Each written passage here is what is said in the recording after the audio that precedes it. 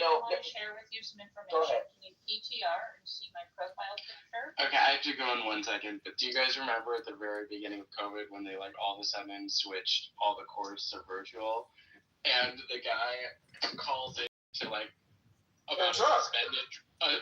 a suspended driver's license? Yeah. She's like, "Are you driving right now?" He's like,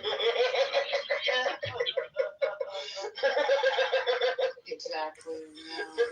Driving right now, you sound drunk. It's just, So, I don't know. I mean, I get what you're saying. I guess it's because I don't drive too much anymore, and I guess it's just, my lifestyle. Like Trevor's doesn't drink anymore, and I really only drink a glass of wine here or there, or gin and tonic here and there. So it's just not my lifestyle. But if it's something that's really impacting your city detrimentally, I totally can see why you want to make these changes and enforcements. Yeah, the second you get to the bottom of my hill where I live, you have within a quarter of a mile radius, you have 7 or 8 liquor stores. How many do you fucking need? You have bars that are down the Hollywood Boulevard. You have hotels that have their own bars. You have a Target. You have grocery stores. How many more liquor stores? There's one place where there are 2 liquor stores in the same damn parking lot, owned by 2 different people. It's gotten to the point of just it's exhausting. And then you see all these in these areas too that are poor, impoverished, probably already, broken down by drug epidemics and domestic violence and things. And if you look on the blocks here in New York City, across the street, this is $600,000. I'm probably in a bag of ornaments, and I'm not really ashamed of that. This is like Chinese what? Machine. What do you think it is? You think it's you go to Delaware. No liquor stores. You go out and have a bathroom. 48. I know it looks like it's gonna weigh 700 grams. It's very lightweight. 48 grams, my friend. Let's see what gold is. 44.56. 56. Pure is 143. It's not like it's pure, but not that pure. $33 a gram times 28. Well, my friend, $6,384. This is $600,000.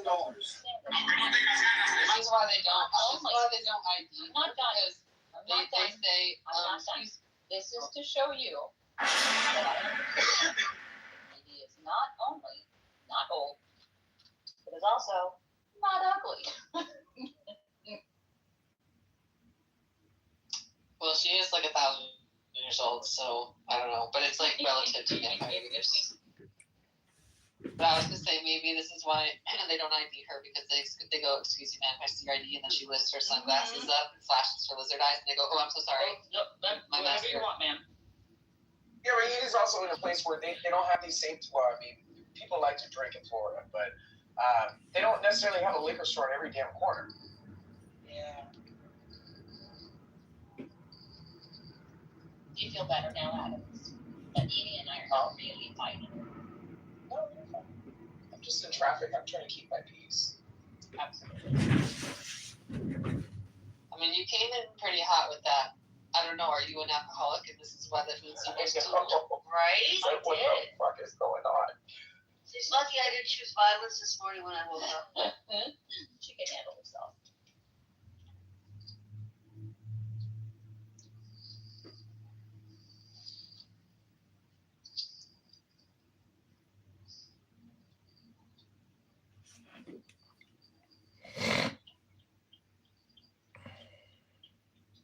So today is the first day that they opened the subway that goes from downtown to Beverly Hills. What?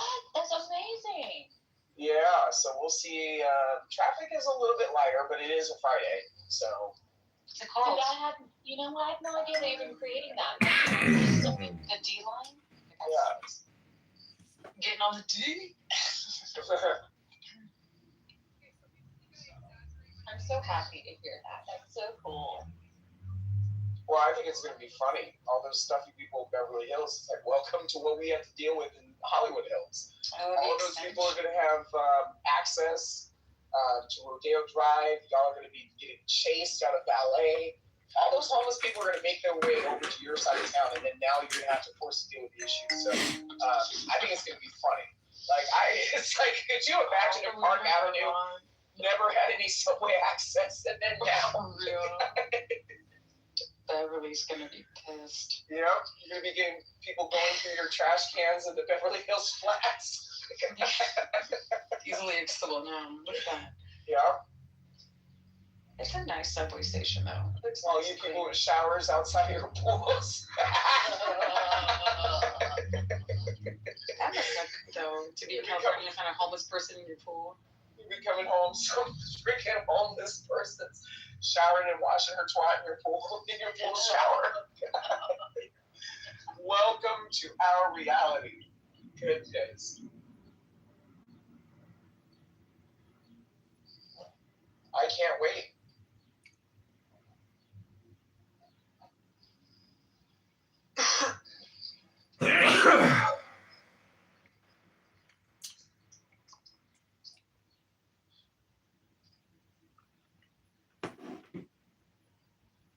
But yeah, no, it's fun to leave your own. You know, I held on a very positive attitude. I'm not leaving. You know.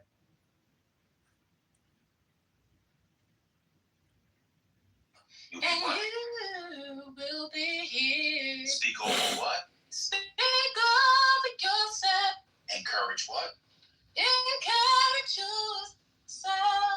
Where? In the In the Lord. What a blessing. I'm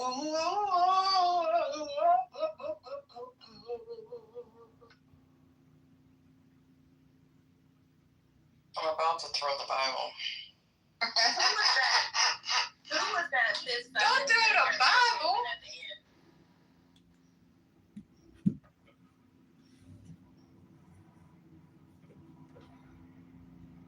The doors of the church are closed at this time. No ushers, close the doors. No movement, no movement, no movement. No movement. Have a seat. Have a seat. Y'all ready for tithes and offering? Please get your seed in your hand.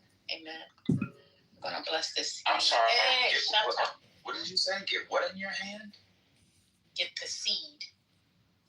Prepare the seed. I recommend if you get the seed in your hand, you go right to the sink. You don't want it to get all over the room. So if you ever have seed in your hand, just you want to wipe that off because it begins to smell over time. Just get rid of the seed right away. That's Really? yeah. You don't want seed in your hand. Yeah. Well, you gotta harvest it. Oh my God! I just caught that. Jesus Christ! Harvesting seed for some of us Oh Lord, have mercy. is we're too old to have more kids. So a lot of time you harvest the seed in an egg and then harvest, and then the fruit is a niglet. I'm post niglets. Oh Jesus Christ! Well, Jesus never did that. Although there's a lost book of the Bible that suggests that Jesus may have in fact had Just children. chill, sis. Because when I say something, it's you know what? You male-centered, upholding patriarchy people is fine. It's fine. Okay, let's just stay on the river. Yeah. Let's not go out. Y'all are. Sure, who would like to speak? No, go ahead. No, just asked to speak. Go ahead, Just. Okay, I'm sorry. No, ladies first. He's giving it to you, Brooklyn. He's giving it to you. Go ahead, take it. I just wanted to say when y'all was doing the praise session of this portion of this segment, y'all know how the chat suggests rooms to go in. It was a Christian space that you could come chill. Came up. I thought that was cool. Okay, yeah.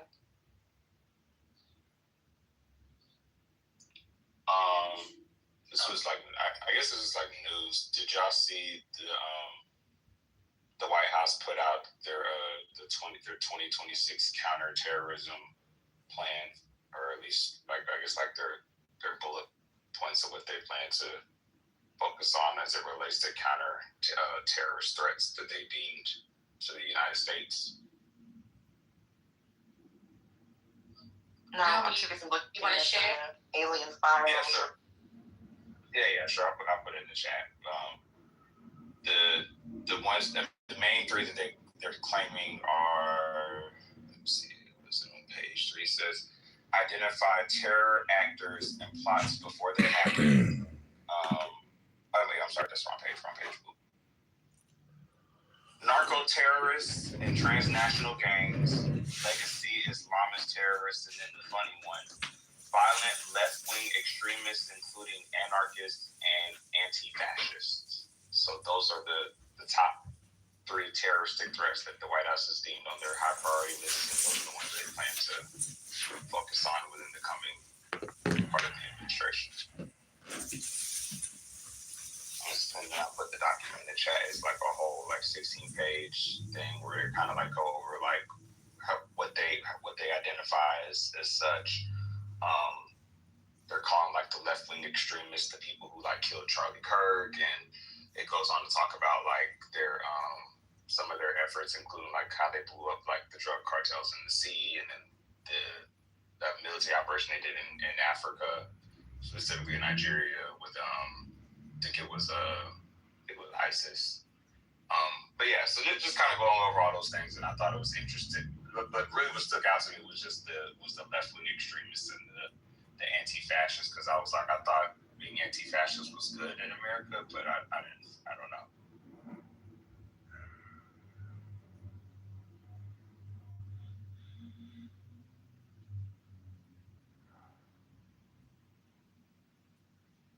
Alan, why do you think Dem donators funded the Charleston, Virginia militia?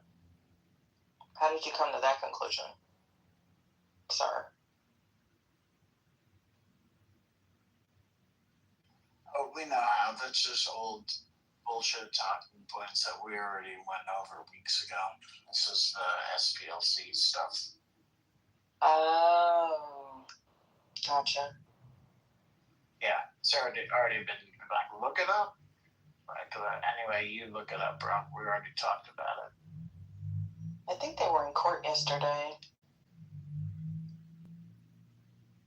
for the first time.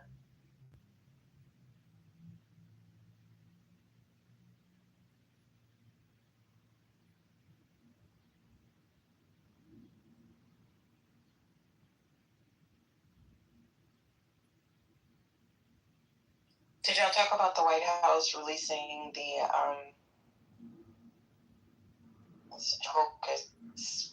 room today, the space files, extraterrestrial files or something? There's a cute little moniker that they have for the. So it's a TLDR. What is TLDR? Oh. Two-line didn't read. Oh, you don't know that? Okay. No, I'm over 50 years of age. No, I'm not reading it. It's just they dump all those files. I put the link in the chat earlier. If anybody wants to look at it. Apparently, Trump said that they were gonna. They wanted more transparency about aliens and everything that the feds had on aliens. And then they're also going to release the information about extraterrestrials. So it's every time I see something with war.gov, I just crack up. So I'll put it in the chat. It's war.gov.ufo. Pretty sure somebody will put it in chat GPT and So this is what Obama was talking about when he was on that, was he on Jimmy Kimmel or something recently? And he kind of said there's no little green men. And then I think, what's his name? The black guy, Neil.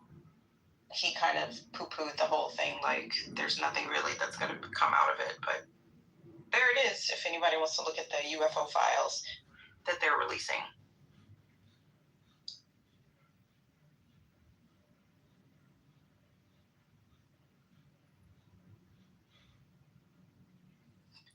Well, so if there's no takers on the alien thing.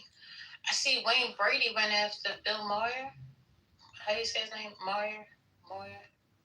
Saying he's a racist. Bill Maher. Okay. Wait, isn't that an old story? I mean, he is a racist, but I thought Wayne Brady went after him a while ago. Oh, was it a while ago? Let me see. It says 9 hours ago. You should keep going after him, but maybe it was just comic Wayne Brady unloads on Bill Maher. Maher. How you say that? Maher. Sorry, it's my Boston accent. Maher.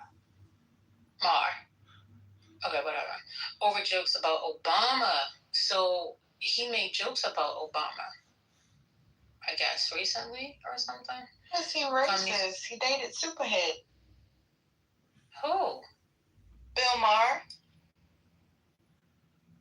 Bill Maher? That doesn't mean anything. Well, he was so racist. In fact, I'm being facetious, people. Jesus Christ. I'm sorry, it's raining, but I was making a joke. Okay. All right, so let me just take a moment out for a minute. We're coming up on the 12 o'clock hour. Yes, it is Friday. Today is May 8th, 2026.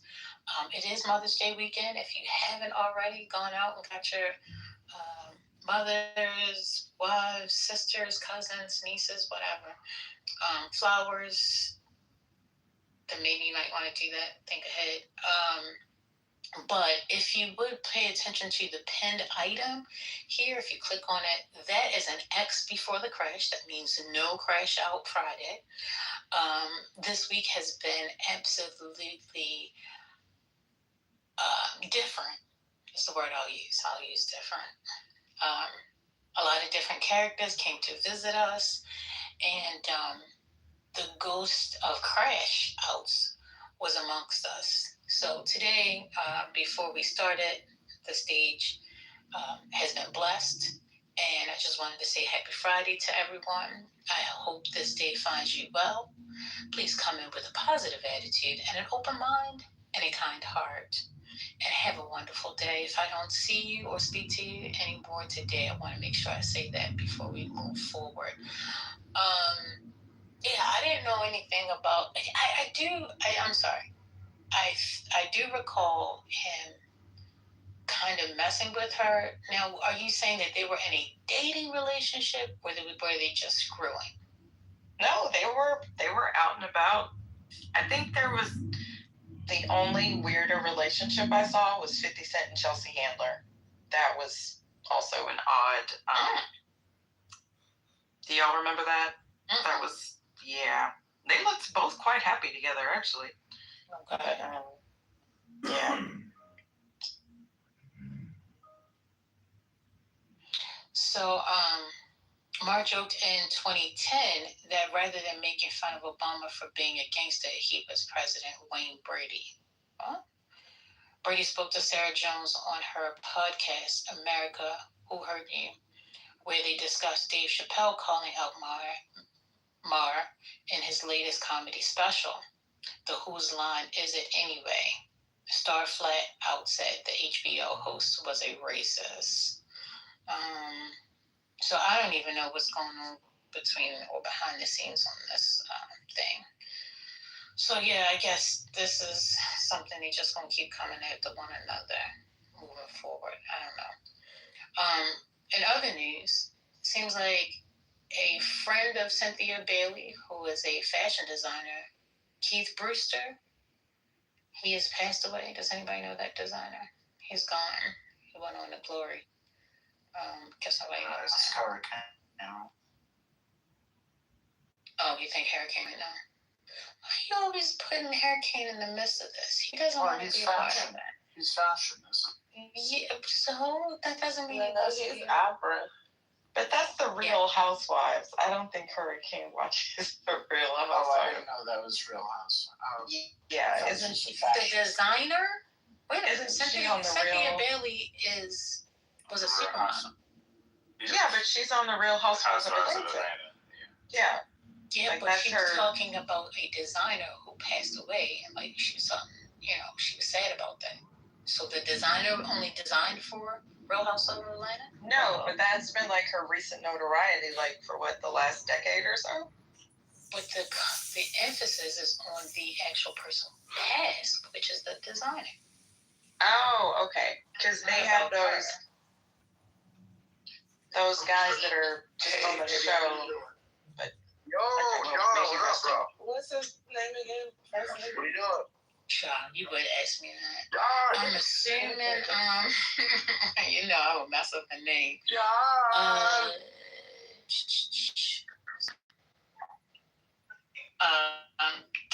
Kithe Brewster. Funny. Yeah, funny. Another one bites the dust.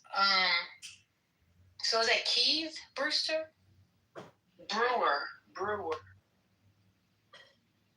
It should be Brewer. No, it's Rewer. That's what it should be. No, it's That's not what it Brewster. I'm says. looking. It's is it Keith Brewster? Are you sure?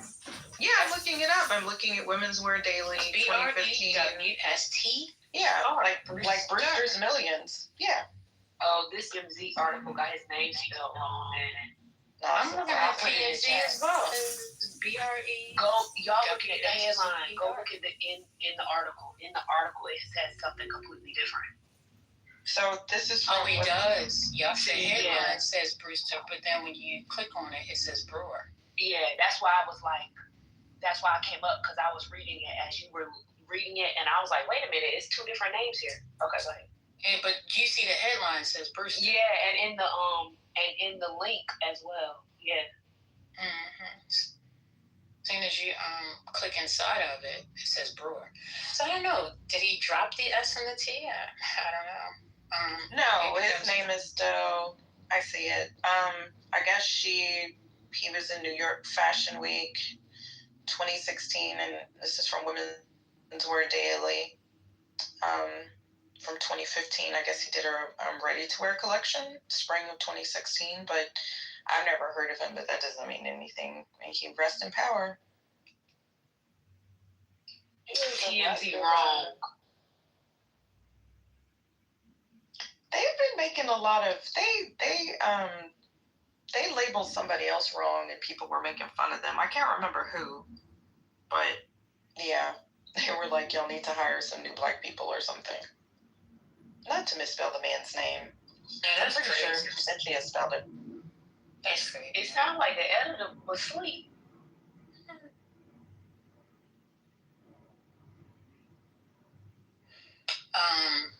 There was a show, I think, Dana Bash, she spoke with Keisha Lance. Is it Keisha Lance Bottoms? Yeah. People are missing Joe Biden more and more each day. I don't want to hear that. He endorsed her. She worked in his White House, and he endorsed her. She's running for governor, and will probably be the what's it called? Nominee for governor. Yeah.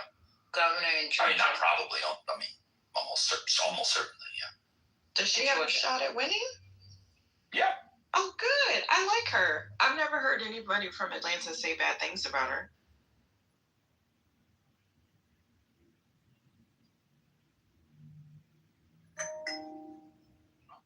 All right. Well, my piece was just shot down, so I'm not going to say anything else.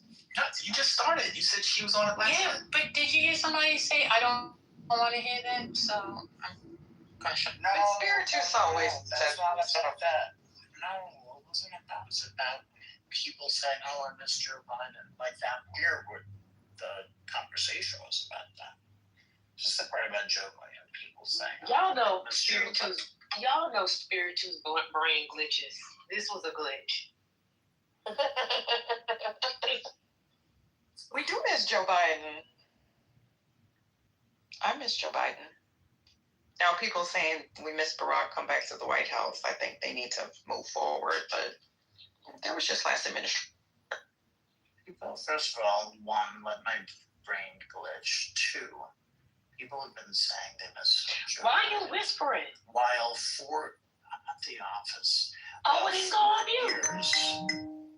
Well, hold on. Can I just finish my statement?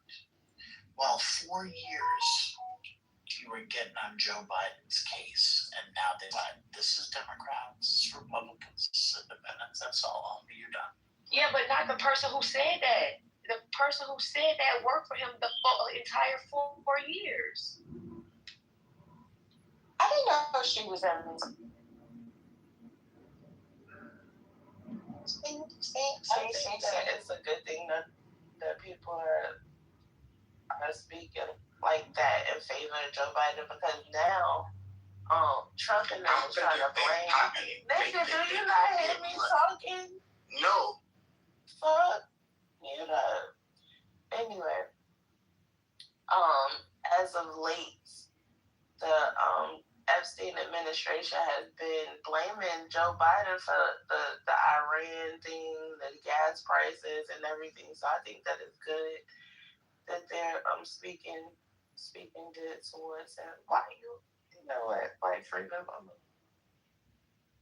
I bet Tef is a mechanic and he smokes like cigars. Just saying. It sounds like he's saying, now you know what's wrong, Randana? What you got? I'm sorry, So I'm just putting out random things. I don't know if this is true or not, or if this is happening now, just recently. It says Tennessee Democrats burn Confederate flag in dramatic walkout over redistricting. Did y'all hear that? Yeah. Can I ask you where that source was? Because I saw the video. It was literally like somebody printed on a Xerox piece of paper the Confederate flag and they burned it. When I tell you it wasn't a flag, it was the size of 8.5 by 11. Okay. And they want to go on about like this flag that's planted on some racist lawn. That's not what happened. It was a little postage stamp that they burned at the Capitol, and then he stamped it out. but it did look pretty dramatic. Like the picture that I saw, and I think it was Justin Pearson, First Lady. I really like that young man. He is going to go very, very far. His name is Justin Jones. Justin Jones, I'm sorry. He is, I like him.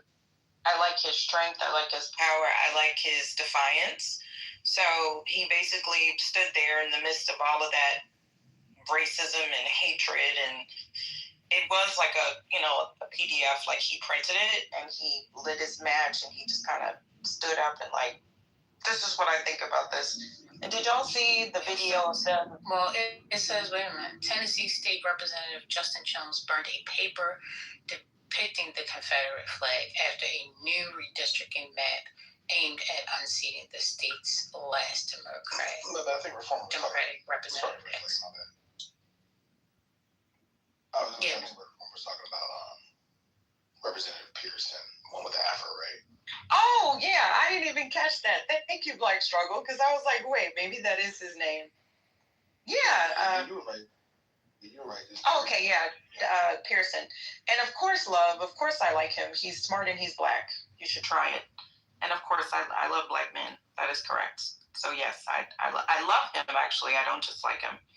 But did y'all see the... But wait a minute, that's changing the subject, because I don't know how you got on Pearson, because this guy's name is Justin Jones, and I was talking about the flag, but then Pearson. So who's Pearson again? Justin Pearson is... Yeah, he's the other Tennessee rep. Yeah, they're both Tennessee reps. I think that's why the confusion.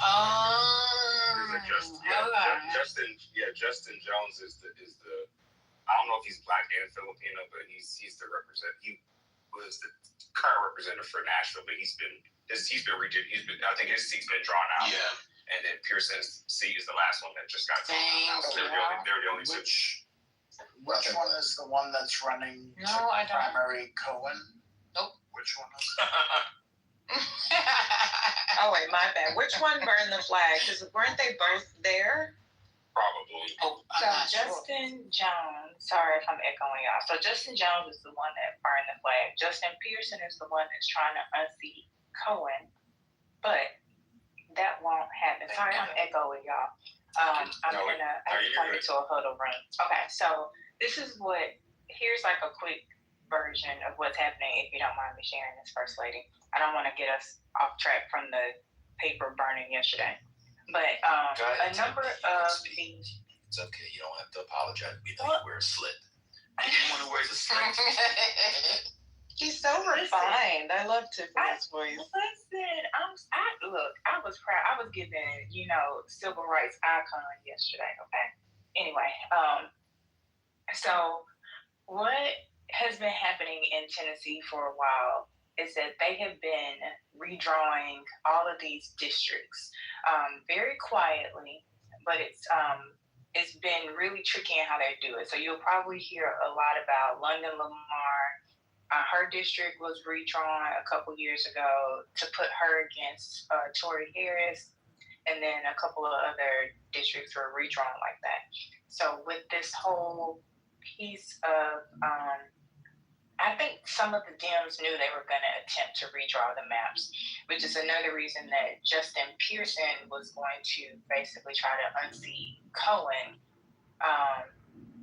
because of a number of things that happened here with XAI and all that. So a lot of the talk has been around the fact that in Tennessee, the only blue dots in Tennessee that exist, if you go and look, are in Nashville and in Memphis. Memphis is the majority black city. So basically, they are trying to go back to some older rent districts, and would basically, it wouldn't erase the black vote. I just think it would essentially it would make us Republican forever. It would make it really difficult with the voter turnout for us to be able to ever go back to being a Democratic city. So, for example, we just had primaries, and only 18% of the vote came out for primaries.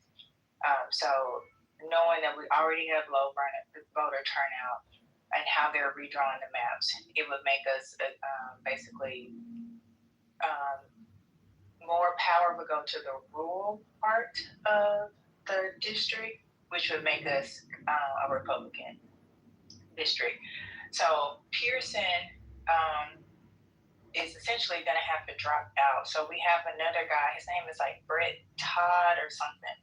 He's basically like a community college graduate who was I think he's in Nashville. He's now decided that he wants to go against Cohen. So there's no way Justin's going to win against Cohen, because it's too big of a fight.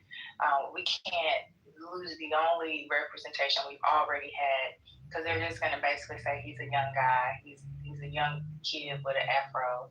Nobody wants to be represented by a black man, especially now that we have a chance for us to have a Republican, district. So it's about to get ugly. It's really frustrating. But yes, Justin Jones and London and a couple others led a walkout. I love the signs that said "Kill the Klan." It was very direct. But they led a walkout. Justin Jones burned truly a 8.5 by 11 piece of paper that was a Confederate flag. He probably could have gotten a real one because they're literally everywhere here. But I think he also didn't want to get arrested, because if you remember, the Justins were also kicked out. They were censured 2 years ago. So it's a hot mess here in Tennessee, and people have said Memphis should leave the state, and I was like, I don't think that's going to work, but that's a whole other situation. But it's just been ugly and ridiculous here the last couple of days. Tiffany, with the district where Memphis is, like, isn't that being stretched out to like 300 miles? And like read something where you had said it's gonna be stretched out to like rural areas, but I heard it's as large as like 300 miles inward the state. Is that accurate? So I still haven't. I keep just seeing like screenshots of the map. I haven't actually seen a map, so I'm trying to get my hands on an actual map so I can look at it. But so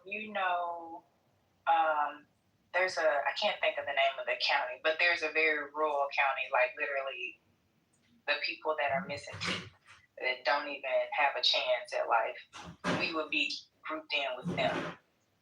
But it is a really wide district from what I've been told. So I don't know.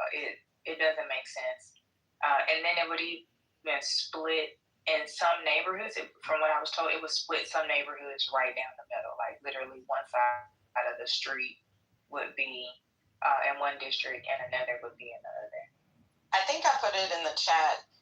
Is that it, Tiffany? So it says Tennessee U.S. Congress districts adopted May 7th. But look at how they split up that green. Okay, so I see the 1, 2. I think it's 9 that people were saying was the weird one. But it's that is crazy. Look at 5. You know what?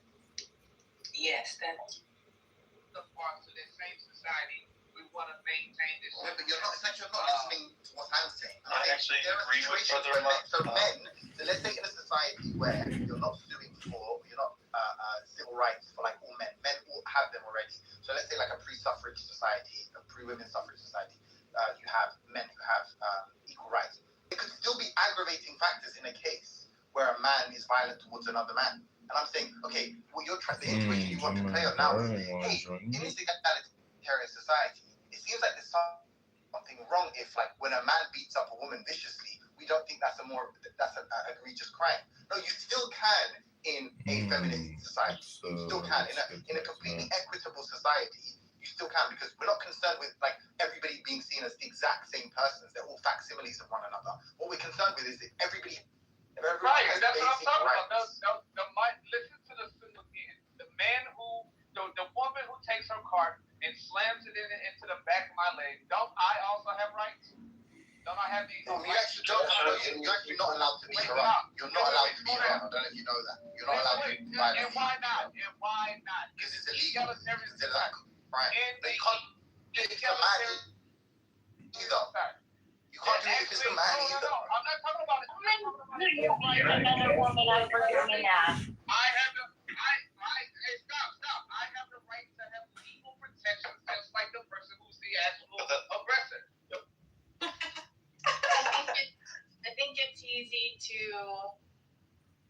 I think we expect others to operate based upon our moral framework, and that's just not reality.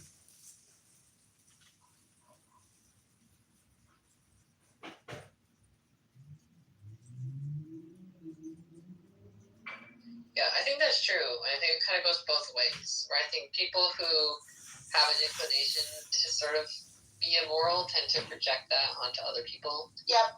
In the same way that people who are good and decent people assume other people will be good and decent. Aww. Well, and you just never know what that person's going through. They could be dealing with some depression that's causing them to get fat, lack motivation, or maybe that's what, who knows what the chicken before the egg with that, but everybody's got their own story they're going through. Just never know. I'm not saying we shouldn't have ideal, this is the ideal scenario. I just think we have a tendency to, if you walk around expecting others to adhere to your moral framework, you will be disappointed. And you will get an attitude about you that is not humble.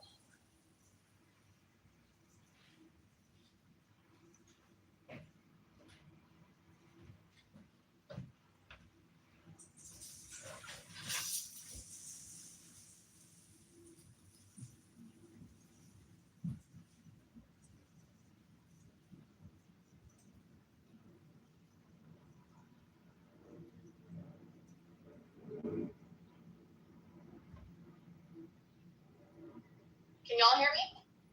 Yes. Yeah, we were just resonating on what you said because it was so true. Yeah. Mic drop. We agree. Okay. Yeah, we agree. Period. Yeah, I mean, I hear Keegan, and though I don't disagree with what he's saying, I see this in my best friend too. I see her do it all the time, and I want to shake her out of it because it costs her so much. What is she getting a little matrixy, FYI? You see her doing what all the time, though? I'm confused. Wanting to look good for other people? No, not just that. No, more like just from my perspective, it's like you can't just shake things off and give grace as easily. Trips, or is it me?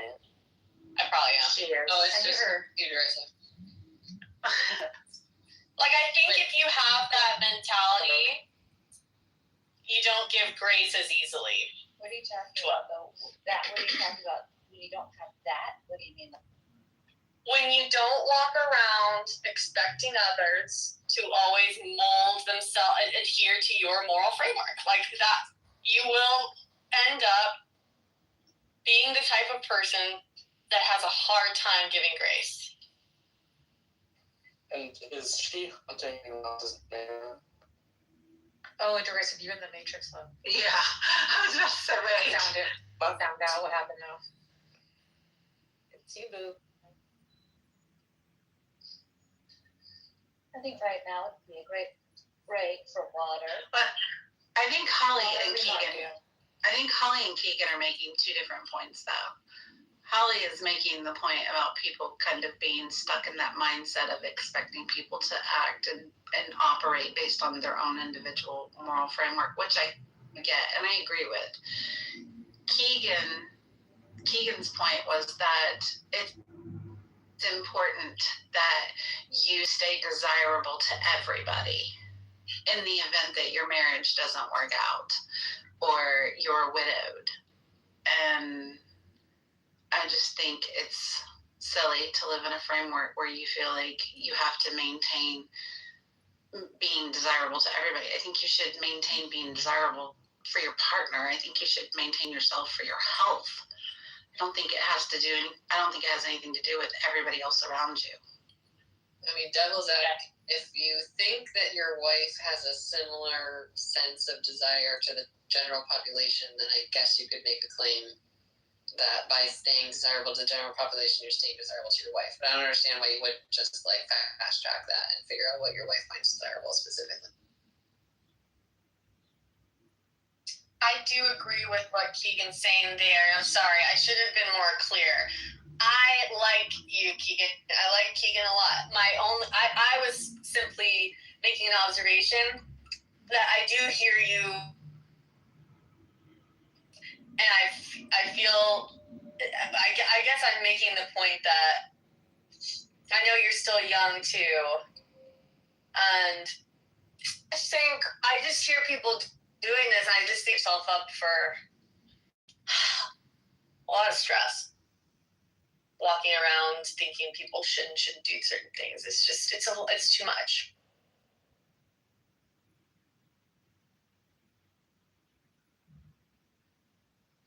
Oh, you're saying you might not, you don't know if you agree or disagree, or maybe you do agree with my worldview, but it's that I shouldn't have this expectation for everyone. Yes, that's exactly it. Yes, that's exactly. You know, listen, I do think I run into the idea that idealistic, that my worldview is the best worldview, which maybe is a young thing, maybe it's my ideology, but I understand.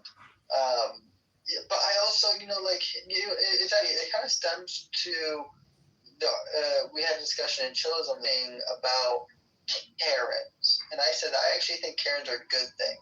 Like, I think most Karens are good for society, right? They're trying to keep order, right? And our society has become more and more chaotic. We've lost more and more public decorum for each other. And I think that a lot of Karens are just saying, like, I saw a video. It was like a Karen, like, on a hike.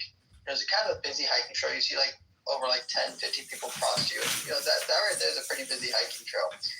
If you see over 15, 20 people cross you in the matter of... And this group of, like, I think it was, like, 3 people are hiking. They're playing loud music. And she's like, hey, I don't want to listen to your guys' music. Do you guys mind turning down your music? And they were like, oh, what are you, a Karen? And she's like, oh, don't do that to me. Like, come on. And they get like a little argument. And they just end up turning up their music and walking away from her and be like, what a Karen. And, they're recording her. But, I'm like, I kind of agree with her. Like, she's just saying, hey, like, and I understand the idea of like, just let them be. They're not harming harming anybody, but I also think there's something about like trying to be like, hey guys, like we all live in this society. We all live in. You guys are my community, and like let's just all respect each other. And I understand it was maybe kumbaya crap. It was very shocking earlier hearing how hard it was for people to hear that message. It was really concerning for me. I don't think that we're being an authority figure to each other if we remind each other. Crowding around me at the ice cream line, and I say, "Hey, buddy, there's a line here." You might say, "Oh, sorry. Okay, thanks." You might just get in line. It could be as simple as that. It doesn't have to be, I'm going to stab you in the heart like Carmelo. Yeah, I feel like that's where my ideology comes from. Is like I'm like, maybe I without doubt have these all or nothing ideology, where it's like you should do this, you need to do this, or it's harmful, and maybe I'm wrong, whatever. But I think it stems from the ideology of the Karen ideology. I have a Karen ideology. I am someone who, when I see disruptive behavior in public, I will call them out. I will say something. I'm not someone to be like, oh, it's whatever. I go, oh, okay, they're being disruptive. I'm going to go let them know they're being disruptive to me. And I hope that they hear me as a person and they go, oh, okay, I won't be disruptive anymore. And, I feel like we've kind of, and I think maybe it's this is the difference between people who live in a city and people who don't, right? Suburban lifestyle is just much slower, and we're oh, let's all just be neighborly. The Midwest, very neighborly. The Midwest is a very neighborly community. And maybe that's just Vero, did you see in the New York Post, they had an article about the terror hell at this apartment building in the Bronx? Did you see this? No, I didn't. You broke up just a tap bit. Something in the Bronx. What? It was the tenant from hell, and it was an article in the New York Post yesterday. Let me find it. It's this tranny young person who is stealing everyone's packages, tried to blow up the building. He left all of his gas burners on in his apartment all day long, and also apparently has multiple personalities and wears a different wig depending on which other tenant in the building he wants to harass that day. They're afraid to go in and out of the building. He's been arrested at least 5 times just for harassing his neighbors in the building. And he hasn't paid rent since 2024, but they're trying to get him out. I like a New York City Karen. I'm a New York City Karen. I'm not I wouldn't be like a Karen in Keegan's sense. I'd be in a New York kind of way, where it's for the safety of others, really. If someone tries to come into your door after you, you use your key, you open your building door, and someone tries to come up behind you. No. I don't know you. You look here, so you Karen. Yeah, my Karen was good on it. You look here, you're gonna have a microphone, someone staff, get the new shit, and we caught you a crack up there.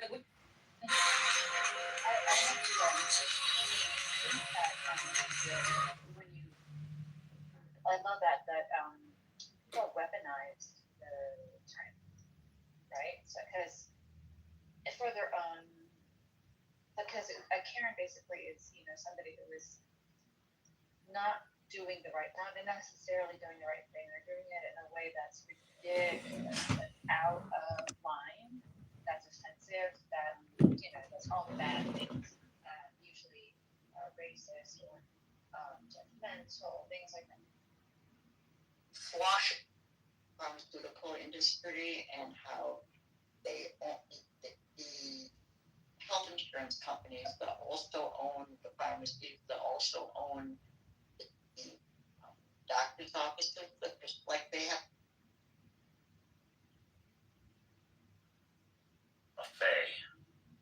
They've just gone nuts. I don't agree with that, but you can understand the concept, the level of conviction these people had to do this, to see the dead as cake, and to see cake as as shit, and to see shit as strawberry, and to see that all in one and find that as enticing as Adam was enticed by the fruit. That was pretty powerful. You know, not for nothing, but when my boss leaves, I don't want to be here anymore. Like, as soon as he leaves, I leave. Like, there's no reason for me to still be here. My boss left for the weekend. Like, why the fuck would I still? I'm leaving. Like, every minute I'm here after he's gone, I'm like, leave. I'm leaving.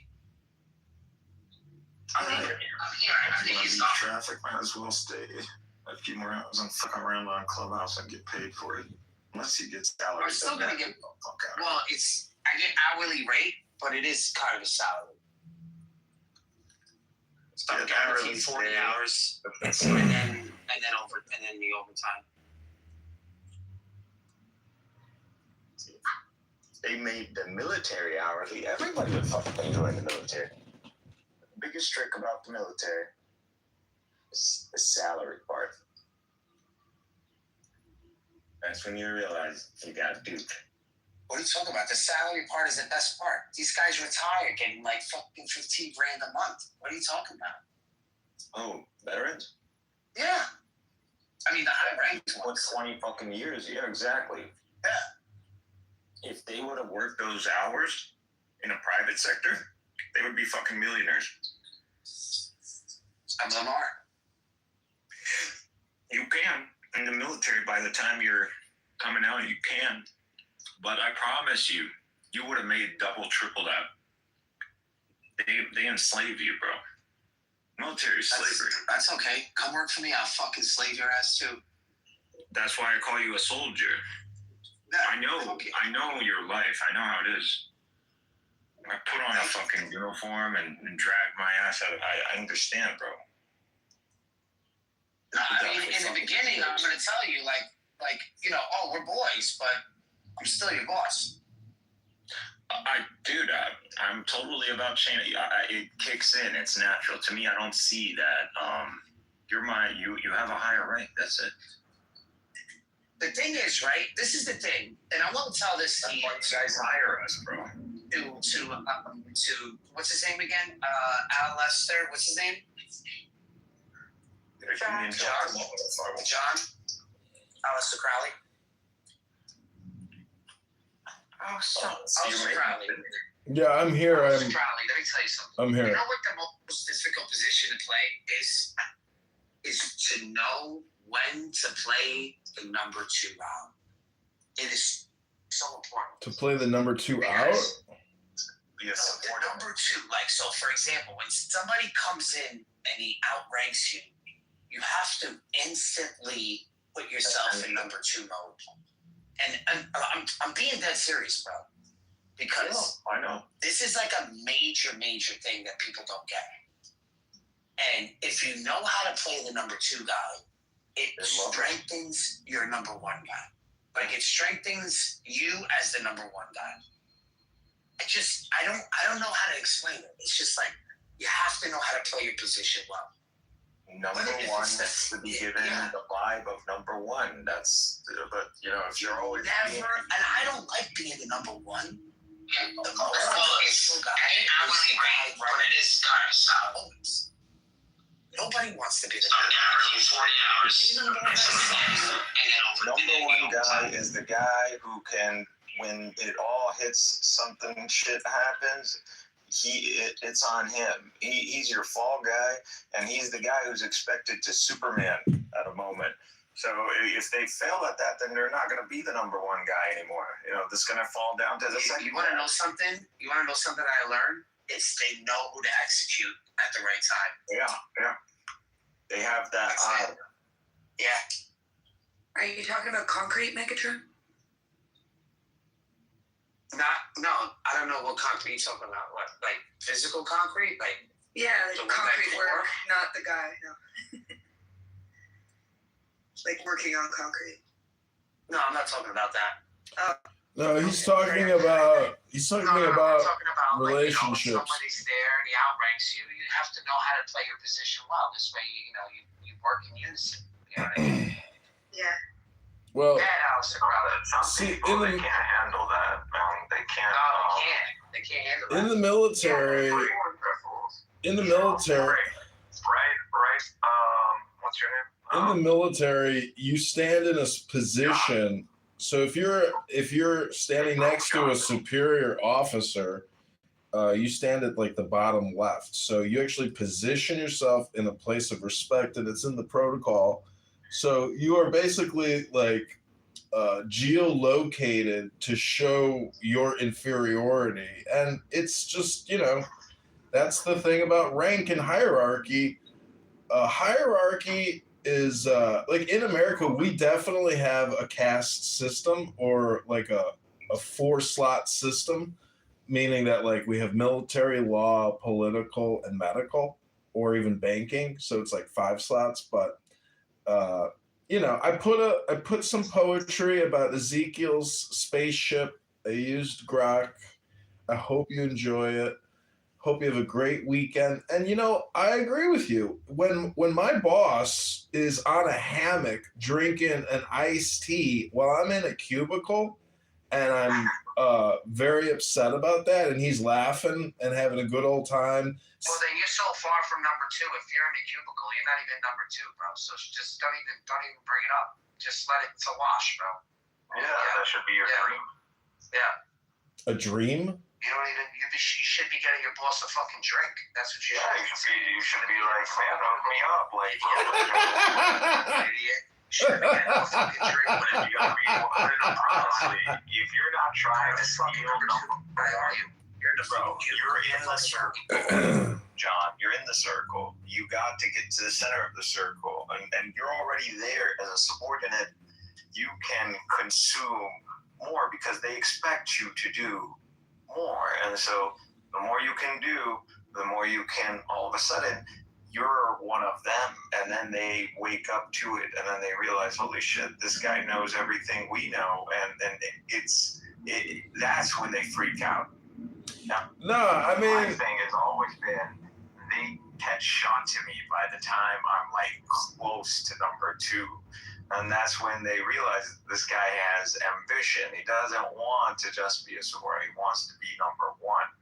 So if I was to go work for Barth, everything he's doing now, a year, and I would give him number 2, and he would chill, his balls would be spread, he'd be like, man, I'd never relaxed like this before. And then all of a sudden, I am Barth. And then Barth is like, never really enjoyed being lobotomized as number 2. It's been a while. You're losing me here. People there is that mental capacity, and then there's the physical capacity. And sometimes just being an ass or like an ox or something, that can be like relaxing then. Like when you don't have to think about the operation or all that, and you can just trust someone who has the energy to do it. You end up relaxing. Some people do that if they're content.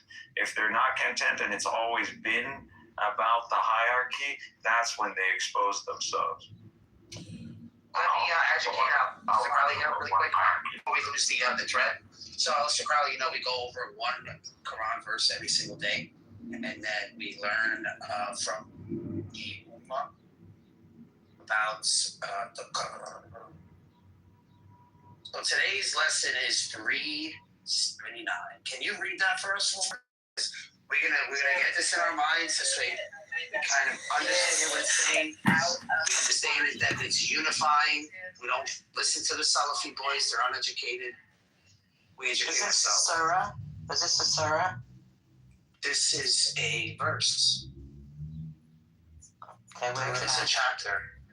Ayat is a verse.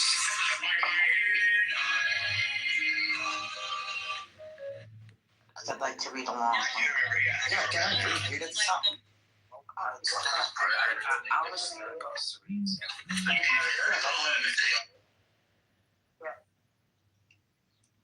Yeah, what do you want to be? I'm going to start to smell. I think I heard that. The full book. No. I want the old book in the Curtis. That's gonna suck. That's a little weird. No.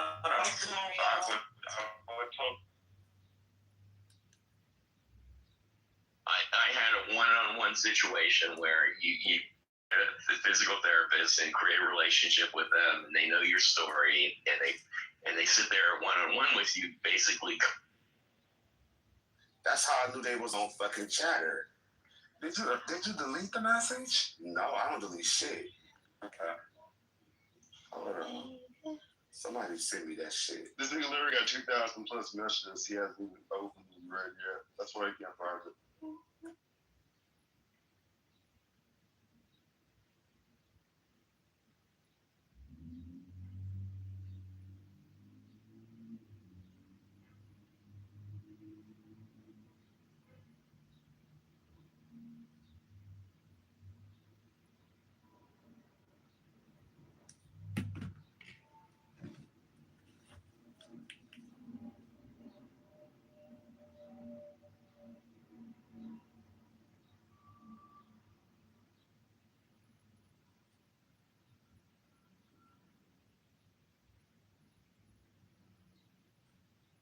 Here are 3 things to consider before applying for your next credit card. Number 1, your lifestyle. Do you fly a lot? Spend a lot at restaurants? Mother.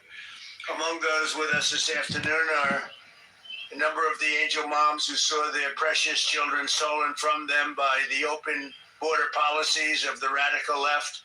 Open borders, I call them stupid borders, not open. I call them stupid borders by stupid people that put them there. And the migrant criminals that let them pour into our country, and bad things happened. Bad things happened. 25 million people came into our country. Many of them were criminals. Many of them were murderers. They allowed them in with their open border policy of stupidity. These incredibly brave and resilient women have turned terrible tragedy into unyielding resolve, becoming advocates so that their mothers do not have to endure the same heartache that they've felt all their lives. They've felt for so long. They've raised the most beautiful child that is taken, and they've spent so many years. In many cases, I see some of you I've known you for years, and others are unfortunately new members of that club. And I say unfortunately, it's a sad thing. Should have never happened. Should have never happened.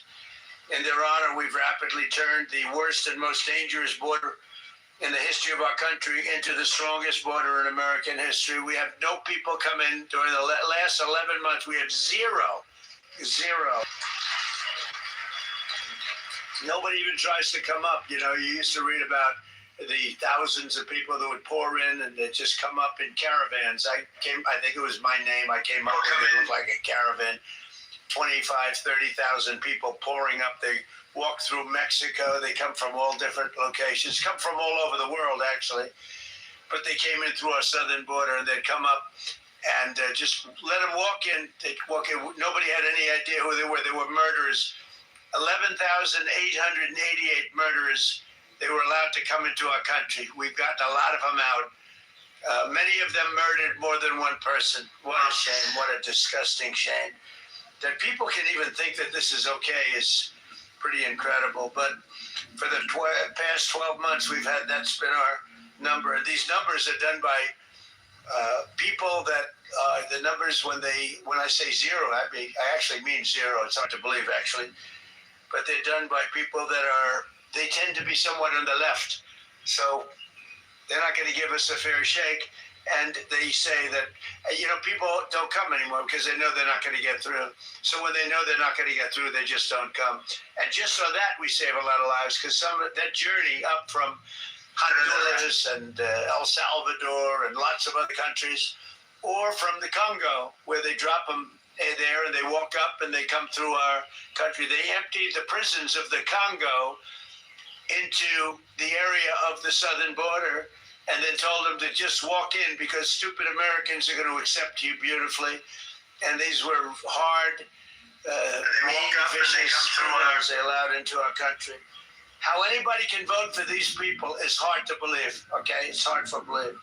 But to a friend of mine, Marianne Mendoza. Marianne, where's Marianne? Where are you, Marianne? I got to know you right from the beginning, right?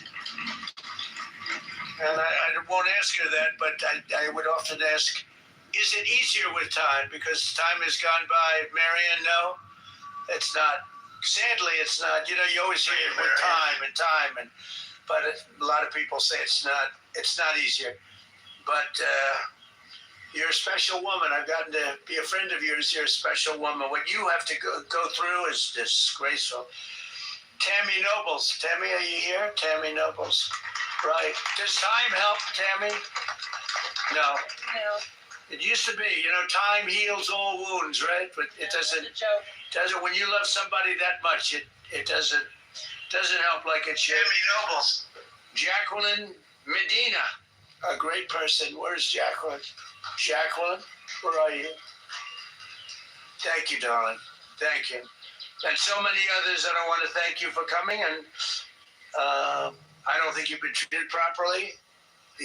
It's hard to believe, but the angel moms have not been treated properly. But this president treats you properly. I can't speak for others, but this one treats you properly. And we love you all. And all I can say is our hearts are out to you on Mother's Day. And you have a good Mother's Day. Go and have a good Mother's Day.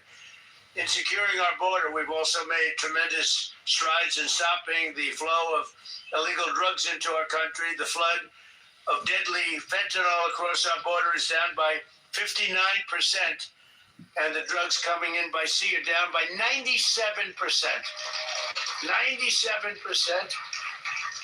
And we're trying to figure out who the 3% are, because they are the bravest people on earth. You see how we stop them by sea. For years they'd go and catch the boat, bring it to port, they'd go in, they'd go out. By the time of the evening, they'd be back on another boat, bringing drugs in. So we gave them warning, and we don't do that anymore. We do it much more efficiently. But down by sea, a lot of them came in, about 50%. It's down 97. Now we've started a very strong. The sea was more difficult, and now we've started land, and you'll see it coming down. It's come down a lot, but you'll see it coming down. And they come through Mexico for the most part. We have a problem because the cartels rule Mexico, and nobody else. The cartels, they just rule it. And we lose 200,000 people a year through this poison that pours into our country. So we have the sea done, meaning the ocean, waterways, pretty much done, 97%, and we're going to have the land done very soon. I want to thank the brave moms fighting the epidemic of drug addiction, and this afternoon, including Ann Funder. Ann, you're here someplace? Ann Funder does a great job. Wow, good. That's a great job you do, Ann. Stephanie Rowe. Stephanie, thank you. Thank you, Stephanie. Thank you. Behind the cameras there, Stephanie. Thank you very much. And a friend of mine, Jackie Siegel, is a great mom, great mother. Thank you, Jackie.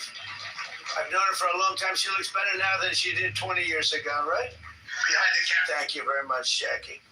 Last summer, it was my great honor to sign the Halt Fentanyl Act into law, and we'll never give up on that mission for ending the drug epidemic in America. We've come a long way, though. We've stopped massive amounts of drugs from coming in. This afternoon, we're also joined by some of the most extraordinary mothers our nation has ever produced, our cherished Gold Star moms. These are Gold Star moms. These mothers raised up children so selfless and so devoted that they volunteered to wear the uniform of our nation and lay down their lives for all of us. One of those mothers is Janice Chance. Janice, where's Janice? Hey kids, even though you always tease me for reading the menu with my phone light and say I never want dessert before eating half of yours, and even the... Thank you for being here. Just before he went to Afghanistan in 2008, Jesse told his mother, Mom, I want to go change the world and make it an even better place. I want to make it a better place, Mom. Just before his 30th birthday, even though he had the day off, Jesse volunteered to take the place of a fellow Marine, and that of his brother-in-arms could be present for the birth of a daughter. That day, Jesse gave his life for our country. Jesse was struck down that day by helping somebody else. And Janice, I want to say America is a strong and free nation today because of people like your great son, and we want to thank you for being here. Thank you very much, sir. I also want to express my love for the moms with us whose extraordinary heroes gave their lives in the terrorist attack at Abbey Gate in Afghanistan. I got to know you very well, very well. And these are phenomenal people. We went to a club I own in Bedminster, New Jersey, which is beautiful. They played music. They said, "Do you actually think he's coming out?" They said yes. And I was going to do just to stop by and say hello. And we ended up listening to music for 4 hours on that beautiful night, looking at the sky, thinking about those wonderful people. Abbey Gate, very well known. Should have never happened. That should have never happened. That was incompetence by the Biden administration. So to Alice Lopez, you know that, right? Yeah, we know that. To Alicia Lopez and Paula Knaus, Self, Coral Persino, and to all of the Abbey Gate moms, we're thinking of you on this Mother's Day. And again, we had you to the White House. We had you to, I was over at a very beautiful cemetery, as beautiful as they can be, but, you know, it's a sad occasion. We went over and we paid our respects, but we lost great people that day. We shouldn't have lost any people that day. Gross incompetence. This Mother's Day, we're thinking of all of those incredible moms, and we're doing everything in our power to support them and millions of other mothers all across America. And we're blessed to have many wonderful mothers serving in this administration, including Secretary of Agriculture, Brooke Rollins, who's doing a phenomenal job. Thank you very much. And the first woman ever to serve as a White House Chief of Staff. She's become a legend, Susie Wiles. She's amazing. To help American families and mothers, we passed a great, big, beautiful bill, the largest tax cuts in American history. We expanded the child tax credit to $2,200 from a much lower number per child, and delivered the largest expansion of school choice in American history. We have school choice all over now. We had virtually none. Everybody loves school choice with accounts. We have a very special thing, the Trump accounts, where we're helping families to set aside tax advantage savings for their children's future. And we are giving every American newborn child $1,000 automatically to invest and to grow over the course of their lives.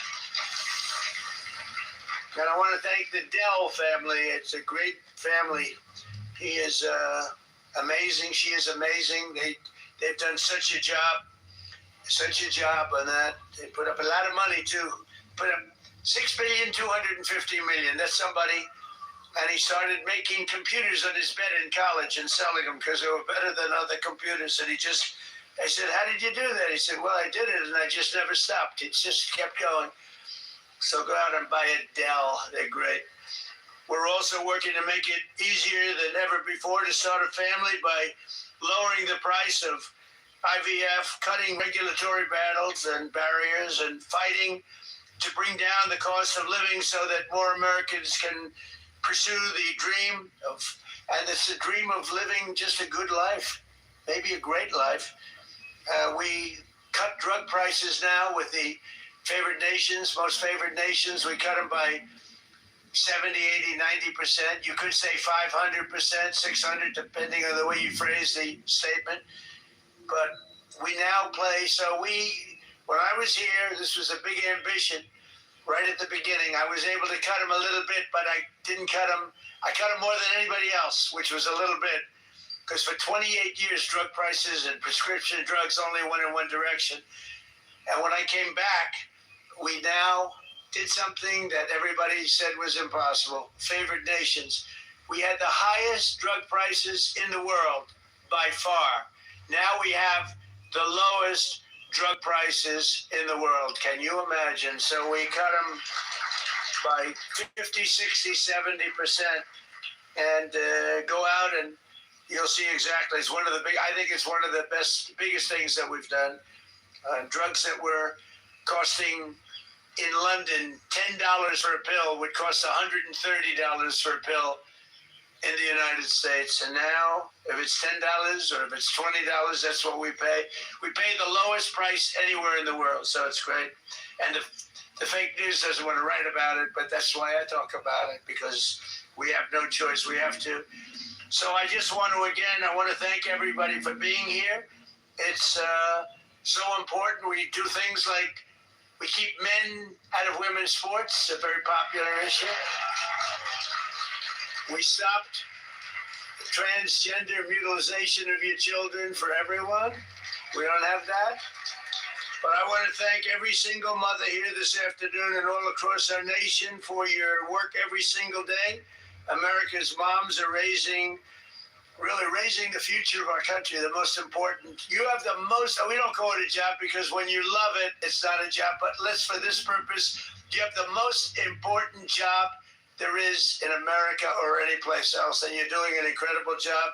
I just want to wish you all a very happy Mother's Day. We're going to have a great Mother's Day, and for those mothers that lost their child, many of whom are with us today, the angel moms and others, Gold Star moms, we love you especially. We love you maybe even the most. Thank you very much. Thank you, everybody.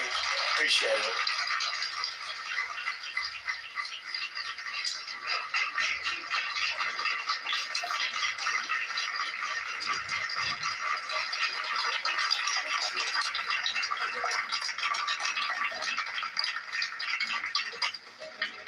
Everybody.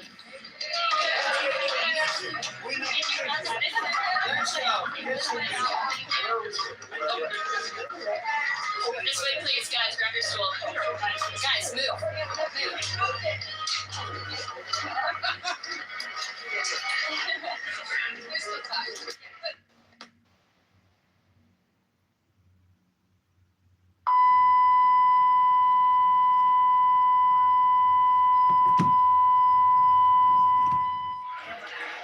Okay, guys, we're gonna go back to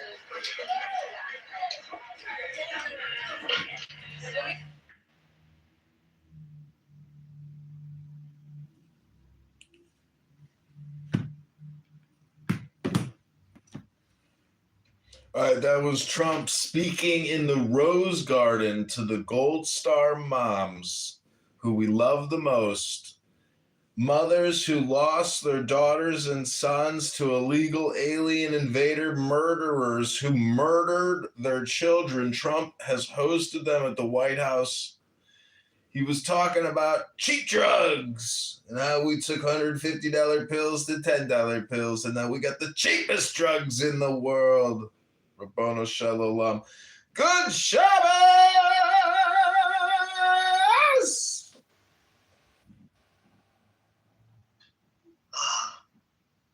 Okay, listen, brother, if you want to talk about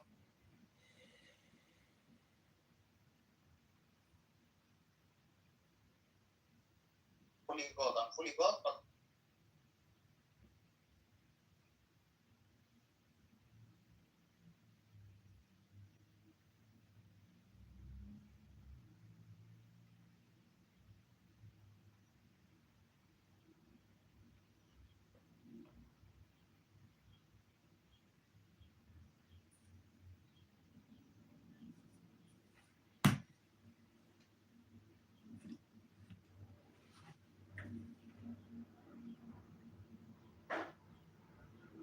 by seeing it down by 90.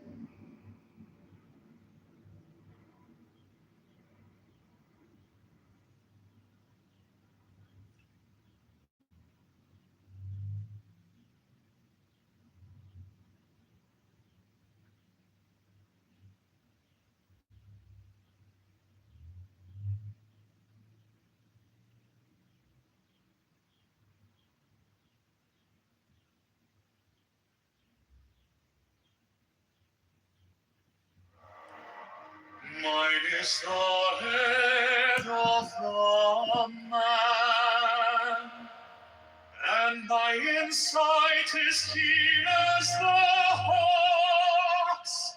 By my head I invoke.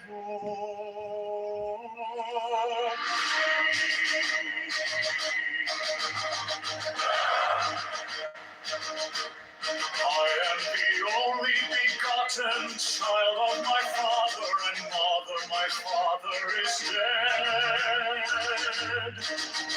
My mother bore me with labor and pain and fear. By my body I invoke thee. About me shine the diamonds of radiance white and pure. By their brightness I invoke thee. Mine is the red triangle reverse, the sign given of the unsacred deed of thee, O Lord. By the Lamb I invoke thee.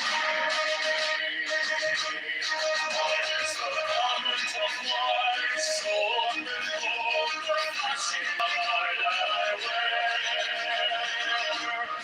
By my robe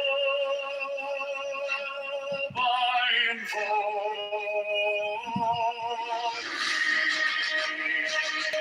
Mine is the sign of the prophets and time. By the sign I invoke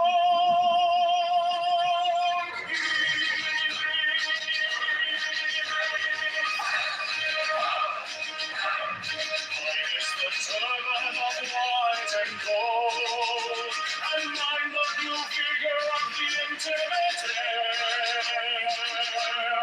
By my crown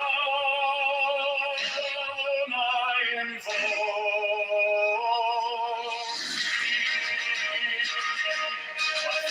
Let's travel on the beats of pearl, so love I after thee in thy car of glory.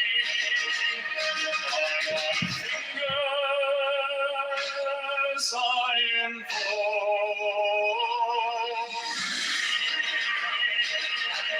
I bear the wand of double power and the voice of the Master.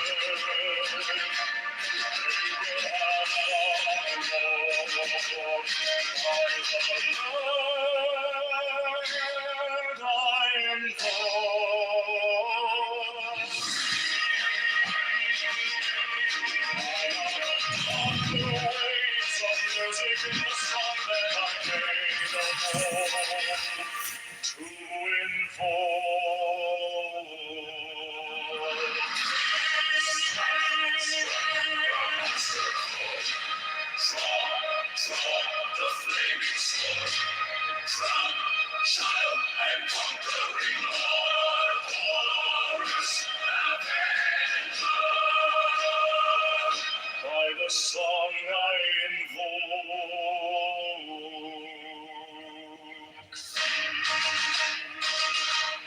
In my hand is thy sword of revenge. Let it strike at my bidding. By the sword I invoke.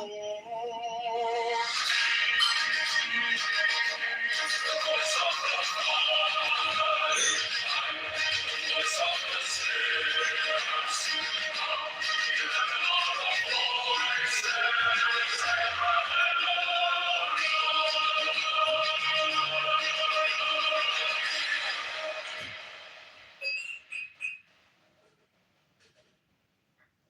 Mine is the head of the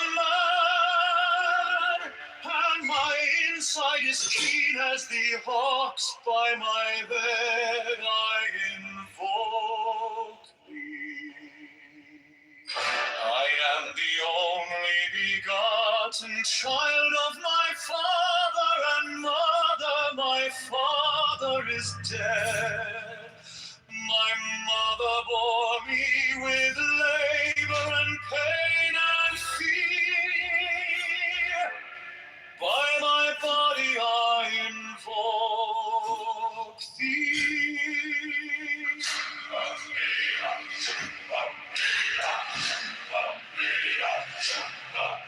About me shine the diamonds of radiance, white and pure. By their brightness I invoke thee. Mine is the red triangle, reverse the sign, given of none, save it be of thee, O Lord. By the Lamed I invoke thee. Mine is the garment of white, sewn with gold, the flashing of day that I wear. By my robe I invoke thee. Mine is the sign of a prophet and Typhoon. By the sign I invoke thee. Mine is the turban of white and gold, and mine the blue figure of the entire. By my crown I invoke thee. My fingers treadle on the beat of earth, so run I after thee in thy car of glory. By my fingers I invoke thee. I bear the wand of double power in the voice of the Master. Abraham, by the word I invoke thee. I know the dark waves of music and the song that I made of old to invoke thee. Strike the master chord, draw the flaming sword, child and conquering Lord, Horus Avenger.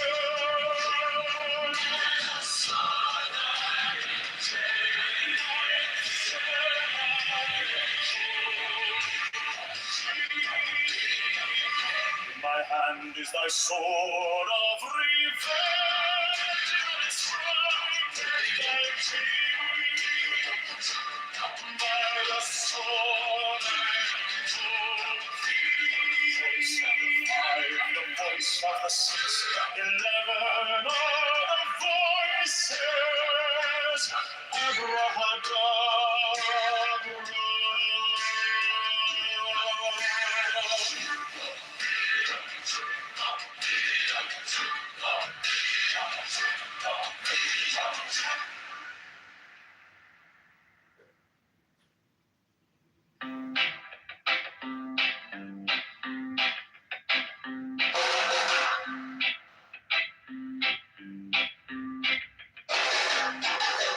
Mine is the head of the man, and my insight is keen as the hawks. By my head I invoked it.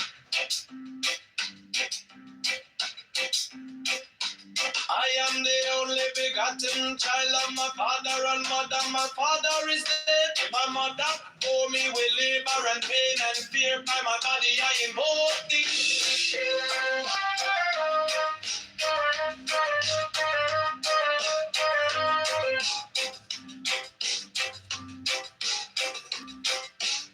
Upon me shine the diamonds of radiance, white and pure. By their brightness I invoke thee.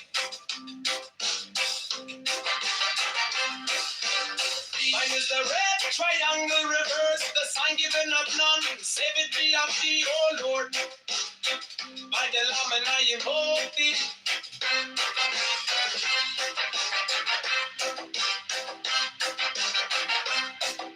Free mine is the garment of white, sewn with gold, the flash flashing a eye that I wear by my robe, I invoke thee. Mine is the sign of a prophet and typhon. By the sign I invoke thee. For mine is the turban of white and gold, and mine the blue vision of the intimate. By my crown I invoke thee. My fingers travel on the beat of birth, so run I after thee in thy car of glory. By my fingers I invoke thee. I hear the bond of double power in the voice of the master. Abrahadabra, by the word I invoke thee. Mine are the dark blue waves of music in the song that I made about to invoke thee.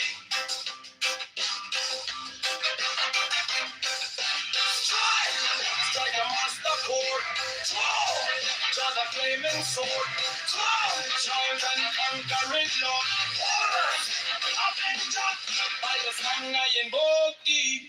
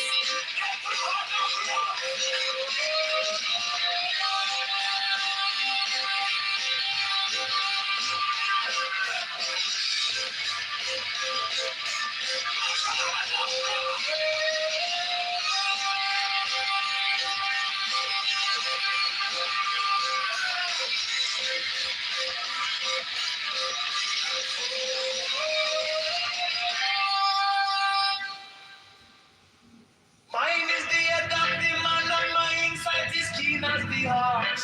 By my head I invoke thee. I am the only begotten child of my father and mother. My father is dead. My mother bore me with labor and pain and fear. By my body I invoke thee.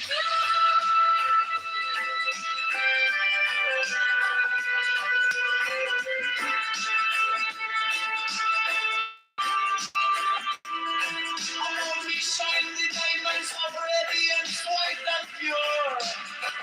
By their brightness I invoke thee. What is the red triangle river? Is the sign given of none? Save it be, oh keep me, oh Lord. By the Lamb and I invoke thee.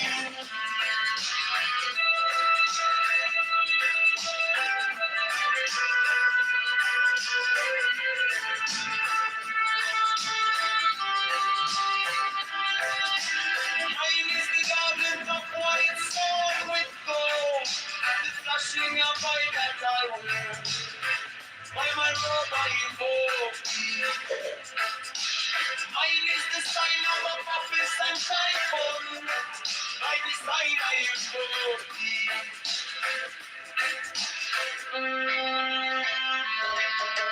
Mine is the turban of white and gold, and mine the blue figure at the intimate there. By my crown I invoke thee. My fingers travel on the beats of pearl, so run I after thee in thy car of glory. By my fingers, I invoke thee.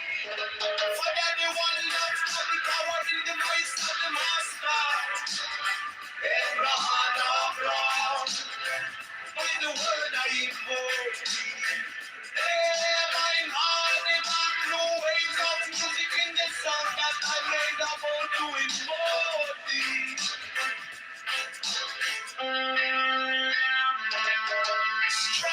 Strike the master chord, draw the flaming sword, crown, Johnny the conquering Lord, our Lord, Amen God, by the sword I invoke thee.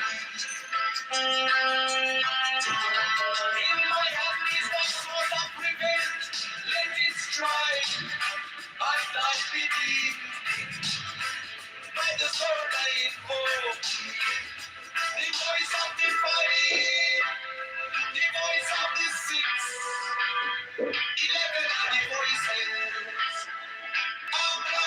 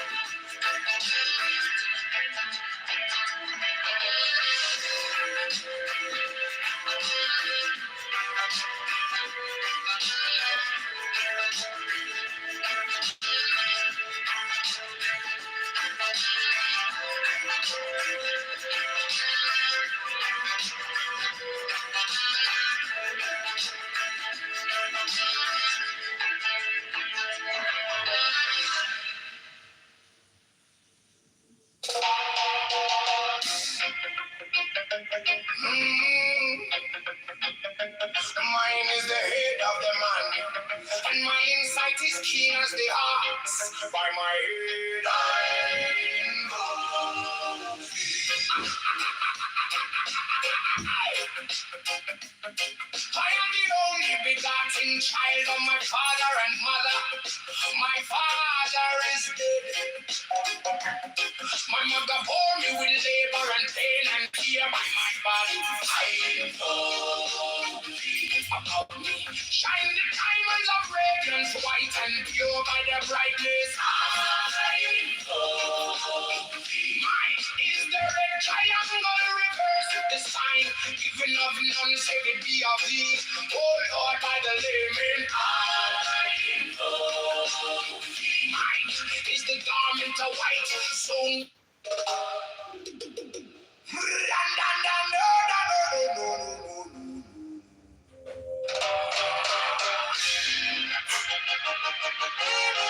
mine is the head of the man, and my insight is keen as the ox.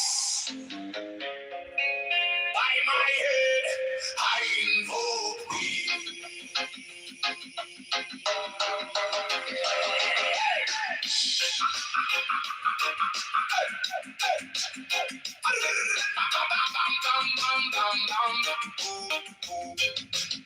I am the only begotten child of my father and mother. My father is dead. My mother bore me with labor and pain and fear by my body. I invoke thee. About me shine the diamonds of radiance, white and pure. By their brightness, I.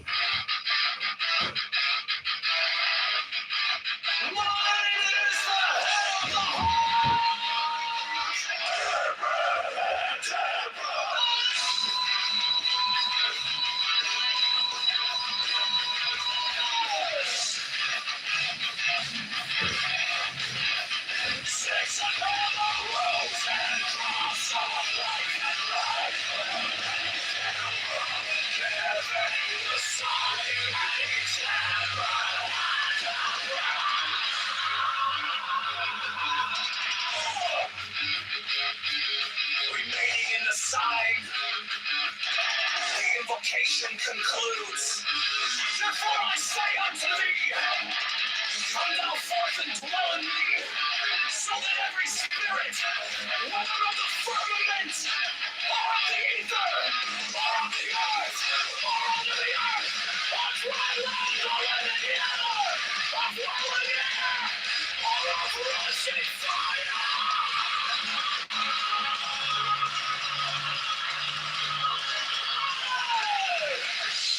And every spell and scourge of God, the vast one might be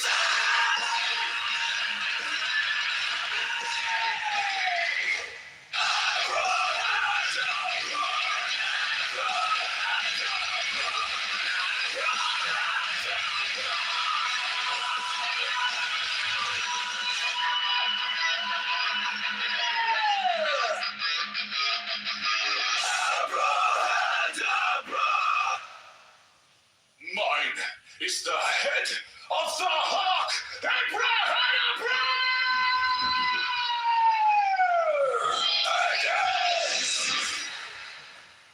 I bear the rose and cross of life and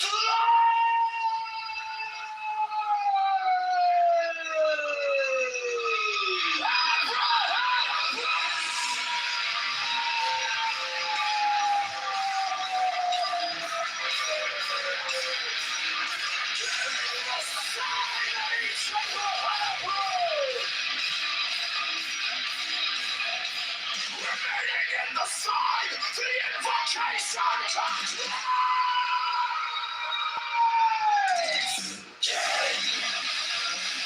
before I say unto thee,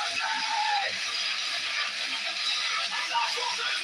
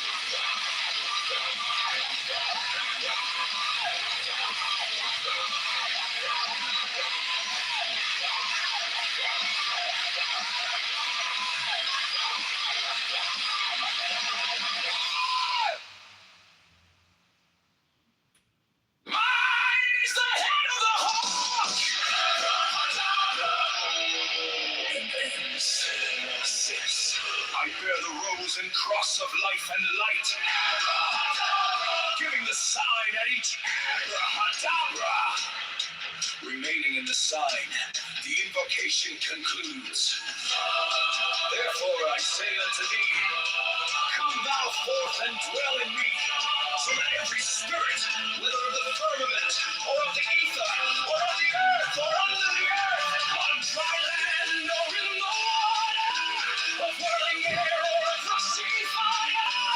and every spell and scourge of God, the vast one might be I bear the rose and cross of life and light, giving the sign at each abracadabra. Remaining in the sign, the invocation concludes. Therefore I say unto thee, come thou forth and dwell in me, so that every spirit, whether of the firmament, or of the ether, or of the earth, or under the earth, on dry land, or in the water, of whirling air, or of rushing fire, and every spell and scourge of God, the vast one might be Mine is the head of the hawk, abracadabra, and ends in 6. I bear the rose and cross of life and light, giving the sign at each abracadabra.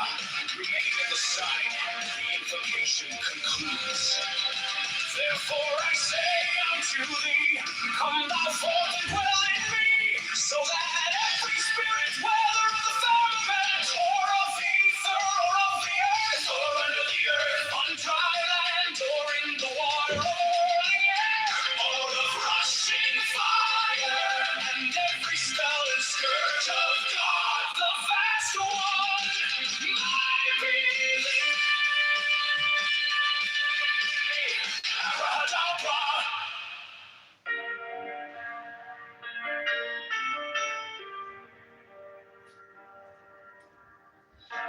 You came like dawn in my hands, soft but stronger than I.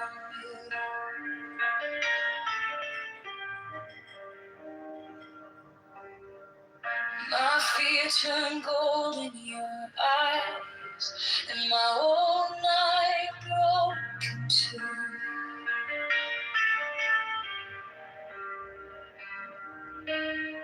I was lost in the noise, now I'm learning how to stay close to your quiet light in the middle of the day. Stop thinking, let it fall. Take the deepest breath of them all. Hold it close. Don't run from the feeling. One more second. You can start believing. Wisdom of God.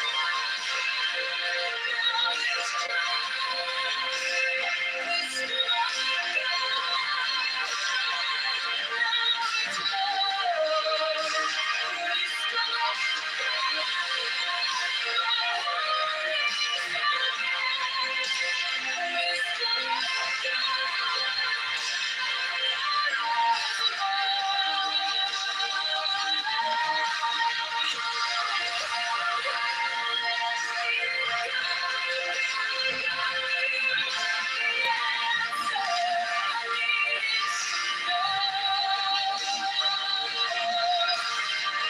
Your touch is a steady rain on the dust of who I am.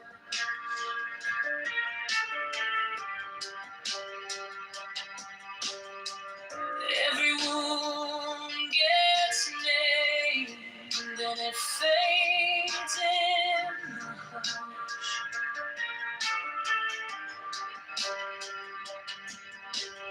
I don't need 1,000 signs when your name is in my chest. One deep breath, one brave step, and the rest can be blessed. Stop thinking, let it fall. Take the deepest breath of them all. Hold it close. Don't run from the feeling. One more second. You can't stop believing. Wisdom of God.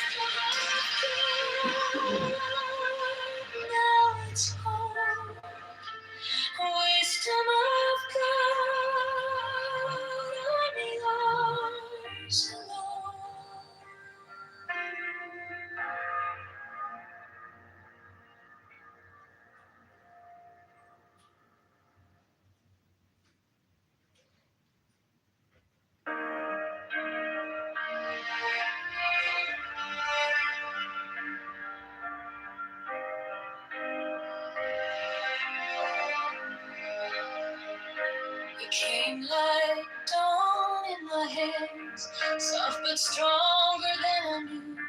The fear turned gold in your eyes, and my old night broke in two. I was lost in the noise, now I'm learning how to stay close to your quiet light. In the middle of the day, stop thinking, let it fall. Take the deepest breath, hold them all. Hold it close, don't run from the feeling. One more second, you can start believing.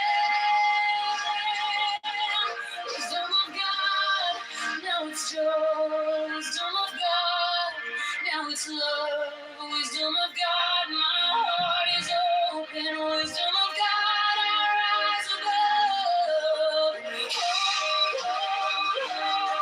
Let it go, go, go. You are the answer. I needed to know.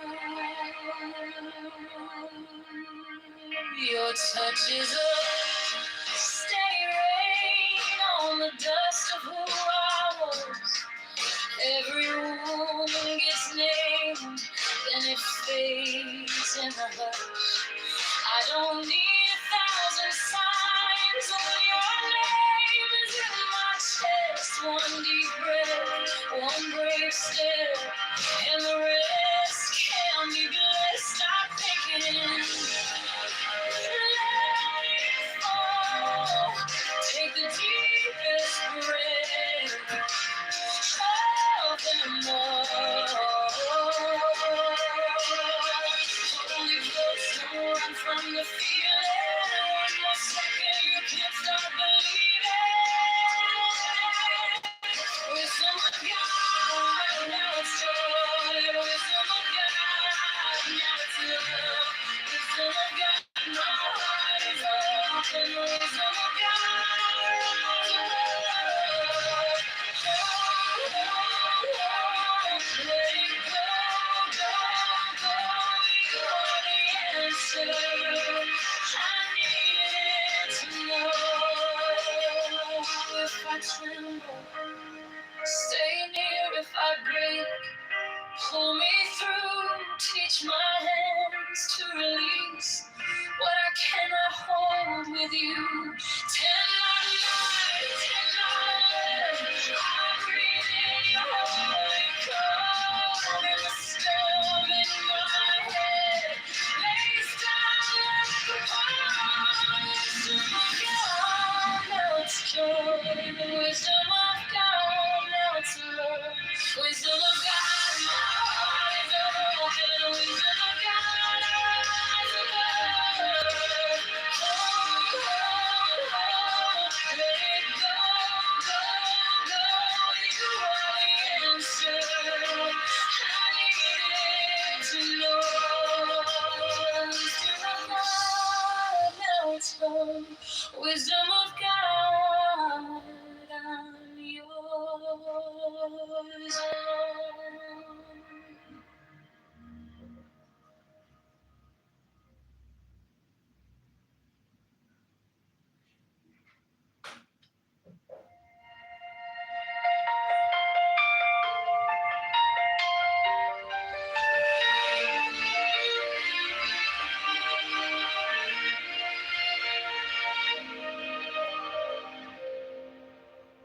Wisdom of God is now joy of heart, enlightenment.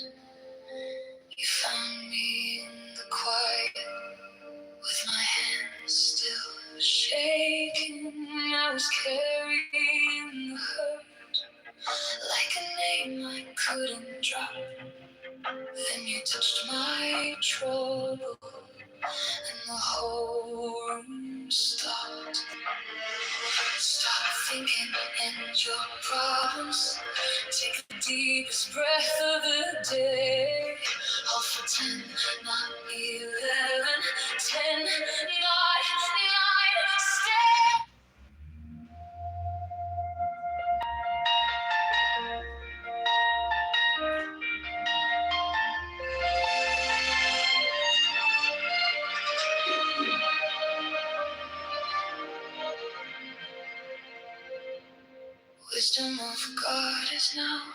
Joy, love, heart, enlightenment.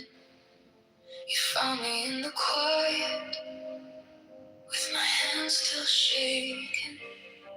I was carrying the hurt, like a name I couldn't drop. Then you touched my trouble, and the whole room stopped. Stop thinking, and your problems take the deepest breath of the day. Hold for 10, not 11, 10, not 9, stay.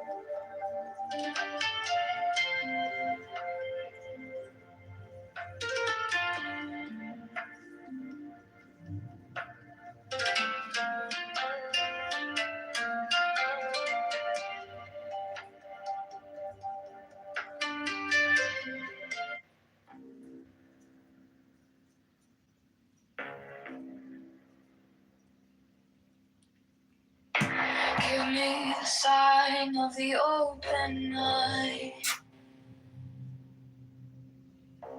A riddle of shadows where whispers lie. The thorny thigh, the maddening cry. Open, open, open. I am awake. The serpent shakes.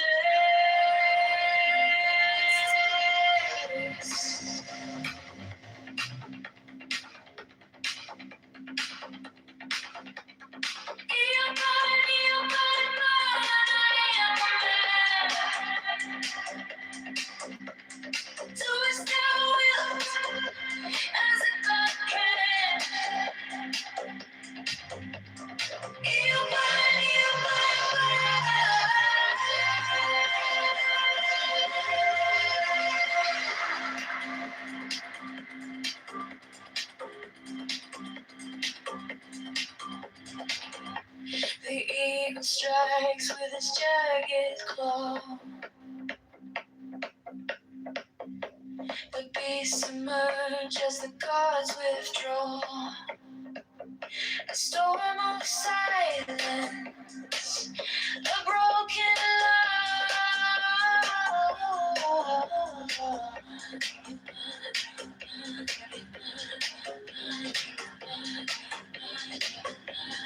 I am born to death, reborn on the hunt. I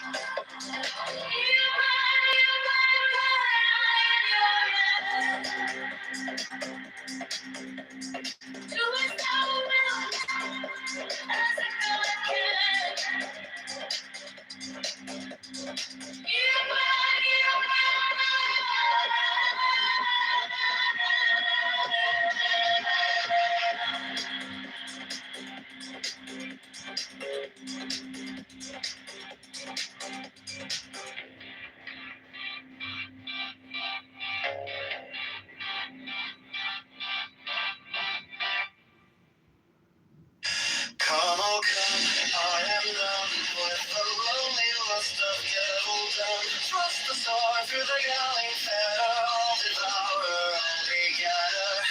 Give me the sign of the open eye, and the token erect of thorny thigh, and the word of madness and mystery.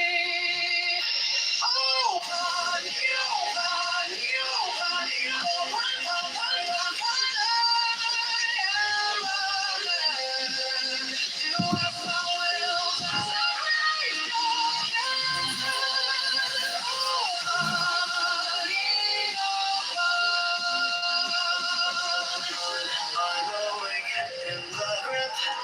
Snake, the eagle flashes with beak and claw. The gods withdraw.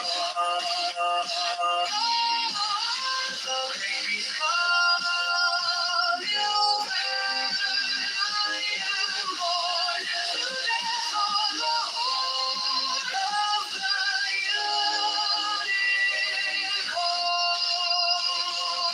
unicorn. I am Pan, Pan, Pan, Pan, Pan, Pan, Pan, Pan, yo, Pan, Pan, Pan, Pan, Pan, Pan, Pan, Pan, yo,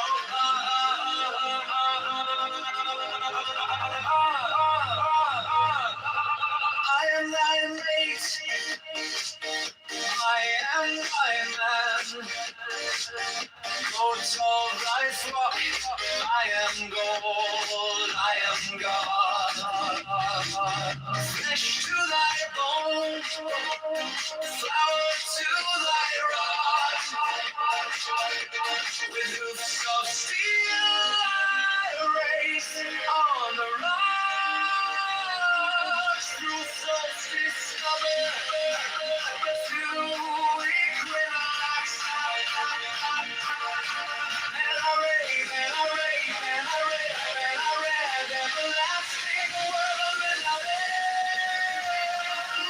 Virgin maiden, maiden man in the might of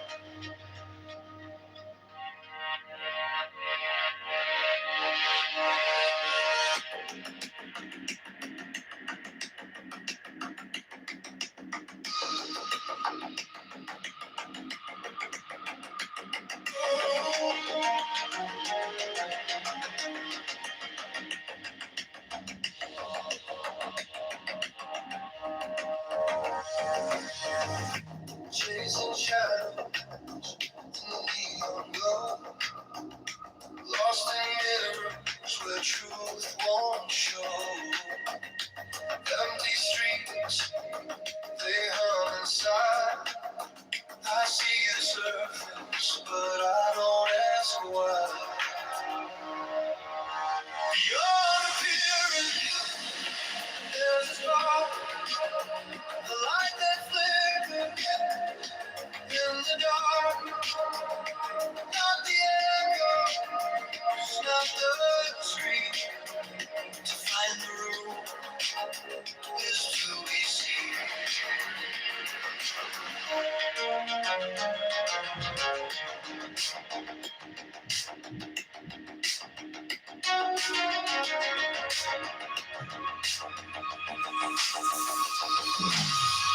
Hollow world, it spins and bends, false beginnings, twisted ends. We touch the glass, we see it crack. The more we reach, the more it lasts. Inside the silence, the meaning waits. Through every shadow, the truth translates.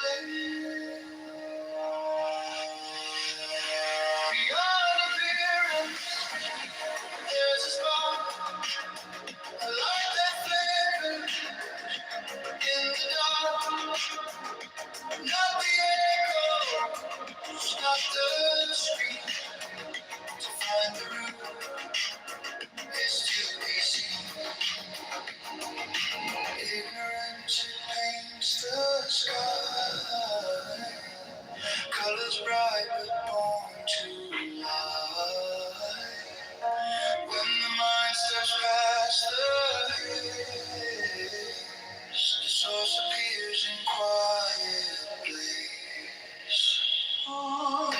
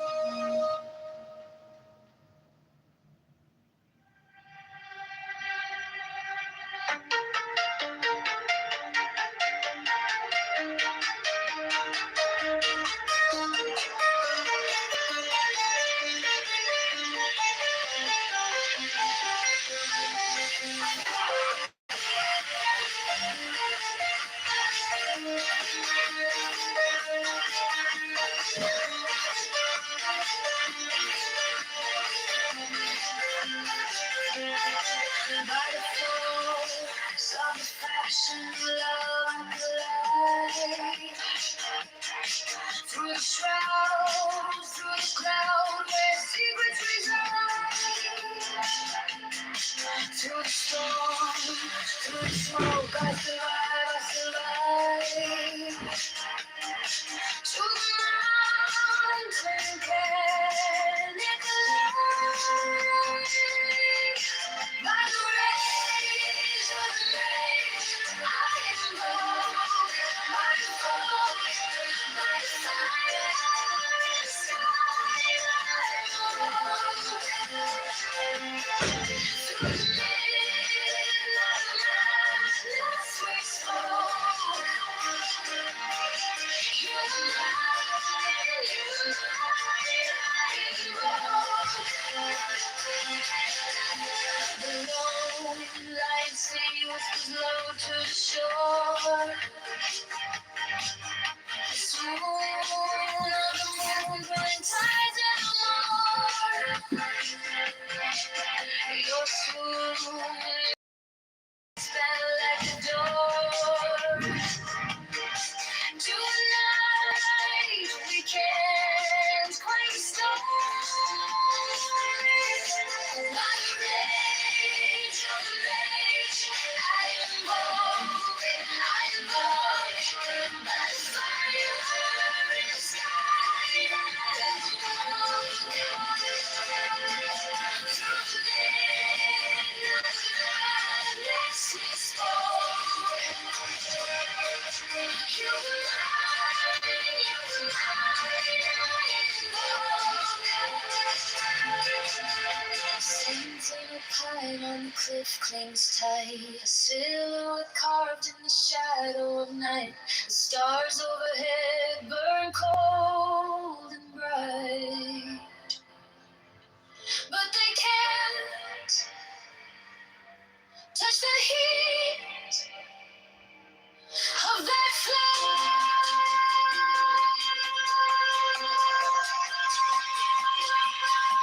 By the rage of the maze, I am born.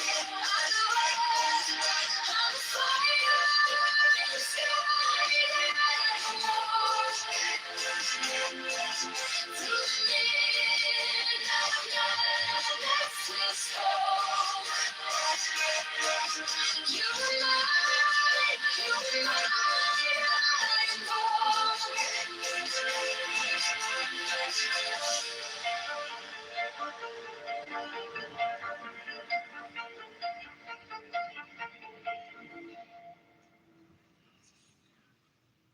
With some lust I, oh man, my man, come careering out of the night of pan, I oh pan, come over the sea.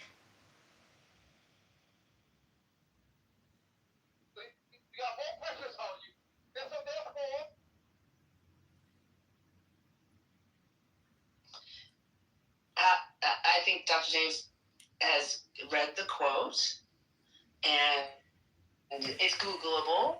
So I would invite you to look at the quote and then come back and feel free to jump into the I noticed no one has addressed the exact quote from Kennedy where I read, every black kid is now just standard put on Adderall, SSRIs, benzos, which are known to induce violence. And somehow that doesn't make you squirm a little bit. That the guy in charge of Health and Human Services said, I think it makes us all squirm. Yeah, we all squirm. I think it's utterly disgusting. And then you have this mindset that this is for all children. It's like very select. And I think that's also what makes it. I like when I first heard about it. I watched the video and then I read it. And I was like, why is this okay? Why is this motherfucker has anything to do with healthcare? Why has he not been booted out? But, once again, I guess it doesn't matter. It's just one little thing. And I think everybody's just worried about one little thing. I'm worried about many, many, many things that have come out of his mouth. But, hey. I got to put the sarcasm on really early so nobody misinterprets this. But I think it's because of diversity, equity, and inclusion, and that we needed some people with court-filed self-confessed brain damage, no medical background in the medical field, especially directing programs. You know, you have to include those conspiracy theorist white guys who are very incapable. Without it, we won't get the kind of diversity we need in healthcare, because we need those opinions of people who have never practiced medicine to tell us how medicine works, and people with brain damage, especially the heads off of whales and dump dead bears in Central Park, because, you know, there aren't many people like that, and their unique voices are that powerful.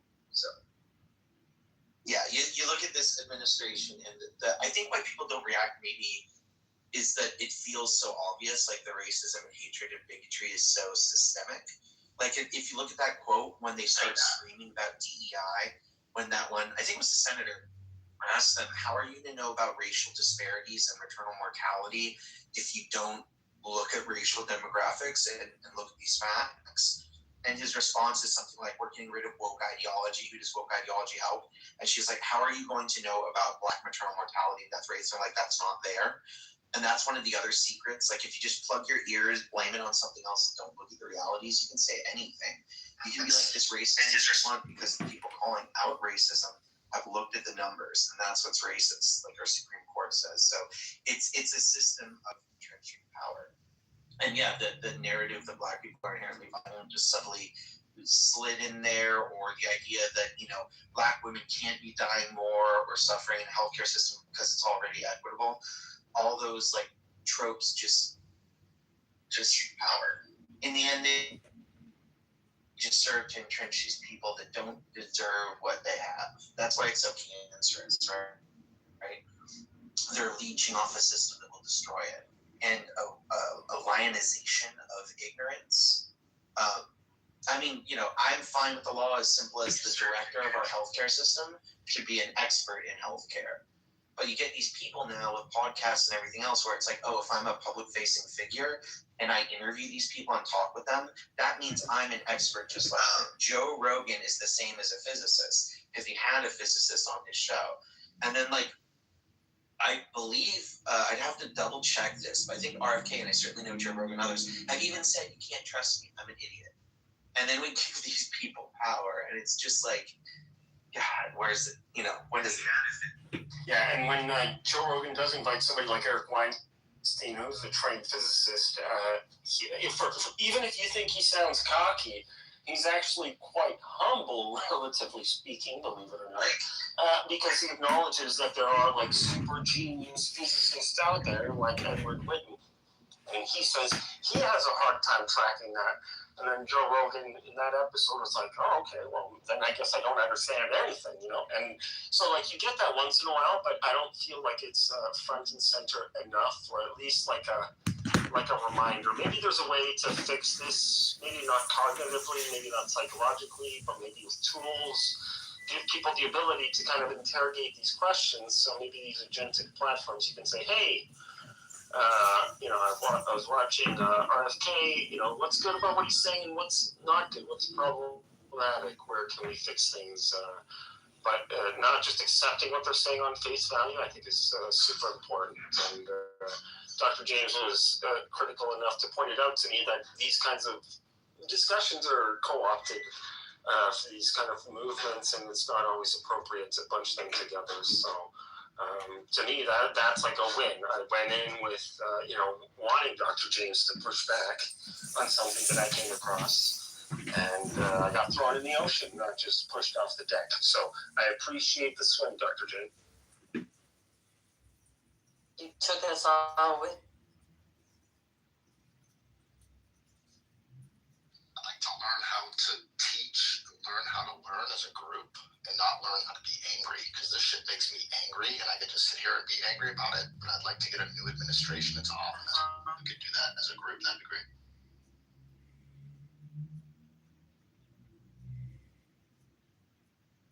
I was a little confused what you meant by that. Do you mind? I think I might resonate with you, but I'm not sure. Can you explain? And this is very genuine. Can you explain what you mean, or like where you're coming from? What I mean by by what I just said? It might just be a me problem where I didn't uptake it right, but I think, yeah, I misunderstood you. I'm saying when someone says something, it's to grab attention. Politics is all about attention, but it's not teaching us what we need to do as a society to move forward, as opposed to just sit and be angry at someone who's a fucking idiot. Like, this guy sounds like a moron. These quotes are moronic. Now, Maha is essentially trying to connect SSRI use to opiate dependence, and there is a sort of solution that's been proposed. He ran on this, which is that they want to create, farms, camps for our kids and our adults to go to, rehabilitate and to go work hard in the sun and, essentially grow organic food, and because food heals everything. And a little God in the mix, perhaps. It's insane. And it wouldn't, and it's true. That's the thing. And there's been a push more and more in this direction. So that's kind of what this stemmed from, was my response to something that I shared with me, because I understood the context of the Maha, who was pushing kind of this idea of, the framing of somehow SSRIs are equivalent to opiate. I understand that that's your industry, and that would make me pissed off of my industry too. So I understand that. Only because people, the fact that so many people are dying by suicide, and those numbers have increased.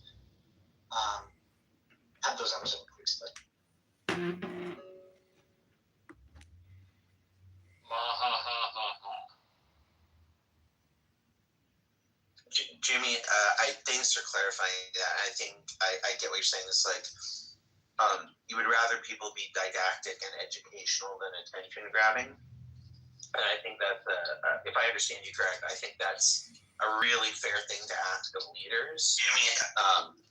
But I think our current media ecosystem has made that, if I'm understanding you correctly, like untenable. Because if somebody comes up, like, I was so fascinated by the previous, I believe it was, oh my gosh, I'm forgetting the director, the lead Surgeon General, who used to talk about like the crisis of loneliness. And I didn't think it was initially as serious, and then I looked into medical data and it was shocking. And it was educational. I could hear him talk and learn something, but I don't think he'll be remembered. And right now with the media cycle, you need to be constantly remembered and gotten attention to be worth anything. So I think that might feed into I think it obviously feeds into what you're talking about. And I think we've also started to demonize education. I think it's been a long-term move by authoritarians and quite liberal fascists. The educated elites are bad, and they are elites. They're not just people that have learned something. Like, as a literal teacher at one of these elite institutions, we're not better. We're just like know this thing in the same way. Like, I would never pretend to tell somebody how to do. Right now, they're doing roofing next door. That guy knows infinitely more than me about roofing. He could tell me what to do all day long. So I think we've done something where it's like, oh, if you're educated, you understand stuff better. And on the flip side, I do think even within academia, this everything from publish or perish to get attention has become so strong that they, in the end, start feeding into this cycle, and it's just really brutal.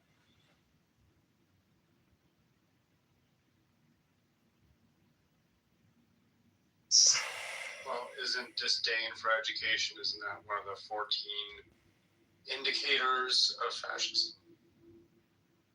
Yeah.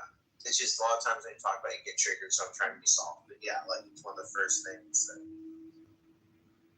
fascist authoritarians as well. Like, it's a classic playbook, right?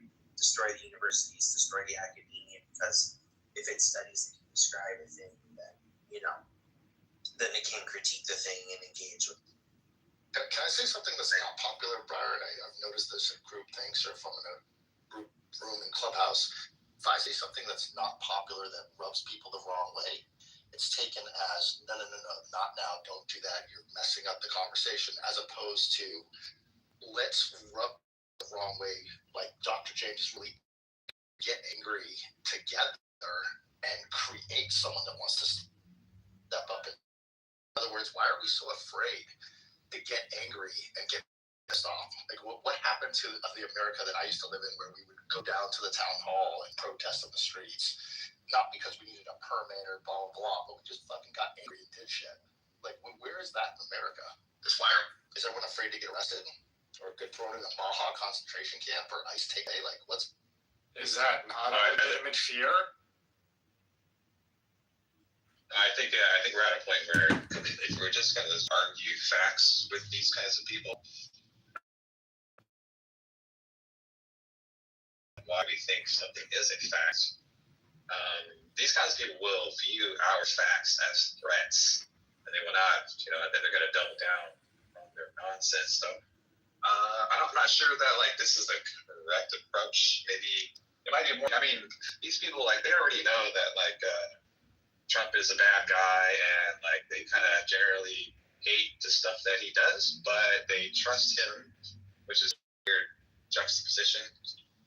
So I don't know, this that already aware of a lot of this stuff.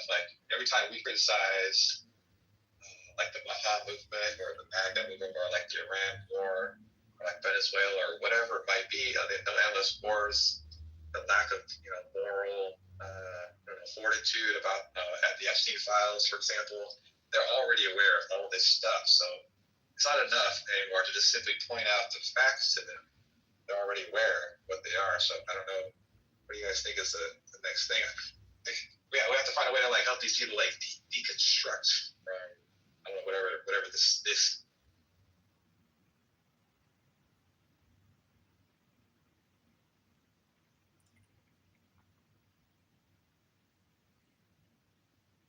Really feel what you said there, and I think to what both of you said, I think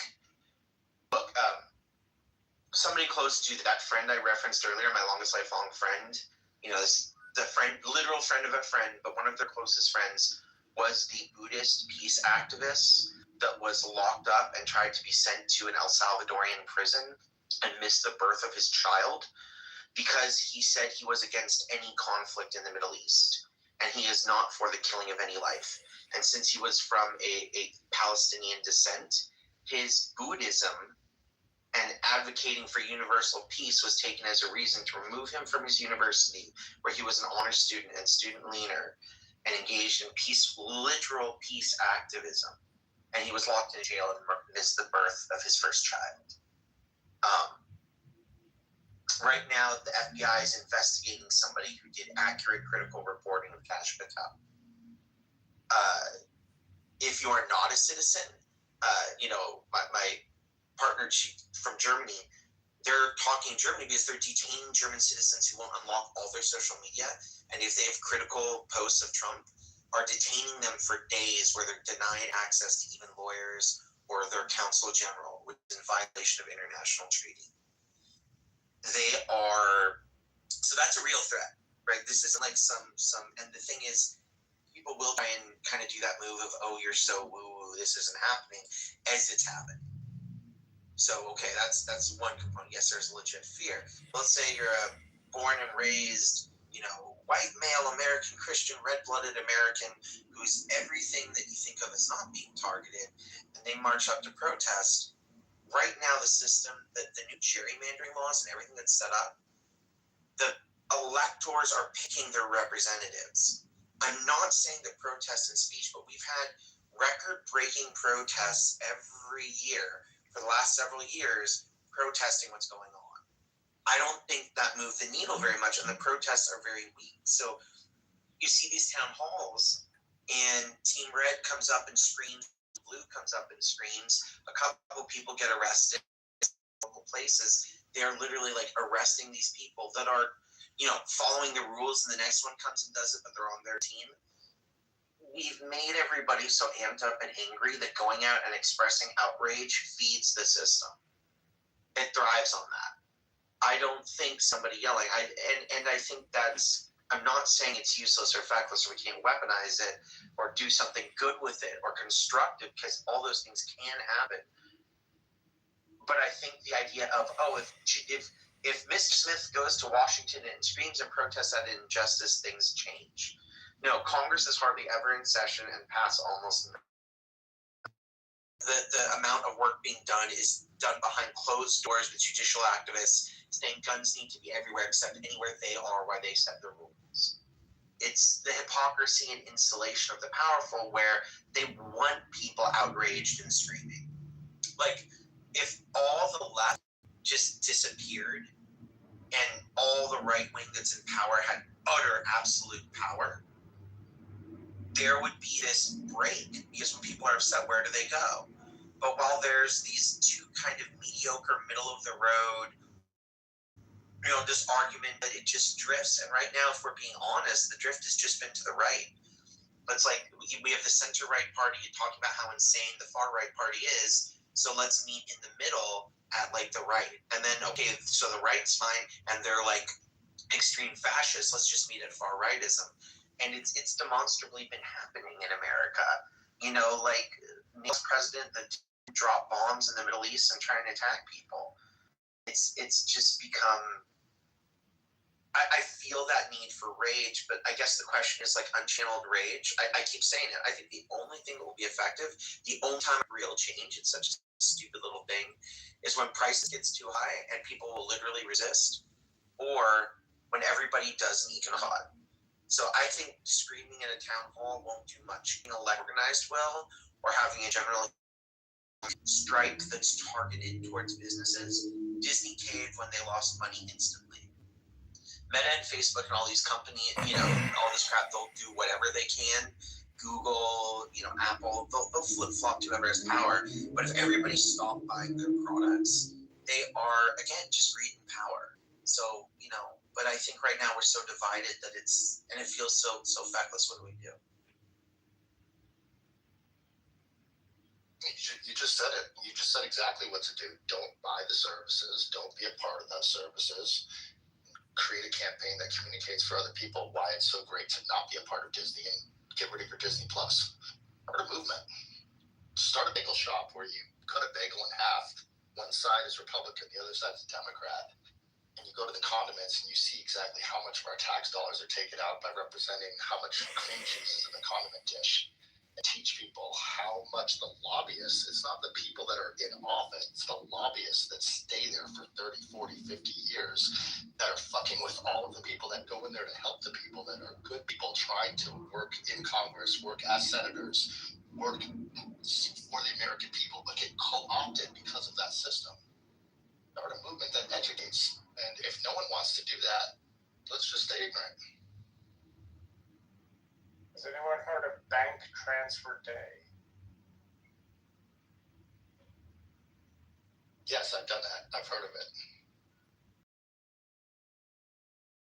Transfer your money out of banks that you don't want to participate in and go to local credit unions. Move the money locally. And that does hurt economies, and it does raise up your local economy. But that's always a good movement.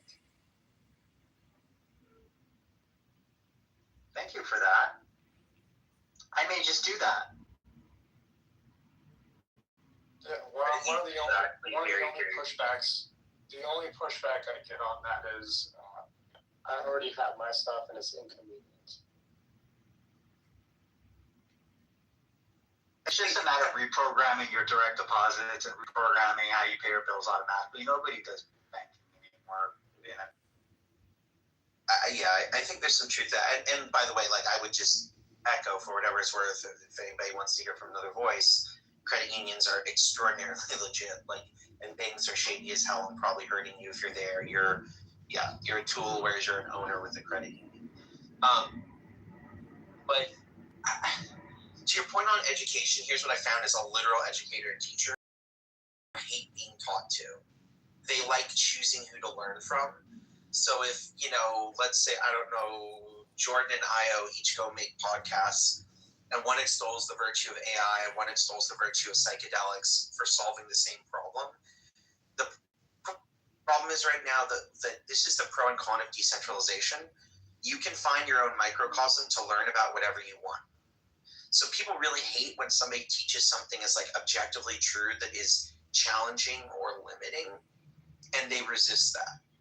And because there's so ubiquitous access to information, and again, information can be true or false or propagandist or whatever, and we've been conditioned to be so commercialized that we're used to being propagandized and marketed to everywhere, that I think it's really hard to engage in what would be in academic circles called good pedagogy. Challenging assumptions, trying to have a rational basis, engaging in community, trying to have some grounding in what we teach, making sure we're being self-critical.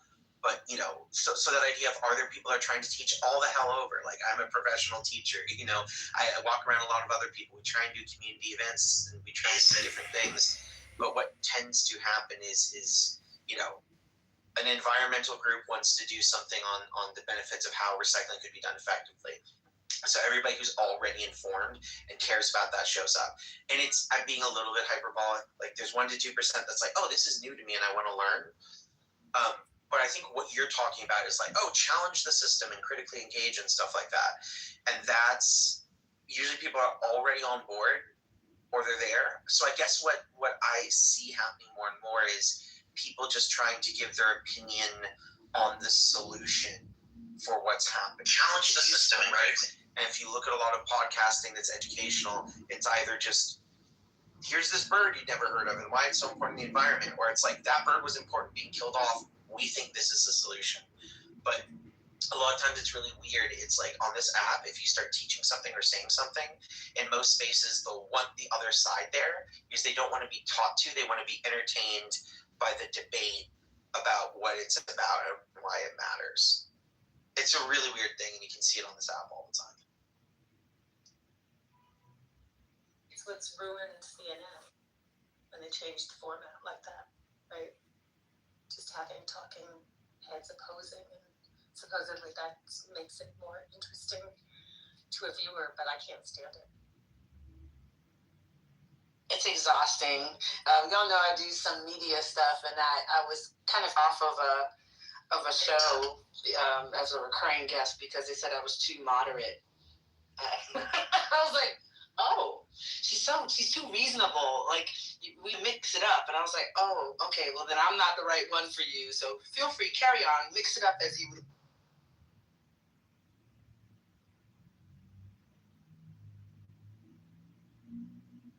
It's so funny because I think you are very, I wonder if they meant moderate or you're, I'm just thinking the right words, like non-graceful, like you're not non-confrontational, but there's some degree, oh, you don't want to just, you shut down argument often.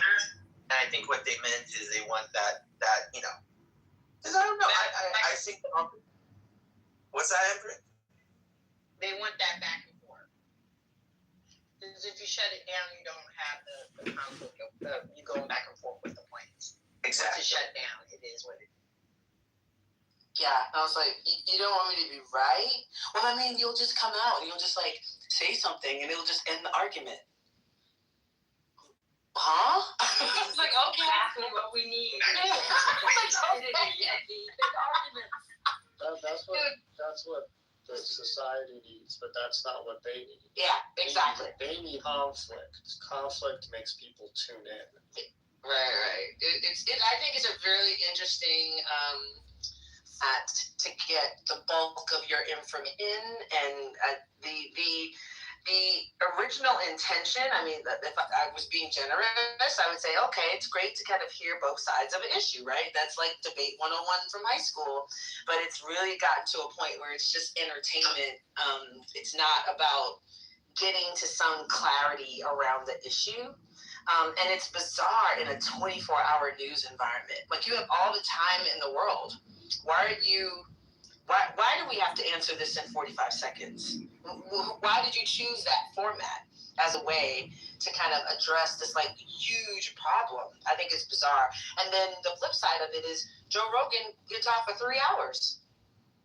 And and it's successful. So like what you're saying isn't even true about attention spans and whatever. So I think it's just a fascinating place that we've come to into how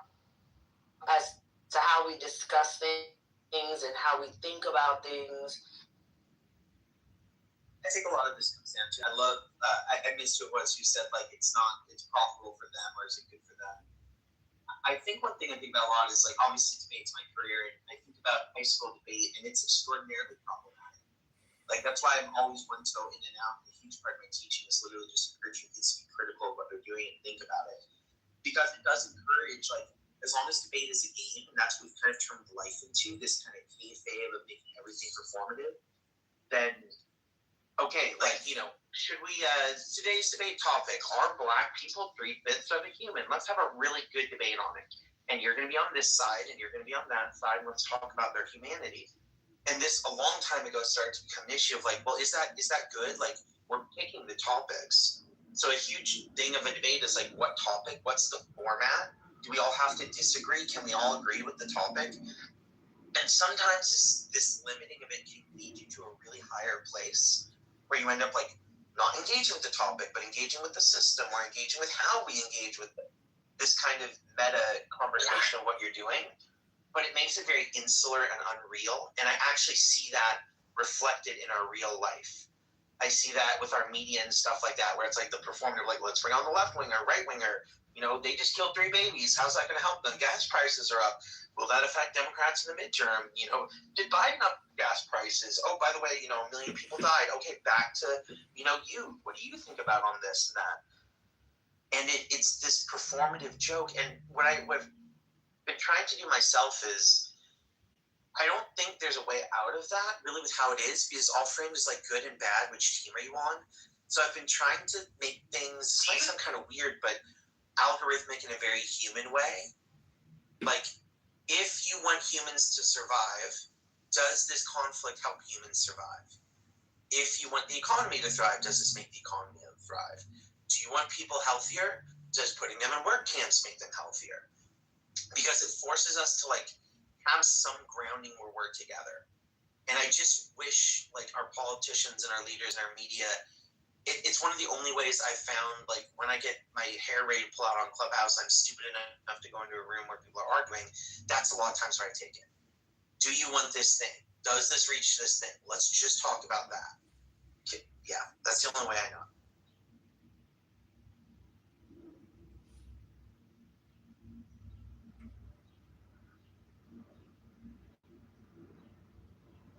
I see that Elliot just came to the stage. Hi, Elliot. What'd you like to add?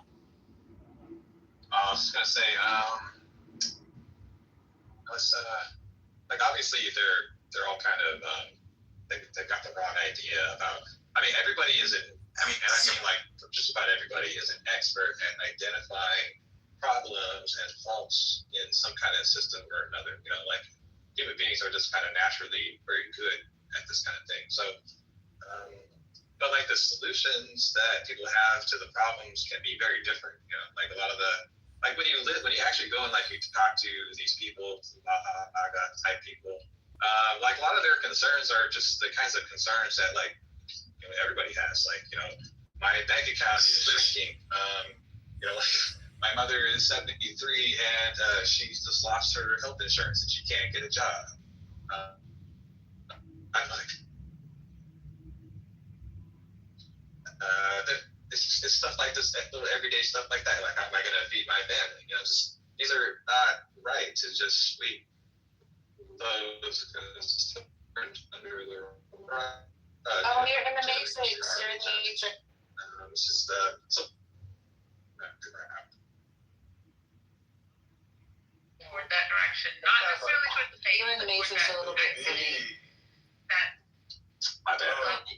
Yeah. You think about on this and that. And it's this performative joke. And what I've been trying to do myself is, I don't think. JL said, I think Clubhouse is having issues. Steve, I'm trying to bring you up. I see that you raised your hand, but can you go out and come back in? Maybe that'll help us skip. I'm so sorry. I raised my hand inadvertently. Carry on and ignore me. You were not. It's not possible to ignore you, but I was so wondering why 7 people invited me simultaneously. I'm like, was something said that people think my input would be useful? It was completely accidental.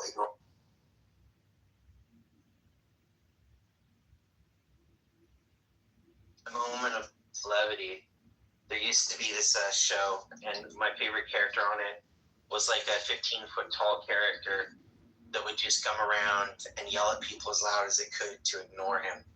And so I could feel Steve coming up to any room and be like, no, please ignore me. It's just the best attention getter you could do.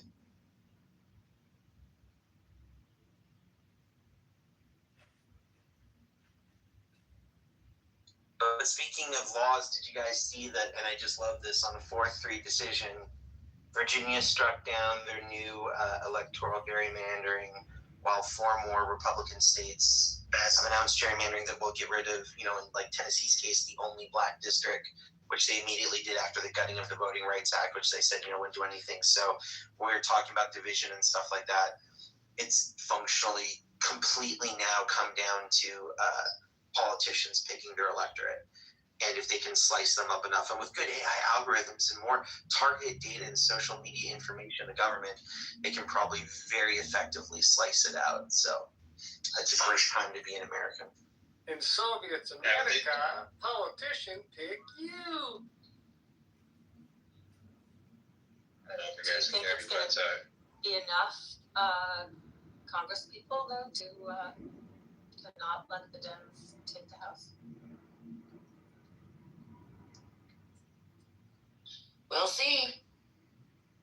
I think Elliot, they did that. It was very slow.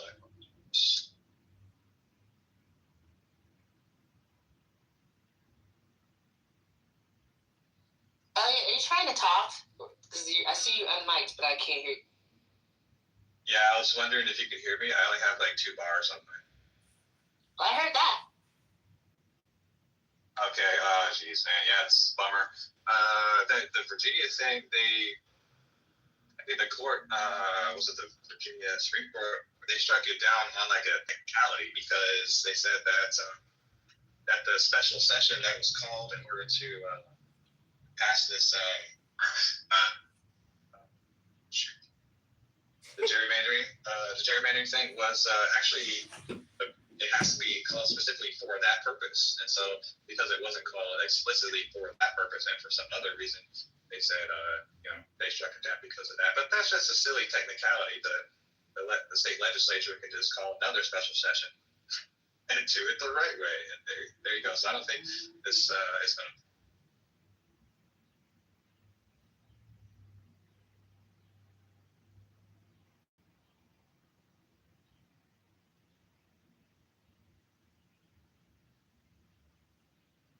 Yeah, it's a bummer. The idea of kind of like,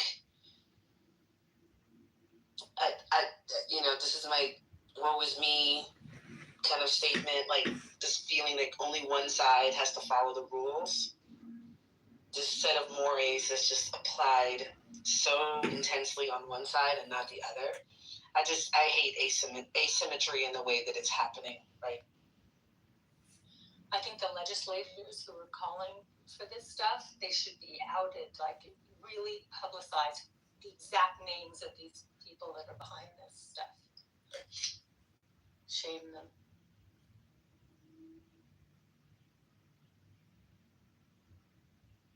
But would it shame them? I think winning is everything. Don't you have to have shame to feel shame? Yeah, that's like everybody else. I think shame is dead.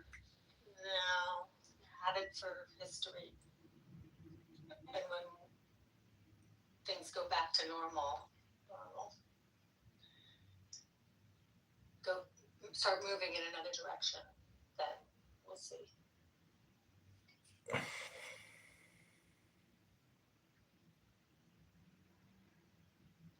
Yeah, I think that shame is an interesting concept in these conversations. I think I'm not seeing a ton of shame. I'm seeing a lot of victory around successfully advancing, their objective. I think it's interesting. But it makes all of this really difficult because, you look at something and you say, wow, this is wrong. And And that only works if the other side thinks it's wrong too. But I'm not seeing a ton of. I feel like I need a cigarette after this chat we've all had today. I mean, I really feel like we've all like had a wild time in bed.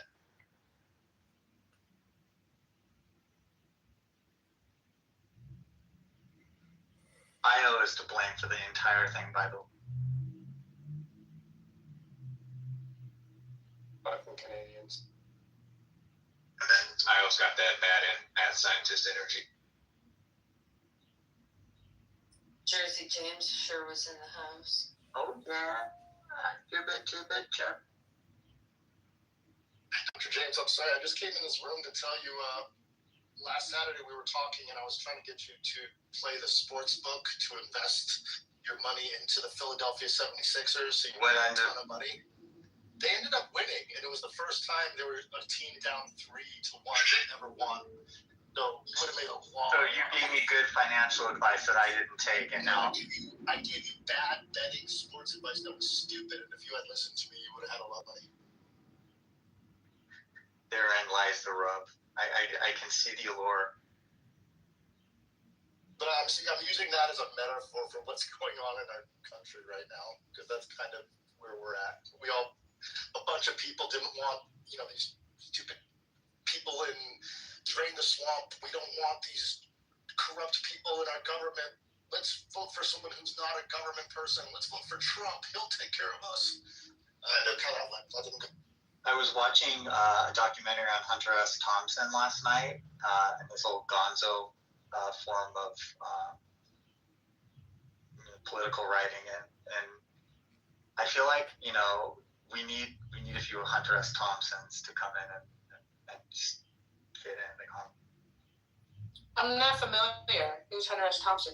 Fear and Loathing in Las Vegas. Essentially, he used the character in this, but he was a political writer. I say back in the day, back in the 70s or something, that he would.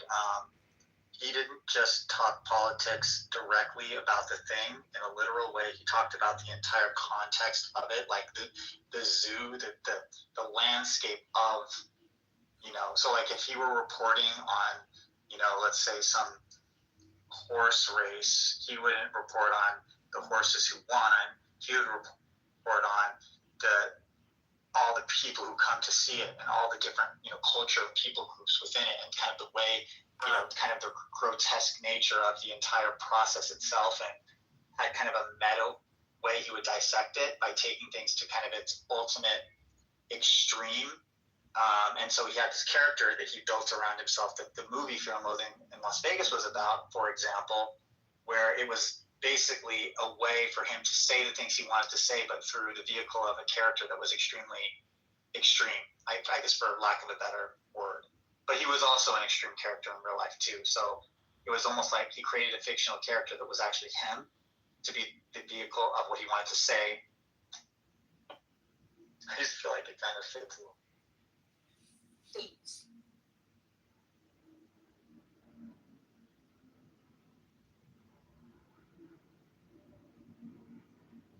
And his form of reporting was called Gonzo, G-O-N-Z-O.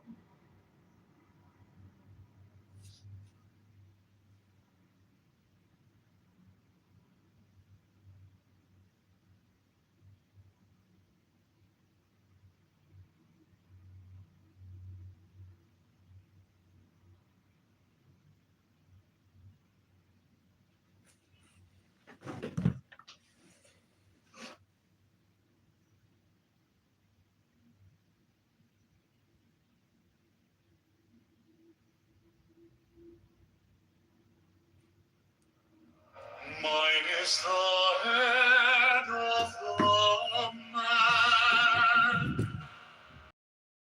Sight is keen as the hawk's. By my head I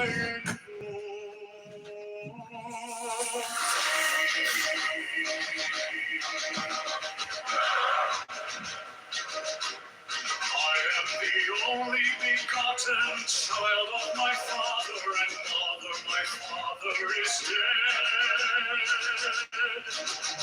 My mother bore bore me with labor and pain and fear. By my body I invoke thee. About me shine the diamonds of radiance white and pure. By their brightness I invoke thee. Mine is the red triangle reverse, the sign given unto sacred need of thee, O Lord. By the Lamb and I invoke thee. Mine is the garment of white, sown with gold, the flashing light that I wear. By my robe I invoke thee. Is the sign of the purpose and time. By the sign I invoke thee.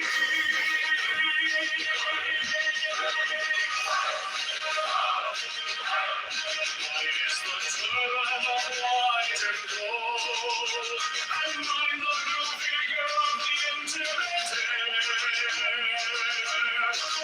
By my crown I invoke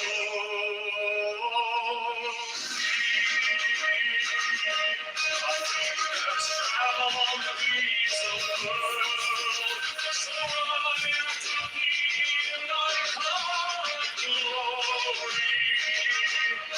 By my fingers I invoke I bear the wand of double power, the voice of the Master.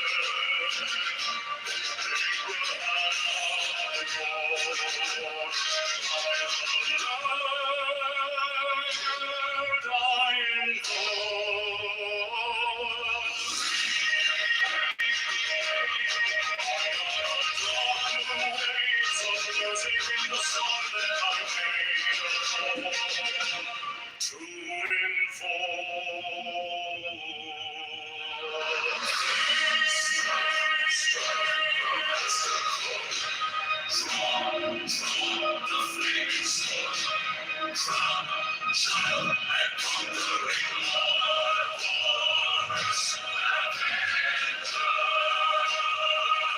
by the song I invoke.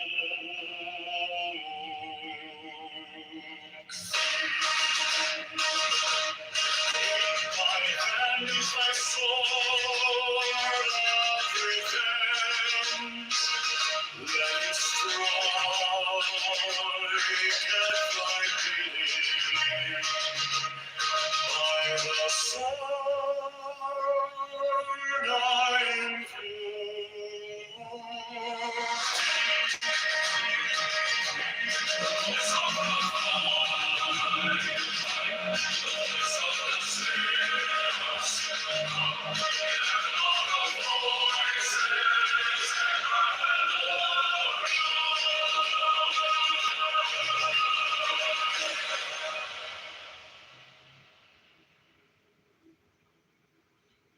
Mine is the head of the man, and my insight is keen as the hawk's. By my bed I invoke thee. I am the only begotten child of my father and mother. My father is dead. My mother bore me with labor and pain and fear.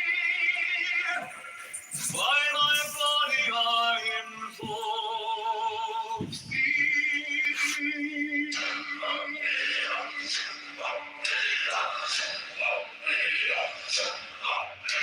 About me shine the diamonds of radiance, white and pure. By their brightness I invoke thee. Mine is the verse the sign given of none. Say the key of when right now is her accurate time stops in the sun. By the law that I invoke thee.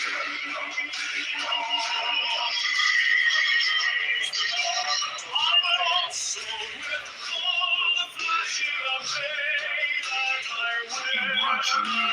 Why disturb his lunch?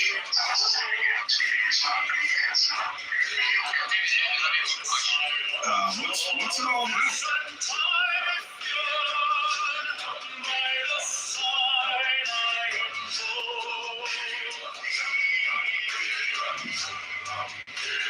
Mine is the turban of white and gold, and mine the blue figure of the interwear. Mine my crown, I invoke thee. My fingers tremble on the beads of earth, so run I after thee in thy color of glory. By my fingers I invoke thee. Under the wand of double power in the voice of the master.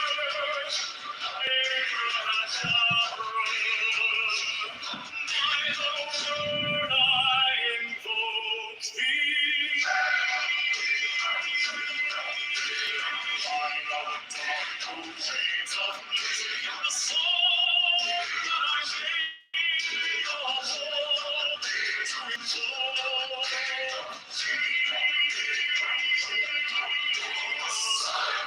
Strike the master chord, draw the flaming sword, silent conquering Lord, Horus Avenger.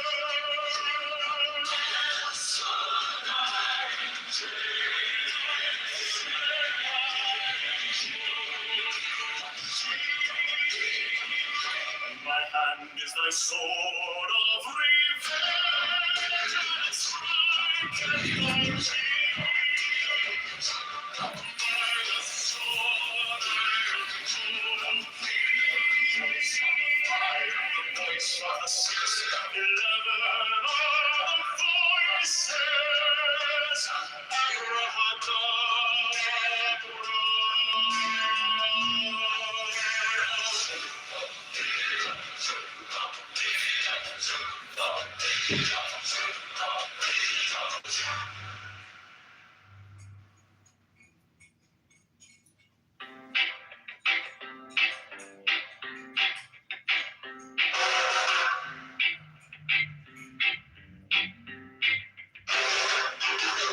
Mine is the head of the man, and my insight is keen as the hawks by my head I invoked it. I am the only begotten child of my father and mother. My father is dead, my mother bore me with labor and pain and fear. By my body I invoke thee.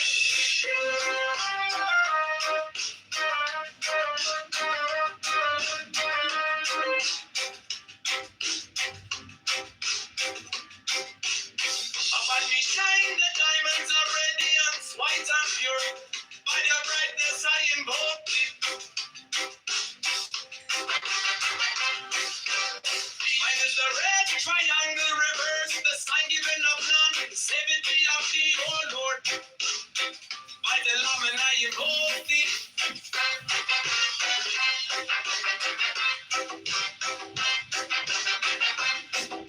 Free mine is the garment of white, sewn with gold. The flashing of eye that I wear by my robe I invoke thee. Mine is the sign of a puppet and typhon. By the sign I invoke thee.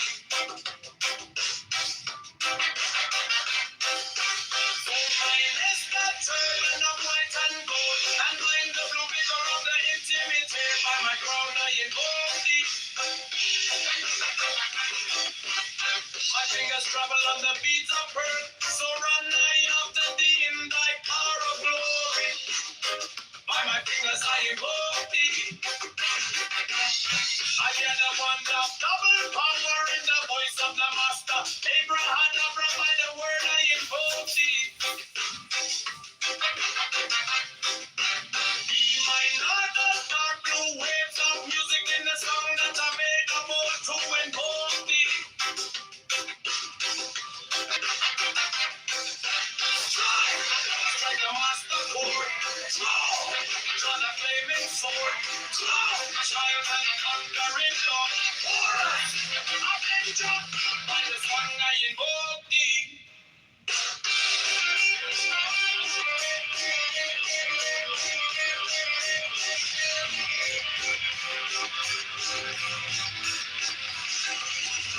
In my hand is my sword of revenge. Let it strike at my vision.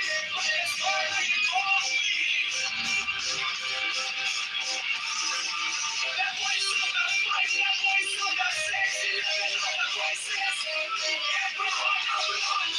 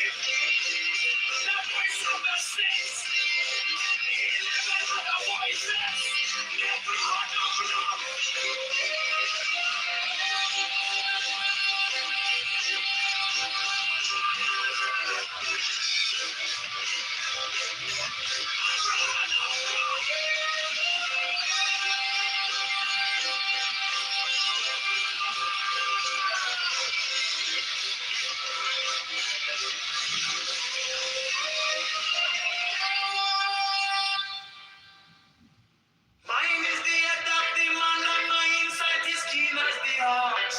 By my head I invoke thee. I am the only begotten child of my father and mother. My father is dead. My mother bore me with labor and pain and fear. I'm a body I invoke thee.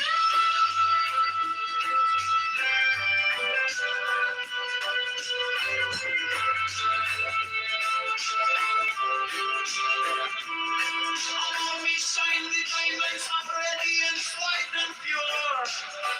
By the brightness I invoke thee. Mine is the red triangle reverse, the sign given of none. Save it be, oh thee, oh Lord. By the Lamb and I invoke thee.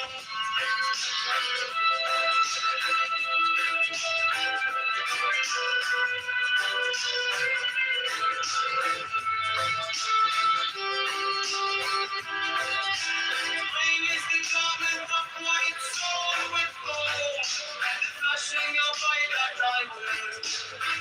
By my robe I invoke thee. Mine is the sign of office and title. By the sign I invoke thee.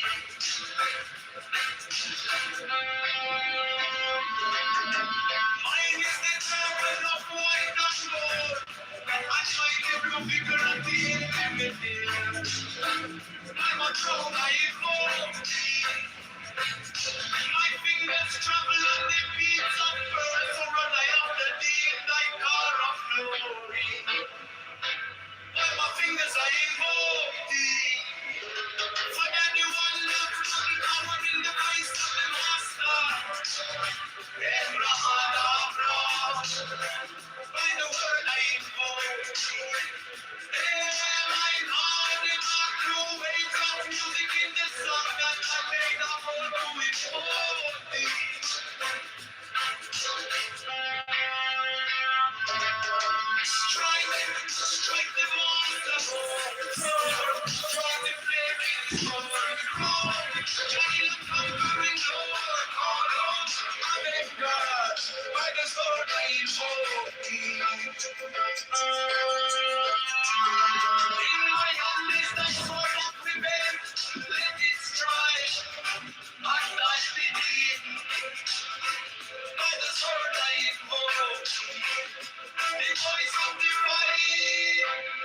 the voice of the 6, 11 are the voices. Oh, blood, oh, blood.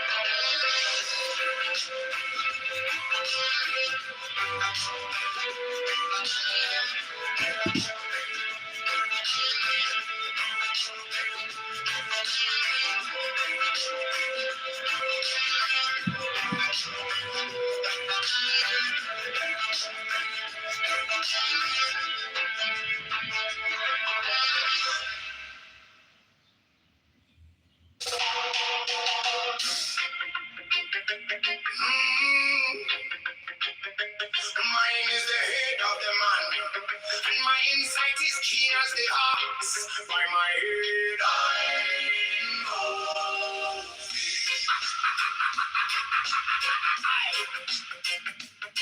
I am the only begotten child of my father and mother. My father is dead.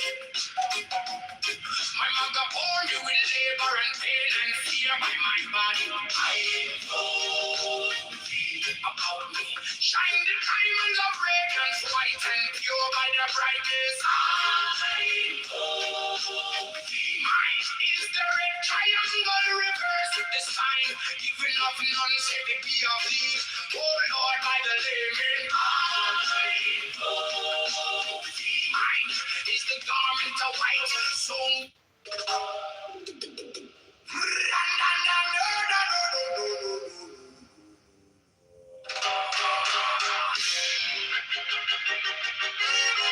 mine is the head of the man, and my insight is keen as the ox.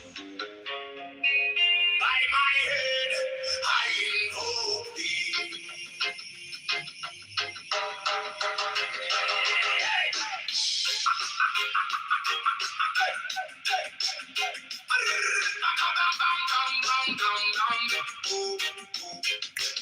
I am the only begotten child of my father and mother. My father is dead. My mother bore me with labor and pain and fear by my body. I invoke thee. About me shine the diamonds of radiance, white and pure. By their brightness, mine is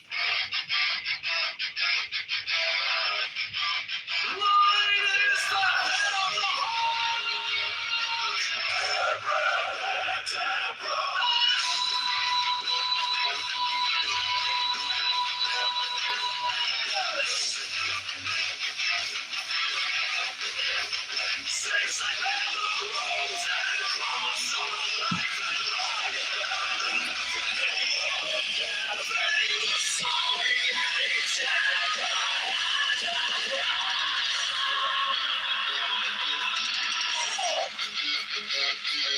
remaining in the sign, the invocation concludes.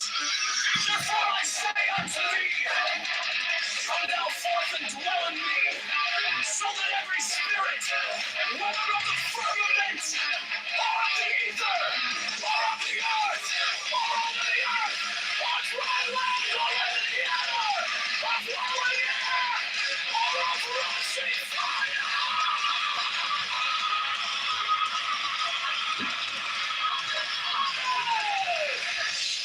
and every spell and scourge of God, the vast one might be.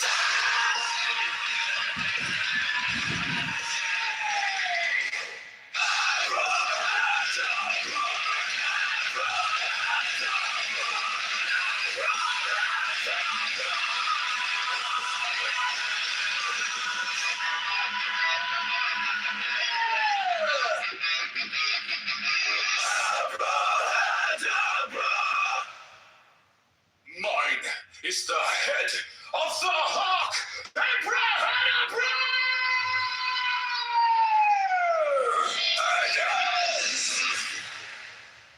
I bear arrows and cross of life and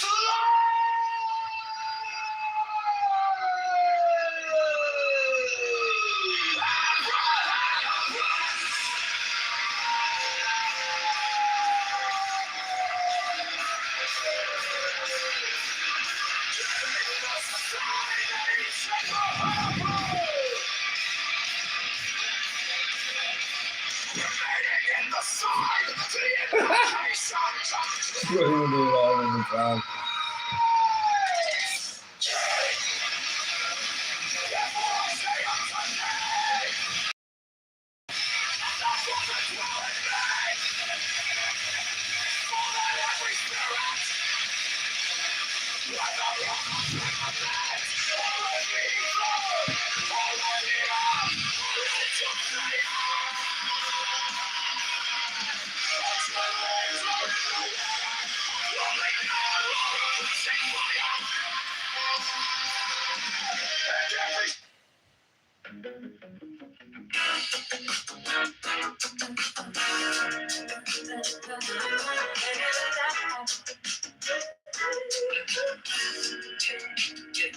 I was waiting for a sign to start, like a map drawn out in the dark.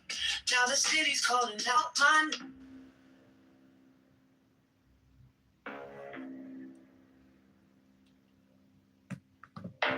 Give me the sign of the open night, a riddle of shadows where whispers lie. The thorny side, the maddening cry. Open, open, open. I am awake, the serpent shakes.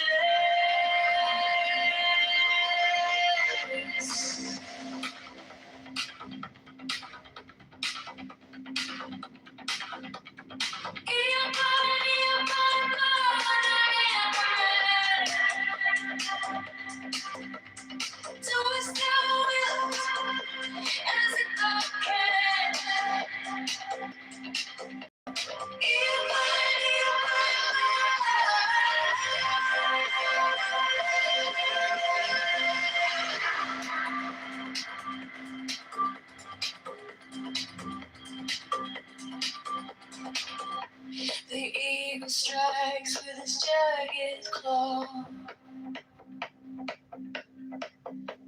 The beasts emerge as the gods withdraw.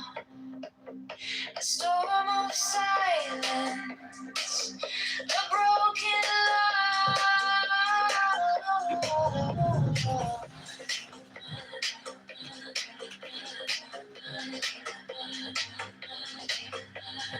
I am born to death, reborn on the high.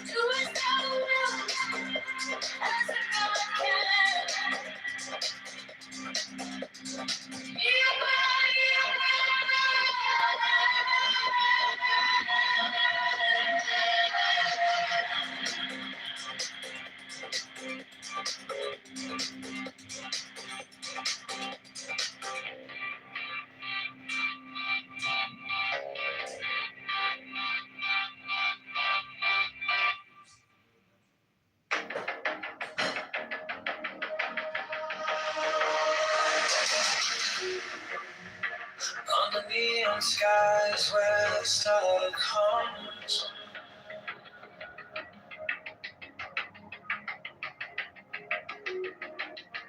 shadows whisper truths as the bassline drums. The will is fire, unchained, path is written, no soul is blamed. Thou hast no right but to do thy will. Feel the stars, let the silence fill your will. On flames, it's alive, it's still. Deliver from the lust of the thrill.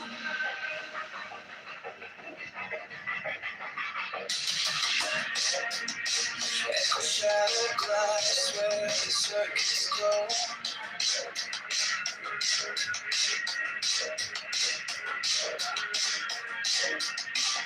Clock ticks slow, but it doesn't show.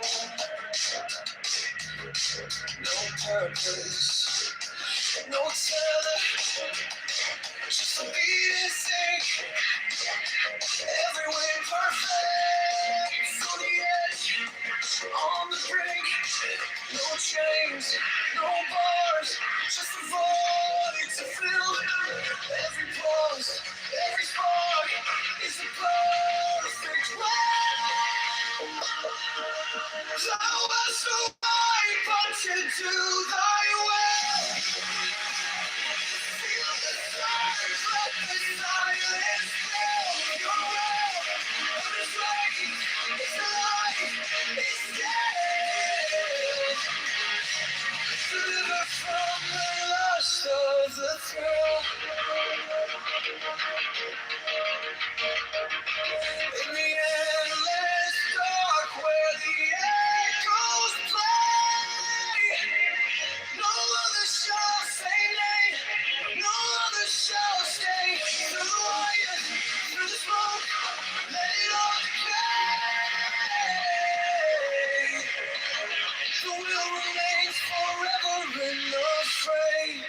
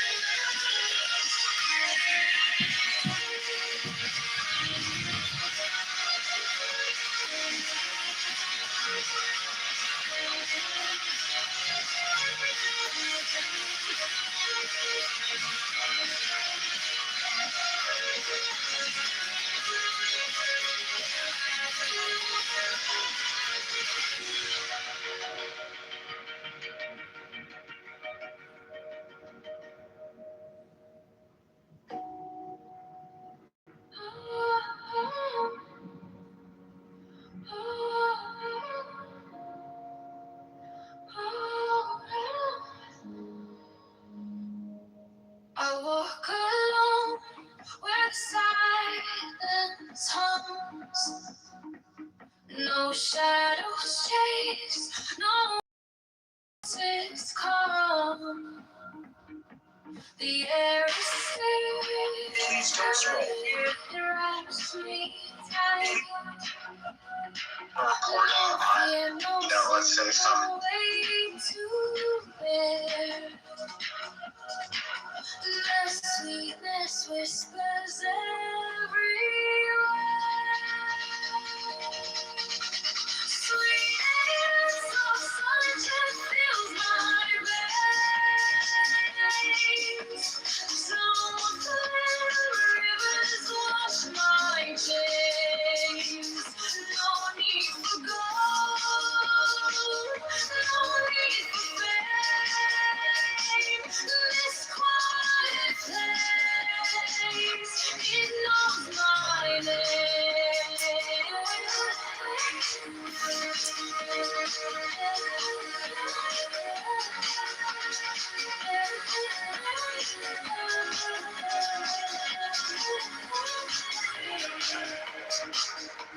The gift of health, it lights my way.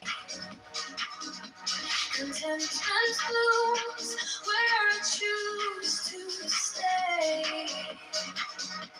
Trust is the bridge where hearts align.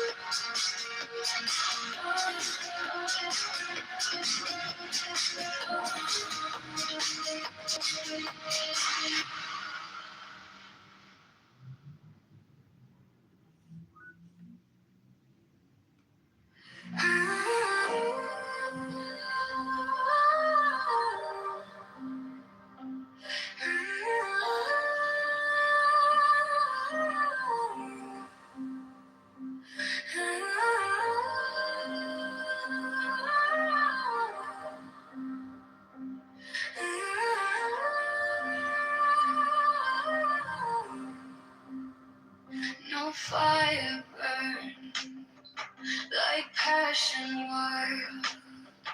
No losing through like hatred piled. This body aches, a cage of stone. Rest whispers soft, the only throne. Oh. Hunger New charges. the sharpest sting, body cries, its constant claim. But oh, Lord, truly see ways it sets us free. Pain walks close, a shadowed friend. Each step we take, it will attend. But joy lies quiet, just out of view. A higher peak, a sky so blue. Feel the weight, feel it break. Every ache, every quake. Hunger's the beast, the sharpest sting. The body cries, its constant cling. But oh, to know the truly see the weight it sets us free. No flame is fierce, no chain is tight. This body's war, this endless fight. But higher still, beyond the fray, rest calls my name, and I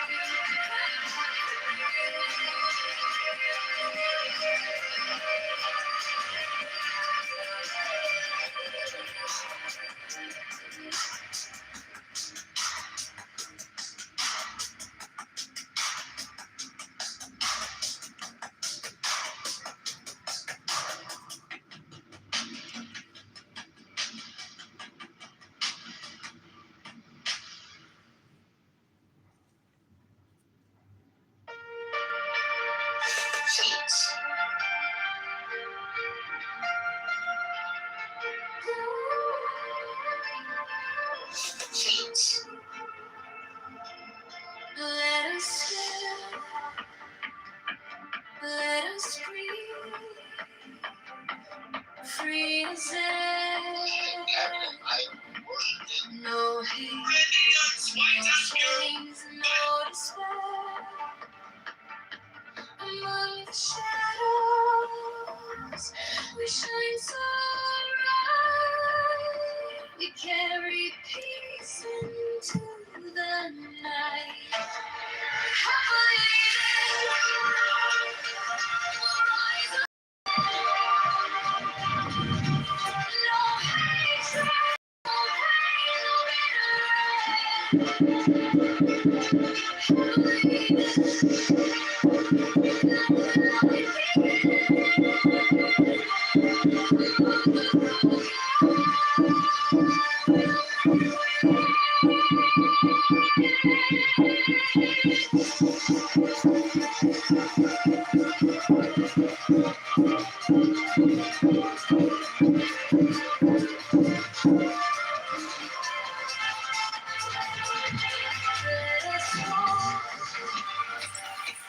Let us be free from strife. No way humans cling, no weight on life. Among the weary, we'll stand tall. A gentle voice for one and all. Happily then, we'll rise again. No hatred, no pain, no bitter.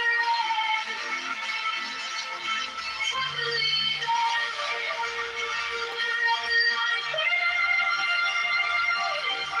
among the broken.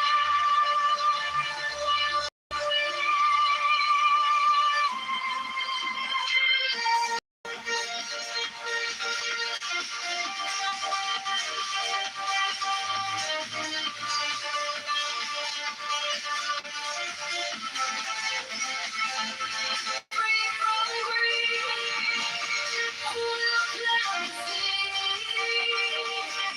Among the hungry, we'll meet their needs. Let us live, let us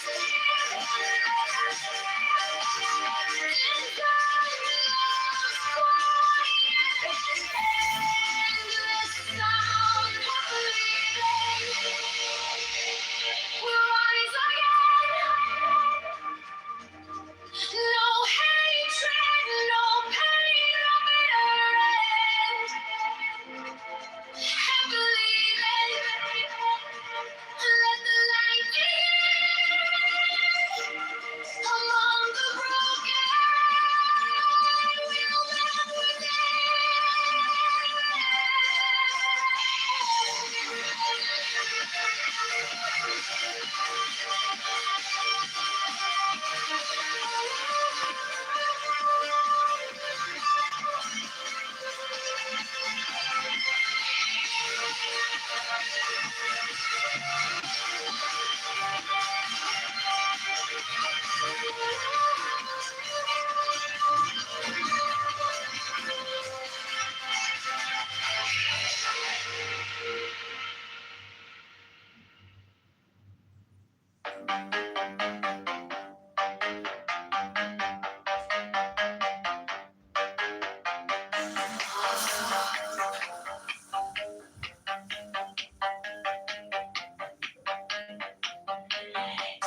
Give me the sign of the open night.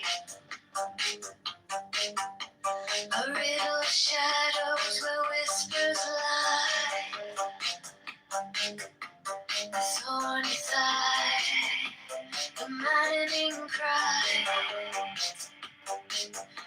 Open, be open, be open. I am awake. The serpent shakes. Be open,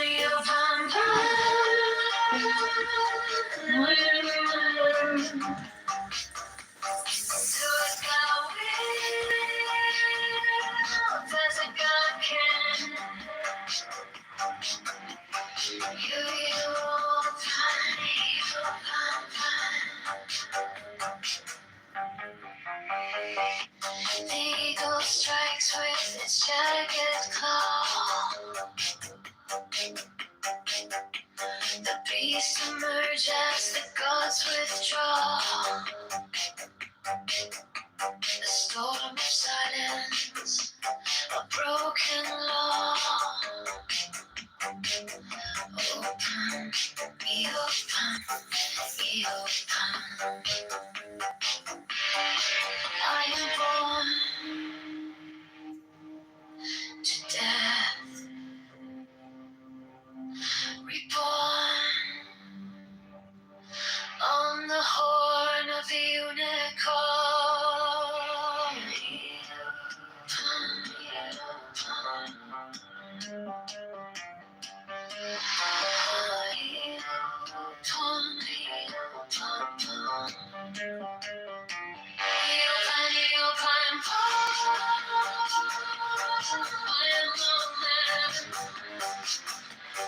Do as thou wilt, as a God can.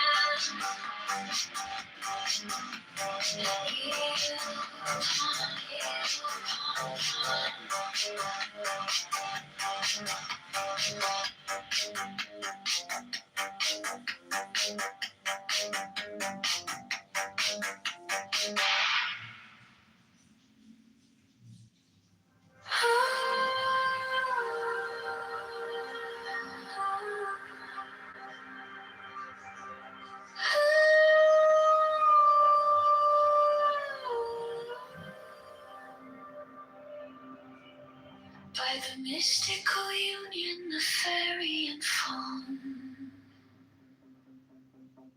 a dance in the shadows from dusk until dawn. Unspoken the whispers that drift through the trees. Unbroken the vow carried soft on the breeze. Oh, fiery Valkyrie, I invoke, through the flames and the embers, the spell is bespoke. Your arrows and slinging, the spring's tender glow. A force wild and brilliant, a power I know.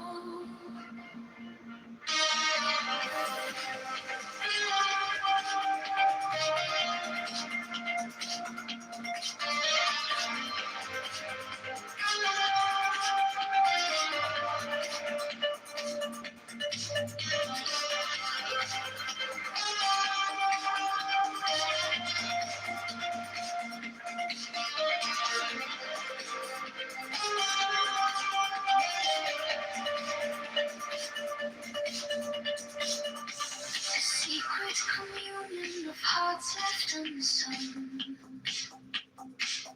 The listless, resistless, tumultuous tongue. Through veils of the morning, her armor does gleam. The warrior spirit ignites every dream.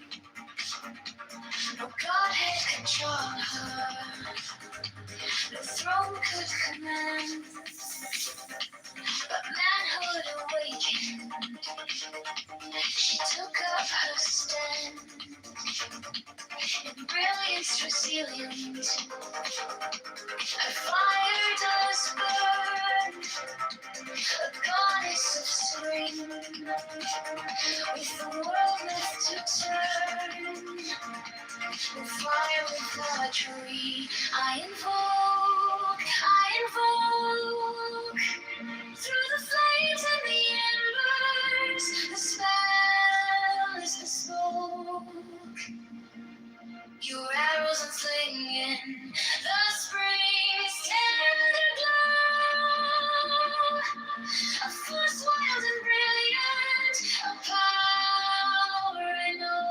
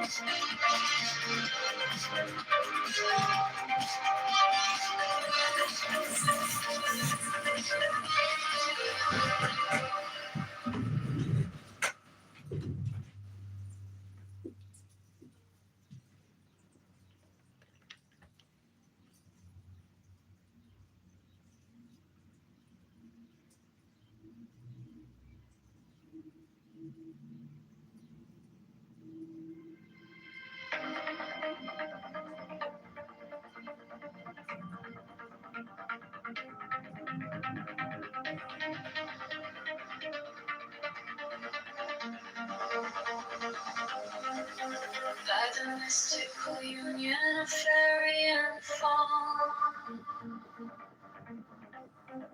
I dance in the shadows from dusk until dawn. Unspoken whispers that drift through the trees, unbroken the vow carried soft on the breeze. Oh, fiery Valkyrie, I invoke, through the flames and the embers, spells the sparks. Your arrows unflaming in spring's tender glow. A force wild and brilliant, a power I know.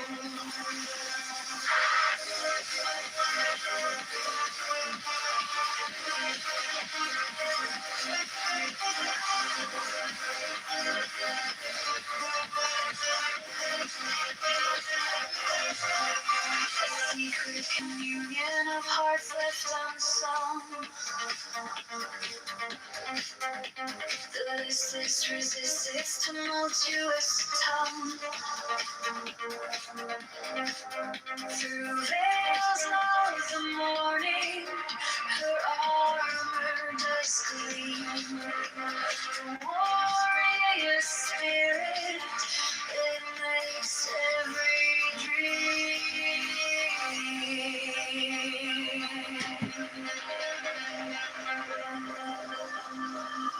No godhead could charm her, no throne could command, but manhood awakened, she took up her stand. In brilliance as the ends, her fire does burn. A goddess is spraying with the world to turn. Oh, fiery Valkyrie, I invoke, through the flames and the embers, the spell is bespoke. Your arrows unflaming, spring's tender glow. Your force wild and brilliant, a power I know.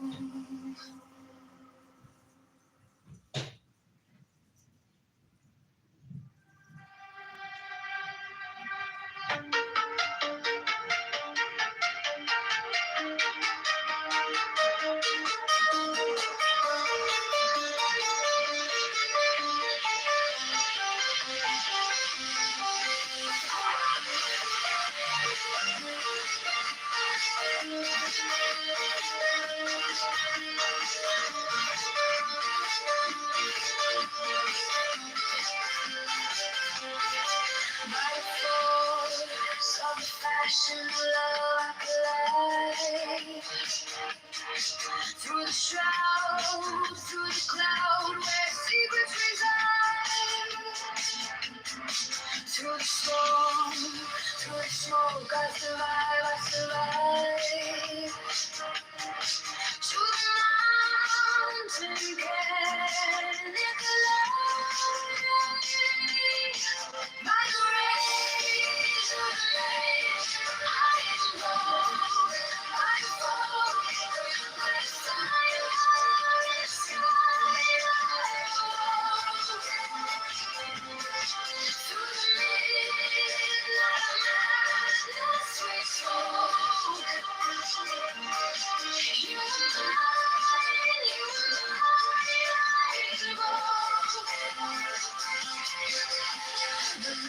moonlight sea whispers low to the shore.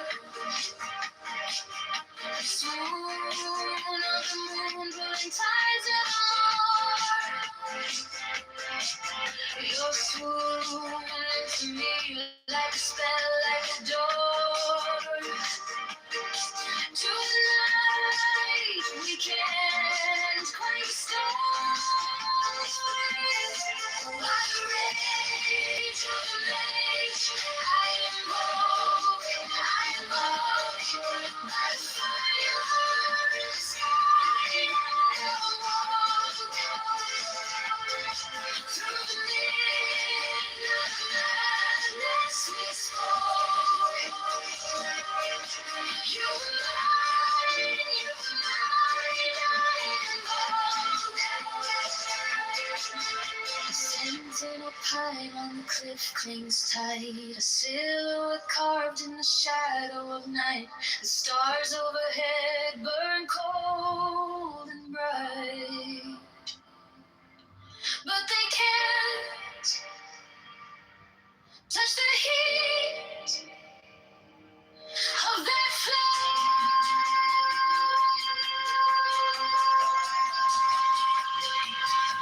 By the rage of the race, I am woke, unaware of the fire in the sky. I am woke through the midnight madness we spoke. You were mine, you were mine, I am woke.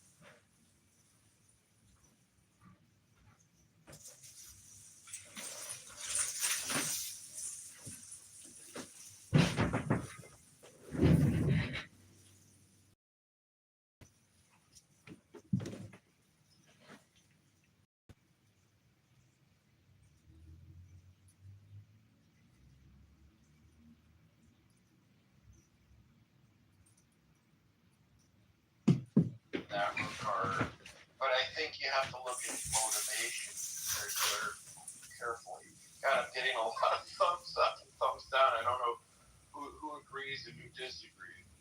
So, but Dr. Jordan, explain to me then why, after the Supreme Court decision, which said that congressional districts cannot be drawn up taking into consideration race to favor any particular group, why immediately after that, I think 4 southern states rushed to redistrict in a manner in which eliminates black representation in Congress if it's not racial.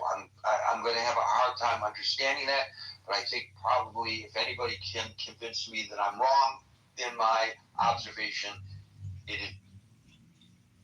Well, I don't want to expose my naivete. I'm just simply speaking from a larger,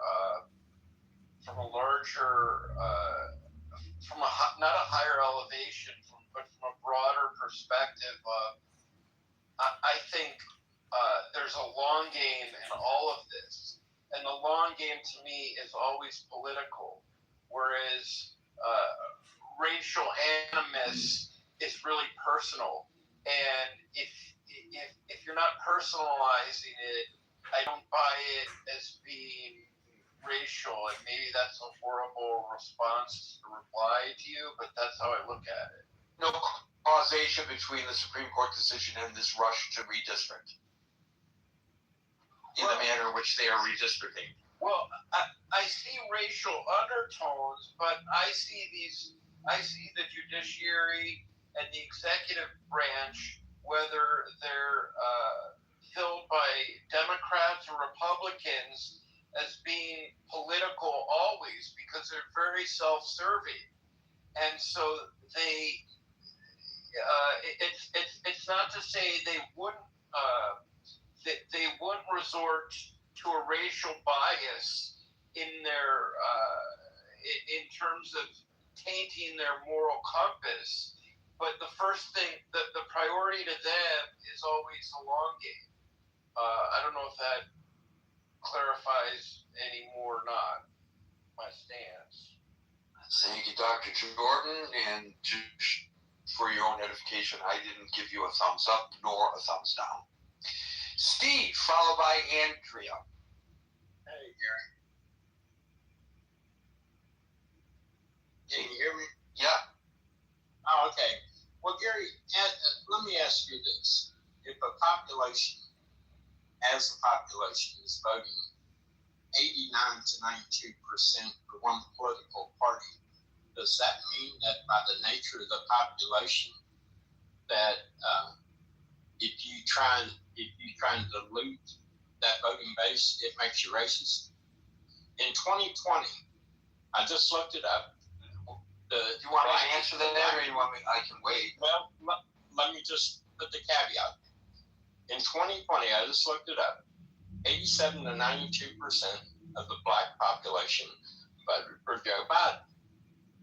Now, if you're trying to gain seats in Congress and you have a voting bloc that's voting that way, and you try and dilute that voting bloc, do you immediately go to racism, or do you go to the obvious, which is this is the Democratic stronghold of voters? Okay, so the thing is, the initial redistricting effort, the opening salvo occurred in Texas. Okay. I don't believe was racially motivated. It was politically motivated. If it's racial, the racial colors are blue and red. Those are the colors in Texas. However, the subsequent southern state redistrictings attempts in Tennessee, Louisiana, Alabama, that occurred immediately after the Supreme Court decision, and in which the redistricting proposals were mapped out in a manner which coincidentally or deliberately eliminates black representation by combining districts that are next to one another, in order that at least one of those black members of Congress cannot stand for re-election because one's going to primary out the other. I don't see how I cannot wrap my mind around any conclusion other than that was racially motivated. Now, you may argue otherwise, and that's fine, but it seems pretty obvious. Now, you can argue that the law which permitted the original districting that favored black representation was unconstitutional, and what they are doing is a proper redress to that, and that's fine for you to make that argument. But to suggest that there's not a racial component in it just doesn't pass Gary's smell. Well, Gary, let me ask you this. If you have two districts and both of them are Democratic, and your objective is to get more Republicans, your immediate instinct is not that we're eliminating the Democratic seat. Your instinct, what I'm hearing you say, is there's got to be underlying racism. It's based on the Supreme Court decision that they're doing this. They didn't do it before the Supreme Court decision. So obviously it's racially motivated.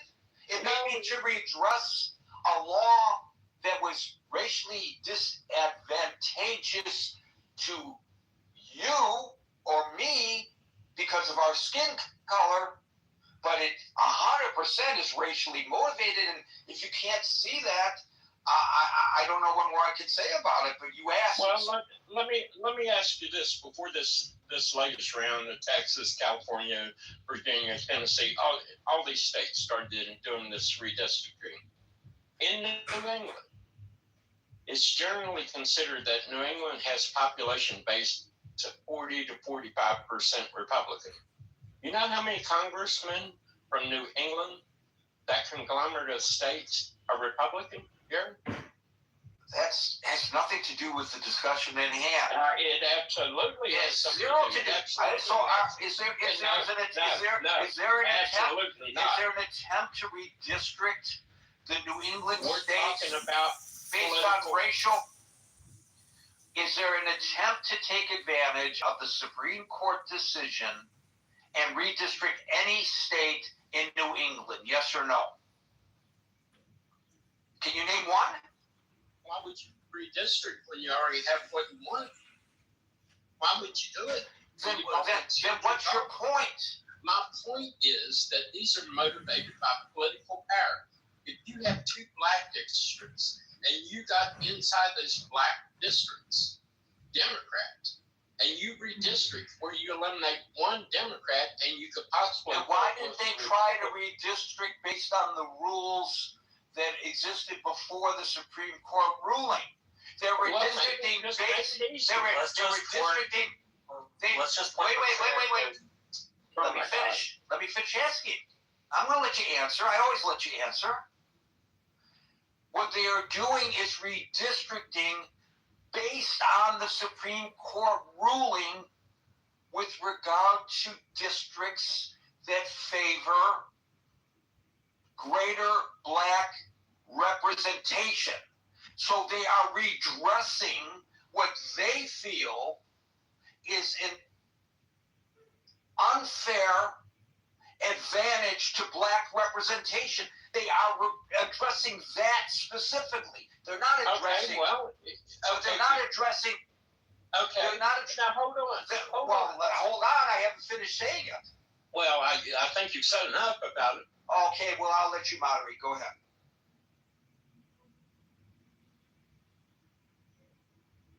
No, I mean, to the point that I was trying to get at, I don't want to moderate. But no, you can. You can. Gary. No, what I was trying to get at is if you're saying that they redistrict based on what was considered unconstitutional drawing of the lines, then the power of chief to do that would be unconstitutional. But you cannot argue that it's not based on race because of the decision of the Supreme Court was based on race. Just call it what it is. It's not. Say this, Steve. If you say this to me, the districts were unconstitutionally drafted in a way that favored black representation, and we are redressing that wrong because it disproportionately represents black people. Then say it. But that's obviously race. I mean, if that was the case, fine. If I'm my whole 2 seconds, like y'all back and forth. There's a really, really good example. Exactly what Gary is talking about is the state of Louisiana. Louisiana constructed maps right after the Supreme Court decision, and they were struck down by a federal appellate court because they were drawn racially, which is now unconstitutional. The same maps, Louisiana is now currently suing again to get to be made their maps. So maybe it's not everybody, but it's certainly Louisiana, and Louisiana is certainly in the former Confederate South, and the countries, the states in the former Confederate South still hold those views. It's not as many people. They're still there. Because Reconstruction was never finished, people still hold those views. So you do have to take into account that it's not just political. You can't just say it's all Machiavelli or Dr. Jordan, but you can't say it's all political and not take into account the cultural heritage and history of the place, and noting that it still animates people. I mean, Robert Byrd was in the Senate until what, his 80s? Something like that. I guess my point here, Steve, is that there is an element. I knew that. Early argued that there's some political stuff to this, because I think that was Texas, right? Because we didn't draw out Hispanics. We drew out Jasmine Crockett's district because she was particularly caused some ire for the big three: Lieutenant Governor, Governor, and Speaker of the House. But it was more political than it was racial. Louisiana's was more racial than it was political. And so we got to recognize this. Marshall, let me ask you this, a serious question, because I've lived in the deep South a little bit. Do you think at this time that there's enough of that undertone that you just talked about to wield the political power that would be necessary to achieve these things? I don't think there's enough of it present, Marshall. Sure, there's a little of it there, but to the extent to permeate the political system, to the extent that you could get this type of there, not based on my experience in the South. That's not what I mean. What I mean is you mix people together, and so yes, there are going to be some people in that group that make decisions that do it ethically and do it the right way and represent the people. But there are also those members that hold on to the lost cause mythology. They still hold racial animus, and they may not be in Congress, but they are community leaders. They are people who go back a long period of history who people look to, right? I'm not saying that the South's not made great strides since the Civil War. What I am saying is the South's genetic undertone from the start of the country is still there. It's not gone. Let me ask you this. So when the Supreme Court addressed what was going on in Harvard, and if Harvard corrected that admissions thing they've done based on what the Supreme Court said in their decision, does that make the faculty at Harvard racist? No, which is why I didn't use that as an example. It's why I didn't use the term racist. I said based on race. What are you up to tonight? Yeah, but you use the term racist, which may very well apply. But to say that if you're taking advantage, and I'm not saying taking advantage in a negative sense, if you're taking advantage of a Supreme Court decision that is a decision that was about congressional districts defined based on race, and now you're changing it, obviously there is a racial component to it, because what else could it be? The Supreme Court acknowledges that those districts were drawn up based on race. Now they are redistricting, not based on race, but they're using that Supreme Court decision. I don't understand. Dows protest too much, I think, on this. Well, am I hearing this correctly, that the original drawing of the map was the correct way that should have been done in your mind? I didn't say that, but if you ask me, that's not what I just said.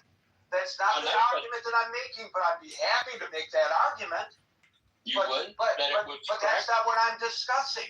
What I'm saying is, obviously, the decision to redistrict based on the Supreme Court ruling, which was based on race, is therefore based on race. And I don't know why you're protesting. Why don't you embrace it? If you think that those original districts were wrongly established based on race, then say it.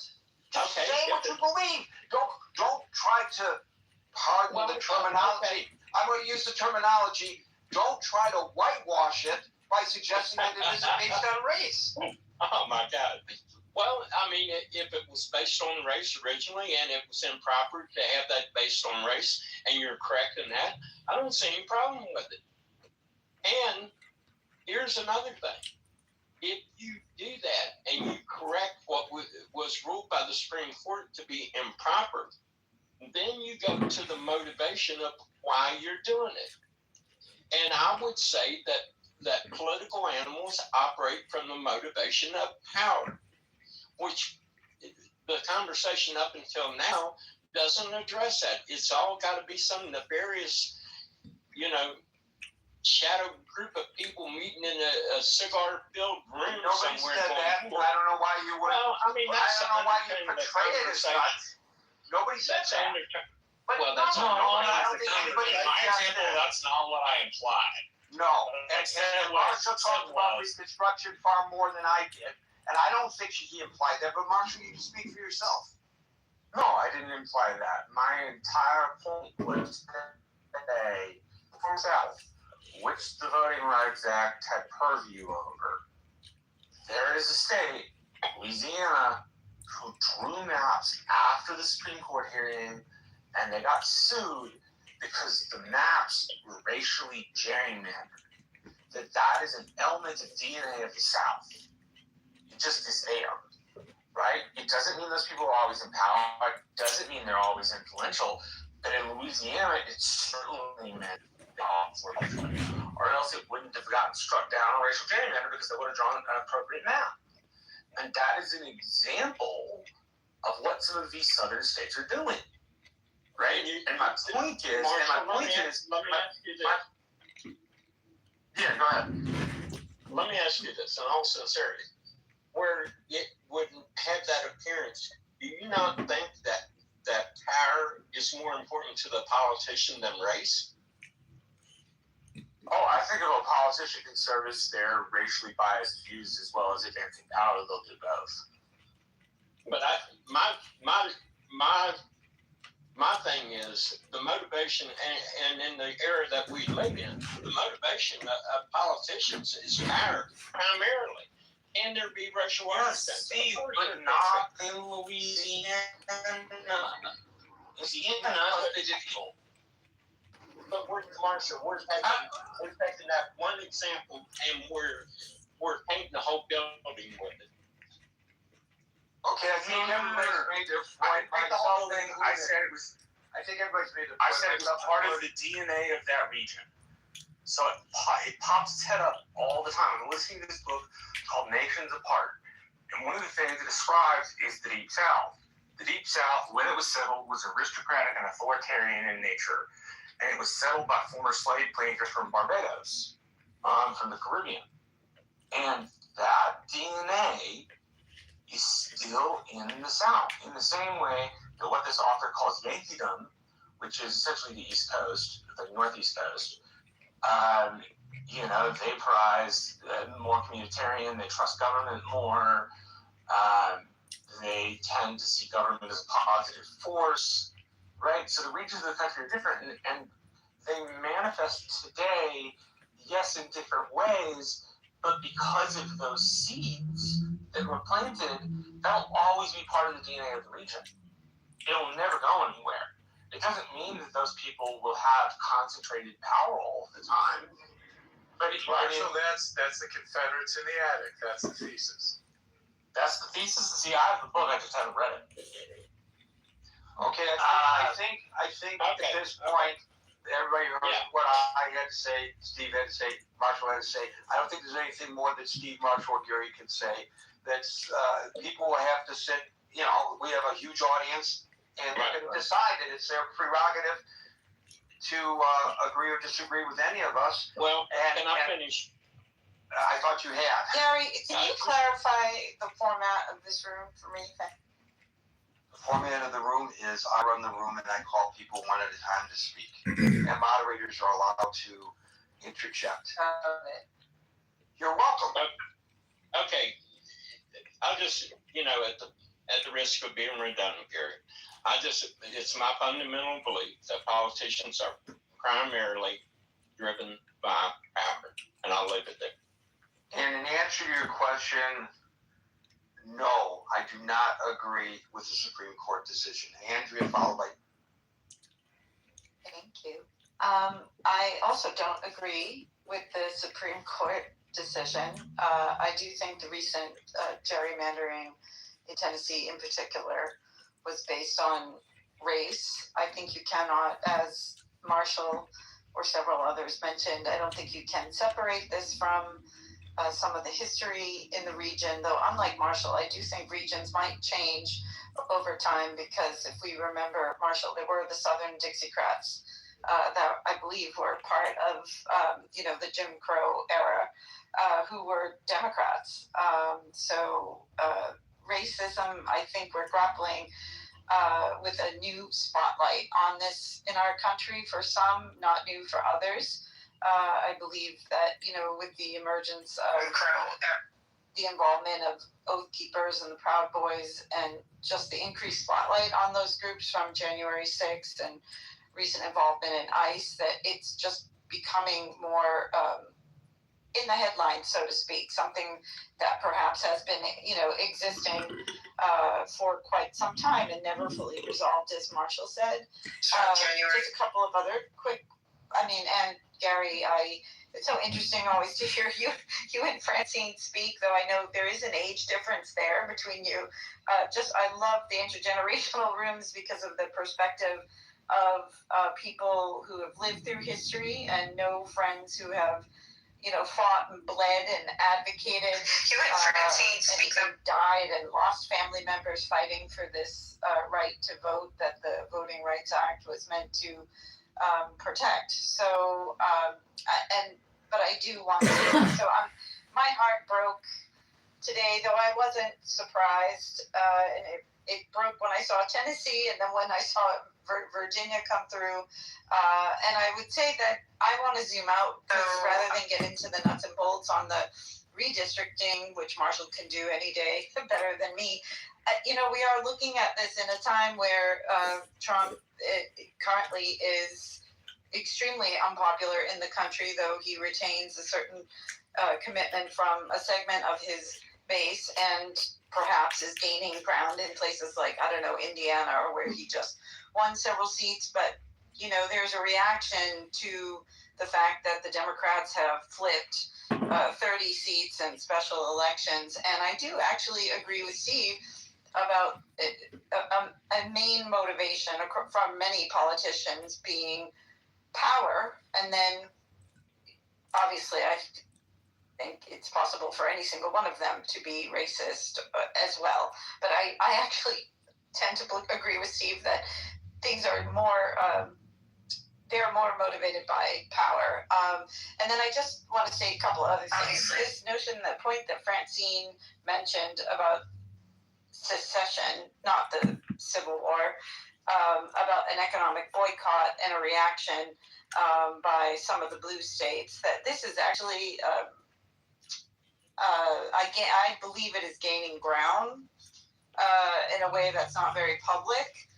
So I think it's, no, I'm not advocating one thing or the other. I just believe that it is out there as a tactic, that people have been, it's in the ether that people are talking about it. So it's not off, I don't think it's totally off the wall. And then the other thing I just want to say is, Marshall, I disagree with you on the deficit, even though all the administrations have maybe gotten us to this point.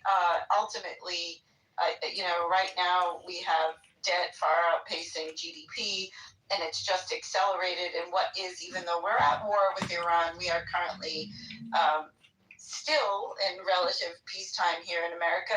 And I don't see that we have a big economic boom projected or coming, post-war to save us, unless we're all relying on those 5 AI companies or however many that are propping up the stock market. So I'll land there. I do think it's racially motivated. I think this is a very important subject. Gary, thank you for hosting this topic tonight. Thank you. And again, a reminder that on Saturday night at midnight going into Sunday night at midnight going into Monday, we're going to be holding forth on Substack Live, something new we're going to try just to see what it's like. It's not a replacement for Clubhouse. It's a completely different environment. But if you want notifications of all that, feel free to subscribe to my Substack, which is linked above, which is a free subscription. You don't pledge any money, just subscribe. Gary, can I just say one other thing, which is that I think the only other big picture comment I want to make, and it's just that we're also seeing a rolling back of other civil rights, in particular for women. So to pretend that isn't partially what is at play right now in this current environment, I think is just not really looking at the whole picture. So that I'll land it. Thank you. Obviously I agree with that assessment too. Hey, Gary, can I add just a comment real quick? And Andrea, thank you so much for that contribution. But Gary, we've talked quite often on this stage in the past on the subject of anti-Semitism and how important it is to call out anti-Semitism. I also want to call out language that I've heard on the stage so far today. It's the comments racial undertone or racial undercut. What exactly is that? And to me, that's a racial-based statement for someone to say racial undertone. There's no undertone. It's either racist or it's not. So I just wanted to share that I feel to be consistent, since we'll call out anti-Semitism, let's also call out those smoke signals that talk about racism. Thank you. Yeah, well, as I pointed out earlier, and I thought it was just great that you mentioned it, some of the racist rooms that appear on Clubhouse and elsewhere, that it's not often that people call it as it is, especially people who are politicians or in the political sphere. They try to hide it through euphemisms and use of semantics, and I think it's important for us to recognize that, and I'm glad you just did. David, and I don't know whether the other people we've invited up on the stage are going to make it, so you may or may not be our last one. Let's hope not, Gary. Yeah, Gary, great room. I wish we had maybe a greater diversity of thought up here, especially given the import of this court decision. I think we've heard some diversity of thought. What have we missed? I'm pretty sure that my position and Martha's position and Howard's position was countermanded pretty darn well. Tonight I'm ordering an Probably the only one who challenged us in that manner, but I mean, there was a diversity there. Okay. Well, all right. Well, some of the how fast, how long these laws have been on the books. Also, though, when people let me in, to when I'm trying to come out of a driveway or let me choose, I also always give the. Recall that when the march on, putting in play the new amendments to the post-Civil War Reconstruction period, that arduous, heavy lift that we asked white America to do in the face of years of their oppressive behavior, it wasn't easy. In fact, I take people back to 1912, where there was a court case involving a gentleman that wanted to vote in the great state of Alabama, and Justice Oliver Wendell Holmes ruled in 1912, you have a right to vote, sir, but we don't have a way to compel the state of Alabama to give you the right to vote. So therein lies, in 1912, the difficulty and the power of entrenched racism against a large majority of populations in the South that were facing the inability to overcome. I just found out as well, Gary, that the term grandfather law refers to a slave having the right to vote, or not a slave, but a former descendants of slaves having a right to vote if their grandfather was able to vote. And so the South used some of these very onerous, arcane terms because how many people actually. That's where the term grandfathered in comes from? That's correct. That's right. I never knew that. Yes, exactly. So 1911, in Giles versus Harris, Oliver Wendell Holmes made that majority opinion. So anyway, marching toward the Voting Rights Act, we saw what happened with the ascendancy of the Warren Court, circa 1950s, I believe. Earl Warren, by the way, was one of the most popular governors in California's history. He was a bipartisan governor for 3 terms. He promised then President Eisenhower he wouldn't challenge him in his election, but in exchange for that, he wanted a position on the Supreme Court, and it just so happened that the vacancy that opened up was that of Chief Justice. So Warren never served as a jurist. He was always a politician. But this guy was able to obviously lead the march when the cases were brought before him in terms of Brown versus Board of Education, and obviously that they overturned segregation with a 9-0 verdict that came down on high. However, the Deep South and their politicians were calling for Warren's head. They were calling for impeachment. They were saying this is legislation from the bench. Well, this is the very exact thing we're seeing right now, I believe, Gary, in the way that the Supreme Court has surgically dismantled this law. And let me explain. In 1982, when Congress passed a strong amendment to the Voting Rights Act in 1982, a then emerging jurist by the name of John Roberts didn't like the decision. He didn't like the arguments. He said, wait a minute here, this isn't right. Well, in the Deep South, Gary, the 82 provisions were challenged in the state of North Carolina, resulting in a Supreme Court case affirming with 9-0 these very amendments that were passed in 82 in a case of Thornburg versus Jingles. And so here we have not just the legislature enshrining law the way it's supposed to be done in this country, but you have the city Supreme Court justice affirming that. We see a total takedown of one legislative victory, and then we have the Supreme Court affirming that, only to have this Supreme Court decide in all its wisdom that this is bad law. And we, in our wisdom as 6 jurists, have the right to override this precedent. So that's very important. It also is important to note that in 2013, when then the District Attorney Eric Holder fought the Shelby decision with Section 5 of the Voting Rights Act, recall that it was Justice Roberts who said, hey, wait a minute here, we still have the Section 2 provision in play here for you folks to lean on, if and only then you need to do that, so it's not completely gutted.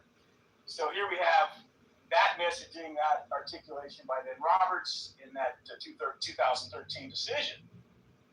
And then recall that it was the vaunted legislator, civil rights lawyer, John Lewis, who marched in 1965 on the Pettus Bridge, named after a Grand Dragon wizard of Ku Klux Klan, Southern leader, who marched Bloody Sunday, 1965, into the mob of guys and cops and cops with badges and batons, and they all got beat up pretty bad trying to march for the right for freedom. And of course, we shot down the John Lewis Rights Act, could not get the votes, trying to re-enshrine those things that were lost in 2013 by the Supreme Court for decision. So, Gary, what this could potentially portend is the emergence of politicians in the Deep South who don't necessarily want equality in this country. Recall that in the Great Pelican State, it was David Duke who almost won a governorship, Grand Wizard, I believe it was circa 1991-92. And were it not for the massive groundswell of voting by the Black community in that great state, we might have had a Grand Wizard leading one of our 50 states in this country. And so does these decisions open up the floodgates for these types of politicians to emerge, not be able to check their racism at the door because the Black voters won't have any power to keep those guys out of office? So I think that ultimately is a potentiality with these decisions that does not advance the democratic and racial principles of this country. And I'd like to just end on I really appreciate Dr. Francine's comments as one who's in a blue state. Although I like her comments in theory, I don't like them as far as being able to execute it. But I think there's some room to maneuver on some of those ideas, because here's the thing, Gary, if you can have these kind of laws by 6 jurists, not laws, but decisions that are essentially laws, because when they say something, that it has to be supported. And then as the minority populations of this country begin to expand, where does that leave us if this is not done? If it's a colorblind society, Gary, then the arguments that Steve makes and all those other persons on the stage, maybe they're few and far between, then we don't have anything to worry about. But this is not a colorblind society. And that's my issue with that. And I'll land there. Thank you, David. Les, followed by Ching.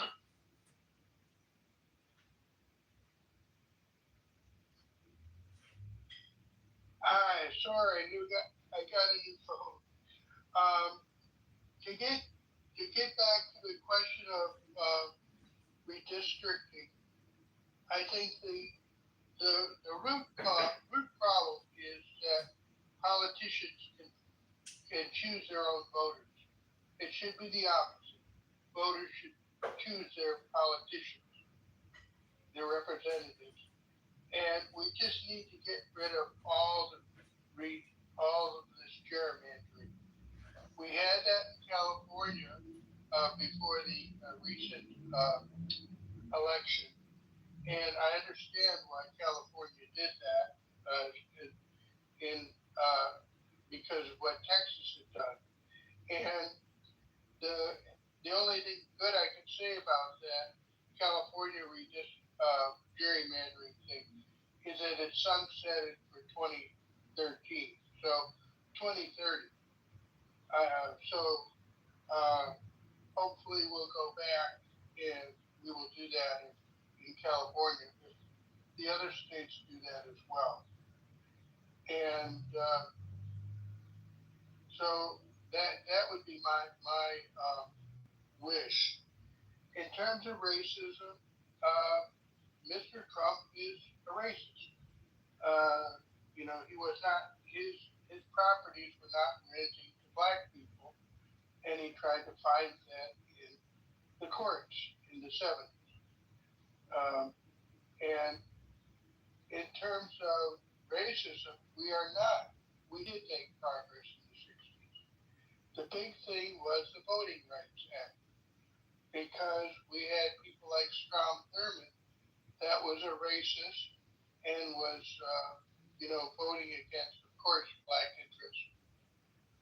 But then South Carolina had a huge black population, and after 1970, he had to cater to the black population or not treat them with as much disdain as he had been doing before. And so I think that things aren't perfect, but I can tell you things are much better.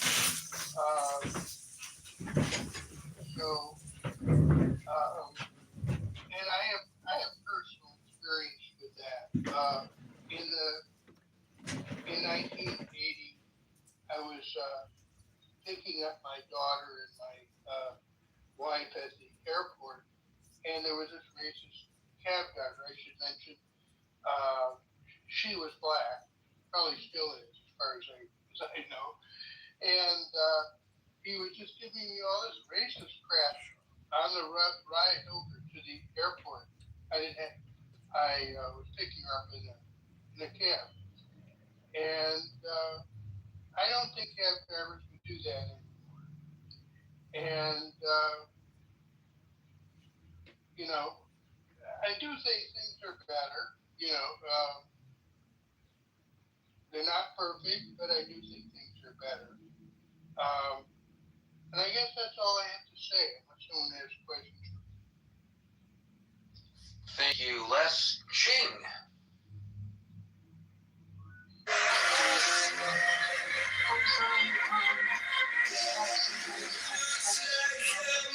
Button without knowing it, and thank you for having me. And I'm gonna pass this. I don't have enough knowledge to make comments, but seems like it's not a good thing that the lottery ticket. That's what my car. Striking down the house map. So, I mean, at the end of the day, Thank you, Ching. the hemorrhaging's got to stop at some point. I mean, America, we're going into the summertime period. I mean, we all, America. In manufacture, because when you rely on it, when you have manufacturer pay. On Substack Live.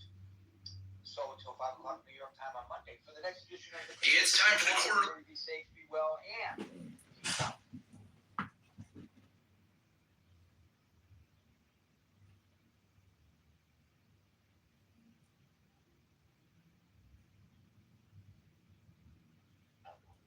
50 to 64 was 11, and 65 plus was 6%.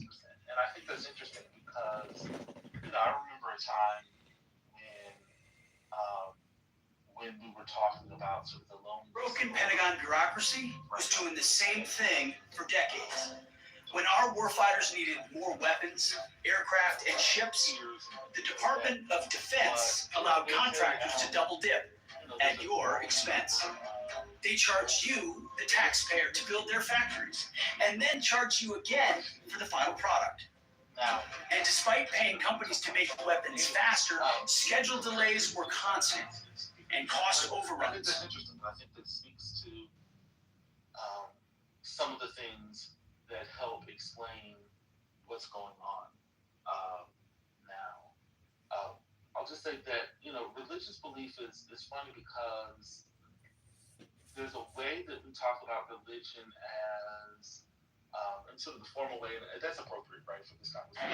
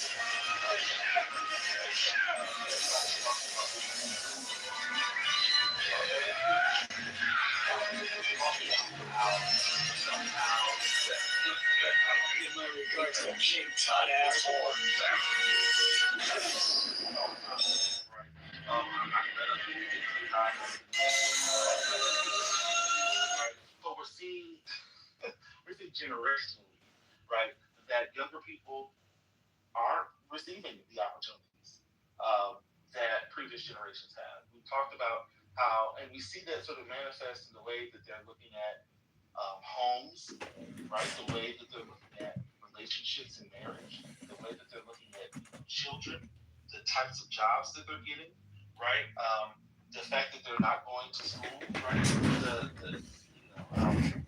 or going, higher education, right? They're dropping out of the workplace at rapid rates. Like there's a lot of things that people hold on to that is not about the big man upstairs, but those beliefs are not transferring over to younger people. Younger people are not seeing, not constructing the world in similar ways. And in moments of crisis, in moments of disruption, over and over, right? The cycles of economic disruption that we continue to have over and over and over, right? People are looking for, not everyone, but there are people who are looking for other ways, who didn't grow up with religion, who don't have the same sort of relationship with religion. They are looking for something that sounds or feels like there's some structure in a disruptive, seemingly normless world. And it's not completely, this cycle is not new, which is one of the reasons why, people often laugh when they say, religion is going to die off now, right? God is dead. The world is, the world moving on. We're much more modern and much more sophisticated. And a lot of people laugh because these cycles are not necessarily.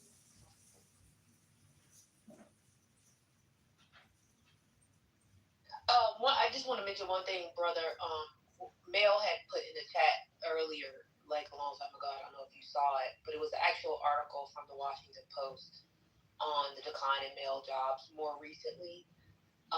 And the thing that stuck out to me in the article was the researcher from the University of Michigan said that it's not all retirement and education. There are guys just dropping off the planet. They're not looking after their kids. They're not in school. They're not in the labor force. Across the board, when we look at men, we see challenges that they face that leave too many men disconnected. That's one of the reasons why I brought up the sort of religious piece and sort of the revival that I was talking about and put in the chat, the Porch church in I think it's in Texas. Because that quote from Betsy Stevenson, who was a professor of economics at the University of Michigan, made me think that's what I was seeing in the eyes when I went to the revival several months ago now. I went to this revival, and I'm calling it a revival. It was a 3-night little service, but it scared me so bad I didn't go back after the first night. But it reminded me of the look I saw in those young men, the young men's eyes. But I understand this has been happening. In fact, it showed the trend line from like 2008 and the men in the workforce up until the present. And it does speak to some of the things you were saying, but that quote really, really stuck out to me because of the way in which I, kind of saw the sort of those young men at the revival a few months ago. Yeah, no, I agree with that, and I apologize. I wasn't. I was reading the article as you all were talking, and so I didn't mean to sort of speak against that article. I actually agreed. I was sort of trying to talk about some of the other things that I've heard in the conversation, but I agree with it. I mean, I know I'm not trying to start a gender war or anything like that, but like we have talked about on this app, we've heard in other rooms, the conversations around sort of gender and people's, sort of the constructive quote unquote roles around gender and expectations and all those things. And at some point, those are right. Gender is an organizing principle, right? And Brother Murphy, can you expound on that? What do you mean? Gender is an organizing principle?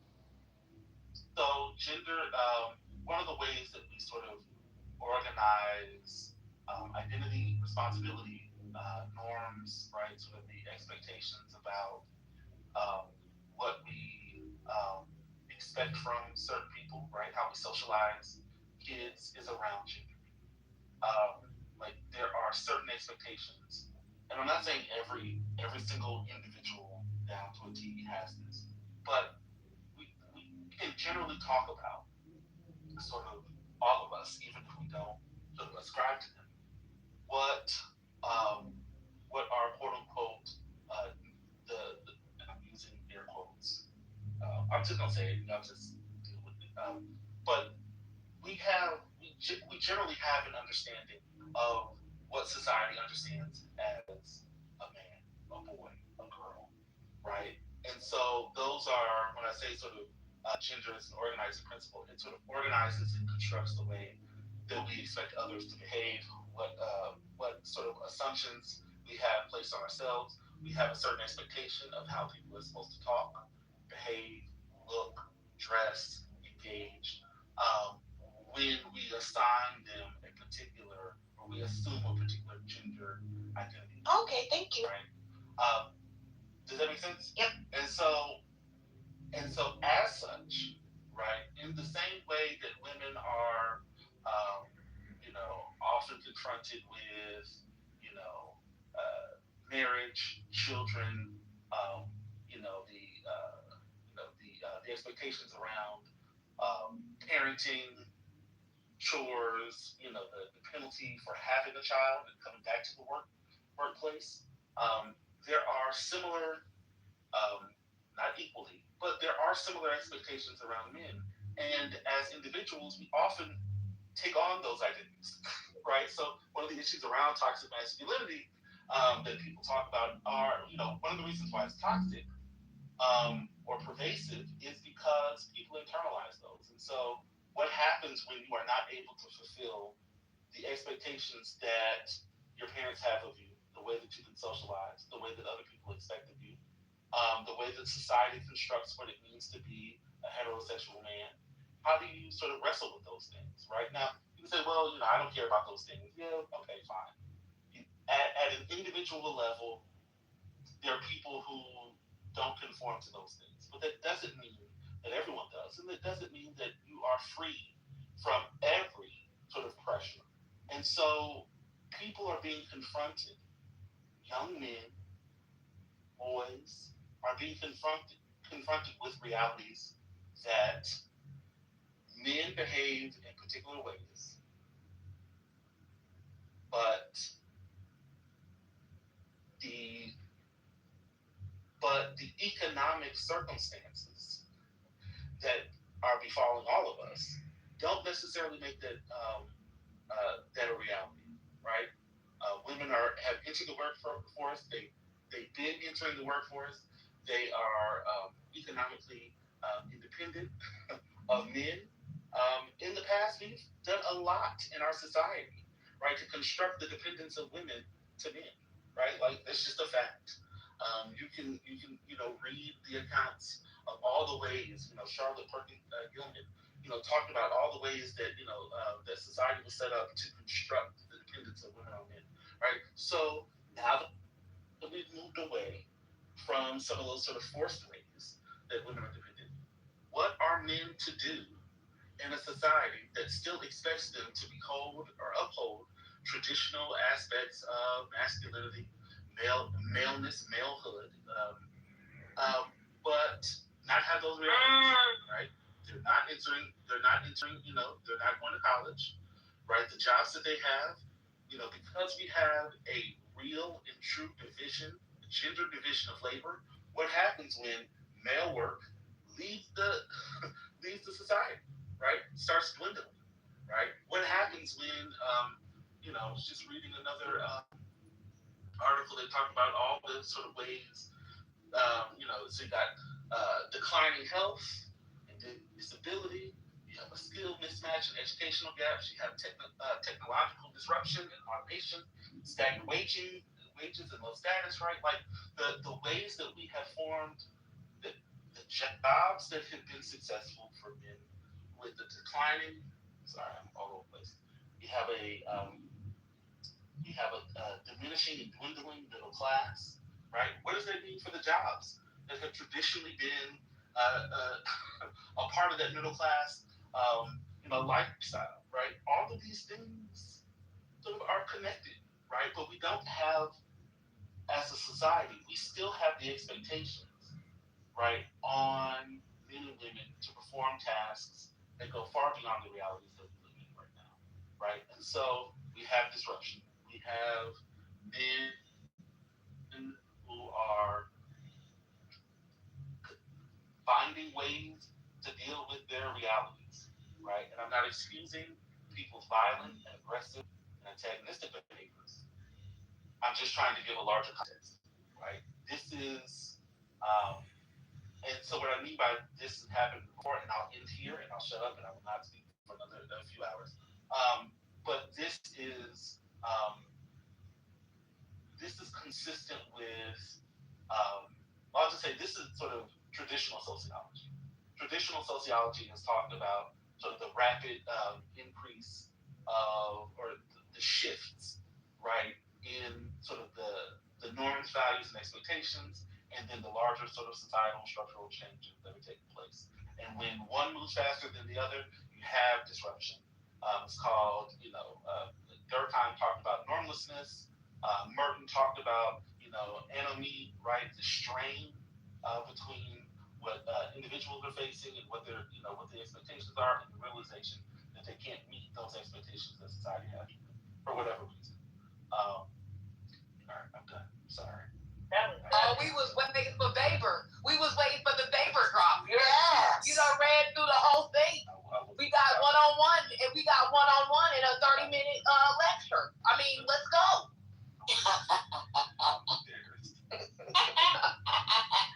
Your mama, that was less than 30 minutes, but that was good, brother. Hey, brother, I need you to sign so I can get my 3 credits, by the way. even more painful. This is the largest intro to sociology on all of the internet, in all of the world, in fact. Shout out to Nubia. Shout out to Karen Hunter and Greg Carr. Well done, brother. I'm just playing. But thank you, brother, for substantiating what the data actually says, right? Men are losing their minds because that traditional concept, which, by the way, was not very favorable to men.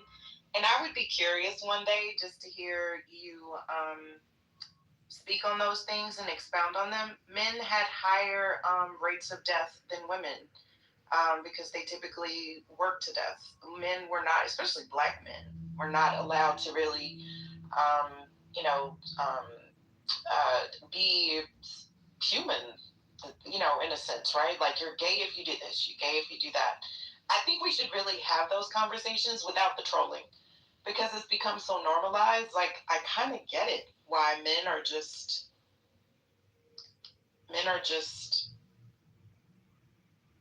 I don't know. It's just, yeah. I think that this is a great opportunity for men to redefine themselves, to be perfectly honest.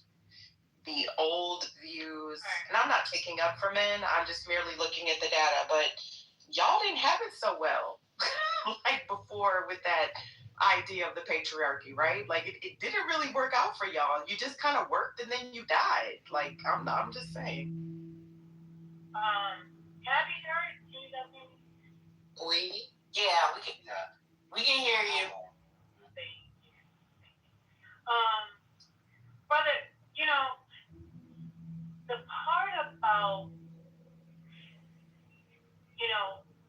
women on the rise, taking, some of these positions, and then the men feel like, well, what am I supposed to do? And then holding on to some of these old traditional ideas versus adapting to the, place of where you are today. I thank you so much. I mean, I really wish, you would, allow yourself to present this, on a recorded conversation.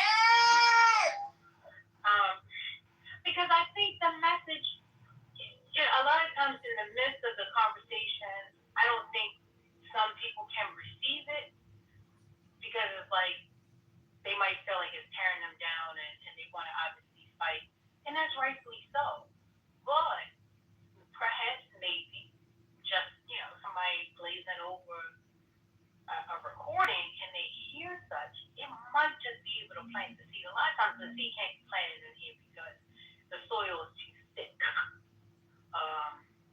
And it's thick with the ego and all kinds of other different things, especially being on an app.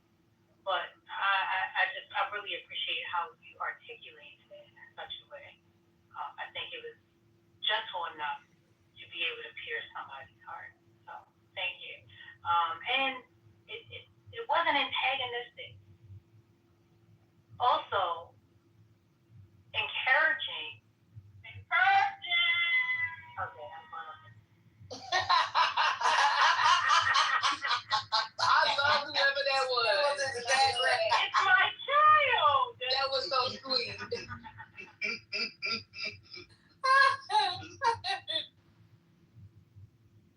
Everybody brother, cheerleader. Brother, I'm gonna just tell you something that I won't tell you in the back channels, but I need to know how you come. Let's see. We holding each other accountable. I think that would be fascinating just to present the data because I hate the conjecture, right? I just love looking at the data. Like, I think that men have a right to be upset in this regard, right? Like you said, when things change too quickly, it can cause severe disruptions. I think so.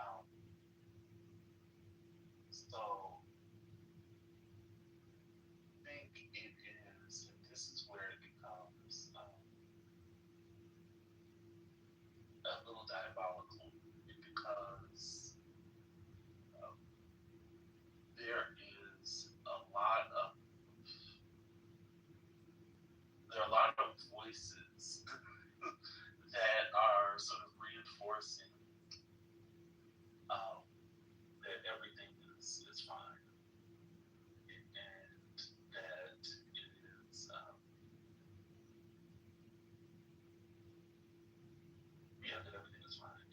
it does for a lot of folks is with, I think, there's a lot of things, but again, sort of growing isolation of people. I think that also makes those narratives even louder because I was looking at I was reading some stuff about hookup culture, and this was a while ago, but you talk to people, and they'll tell you, these are young people. They'll tell you what they do. They again, we've seen sort of the trends around sort of not having sex, not engaging, sexual activity, and it's not it's not the majority, but it's a significant group of of that population. And they'll say, okay, I'm not having this, but I think everybody else is, right? Or I think, and so then there are other questions people go ask, and so they have this sort of warped sense of what's going on, but they believe that they're the one who's the outlier, right? And so I think the same is true with some of the struggles that men are having, where these narratives exist about what it should be, what it is, or what's happening, right? That don't speak to what's actually going on, and people are talking to each other, and and so they believe that they're the only one, right? And then um, they find out that other people are struggling, and then they become resentful because they're the only ones. They think they're the only ones who are going through something, and we haven't really provided narratives. I mean, I've talked about this before. Again, I'll show you better this. I think institutions are really important. What institutions communities build for their people? Like these narratives don't just change on their own, and the issues that people are dealing with, if they feel isolated, they will make their own meanings. And when people, and this goes for children, right? This is why, like, not having conversations with children, not having age-appropriate conversations with children about things is frowned upon, because people make their own meanings, and oftentimes those meanings are wrong, but they are trying to make sense of the world around them. And so when they do so in isolation, and when they think that they're the ones who are sort of getting the short end of the stick, with the old reinforcement of what they quote unquote are supposed to be doing, they can't achieve that because either something they did right, or something something they're not doing correctly, or they just got the wrong end. You got a lot of resentment, and social media often does not help those conversations. Um, it can, but yeah, I think institutions that are purposeful and sort of reaching out to people. And I think that's one of the reasons why the church is people are seeking the church, because that is an institution that more or less is in every community, right? There's a visible, people know where they can go, where at least have an idea of where they can go. Yeah. And in the past, I think. I'm making something real quick. There's power in testimony. And what you say. If people are speaking about the good things that are happening, and someone who's young and who's struggling, it's very difficult for them to have hope and believe. But people got to get back to testifying and telling their story so that someone else can dream and believe. Go ahead. I'm sorry. No, brother, I was gonna say I think there's some scholar who's written about the ways in which churches provide social structures, or sort of what the politicians might call wraparound services for communities. We're waiting for I wish we could bring him on the app. That's what I wish we could do. Brother Messi, remember when I was arguing with a certain your favorite atheist, and they kept saying the way that we save the black community is we get everybody to be an atheist. And I was trying to tell them, you think that would be the answer, but these niggas that don't go to black church are worse.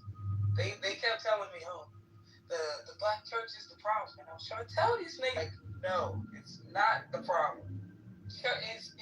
Your beef with religion, it doesn't mean you should shit on the institution, because we see when these niggas fall out of this institution, what happens to them?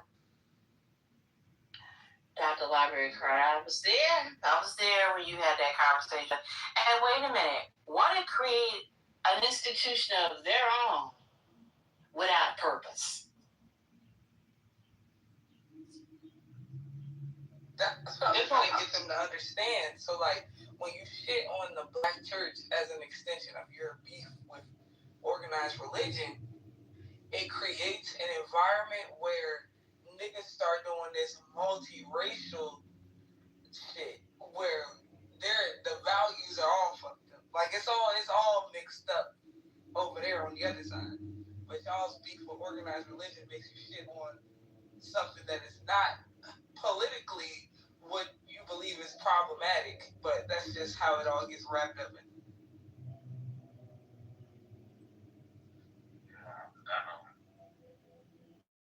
That's good, Dad. I'm not even going to get into the black church in this space. I know you don't know nothing about it. It's a rough topic. I mean, I'll just say that having spaces to gather in person are important. Not saying social media, social connection, like any form of social connection, can be positive in the sense that it can help with sort of emotional well-being, sort of the feelings of isolation. But also, I mean, I've said this in other spaces. One of the things about the churches, and religious institutions is that it also allows for people to gain a sense of cohesion, collectiveness, shared understanding. I mean, not everybody in the church historically has believed in everything that the church espouses. Not every member, not every person who's been in the church is a Christian, right? Especially in the black church right now. But it has been a space where people have developed language, have developed a sense of connection, and those things are important.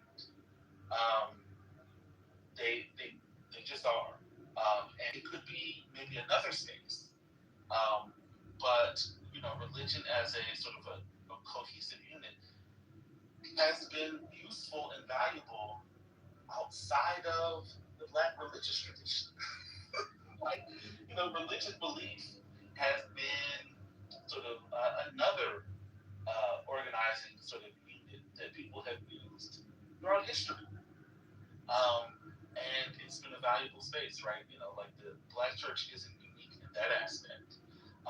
We just, talk about it because it created, in more modern times, a culture and a group of people. It helped shape. It didn't do it, exclusively by itself, but it helped shape sort of a culture and create a culture of people in a more modern time that did not exist before. And so we just have a lot of historical, tracking of this sort of modern phenomenon. But yeah, it's important. Institutions are important. And so again, and I think that's a consistent thing that we talk about in other days right? Going back to the importance of institutions, valuing the role of institutions in, in American life and society. It's kind of cool.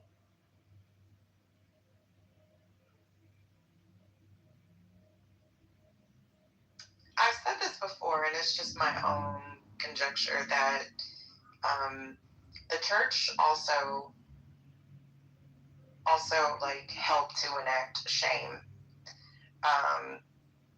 Because the church was community. The church was also a social place. But I remember hearing lots of times, not directed at me, but just, like better to marry than to burn.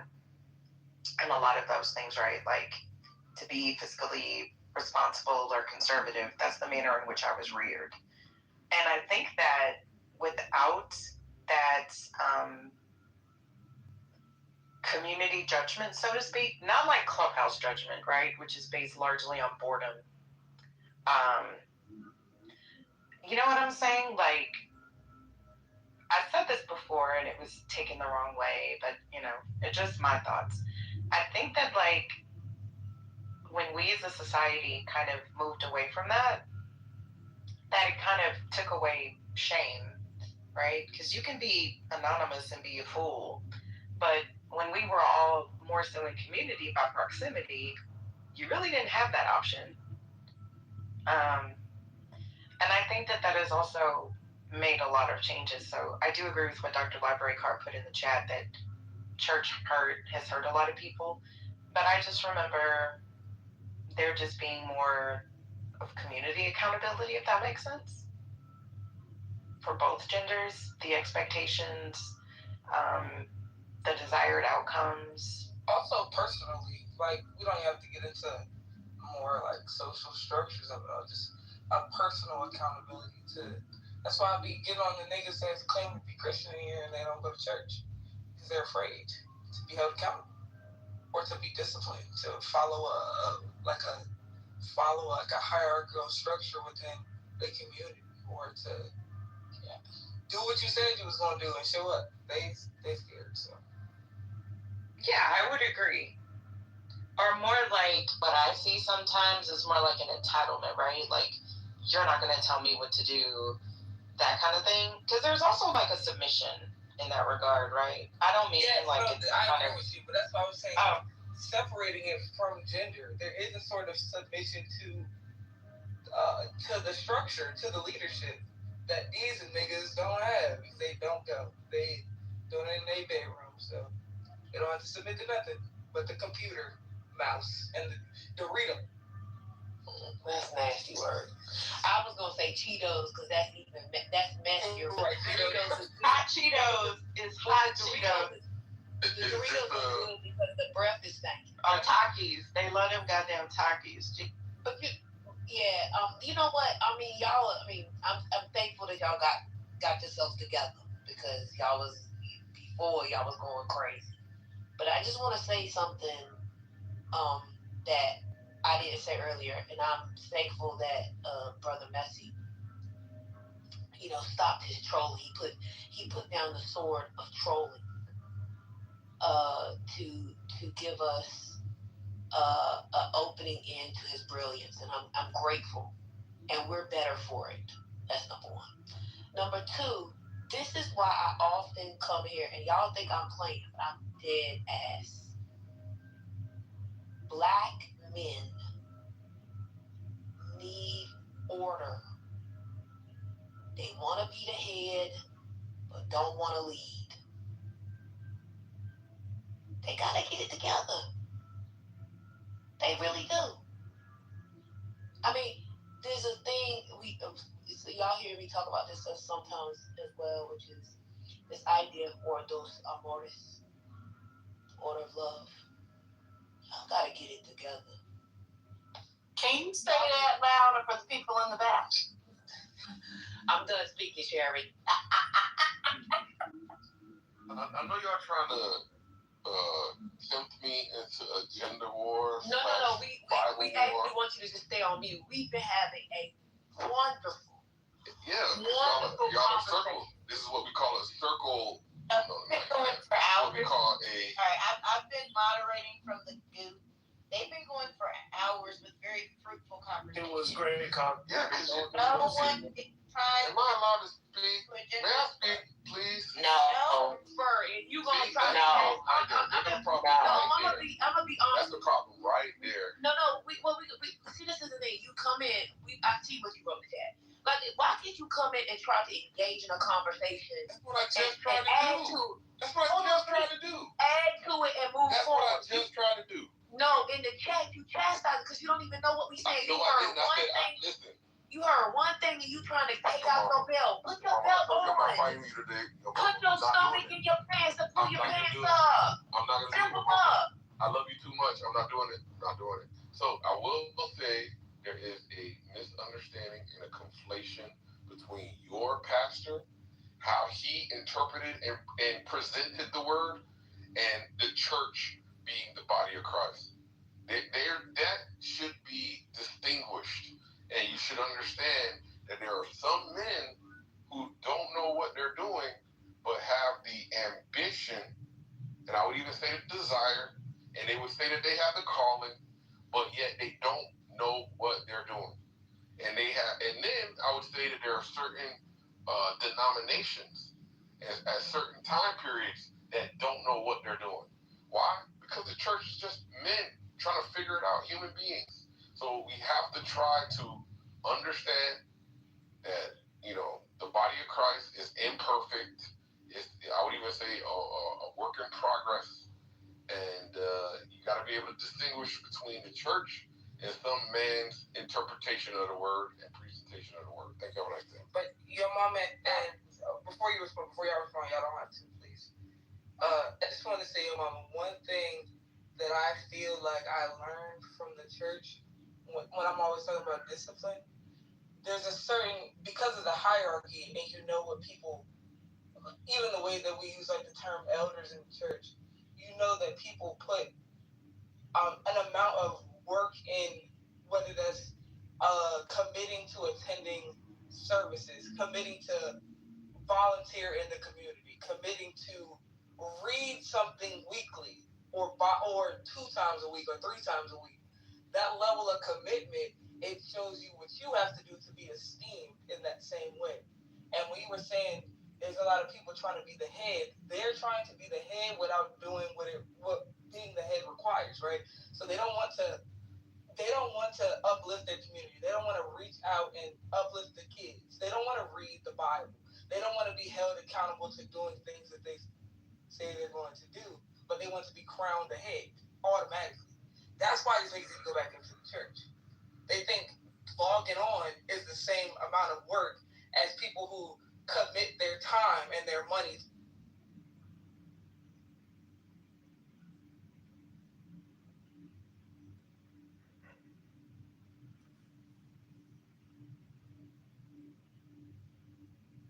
And also the church took care of the community. I remember when my kids were little, this is anecdotal, but I didn't want to take them to a daycare just yet. So where did I find, an elder who, needed a little cash and, or just watch the kids out of the love of her heart? The church.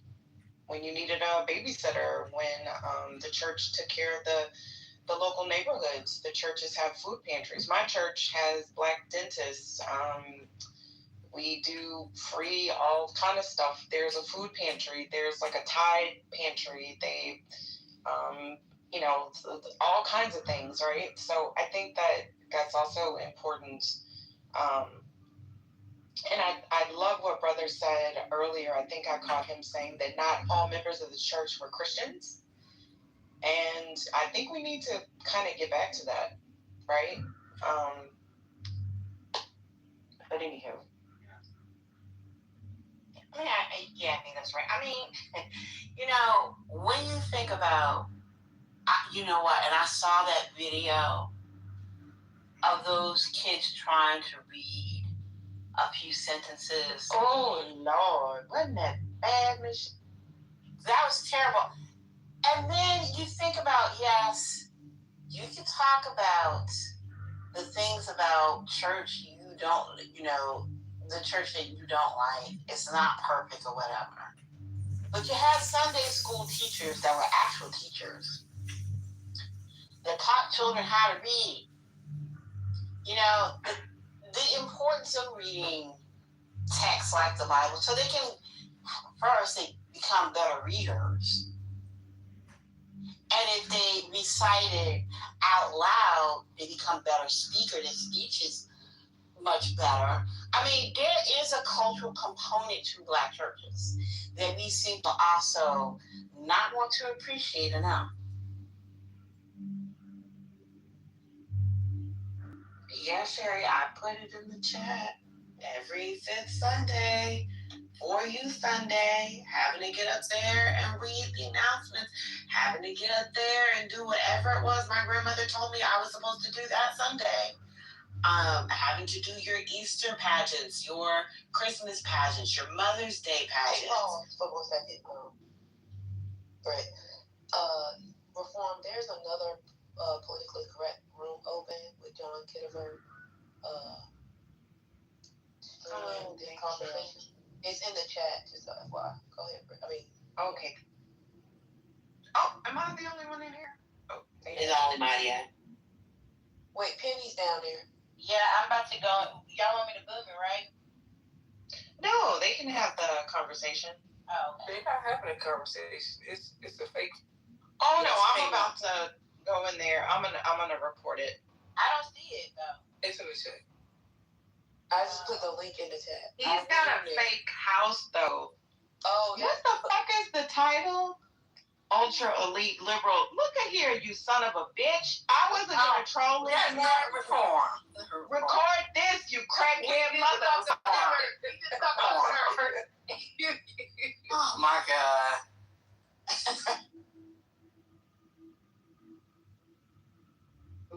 I went in there and I was like, why is Sherry talking? Okay, he has a whole fake house. Y'all, please report this house because he has a whole fake house. But y'all, please. I thought it was another. I thought he opened a room. Politically correct. He got a whole fake ass politically correct house. Weirdo. Because he's not a mod. He can't. An admin. But y'all, please continue the conversation. Sorry, Brie. I didn't mean to interrupt, but I. Oh no, you're fine, Doctor. Said we should play music. I guess in an effort to stall him out or whatever. But yes. But yeah, I was just saying that like having to do that, you know, from the time I could read up until when I left for college, like if you are a very shy person, all of a sudden it's not saying that you're not shy. It's not to say that you don't have nerves. It's just to say that as you get older, having to build that skill, by the time you go off to college and you have to give your presentations, it's no different than having to give those Easter speeches. And the things that I had to do in effort to get through an Easter speech, as far as learning where to focus, having to enunciate, having to make sure I, can pronounce the words properly, all of these things, you're able to do it once you get to college. You're able to do it once you matriculate on through life, and you might have to do presentations for things and for people. It's just, there's skills that are taught there. And even though, as a kid, hate doing it, as an adult, I can be very quick to accept the fact and admit the fact that, part of the reason why I'm able to speak the way that I am and do the things that I do is because I had to do all that in church as a kid. You can keep talking. I'm just playing this song over. Oh, you good? We have a little background.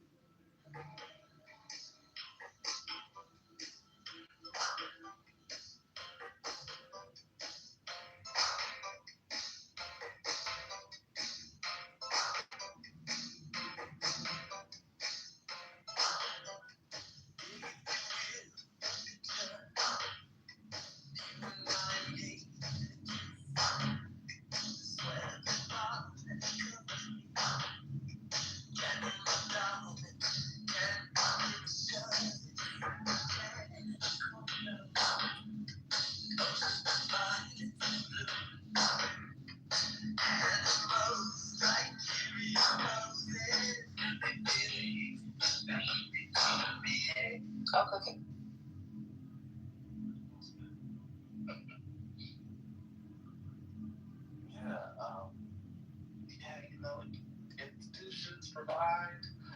Well, I'll say this. I mean, I think, there's a, rites of passage, I think, are important, right? Celebrations and of highlighting moments in the life course, I think are really important. I know that people have talked about, the excess of like the celebrations of, preschool and high school and all that stuff. And, I don't need to mention those to go down the rabbit hole. I think, and I'm not saying those specific ways of engaging are, great. You got to spend $1,000 and all that stuff. But I do think, thinking about how, like, what sort of moments we celebrate, again, as a community, right? As an ethnic group, what sort of collective ways do we acknowledge sort of transitions among our people, right? How do we talk about the experiences of, of changing, right? Is it just that we have, being a little facetious, but, is it just that we have the talk about what to do with the police officers, right? Like, is that, that's a consistent narrative that we have. I'm not saying it's not important, but like, I often don't hear about other ways that we celebrate or we acknowledge or we instill what it means to transition over time, right? I was reading a really awesome piece about the way that other cultures, or that cultures in general, celebrate the like baby teeth, right, when they fall out, and what it means for different cultures, right, and how they actually engage in the process of, acknowledging this sort of moment of change, and what that means for parents. The role that the celebration has for parents as they are dealing with, children getting older, and what it means for, their relationship to them, and all of these things. It was really, sort of a beautiful discussion of that, and it, thinking about what does it mean for, other cultures, celebrate, you know, um, 15 or 16 and all those things, and what does it mean for people to celebrate that, and what are the messages that they're also instilling at that time, right? What does it mean for who that person, you know, what are the expectations, right, about a person, and it doesn't mean that everything that gets, instilled or, it sticks. Culture is not something that's just sort of that's passed down and kept the same way, preserved. Not all aspects of culture work like that, but there are those moments where, if a culture is to live and exist beyond its current moment, there has to be some transition, and there has to be a way to articulate that that resonates with the generation that you are trying to instill those things in. And then what does that mean for, what they take, what they, adapt, what do they continue, and what do they change, right? And then how do they disseminate it and pass it? I think those are important, and I think we often miss those. And it can't just be, I'll stop there, because I don't want to put that. Dr. Rabbit Hole.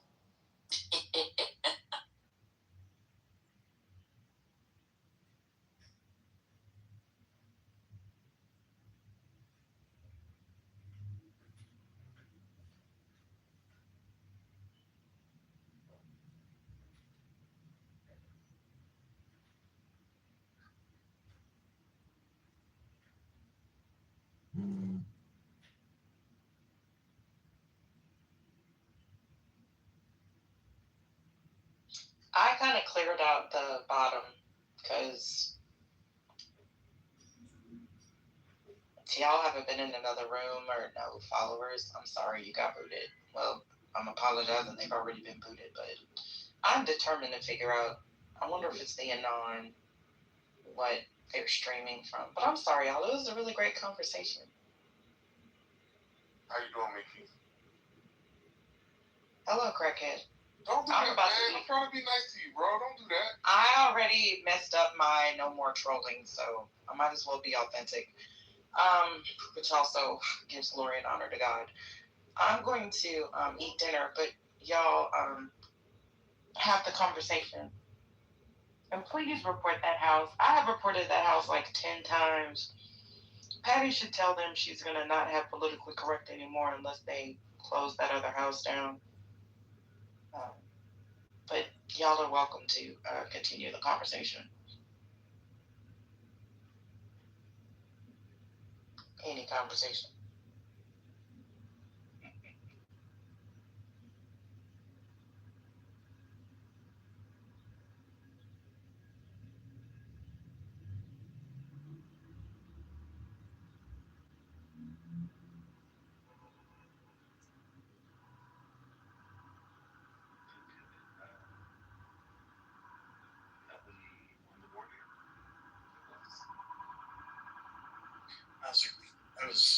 That was a good plan. Thank you for the just for opening my mind a little bit today. I appreciate it, and everybody who contributed. It's really great to listen to.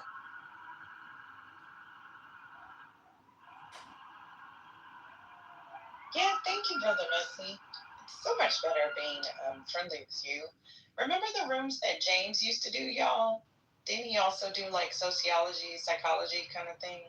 Yeah, psychology. I was actually thinking about James because you said you. Yeah. Where is he at? I don't know. He's been gone for a minute, but I always appreciated those rooms. Plus, he was funny as hell. Oh, he's working. He's getting work done. Oh, well, congratulations to him.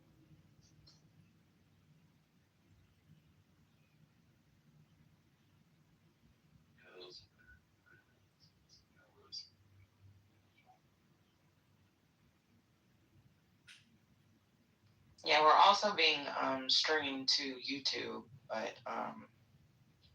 I'm sorry, y'all. That title just took me out. Wait, what is it again? That's why she played the music because it was streaming on YouTube.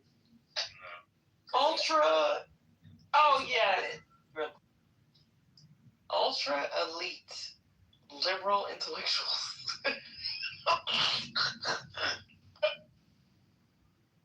Thank you, I guess. Ultra elite, goddamn. And when I went in there, Sherry was talking, and I was confused. Yeah, he doesn't stream all the time, but y'all that belong to that house, shame on y'all. People probably belong to it thinking it's this one. They do, but it's like some of the same people, yeah, because this house has, well, most of the people aren't on here anymore. But yeah, we reported him. I reported him on YouTube. I reported him on Clubhouse. I have all iterations of him blocked, but oh well. Thank you, Maya, because yeah. Ugh. But yeah, I wish you would do those rooms because I loved when James did those rooms and he would break down that topic and everything. No, I mean, listen, I can't keep a room. That's y'all. I had a good discussion. I just put the line. That's all. So I had a, y'all will engage with them. That's this feedback to them. So I appreciate it.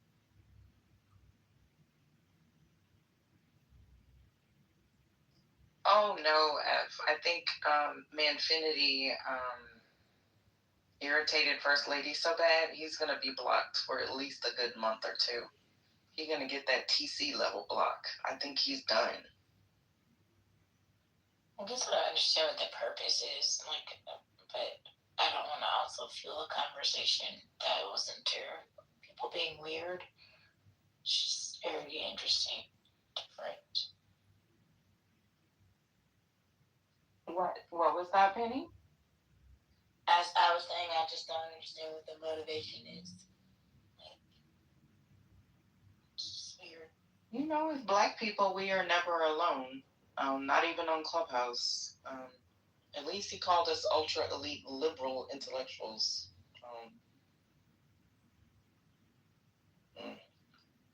I'm proud of that, even though I don't fit into that. I'll take it. Thank you, Mr. Streaming Weirdo. I'm sorry. Why am I really getting old? Because I really did raise my voice like when you.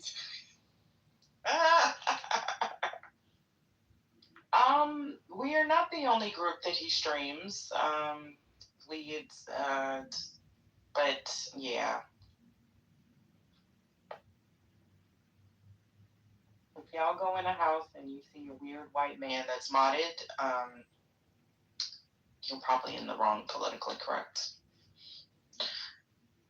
There's only one Anon in here. It must be him. Oh, wait, let me look again. Yeah. Now, if every mod blocked that person, they wouldn't be able to be anonymous in here. Is that correct or no? No, you can be anonymous even if you're blocked. I mean, you know what? I don't know. I think it just, I think you did do a loose room one time, Corey. I think because when you're anonymous, because I do that, like if I go on the dark side or something, I'll go anonymous. Did y'all see they had all of that mess? The other couple, anyway, Penny said when you talk about it, they come in here, so I ain't saying it. You can't like chat or like react to anything because it's like you're anonymous. You know, you can't even like a comment. So maybe you override. Your mama, may I speak now? I this ain't my room. Is that a yes or no? It ain't my room. Look, I can't help. So I can't speak no more. I still can't speak. Would you inform me when I am allowed to speak? Just speak. She's playing the music for the streaming. Just speak. I'm waiting for an official notification from your mama that I'm allowed to speak. I'll turn it down. Speak, please. Thank you. Can you send a notification to him when he goes to the gooch? Don't do that. Why are you being so difficult? Listen. You know your compadre got banned. You better behave. Wait, who got banned? I didn't realize y'all were two different people until y'all were both on the stage at the same time. They do sound alike. They really do. I swear to God, I thought y'all were the same person for years. Yes, Manfinity. He got banned to Hades yesterday. I need to leave that good brother alone. We don't sound nothing alike. It's crazy how you're calling him a good brother now when generally you call him a liar and a dishonest person.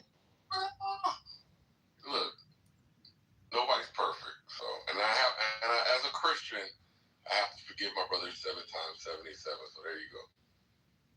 I used to try that when I made people I'm dating mad. I was like, you gotta forgive me 70 times, 70 times. Just because you use the word nefariously don't mean I would. I didn't. That's true. I was saying you can't be. I'm sorry, baby. I'm sorry. Mama, you are diabolical.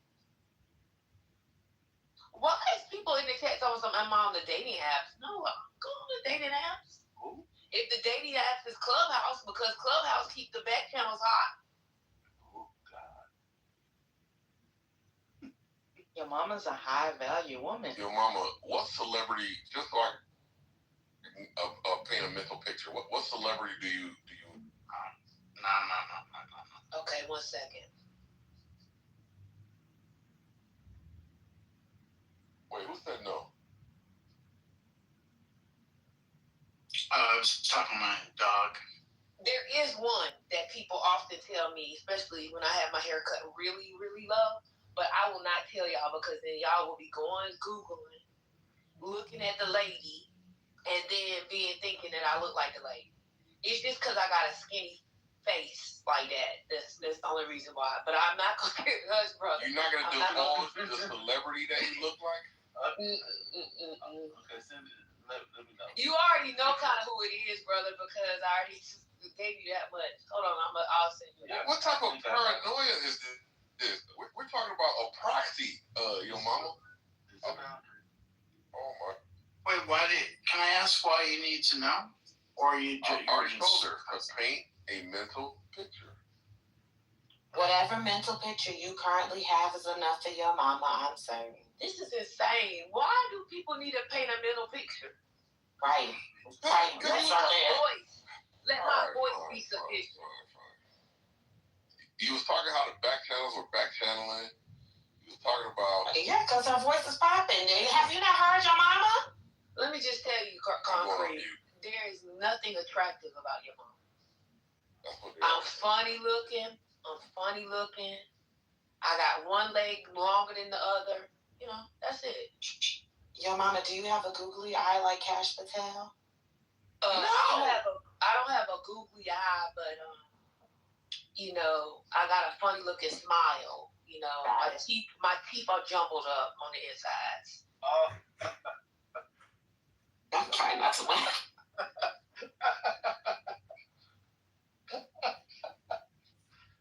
Somebody tried to call me asking for a mental picture creepy. Is that creepy to say? Why people try so hard to be weird? Somebody said I was fat and worked at Walmart. I mean, why do people keep saying I'm fat? Do I sound fat? Hey, maybe let me go eat some almonds. 1 second. Y'all gonna turn your mama into an almond mom. This is crazy. Lord.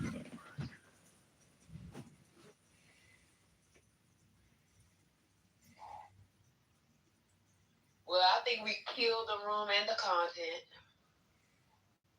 Well, I mean, the goon's still heavy, which to me is indicative of the room not being dead, just the stage is dead.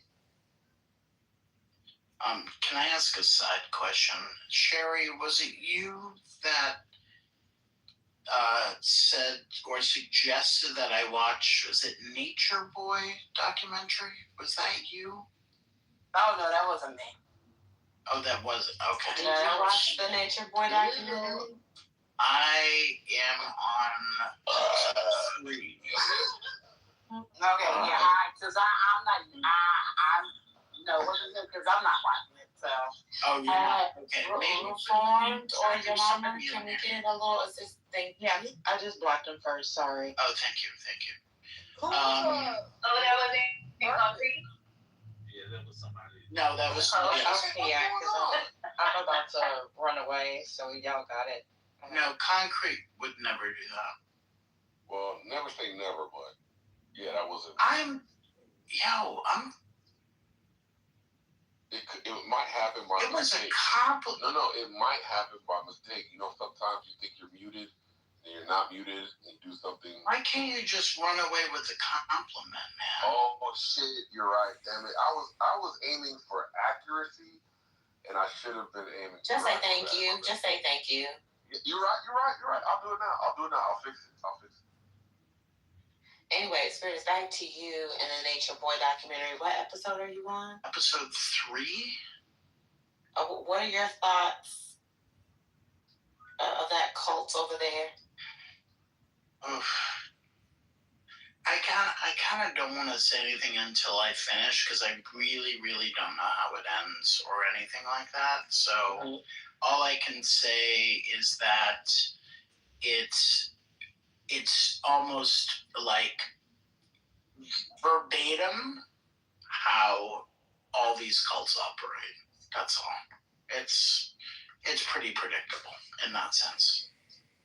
Did you watch the whole thing? Oh, see, I watched years ago. This is like 3 years or so ago. I watched some YouTube on the ground documentary style work about the Nature Boy cult. And, you know, I remember seeing the lives and the videos as they came about. And, you know, the Hulu video, from what I've been hearing, the Hulu documentary, from what I've heard, they're not covering all of the scandals that everybody from just like watching the streams and stuff saw. Right. They have some of that.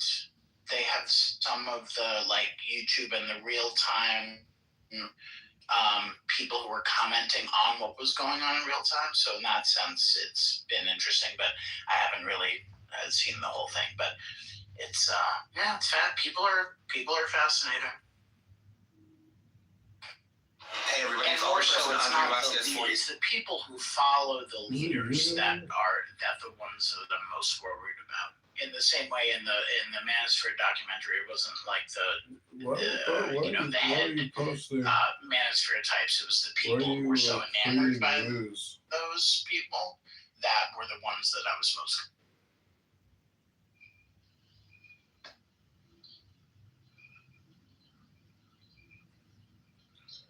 You gonna create news? Hey everybody, how you doing? Some murder. I'm late to the party. Amen. Amen. I'm late to the party. Can anybody tell me really quick what happened last night? Because that shit was crazy. I think it was just an outage on the Amazon cloud data center. Is it you having a mental health crisis? Why are you creating news about this? You gonna create news when the next murder or robbery happens? Is this why when I was asking my Alexa for the weather last night, that it couldn't give me the weather? Yeah, probably. There were a number of apps. I don't know if Amazon's own products were impacted. I don't know, but there were FanDuel, Coinbase, Canva. A number of apps were down yesterday. And this morning, let me look to see what the latest is on it. I mean, isn't this something that is a big deal when a platform like Coinbase in particular, just as one example, when that goes out or is down? Isn't this something that should be a bigger deal than... No, I mean, apps go down all the time, to be honest. Especially if they don't have... This is why people disagree with me on this, but I think a large... It's time to get back to work. The committee on... platforms decided to build their own data centers is because they didn't want to have to rely on other people's servers. And so... Zoning, landmark...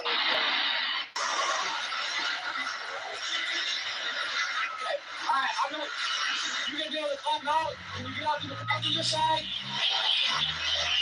We're sitting in the middle of the lane of traffic.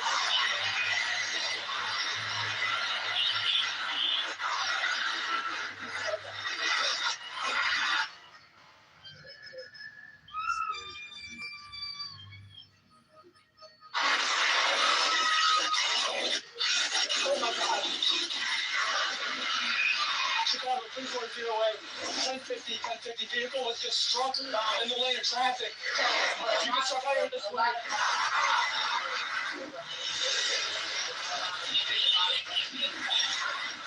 Chicago 3408. I was partially wrong.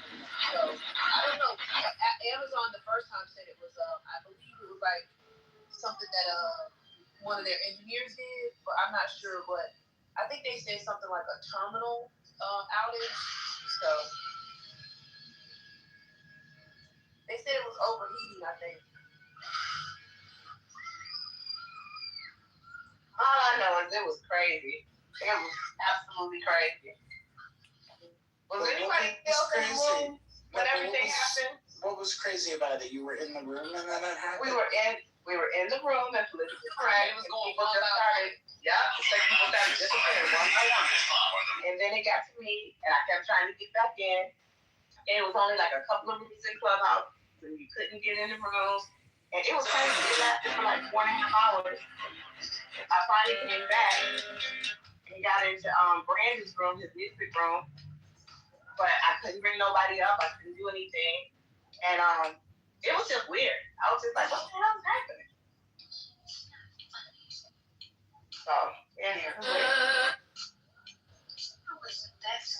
Yeah, I'm just concerned about the reliance on the Amazon Web Services for like important shit that involves, money and transactions in real time, things like that. I don't give a shit if Clubhouse goes down. It's probably for the greater good that it's down every once in a while for a few hours. Love is the guy that thinks he's blinded. Also known as a first time. Always thinking about what just says no gas. I don't want your number. I've never had to give you mine and no. I don't want to meet you nowhere. Earlier iterations of the app. But I was talking to a spirit saying that he was worried about AWS. AWS causes business disruptions all the time. Some of them just don't make the news. Yeah, no, I understand without a fair amount. I just. Is that Walter? I'm wondering what percent. So y'all focus on AWS, but Google's had some similar. The Google side. Well, in fact, this is why many companies, many apps, don't just rely on Amazon Web. They are also on Google, so they can. So sometimes what you will see is some people in certain parts of the country will still be able to access stuff because part of the servers that of the apps they're working through or they're accessing are on another server. So you see this happen all the time. In fact, during the last AWS outage, it was the longest. This actually wasn't very long. It just takes, because it was degraded for some time, it did take some time for some of the apps to come to be restored.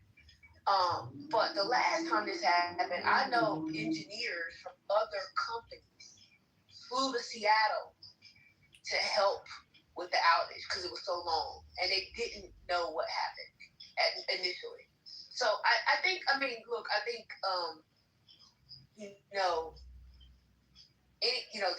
these are technology companies. I remember one time at a company where that I know several years ago, they had their own servers, they had their own data centers, and their apps used to go down all the time. And people would freak out. Advertisers would freak out. So I think it's not a normal thing, but like it's technology. Things happen. There are bugs that get in and different things. I don't think this was a hack though. But we'll see what Amazon says about it. But yeah, Mama, weren't they hacked the first time? Like, remember that I DoorDash dinner, so now I have some time. Remember that really big one? Like, what was that, a couple of years ago? I think that was AWS, and I was in the office, and I remember with the firm, the first thing is that we always think that we're being hacked. But one of the tech guys, one of the big wigs had a conversation, and he basically scared us. He was like, don't tell clients, but we're attacked 24/7 daily. And they thought that it was actually an attack, but they weren't going to say that. Because, like, we couldn't place trades, like, nothing. It was actually, like, we really did think that it was, like the firm was being hacked. Because, that's what you think at first, like, this is, just where I am right now. And then, do you think it was a hack or just, like, a disruption? Because how does something like this happen? Honestly. I don't want to fearmonger myself, because I do that plenty enough, but... I think cyber hacks have increased. I think it's, a weapon. I think there are people who just do it for fun. I think there are groups of people in other countries who do it. I don't know if y'all followed the WhatsApp case where an Israeli company had hacked it some while ago. It's like, but the Israeli company said, well, it was there was a security flaw in the code or something like that. But that happened like a while ago. I think cyber attacks happen all the time. I think if y'all put in your alert cyber attacks, you will see that like data is exposed all the time. Personal data is exposed all the time. So I'm not saying that, like, I'm not trying to downplay it, but it is like a very common thing because it's technology and things happen. And that's why a lot of these large companies try to change, if it's like an app, they change code very frequently.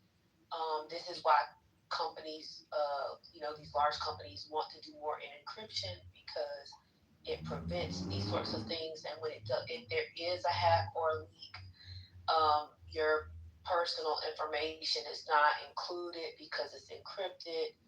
But governments around the world, particularly Western governments, don't like encryption um, because they can't get data for when they're investigating criminals, and they can't spy on people in other places. So I mean, there are definitely trade-offs, but I think a part of security is having more private networks for sure. But I don't. That's separate from what I think happened at the data center in Virginia. I do think it might have been something to do with one of their terminals, as they said, but we probably would never really know the real reason. They'll only tell us so much, partly because there's security risks in telling exactly what happened. But also they want to keep confidence in their customer base because people pay them to use their services. So. Thank you. That is why I like Gen Z, because they will hop on a TikTok in a minute, won't they? Let me tell y'all what happened. I need to go to TikTok one minute. Information, because I was just like, that's weird. But I guess I've just never experienced it because I don't really do a whole lot, especially on my phone. And like my computer, I don't do no banking and other stuff on my phone. So I'm old, so I'm old school. But it was just weird. And then I bumped into Ashton and she was freaking out. She said she paid this guy a whole bunch of money to fix her phone. And I was like, what? It's only been a couple of hours. Yeah, she gave him a whole bunch of money to get back in club. Oh no. That really God has convicted me tonight. I'm sorry, what'd you say? Wait, what happened? I'm sorry. It was too many people talking. I couldn't hear what you said before. No, you repeated because everybody didn't hear that. Oh, but in the Ashton, I can't remember what room we were in because it was only like when I was scrolling on Clubhouse when I got back in, I could only find like maybe four houses that were open. And I went into a house and Just was in there, and I think Lisa was in there. Get to what Ashton said, please. I'm sorry. The reason I asked that question was I kind of heard the opposite. Is that like I got my own money, I got my own car, I have 250,000 followers on Instagram, I have all these several links. I don't need no man. Because the lady that spoke recently called MJ Gray, I don't know if you know that person. She's living as a dark feminist that was always pretty she would never get engaged. Like it's all like kind of mirroring what you're saying, but not in totality. You've explained. I'm not opposed to marriage though. Like if it happens. Oh, I never said you were. I never said you were. Yeah, I never said you were. But like I think when someone would hear you without you actually saying that, they would assume so long. I think because I've heard you speak sometimes. I don't believe you're someone that doesn't believe in marriage. But this person was always pushing this whole fact of this and that, but she actually got engaged recently. Those needs that you were highlighting, do you think is analogous to men when they want to marry a woman? I feel like men do the same thing. I feel like men do the same thing. Work for men need women for social. We're not talking about what about is. Men need women about social. Men need women for social status. Men need women for financial gains. Men need men for everything you mentioned. Basically, do you think it's analogous? Yeah, absolutely. I think that there are men that marry women for their money. I think there are men that marry women for their social status. I think there are men who marry women for a whole plethora of things. We see it happen all the time, and we even see it from I'm trying to think. Fuck. I don't know why I'm drawing blanks, but even like in the celebrity world, like there's a lot of those like dynamics that have shifted. Nah, I think it's kind of where like where the woman makes you know the she's the breadwinner, and the man and again I just want to throw this out there too. I'm saying this from an objective point of view. This is not to throw shade or be, because that's why I put in the chat. Family is what you make it, right? Marriage is what you make it, right? It's about what you want in your life, okay? So if in fact there's a woman who makes more money than, but the trade-off is that that man loves her, he worships her, he showers her, he shows it in different ways, etc., etc. He's a great man, a great father, and all of those things, and that works for that dynamic, then who's to say, or who am I to say that that's not a bad dynamic? Vice versa. If a man is making more money than a woman, and a woman wants to be in that traditional role, if it works for them, it works for them. That don't mean that it works for me, though. No, you get what I'm saying? No, that's fair. I'm trying to understand your points. Yeah, I'm trying to challenge. The point is that the point of the matter is that what's for me is what's for me. What's for you, Lucy, is what's for you. Just so you know, I'm not a Christian, right? So that's fine. My ideology when it comes to marriage doesn't come from a biblical sense. Does that make sense? No, 100%. I'm not looking at it biblically.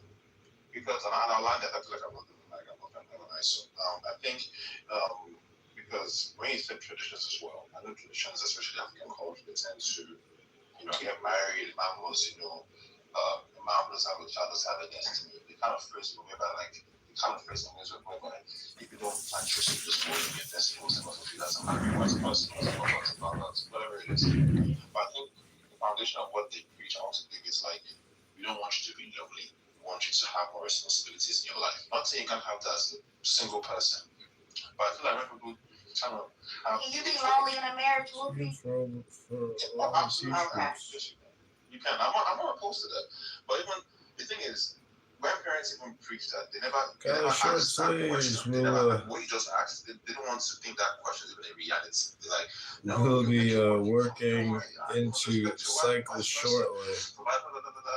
When you start having these conversations with them, they don't want to see that perspective. So Charles Max, thank again for all the t-shirts and colors from Slips. We'll be working into cycles shortly. I don't think people really need I feel like it's just like a social side. All my friends are married, hence I gotta get married.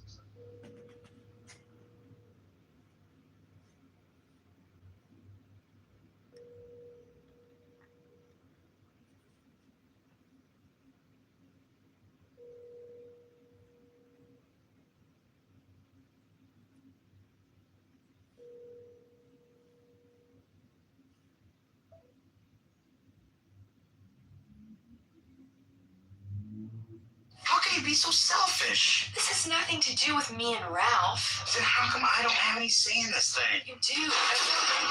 No. Oh, look, are you okay? Oh my God, I'm so sorry. Yeah, you should be sorry. This is an outrage. I'm not blaming you, but I need an extra chair. My girlfriend, she's kind of jinxed when it comes to furniture. Yeah. Hello. Shallow Hal wants a gal. Mauricio, what the hell are you talking about? I just saved your life, baby. Look, I got a situation here. I'll call you later. Look away! I was just talking to the hostess. Sir, I'm the only hostess in the restaurant. He hypnotized you so that really ugly girls that you met from then on to you look like supermodels. Now, let me put it this way. It's like he gave you beer goggle laser surgery. So when I found out what Robbins was doing, I convinced him to take the trance away. When I said, Shallow Hal wants a gal, you were cured. You're out of your mind. Do you know that? I'm going back to the... Hey, Daniela. What's up? Nothing. Just making a little coffee. What are you doing? I'm on Stairmaster. Oh, nice. I know. Why not? I'm only like 6 feet ago. Yeah, I was at the gym earlier. Had a good workout. There's a girl there that is so hot. Her butt is like, she's something else. I don't know. She's like Latina.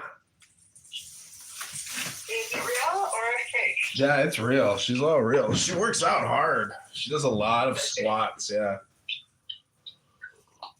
Yeah, there's, yeah, because some of them got good genetics, but some of them have a lot of that Brazilian belt, the CBLs. You know how to see those? Yeah, it's possible, but she's so young, I doubt it. No, a lot of them do. A lot of them do. Like the other gym I go to two.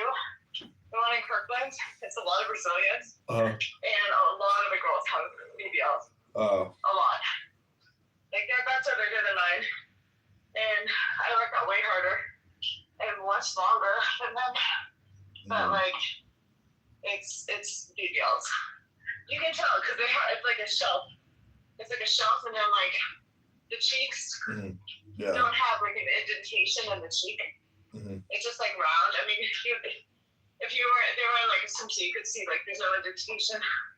Like Nashville also has an indentation, but also it's like a big shelf. Yeah. Like the booty's like a straight up shelf. Like that's a BBL. It looks like a disc that they put in the ass. Yeah. I mean, it looks good. I'm not knocking it. I'm just saying that the Brazilian girls are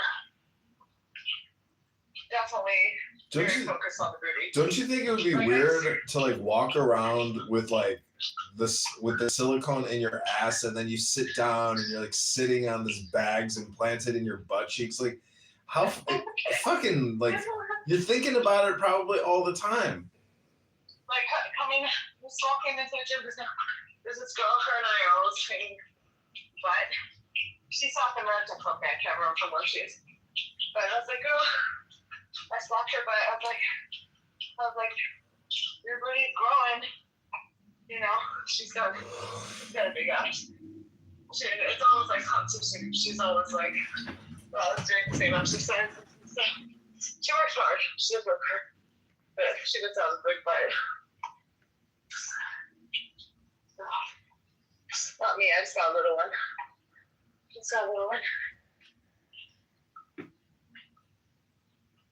How have you been, John? Life is good. Doing well. I got thousands of flowers coming up in my garden. I spent like $100 on seeds, and I've been like watering every day, and it's like they're coming in. That's nice. Well, you know what's your copy of mine? What's so that? we laid down this turf in my yard last summer. Yeah. And really pretty turf, big grass. Turf, like it's like big grass. It's like a carpet. And there's fucking rats just running around outside, like all over. Because in front of my house, it's a big park, but it's a park now. But it used to be like a garbage dump at some point back in time. So I think the rats still like are just like, you know, infiltrated the area. You're gonna get the hantavirus. Huh? You're gonna get the hantavirus. Oh my god! So they peed all over the turf, and my mom and I were just like, I cannot stand the smell. This is so unsanitary. Yeah. You know, my mom's like, yeah, the grass is not renewing itself. And my dogs are going out and laying on it. You know, I don't want that shit inside. Yeah, gross. I don't want my dogs getting sick either. So I had my guy pull it all up. And then today he's been laying down like topsoil mixed with manure and grass seed. So I gotta wait for it to grow. So, yeah. Yeah, so it's a whole thing. Well, the squirrels kept eating all my seeds for my flowers, so I got a slingshot and like these little plastic beans, and sure enough, after like a couple of days, they're just like terrified of me. As soon as they see me, they run for their lives. Oh. You're slingshotting the squirrels? Yeah, but not with like not to kill them, just to like shock them and scare them. I know, like that's dangerous. Yeah, but it's amazing. They're like so indignant. Like they have pride and honor. Like they walk away with like, you know, an attitude. Like, how dare you fuck with me? I'm a squirrel. There was a raccoon that got in my yard last weekend. I was out of town. I went to, you've heard of Coachella, right? Yeah. So the weekend following Coachella, there's another music festival called Stagecoach. Yeah. Which, like, there's some country music singers, but not all of them. Like, Pitbull was playing, and like some 90s hip hop, Third Eye Blind, like, it was kind of eclectic. Mm-hmm. So we went to that, and I was down there. Have you been to Palm Springs? No, I never went. Oh, it's straight up desert. Yeah. It was super hot, which I like, dry heat. And then, but the afternoons, the wind, like, picked up. Like, it felt like there was going to be a tornado or something. So, the concert festival was 3 days long. Mm-hmm. And on day 2, at like 8:30 at night, all the stage screens went bright red and said, immediate evacuation. I was like, what? Oh my God, no way. So, yeah, so then I was like, what? And I wasn't that concerned for the weather. I mean, the weather was turning, the winds were really strong. But I was more, all of a sudden, it just changed to like thousands of people trying to like scramble for these exits. And like, you can't walk, you can't run because there's too many people. And you can't walk any faster than the person is in front of you. Uh-huh. And all those people. So that was kind of scary. Yeah. Because it probably took me like 15 minutes just to get out to the exit. You know? Yeah, stampedes. Stampedes must be scary. Imagine being in a stampede. Yeah, exactly. So it felt like, and everybody was calm because the winds weren't that strong yet. But it felt like it could definitely like turn in a second with people getting crazy. So I don't know. It was kind of, I don't know if I'll go again. It was super expensive. Everything, like the flights. I happened to get a cheap flight, but then like hotels, and then I had to buy a shuttle pass, and then the concert tickets. Like the concert tickets for a 3-day pass, it's $100. The shuttle, they charge you $130, but they have different shuttle stops, and you still gotta get an Uber to the shuttle stop for the pickup. So right there, that's another $20-$30 each way, right? So it was super expensive weekend. Yeah. So I don't know. I didn't have that much fun. It was okay. And then Sunday ended up like. Wait, did you see Bieber? Concert.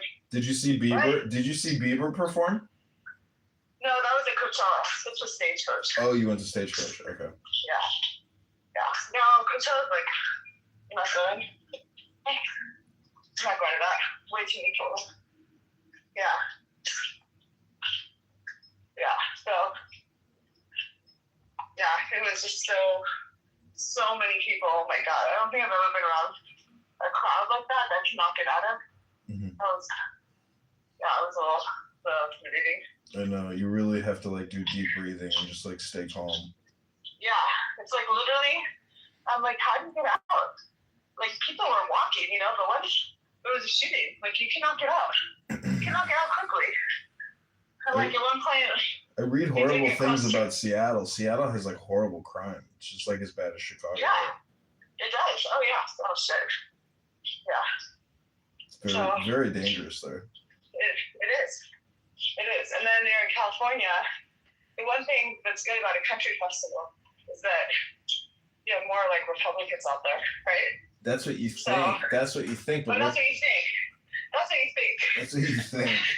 It's like 80% of the girls there are all hardcore liberals, actually. Yeah, I don't know. It could be. Yeah, it For could be. sure. Especially because it's still in California, right? So, yeah. I was like, oh. I mean, for the people that I met, everyone was like really cool, like chill, like kind of laid back. But, yeah, I think like Coachella's like way worse. Yeah. Coachella's like, everyone's on fucking drugs. And, you know, like, did that one guy last year? He was holding up, like, he came from the UK, one of the singers, and he pulled out a Palestinian flag on stage. Yeah. Shit like that. So, yeah.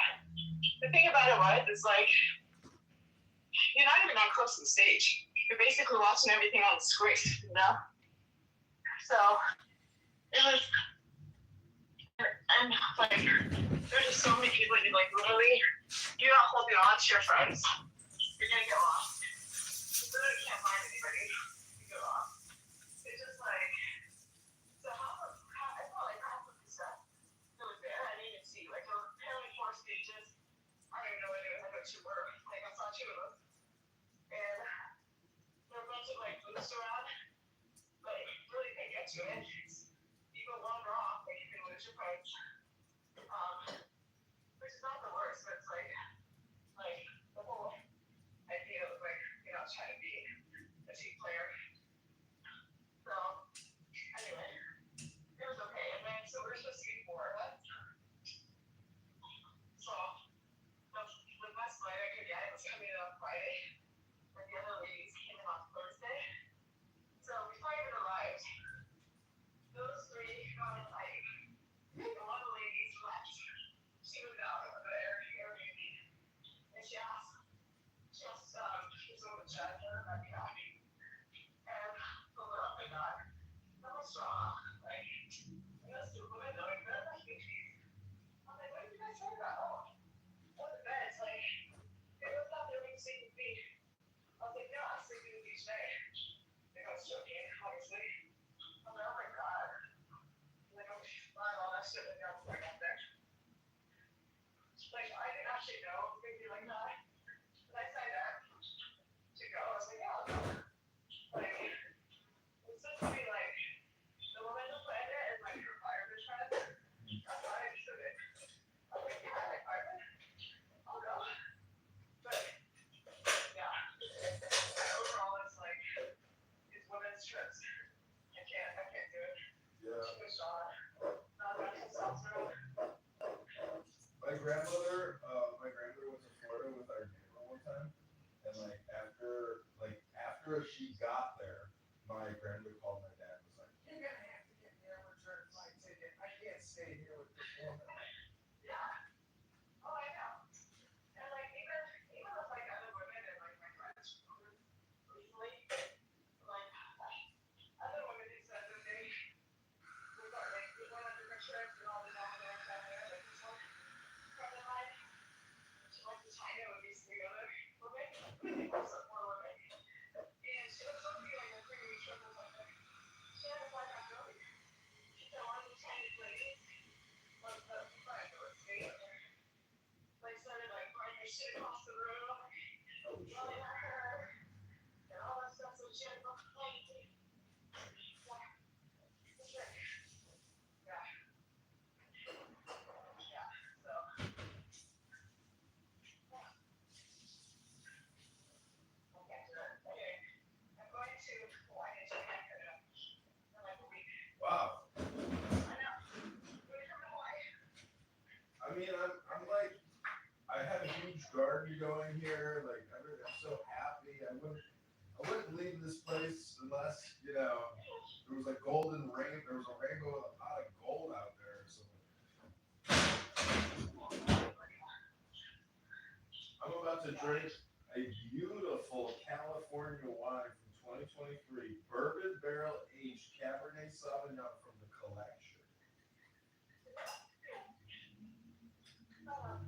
Good shots. Yeah, we're going to show a long time.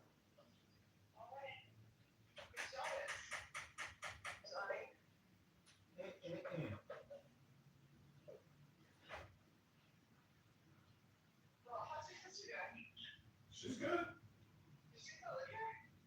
I think so.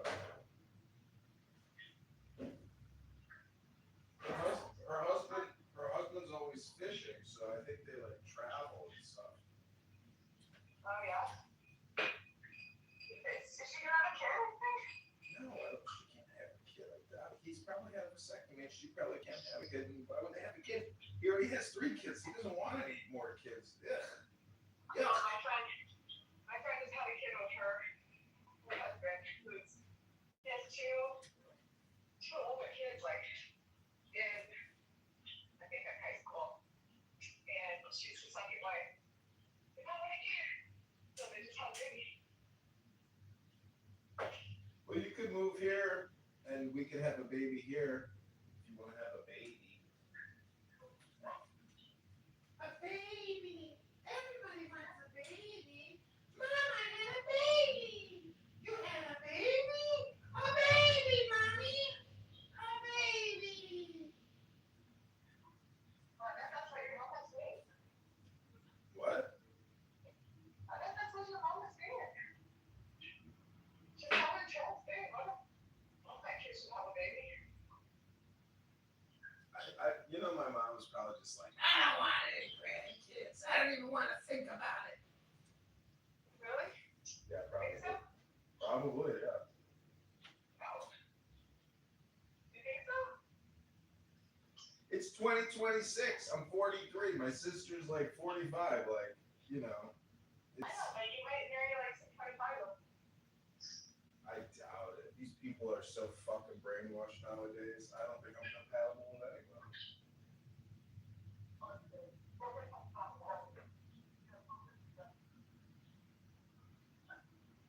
What was that?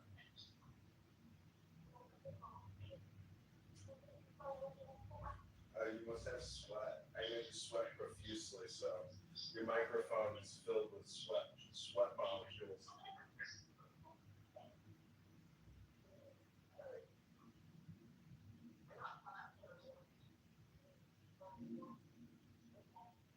Can't hear you.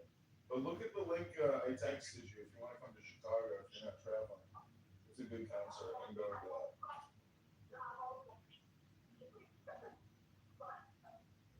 I can't hear you, Daniela. Your sweat molecules have filled up your microphone. All right, I'll talk to you soon.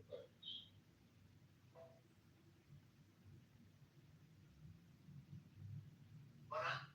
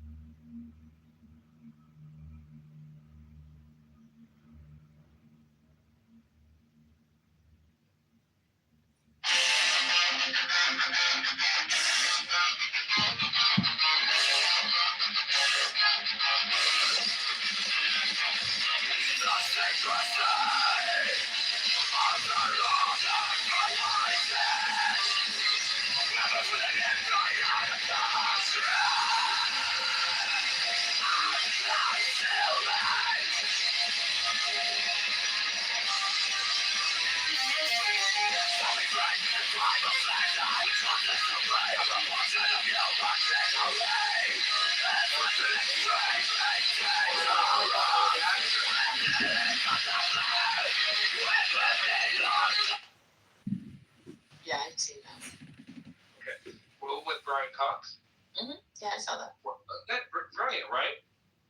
Yeah. Probably like better than Anthony Hopkins and his weird fucking C.S. Lewis bullshit. You think Anthony was better? Yeah. Well, I disagree with you on that. I hope that's okay. And I don't want you to mistake that for defiance. It's just a difference of opinion. Okay? Don't be threatened by that. Okay. Fuck you. Keep going.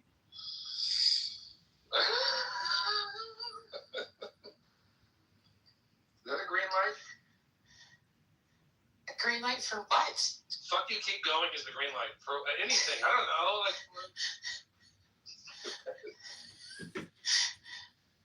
What other movies are there? The first time Kat, is that what you're really asking right now? What other movies are there? Is that what you're asking? Well, you said. You're a bit confused right now, I think. No, I'm not. Yeah, you are. You're so confused. You don't know where you are, what you're doing. Don't tell me what I am. That's ignorant. That's ignorant. Well, that's ignorant. You know what? People say I touched all those kids. Who's the guy that's the journalist, like Bashar or something? Like I don't know why Michael Jackson did that. My object all supplies, I keep it in my mind. I have a lot of like a needle made of light, If not, where does non-determinism end? The key question would be, are they building a document or a great runtime? I sharpen Right now, up the message system sounds closer to runtime because it admitted where the current implementation breaks. The case is cold but clear. I've waited long enough here. So let it come around. I want the scales to sing on the edge of everything, to make the punishment fit the crime.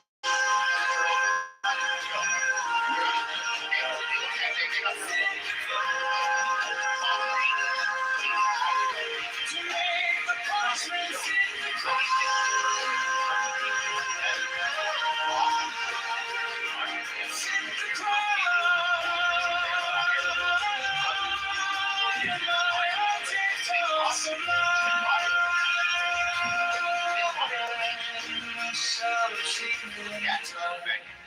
Say that, their royals are still, blood to that land. And they dictate what happens. The progressive style of government there. I mean, it was still with their conservative values, of course, but they're not progressive no longer. They just make us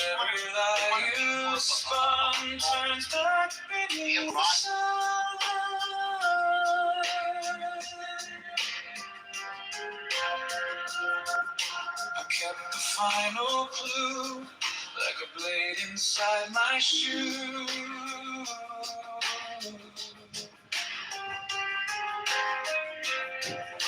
Now every step you take feels like the earth might break.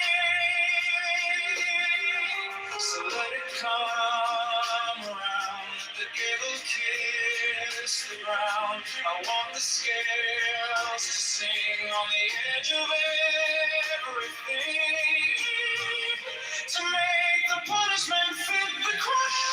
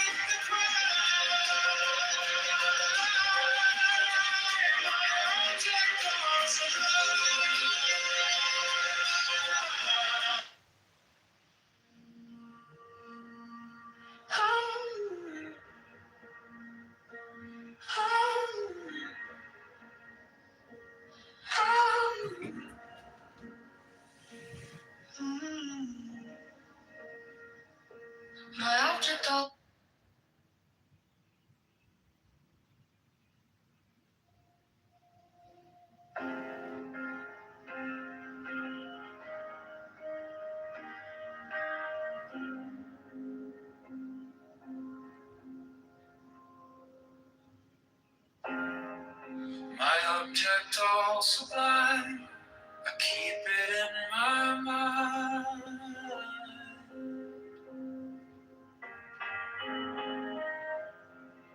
A needle made of light, threading through the night.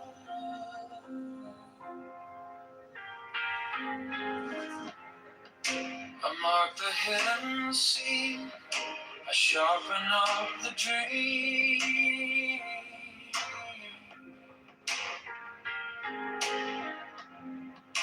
The case is cold but clear. I waited long enough here. So let it come around, let the gavel kiss the ground. I want the scales to sing on the edge of everything, to make the punishment fit the crime.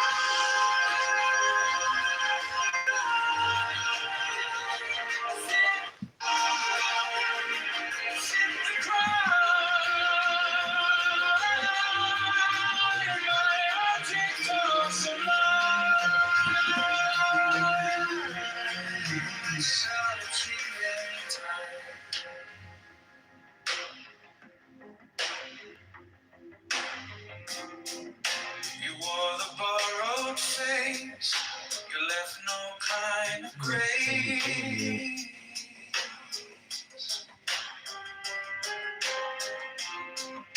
But every lie you spun turns back beneath the sun.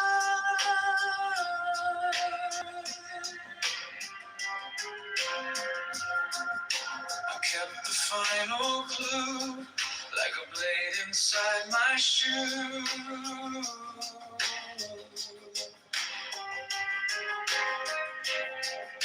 Now every step you take feels like the earth might break.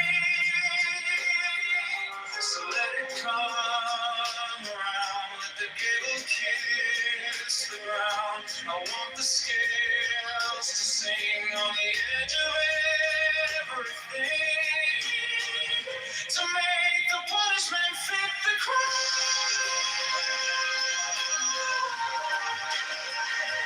Fit the crime. To make the punishment fit the crime. Fit the crime.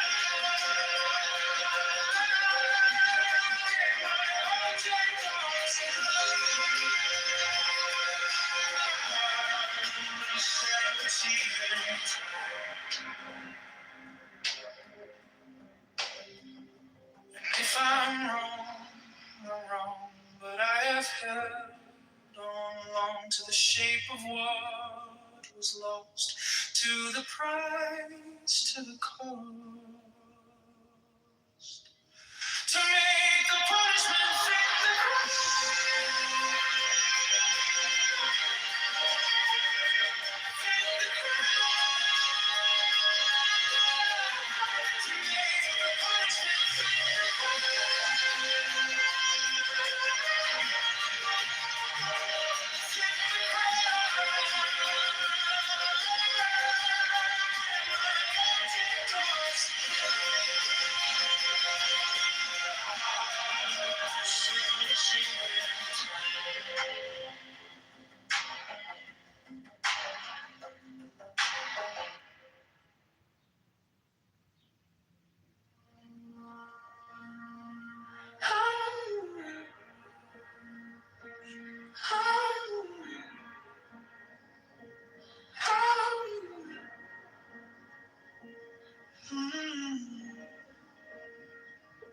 My object all sublime, I keep it in my mind. A needle made of light, threading through the night. I marked the hidden scene, I sharpen up the dream. The case is cold but clean. I've waited long enough here. So let it come around, Together kiss the ground. I want the scales to stay on the edge of everything to make the punishment fit the crime. Fit the crime. To make the punishment fit the crime. Fit the crime. My object all sublime. I shall achieve in time.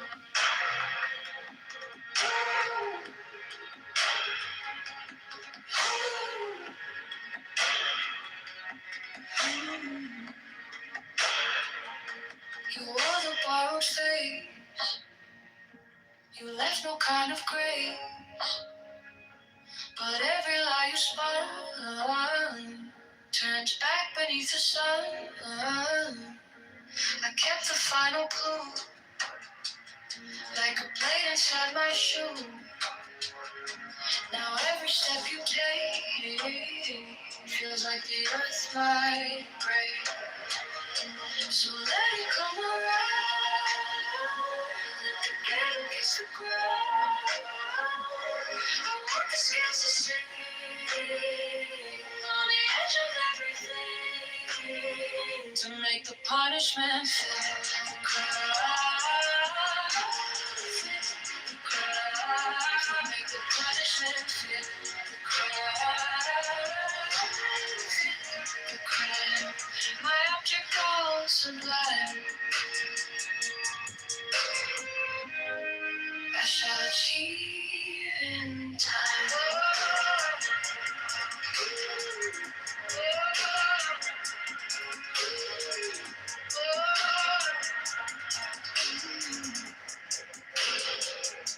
And if I run, but I have held on to the shape of what was lost to the price to come to make the punishment fit the crime. Fit the crime. To make the punishment fit the crime. Fit the crime. My object was sublime. I shall achieve in time.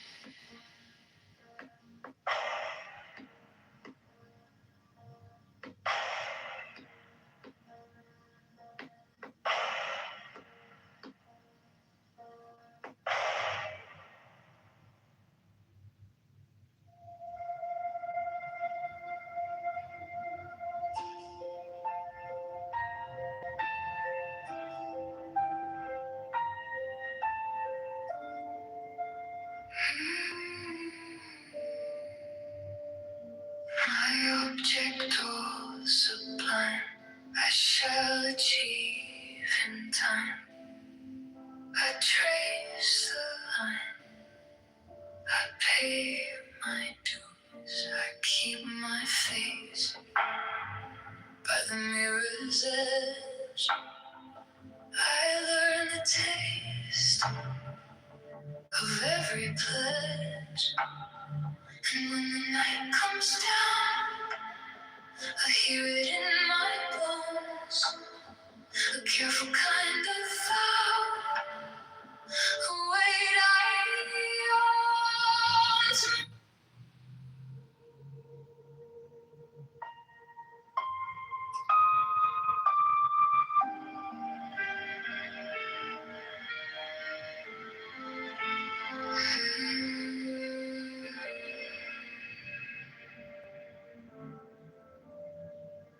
My object all sublime.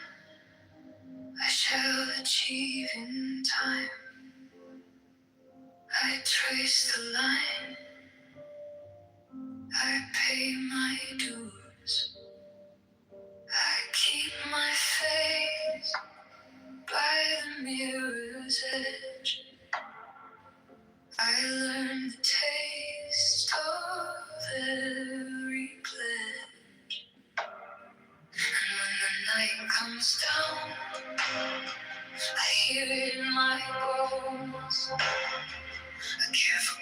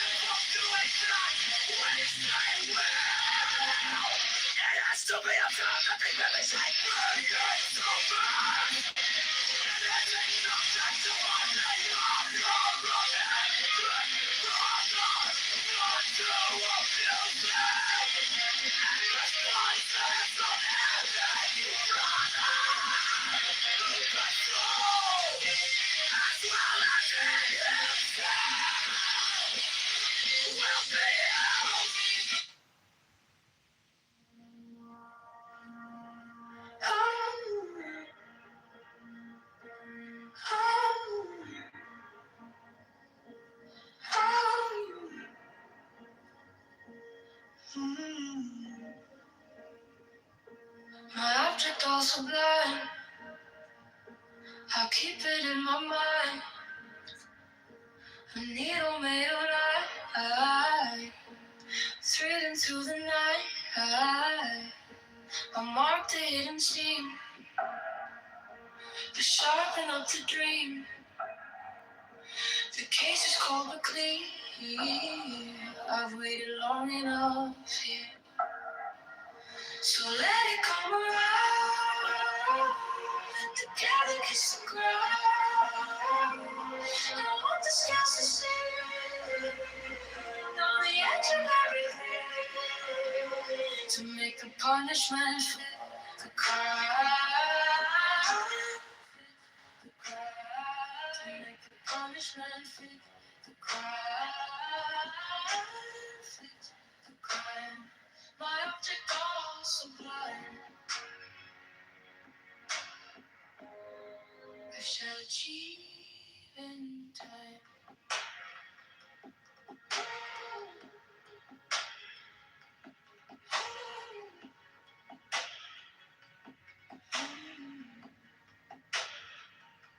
You wore the borrowed face, you left no kind of grace, but every lie you spun turns back beneath the sun.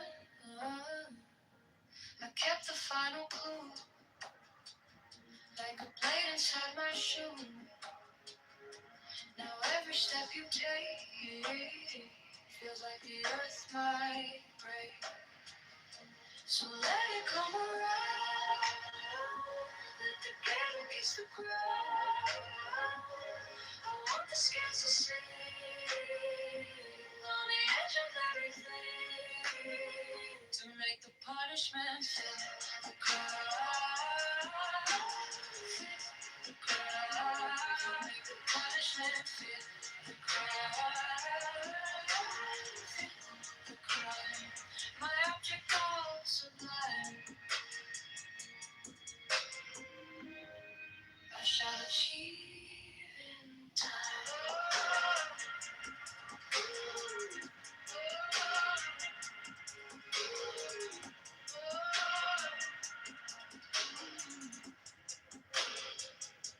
And if I'm wrong, but I have held on to the shape of what's lost to the price, to the cost, to make the punishment fit the crime. Fit the crime, to make the punishment fit the crime. Fit the crime. My object all sublime,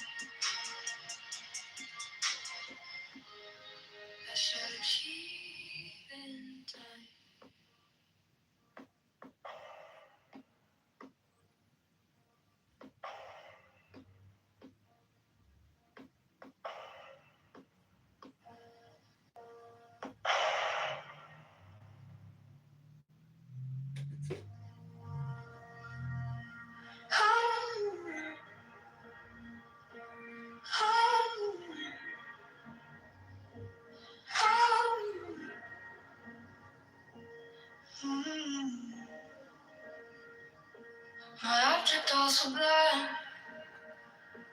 I'll keep it in my mind.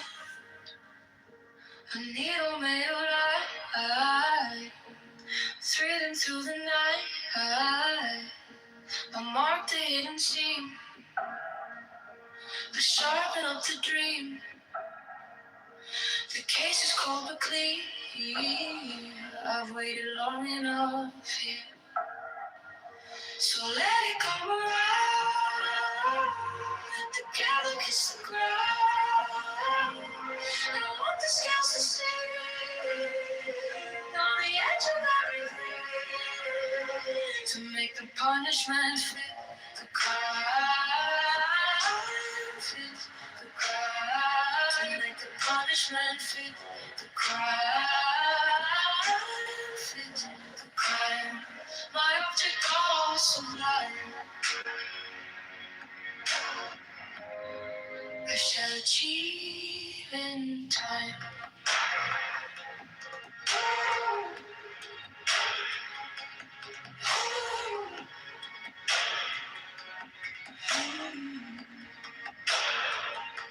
You wore the borrowed face. You left no kind of grave. But every lie you spun turned back beneath the sun. I kept the final clue, like a blade inside my shoe. Now every step you take feels like the earth might break. So let it come around.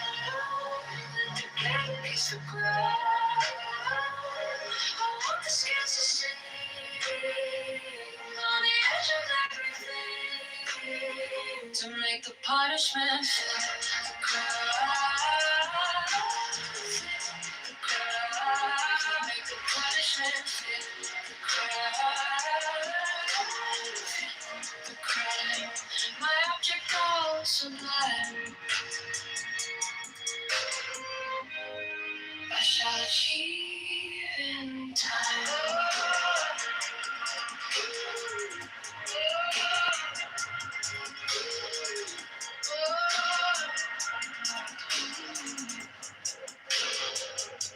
And if I run, but I have held on to the shape of what's lost to the prize, to make the punishment fit the crime. Fit the crime. To make the punishment fit the crime. Fit the crime. My object grows sublime. I shall achieve in time.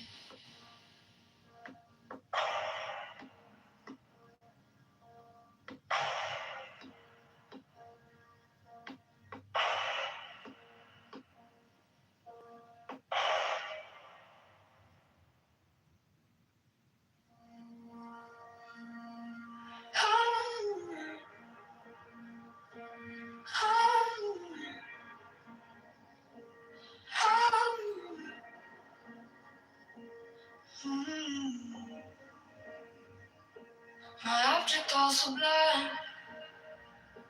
I'll keep it in my mind. A needle made of light, threading through the night. I marked the hidden seam, but sharpen up the dream. The case is cold but clean. I've waited long enough here, so let it come around. Let the gather kiss the ground. I want the scales to sing on the edge of everything, to make the punishment fit the crime. Fit the crime. To make the punishment fit the crime. Fit the crime. My object all sublime. I shall achieve in time.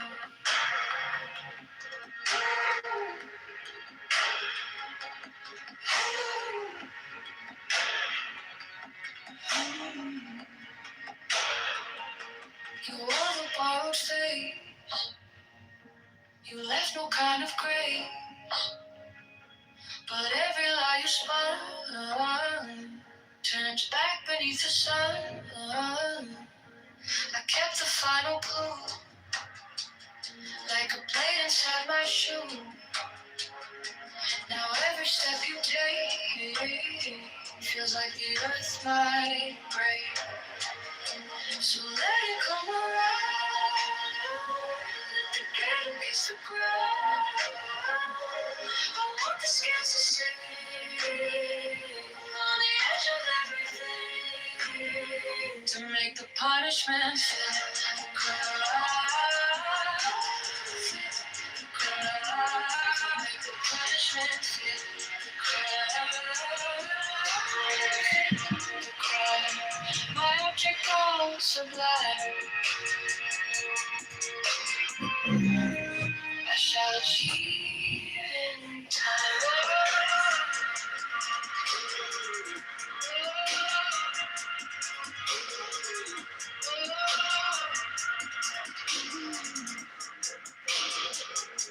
And if I run, but I have held on to the shape of rise, always to the prize, to make the punishment fit the crowd. Fit the crowd. To make the punishment fit the crowd. Fit the crowd. My object goes survive. I shall achieve in time.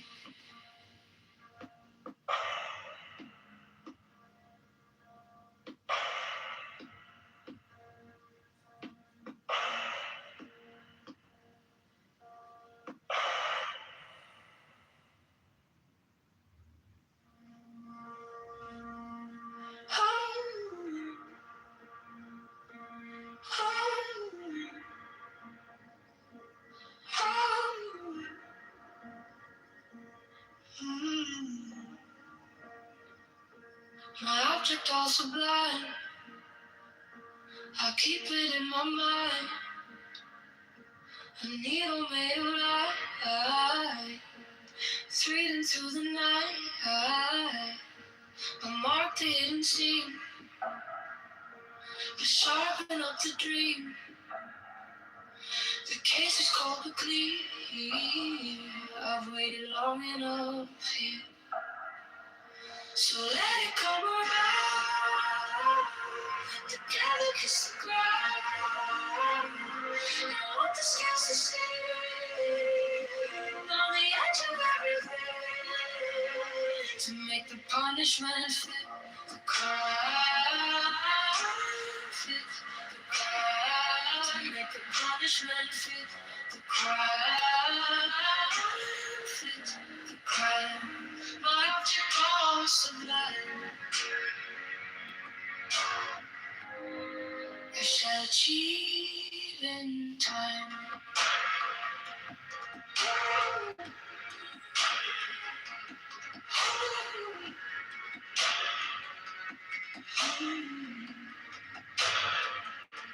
You wore the borrowed face, you left no kind of grace,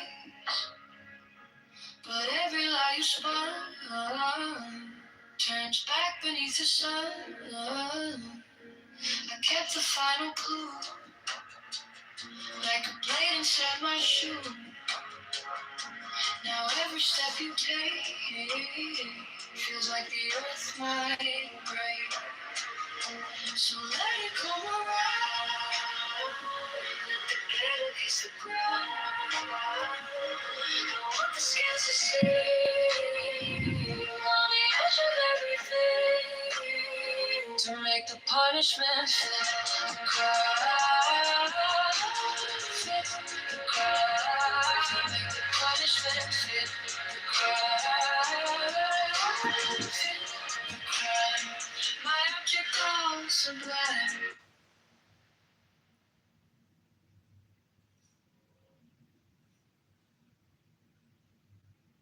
Okay, Vero, what about the etch? What is etch? What stained. It was supposed to be teeth. Typo. Oh, teeth would be stained. That makes much more sense. So I had to ask. And mine would, it should have been, he'd be sleeping with the birds in Central Park. You gotta be better. Right. It's important. It affects the joke. Yes.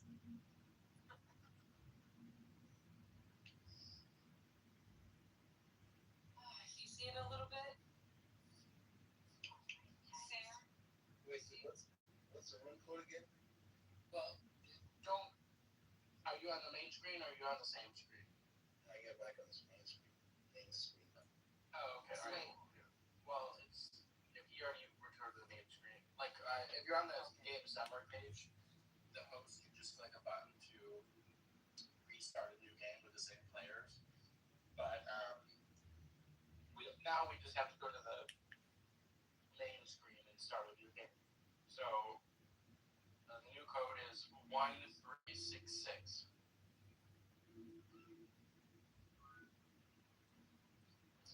Maybe y'all can get some more players because I'm tapping out, I think.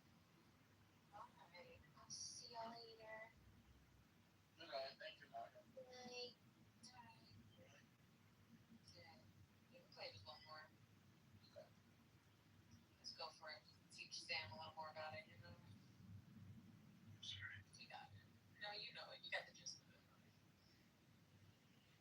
What?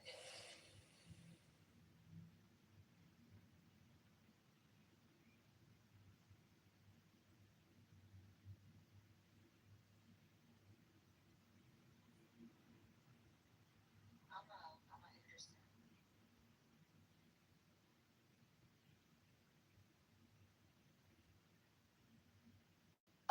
I mean, at the end of the day, the hemorrhaging's got to stop at some point. I mean, Americans, we're going into summertime, Harry. I mean, we all. Oh, easy.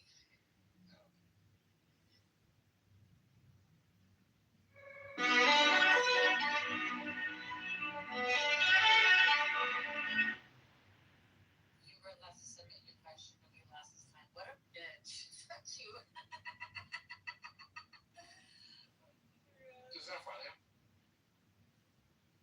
Hi.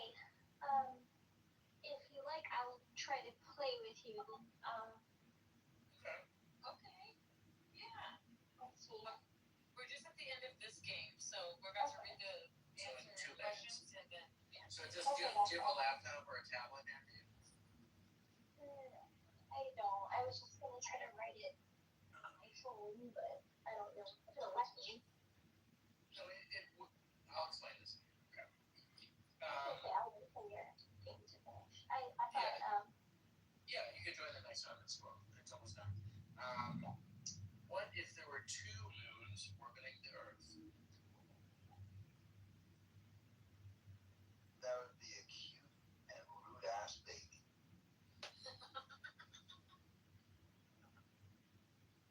What if Eminem and Sabrina Carpenter had a baby?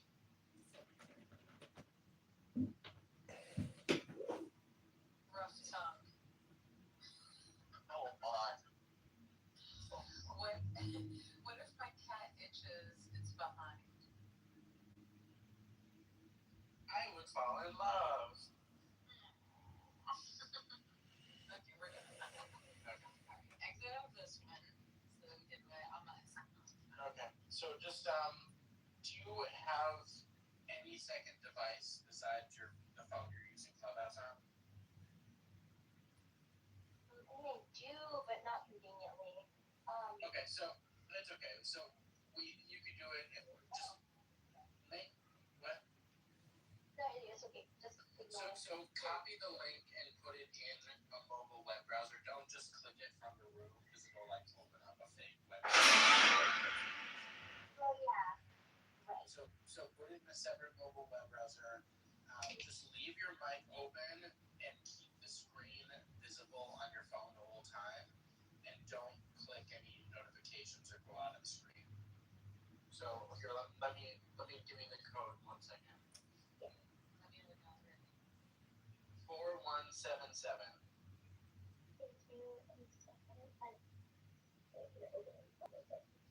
I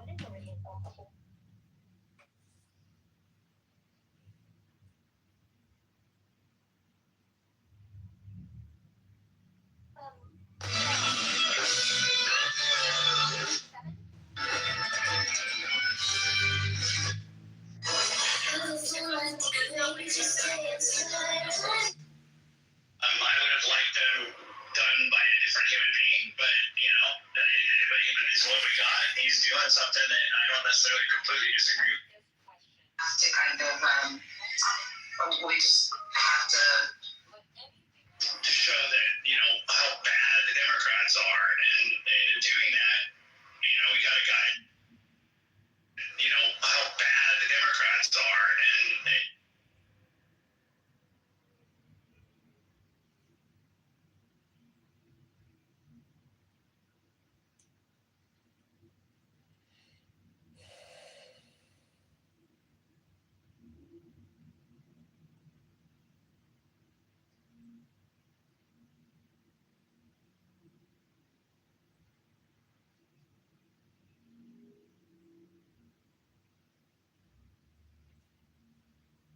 This is really tricky. Yeah, no, it's difficult the first few times, but you get really relaxed after a while. Yeah. No worries. Take your time. We're here for you.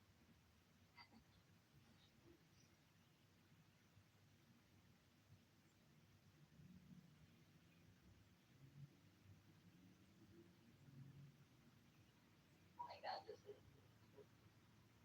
it's a lot of pressure. Yeah. What if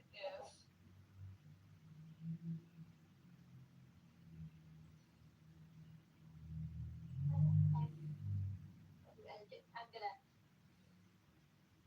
All right, it's kind of stupid, but I'm gonna see what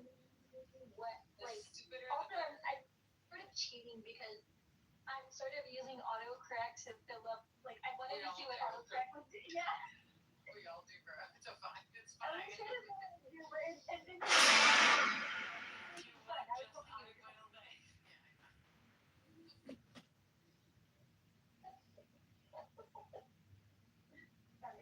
Okay. Now answer the question and then press submit. Oh, okay. Okay. I don't. Okay. I thought we were going to answer different questions. I think I misunderstood this. When I read it. Okay, let's see. What's going on in here? We're playing a game. Hold on, bro. Okay. Stay. Don't go nowhere. Don't go anywhere. Wait, Anna, did you say you got your own question? She got her question. She's done. Yeah, I did, and I have an answer now.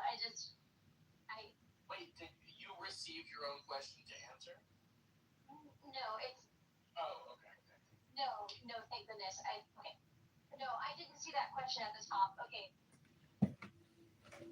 Yes, thank goodness. Okay, that makes more sense now. Okay, yeah, just because I'm still,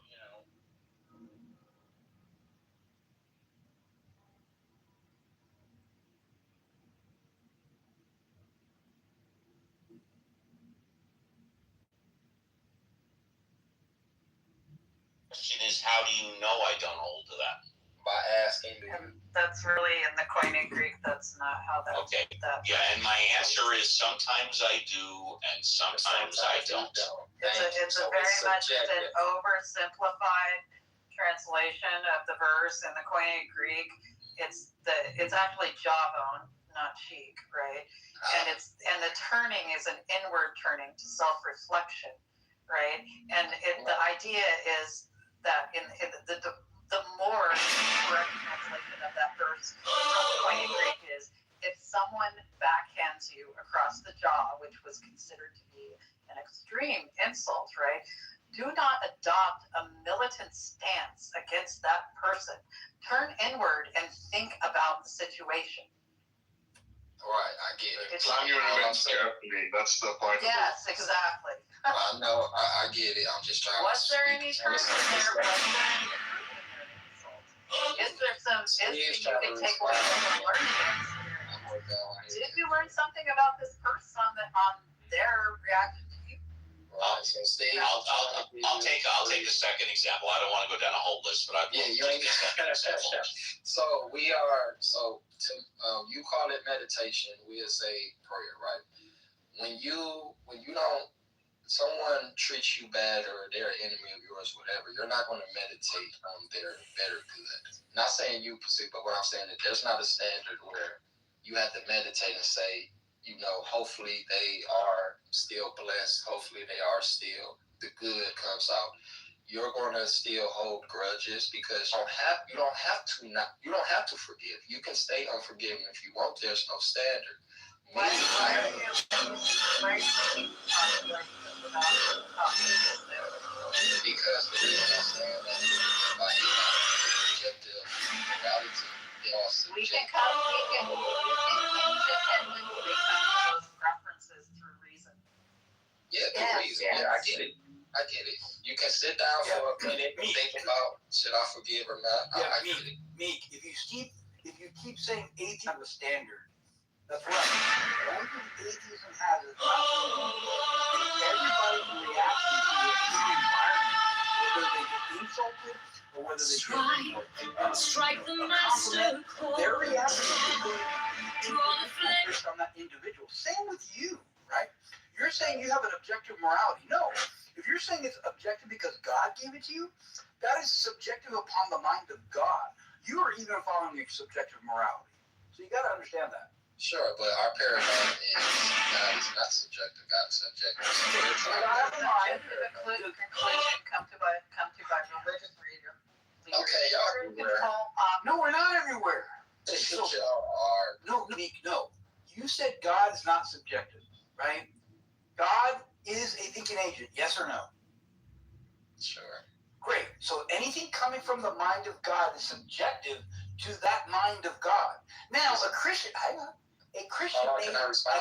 Christian may make it their objective goal to follow those rules, but that doesn't make the rules objective. You understand the difference?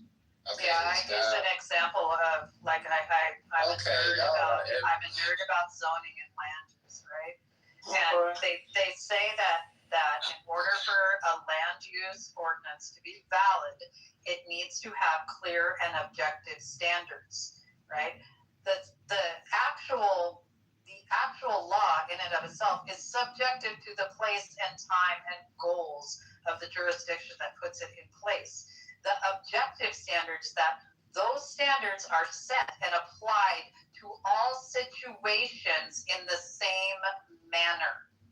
That's what it is, but it doesn't make the ordinance in and of itself objective and universally true and mind independent. I got it. That's a subjective opinion. And look, because I didn't just want to leave, but y'all saying so much, it's hard to respond to everything. But look, I love y'all. I wish the best for all of y'all. And just keep on striving for truth. Keep on. You don't love me. You don't know me. Why do they do that? Because Christians are supposed to love everybody in the vision of God, even those you hate.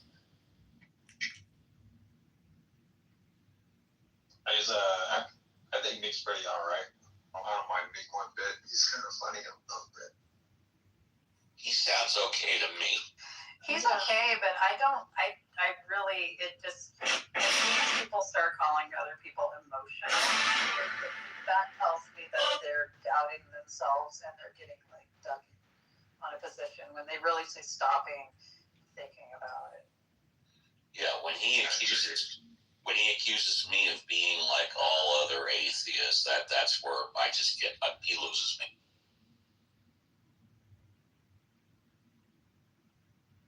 I know plenty of atheists that don't want to be like me.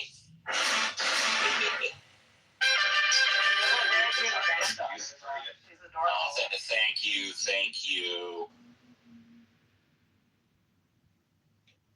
Right, though that I also hold Christians to a higher standard. In fact, whenever I'm on a criminal jury, I always if I know that the guy's a Christian, I just another 10 years on the set. So in other what? This is Deepak's humor. Oh, okay. I was like, really? That's unfair. Yeah, right, slacker. I at least give him. Yeah, so Deepak does not fulfill his vow under penalty of perjury and lies to the court by saying he'll judge the evidence on the. Oh, I mean, the guilty or not guilty is still based on the evidence, but the punishment is based on like whether their religious beliefs. Yeah, and I seriously doubt that religion, whether or not the defendant is a Christian, is ever mentioned once during the trial. You do know it's a joke, right, Steve? Of course, I know it's a joke. Of course.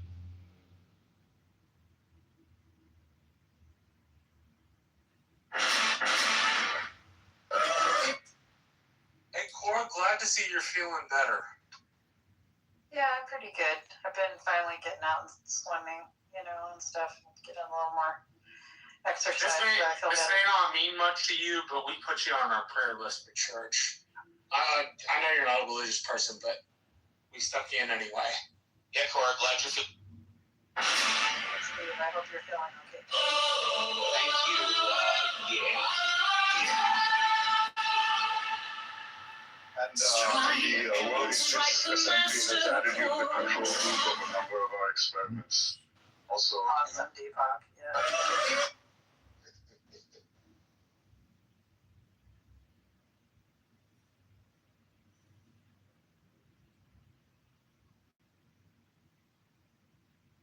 Well, I'm going to sign off for a while and take my dog for a walk, but it's been lovely, guys. Adios. Let's say,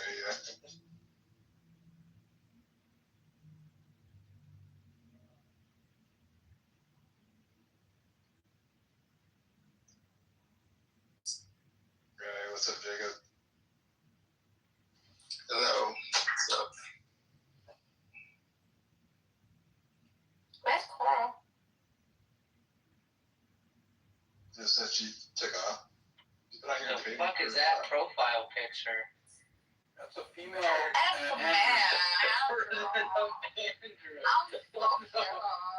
What the fuck? It's trans. And you don't believe in God because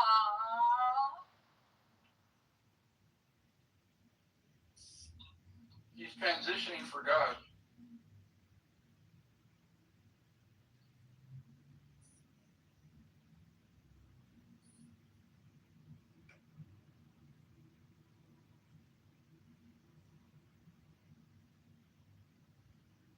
And Kitty's a nun now. Oh, no way. You serious? Or are you pulling a Deepak on us? Well, just by her profile. Okay. Her PTR. so why is it that these things that notorious, like murderers?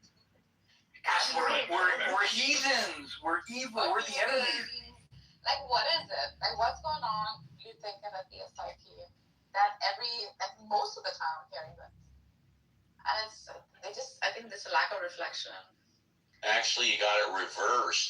Most serial killers and people that kill people that they don't know say they're doing it in the name of God. Oh, shut up. Yeah, that's right. Yeah.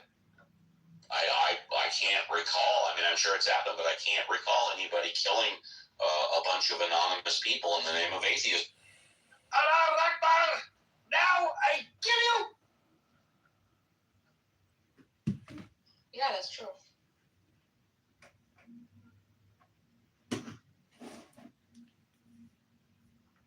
It's a Damn you in the name of Jesus. Jesus. But there's also like a self-righteous horse riding, a comparison going on, like within the theistic circles. My morality is better than his morality because my God is better than his God.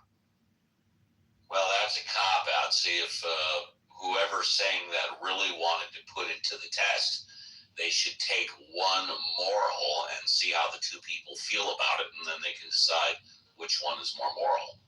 Rather than saying my God versus your God, you say my morality on this issue is better than your morality on this issue. That's the way you really want it. Yeah, but like, for situations where, like, sometimes Andrew posits the most grotesque scenarios, like necrophilia followed by some rape followed by, and I know it's done for like emphasis, right? The theatrics is added on, so like, to see what, like, how an objective, how an atheist sets their metric, right? Oh, well, allow me to give you an example. I could make a very convincing argument that the highest form of morality is a right to life. Very few people would argue that the highest form of morality is a right to life. Therefore, question, is it okay to kill? And if it's okay to kill, when is it okay to kill? Then listen to what each person says, and then you can find out whose morality is better. You know? Yeah, agreed. Existence is the highest worship. Oh my gosh.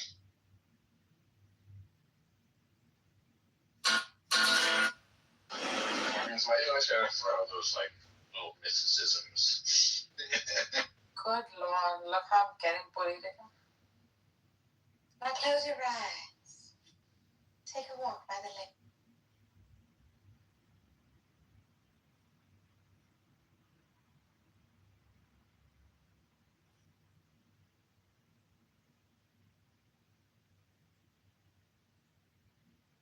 I think those are deepities.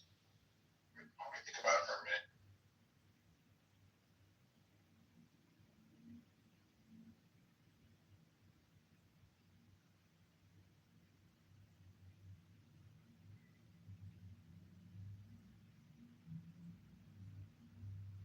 This just shows like how widespread moral disagreement is, right? Because you guys think that like whatever right to life is the highest moral like good, but Nargis thinks that like ample cushioning and like sperm heel support is like the most moral thing.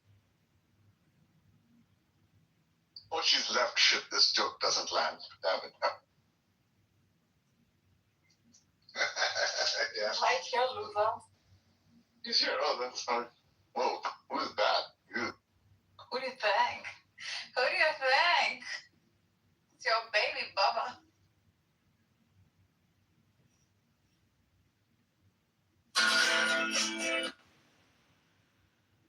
It's my baby brother.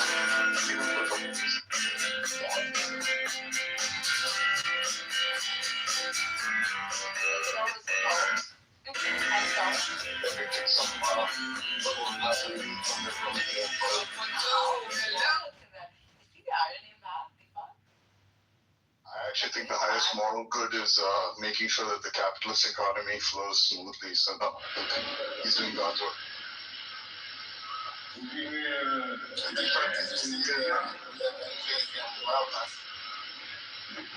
I don't really know if I'm interested in it.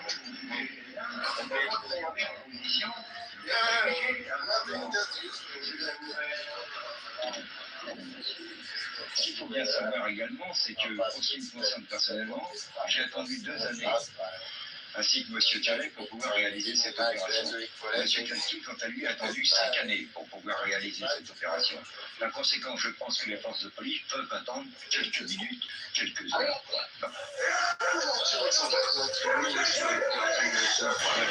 À quelques centimètres de nous, une balle a fracassé l'objectif de la caméra de la BBC.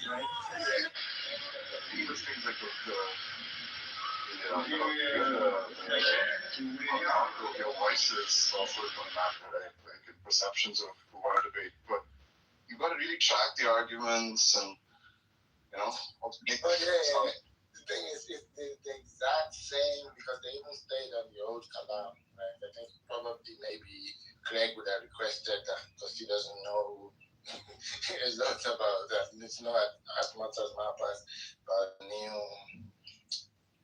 causal infinity stuff. So they didn't do that.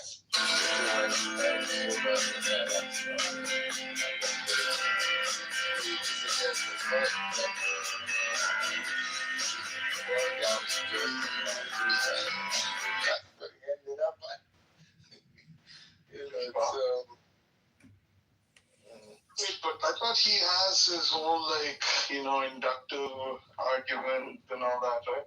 Yeah, but the thing is, when you push and push, it comes down to out of nothing. Nothing comes, what it ends up in, because he tries to say it's like a metaphysical thesis or whatever, because if you say it's induction, it can be attacked like, oh, what's your sample? Have you left something out? So eventually he wants to just say that it's just something that makes sense, out of nothing comes. But I think actually examining the strength of that induction could be a productive discussion, right? Yeah, they didn't even do too much of that, but it has been done before. I think it just ends up like maybe it's a draw, maybe no one's winning. I don't know, but he likes to have that in his back pocket, because he even confessed that initially when he started running the argument, he didn't use to defend the first premise. He just said, this looks obvious. If you want to challenge it, and once you look stupid, how about it? Like this, he says, well, anyone who disagrees with this, quit doing serious metaphysics, something like that. I think that's one in a quote from one of his books that later he tries to. If that's the story, right, then that actually it's a good sign for something like a debate. Like maybe if it's been through debate that he's been forced to actually think about what really his reasons are for premise one, rather than just saying, well, it's obvious. I feel that at least he's made some progress, but yeah. But the layers he put on it, once you push and push, he ends up still saying, well, it's been backed by out of nothing comes. Which is and then he would say that that's just intuitive. It's intuitive to me. And then Mapa says, oh, what if someone else has the opposite intuition? So, then when you got to change them to this intuition, it turns into a joke. I don't understand how he can go back to that. Once, if he's saying that his reasons for premise one is inductive, right? That's more than just saying out of nothing comes. He's saying that something in every instance of something coming, we always see it being preceded or caused by something else, right? So it's yeah. Now then you can ask yes, go ahead, sir. I'm saying then the question turns to okay, well, is there grounds to generalize to something as general as the whole universe? Just because every single thing in the universe has a cause, does that warrant generalizing to the universe as a whole? And I don't see how you can go that's okay. Yeah, I guess if the thing, they didn't talk about it that one too much. I think maybe there's some kind of weakness about it that's not coming to me, but he has 3 defenses or something like that, where that inductive thing is just one of it. The other one is just metaphysical arguments, but that is the one that boils down to saying out of nothing comes, and that's the one they talked about. They didn't even debate oh, can you use induction here? Does it work? They didn't. Try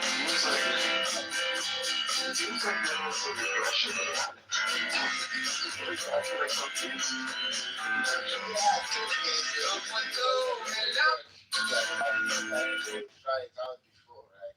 His videos that he did with various abstractions, where to put the abstractions.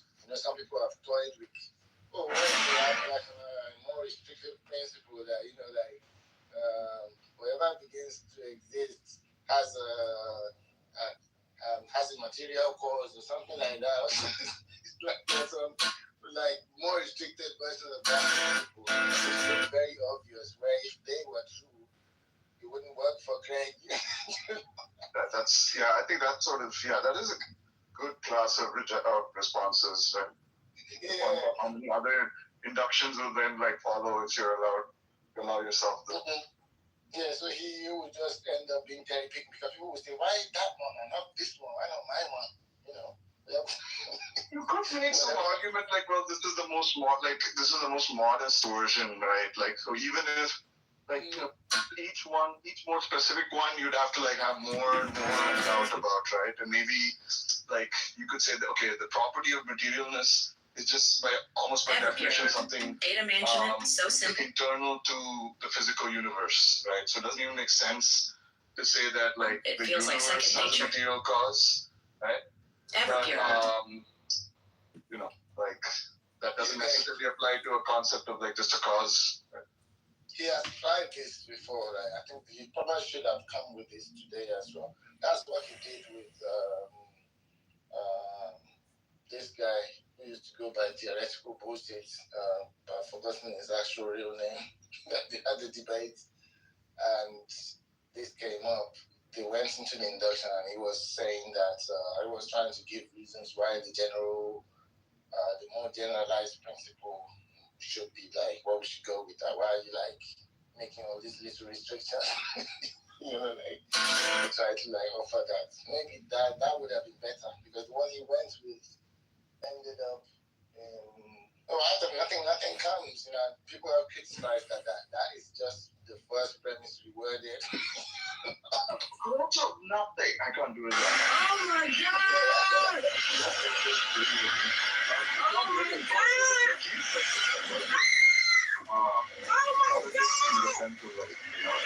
Oh my fucking God! Oh my God! Oh my God! Hey, was somebody in there? Oh my God! Hi, Chicago! Happy Mother's Day! What's that thing that just came right? The dog eats every day, but he wears a collar.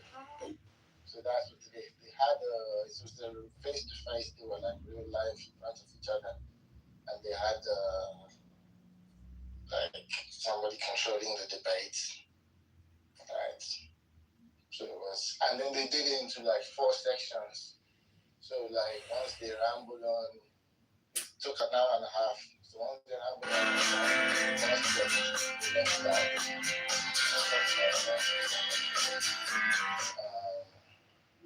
the second premise is where like Mahabharata has written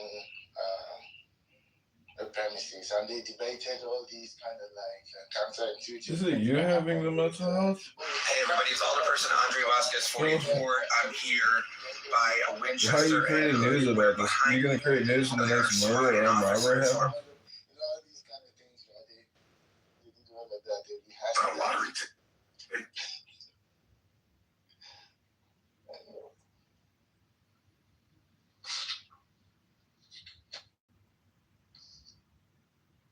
All right, did we chase all the goofy religious people away, except for Michaela? I like Michaela. Oh shit! I think I was Justin.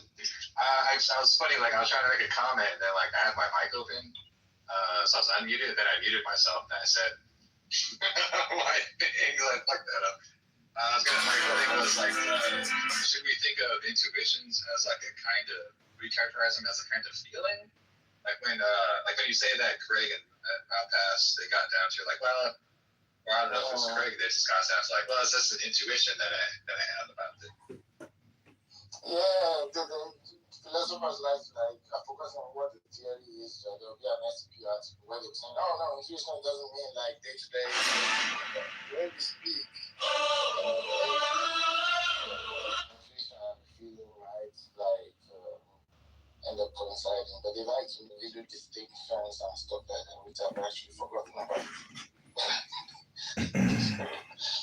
Yeah. Okay, but I guess like getting trained because I'm getting ready to get a couple of pistols.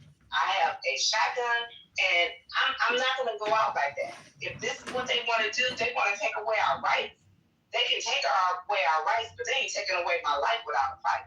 Period. And okay, so I was stressing both true. No one suggested to have an armed insurrection against the government. That was not being argued or being said. So if that was the understanding, I apologize if I wasn't more succinct, because that was never proposed. What I am saying is that yes, Tiffany is right that systemic And any government issues you're supposed to try to fight them civilly. But again, here's also the reality of people. People do also descend into violence because out of repercussions of basically failed or whatever it is. And it's better to be prepared than not prepared, because if you think that I feel comfortable surrounded by a bunch of people that have weapons and I do not know about you, but I sure as hell do not. And I do not encourage black people to solve their problems with violence. But when violence is brought to you, my friend, I highly suggest you respond in same balance. I think for me, and I'm just gonna say, Hey, Ron, we're having a conversation. We'll get to that clip in a minute. Right now, let them. This is a different one. I'm just gonna couch with my stating it. So I'll be quiet. Yeah. Let this conversation kind of wear itself out, and then we'll jump to there. So, Miss Sandra, I want you to always know that I absolutely love you. I back channel you. I do know how isolating it can feel for you. I've had these conversations with other people, and I live in the same world. I think that sometimes, because we live in different parts of the country, sometimes we don't think about what the racial tension feels like, and it is very thick in the South. It is, literally, you can drive through any neighborhood and you still see Confederate flags everywhere, right? Like, literally, at the state capitol, there are always Confederate flags outside the state capitol whenever there's any kind of votes going on, because, we are a red state. They very much could care less about the rights of Black people than us here. And it's wild. Wild to think about, right? Like, even, I'm sure y'all heard Marsha Blackburn is crazy as a dodo bird, but the same white people that sit next to you at work voted her into office, and she's been very clear. She was the one that originally called Bill Lee about redoing the maps, right? So the things we're going through are very systematic. I am at work every single day. I'm paying attention to how these political issues make it into the workplace. And when I tell you, it will not be the way that we think it is. It's not going to just be one day that there is this uprising and that we will get to, go to war as we believe we will. It is to the point where, think about all the people that lost their jobs earlier this year. In addition to losing their jobs, they've also been cutting all the social safety nets that would support people who've lost their jobs. It is one of those things where they are slicing in a way that it's sorry, it's so difficult to explain it. I think an attorney probably could explain some of the laws that are coming through and some of the precedents. But literally, when I'm getting briefing from our legal team, it's so deep, and it's just you can't stop it. It's just all of these things were a ripple effect or a domino effect. And I think that we really have to talk to people about how they're going to help and support at the local level, how they're going to try to get their local bodies to help stop the bleeding, because it's just not going to be what sometimes people believe with this. We'll just need our guns to protect us. I agree. And I understand what you're saying, and I'm not saying that is the only thing that we can do. I'm just saying because I was raised in a family that didn't believe in God. A family that was like, oh no, you don't have to do that. All you have to do is, merge and sign your name on this line. And everybody caught me. I started working at the Michigan Democratic Party when I was 14 years old because my best friend's mother was president of the Lansing, Michigan Department I'm sorry. And I was stuffing envelopes when I was 14 years old for the Michigan Democratic Party. All I'm saying is, at this point in my life, I want to be protected. And if that means that I have guns, I want to have guns. Because I'm not just going to let somebody come in here and tell me what they want me to do. I'm not saying that it's going to solve anything, but it's also, they're not going to force anything on me either. And I'm just at a point now where I don't want to. I just want to say this, Sandra, real quick. I absolutely agree with what you're saying. And you're talking to somebody, you're talking to somebody who actually got shot inside of his car during the social unrest in 2020, the day before Valentine's Day. And since then, I have not considered, I have considered, let me not embellish, getting a firearm. I've been told by my family and friends, you need to get a firearm, you need to keep yourself protected. And I just want to say, I'm not targeting anybody specifically on stage who may have said something that I didn't quite agree or resonate with, but it really comes off as disingenuous when you speak from a place of where you're looking at a perspective, or you're looking at a group of people who are talking about equipping themselves with armor with rosy pearl colored eye lenses. And when I say that, I mean it's easy for you to say that when you're not on the receiving end of it. I even came in here and talked about how I was in another space, and because of a matter of differing opinions with a Trump supporter, you were willing to sacrifice your life and my life and shoot me down like a dog because I said you can't call yourself a Christian because you follow behind MAGA, you follow behind Trump. That's a matter of opinion.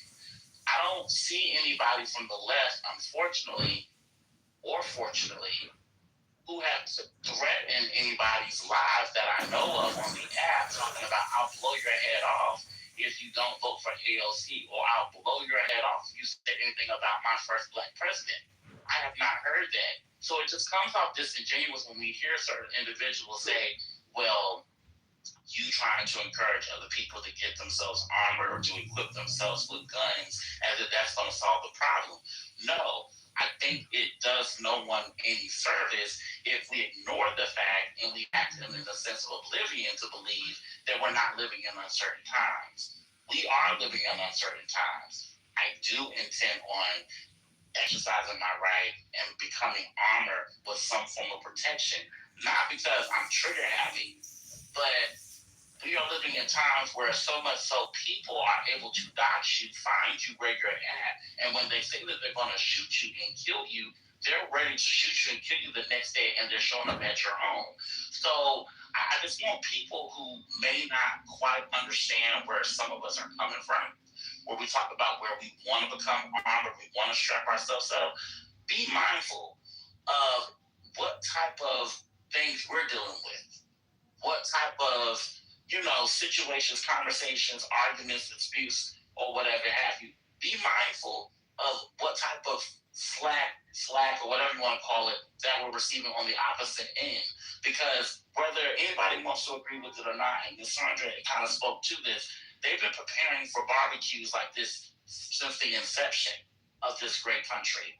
And they're preparing for the greatest barbecue of all time. Even when the election was going on, they were talking about it being the Civil War. So for those coming on stage or maybe in the chat talking about, hey, there ain't no need to talk about trying to equip yourself with guns. Like guns gonna solve things.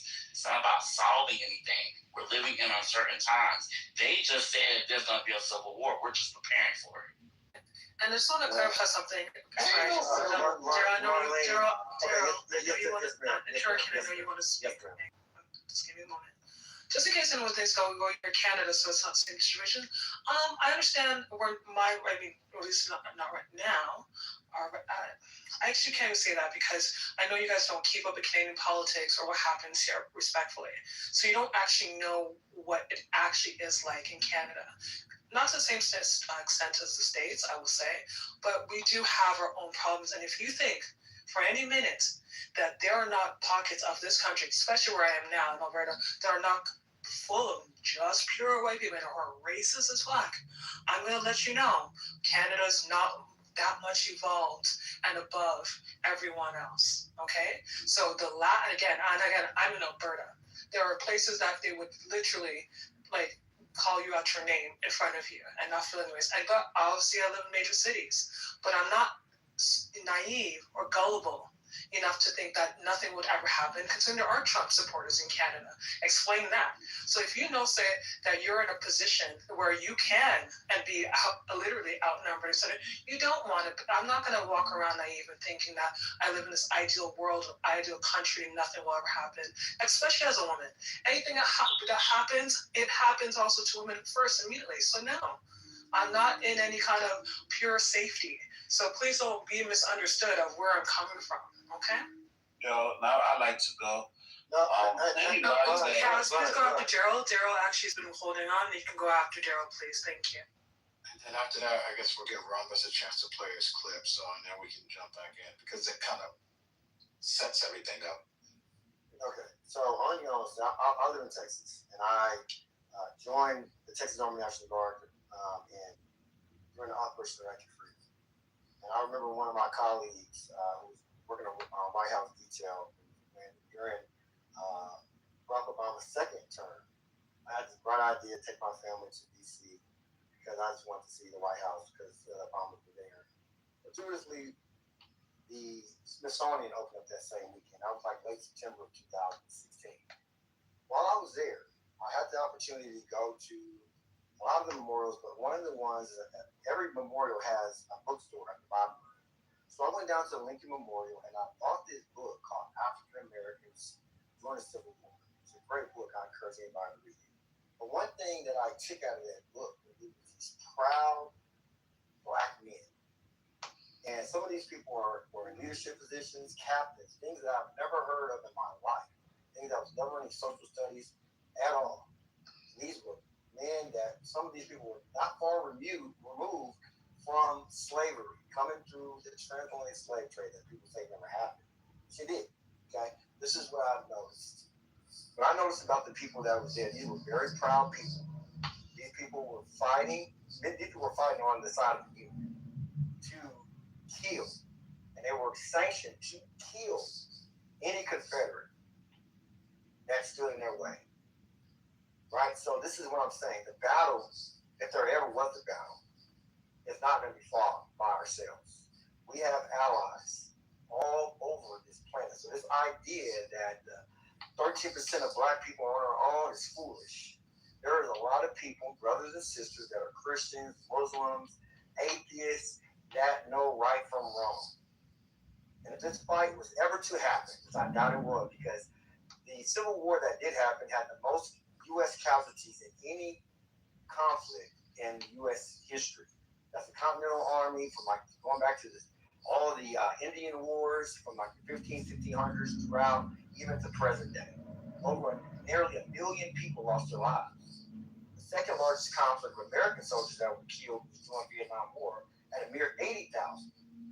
Right? So all I'm saying is, guys, it ain't. Man, there's nothing wrong with you operating with your Second Amendment right. Places like Texas have our Catholic doctrine. I hear what Sandra's saying. I agree. Marlene, look, there's nothing wrong. And then the other gentleman that got shot, man, hate that happened to you. Man, get your firearm. I'm not saying that you got to go out there guns a-blazing, but if somebody bring that smoke to you, dead they fucking ass. And don't and be willing to die for what you believe in. There's nothing wrong with that. That's not saying you're some crazy Black, disarranged Black person that wants violence, choose violence. That's bullshit. What that's saying is, motherfucker, I'm going to take you and the motherfuckers with me. God damn it. Like, what the fuck are we talking about? Look, our ancestors came through to the transatlantic slave trade, and even the indigenous people that are already here for over 10,000 years, all the way up and down from Alaska down to the Central America and South America. These people were warriors. And you got warrior blood in you too. So pony up. And I will say this, last thing I'm going to say. Not everybody's built to fight. Even in a modern day military, you have your infantry, what they call your combat arms, and you have your support arms. We need cooks. We need people that can drive, logistics supply. We need medics. Everybody's not going to be a fighter. So when I hear people say, oh, well, I think, some kumbaya, that I can listen to. That's he's just not a fighter. They just don't see what it takes. There's people right now that have died for, I know so many people are my battle buddies, have lost their lives fighting for your freedom. for you to speak freely as you are, but don't think for 1 second that there was a lot of black people who have died, and they died for they didn't die in vain. These people died for what they believed in, and some of us have forgot our way. I don't have my mic, man. I don't want to overtalk. When I hear people want to give up their rights and shit like that, you're all scary. Man, come on, man. Quit being a pussy, man. Fight for what you believe in. Die for what you believe in. Hold on, guys. Hold on. Thank you for that. I forgot who was talking. Somebody has Matt Cool blocked. If you have Matt Cool blocked, please unblock Matt Cool, please. Also, hey, everybody, welcome to the 420. Tonight is going to be this discussion because they're saying that we're on our way back to, it's going to have to be one or the other. It can't be Jim Crow and slavery. So we're just going to suss it out. We know what we're talking about here with the gerrymandering, the taking of districts, pushing all black people out of the House in certain states. And then somebody came in the room and said they have a clip of somebody saying we're trying to get them as close to Jim Crow as possible. Rhombus is going to play that. I want to hear that so bad.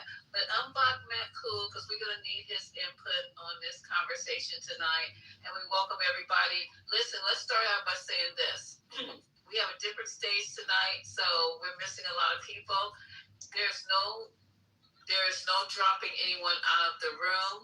Try your best not to block it. I'm sorry. Let me start over.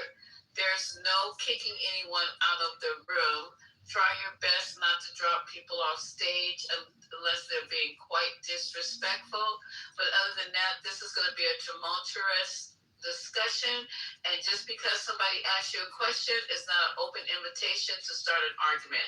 I know we can do it tonight, you guys. I know we can do it. So we're going to try to have a good conversation with grown folks and hopefully learn something and maybe have some fun tonight, okay? So welcome. Ping in your enemies. Here we go. Yeah, Miss, I'd like to say, it's Misa. It has an A on the end of it. I said Miss. Yes, we promised Rhombus he was next. No, they didn't. They promised I was next. No. If you want to lie, if you just want him to go over me, just say you want him to go before I. Yeah, so we're going to jump back in and let him play this. You can let him go. You can let him go. Let him go. No. Go ahead, you go. How long is this clip? Real quick, okay. It's Jim Kitover. Everybody check your blacklist and see if they have this man blocked.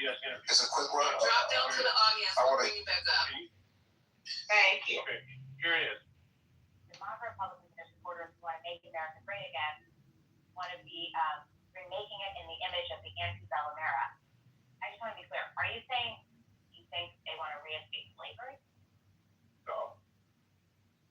They wish to get us back as close to slavery as they could possibly get us to without violating. Because the Constitution really can't do it. Jim Crow. Yes. So you think they would reinstitute Jim Crow? Absolutely. And I think the Supreme Court is well on the way to doing that. Remember, all of this started with a Supreme Court decision called Dred Scott. That's what defined and laid the foundation for all of this stuff. And then they got another case called Leslie versus Ferguson that's established separate and equal. Well, of course, Okay, I'm going to stop right there now. Now, just think about that. Now, we'll play this one thing about Nick Fuentes. He just released this, and he's far right, and he's pretty much trying to articulate his values and people that think like him. And this is even more disturbing, so let's just hear it. About what they're willing to sacrifice. Yes, what they're willing to sacrifice in order to have their white nation listen.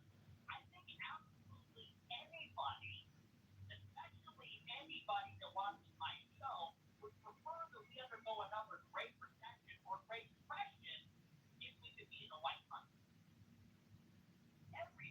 Anybody that watches my show would certainly prefer that we undergo a Great Depression or a Great Recession if it meant that we could have some semblance of a white country.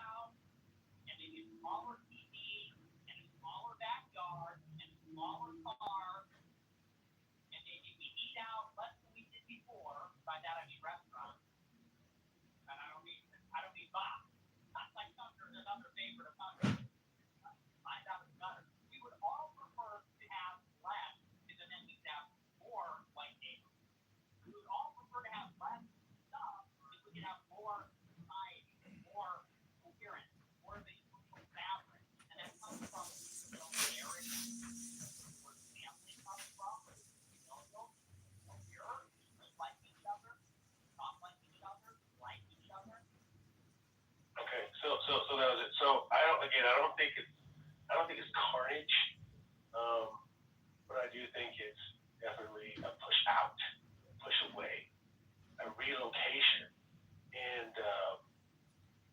it's just going to be a disenfranchisement at the most, for sure. But I think it's carnage. Yeah, man. It's so crazy that first of all, this is a good thing. I don't know why people are saying slavery is coming back to Jim Crow. These people are insane fear mongering people. There's not going to be a civil war between black and white people. I don't know why people even think that would be a possibility in today's time, that there's no way for that to happen. There's a lot of factors at play here, right?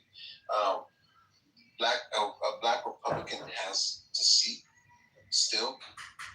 So it's like people are mad about this, but they're not mad when the Democrats have all blue and Republicans have no seats. I don't hear, what's the opposite of Jim Crow? Democracy? What the fuck? Nobody cries when the Democrats do it, but now they're crying Jim Crow. Jim Crow what? In the next 10 years, Jim Crow is coming back. I've been hearing Jim Crow is coming back for years, bro. Where is it? Come on, bro. Y'all need to chill out with this shit. You will see all these states will get better under Republican control.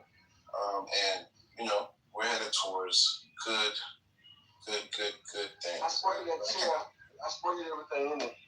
Yeah, I appreciate it. You too, brother, Frank? You said you support everything, right? Yeah, bro. This is crazy, though. I don't know why y'all fear mongering. And slaves didn't have a problem with picking cotton. They just were mad they weren't paid for it. Because anybody would happily pick cotton and they're getting paid a lot of money to do that shit, bro. It's not about picking cotton. So fucking cotton. Is he crazy or is he high? I can't even take you seriously. You think slaves had a problem with picking cotton? They had a problem because they weren't paid for it. You think if they were being paid to do this? I want to see you pick some cotton. I ain't talking about the slaves. I'm talking about you. Let me see you pick some cotton. You dumb fucking bitch. Whatever. Let me see you do it. You tell me how happy. Tell me how happy you are. Picking some fucking cotton. And then when you do it, because I love working in the garden. I love working. Excuse me. I love working in my garden. I love planting my food. I'm not attacking you. I'm just saying that's what you said. That's what you said. And I'm just saying I love working in my garden. I love picking my tomatoes and my peppers. You let me see you pick some fucking cotton and tell me how much you like it. Tell me how much you like it. I tried. There's 3 people talking at one time. But he was talking and she interrupted him. And then I heard you in the background as well. I did. I interrupted. Okay, so being ridiculous on you though. Helping when you start. Somebody needs to spank me. I need to spank So let me get this out, you guys, and I'm gonna just say it one last time. This is going to be a difficult discussion. Everybody's going to have different opinions, and I don't care. I welcome it. But what we can't do, because everybody in the audience did not come in here to hear people argue. They came in here for the topic of the discussion. So one person at a time. If you want to retort to what that person said, just say, excuse me, I'd like to retort. And that's it. But we're not going to be like 4, 5, 6 people offline. I'm telling you. I don't want to drop people, but I will drop you. Okay, so who was talking over, I think it was Cass. Are you responding to Sandra? He left. He's not even here anymore. Or somebody dropped him. Okay, don't do that either. I'm not kidding you. You guys just totally disrespect me on a regular. I asked you not to drop people off the stage because I'm not stationary and I can't be bringing people in while I'm trying to drive, okay? So I didn't drop him, Lisa. I talked over him, but I did not drop him. I know you didn't. Okay, you guys, go ahead and enjoy the. There's only 4 mods, and it wasn't Lisa, and it wasn't Sandra, so we did Marlene. No, it was not me that dropped him. I was having too much fun laughing. It was just ridiculous. Yeah, this is crazy. Okay, so go ahead, baby case. Yeah. It wasn't me, but let's just go back. So he. That was funny. That was funny. Yeah, I don't even know what to say. It really was funny. No, but hold on, Daryl. He did say there was people who, if they were getting paid. There are people that were getting paid that wouldn't mind. There's people that pick up garbage and pick up trash on the highway. Let's just go with that, right? But like the fact that the way slavery was instituted, like you think that these people really was doing it, even, and you know how much they were getting paid. Like we were talking about getting paid, like they were not getting paid a living. My family just just made $1 million selling 60 acres. And 2026. Yes. Hold on. Okay, we're talking about. But you gotta understand, man. My family immigrated to Tipton County in Covington, Tennessee in 1904. Okay, my great grandfather had over 1,000 acres of land. What I'm saying is, my grandmother, who was 86 years old, picked cotton, and her parents picked cotton too. Like, come on, man. Like, why we gotta do all this extra stuff just because you don't like what he said? Oh, well, we don't have to. So hold on. Let's just make it clear. I don't think anyone doesn't need people to like what I said. I don't need people to tell me I'm wrong. I just, I think Ms. Misa's talking about is. Okay, Amari. Yes, ma'am. I'm gonna have to interrupt you for a second. How many mods are on the stage? 1, 2, 3, 4, 5. I just have somebody a second. I know you did. Did somebody leave who was modded? Yeah, it was a patient. Wow. Okay, so Cass got kicked out of the room. Oh. Okay, so I will start this room all over again and have just 1, 2 mods on the stage. I asked nicely not to do something, and then it got done anyway. So that's crazy as hell. I don't want to have to start the room over because I'm driving, but this is what I gotta do, y'all. And there's a lack of integrity because there's only 4 mods. Haitian wasn't even a mod at the time. There was you, Lisa, Omari, Sandra, and Marlene. Those are only mods. Haitian Hold on. I modded Haitian, so yes, he was a mod before he left. He came up and I modded him. Was he talking when Cass was talking? Daryl, you may not know this, but mods can actually see the activity in the room via the keyboard. Can you see who kicked Cass, you guys? Just tell me. You don't have to make a big deal about it. Just tell me who kicked them. It doesn't say. The only thing, the last activity I can see was me making Haitian a moderator, and then you also made Reformed a moderator. Those are the last 2 actions. So he might have just left Lisa because it would show. He's in my back channel. Yeah, you know what? But hold on, Lisa. There's something going on with this because no one has. No, man. You people are so Daryl, please, I'm sorry. Daryl, just give us a second because we also don't have the ability to investigation right now. We're trying to fix this, okay? So give us an opportunity. At least we're doing an effort to fix it. Right. Like Cass is not that important, but I just want to make sure that we don't do this tonight because this is just not fair when I ask. So one of the things when Matt Cole and I was messaging each other, it kept saying the system is having issues, and none of the mods had him blocked. Not Sandra, because he was able to message everyone. Yeah, he said he was blocked. Matt Cole said I'm blocked. I know, but if you could message, like if someone blocks you, you can't message them. That's part of the block features. Like you can't send them a message. So with that being said, my only other logical explanation is that there's something going on with the app. Again, remember the app was down yesterday, if y'all remember. And it's still messed up. And it's still messed up. I made sure that I don't have anybody blocked. Okay, so good. So can we just Cass let these people know? Yeah, we can let them know. Cass is, if he was kicked out, it would show. It would show in the chat. Happy to be talking. No one like. No one. And I was the one that just happened to just kick him out. Oh, Lord Jesus Christ.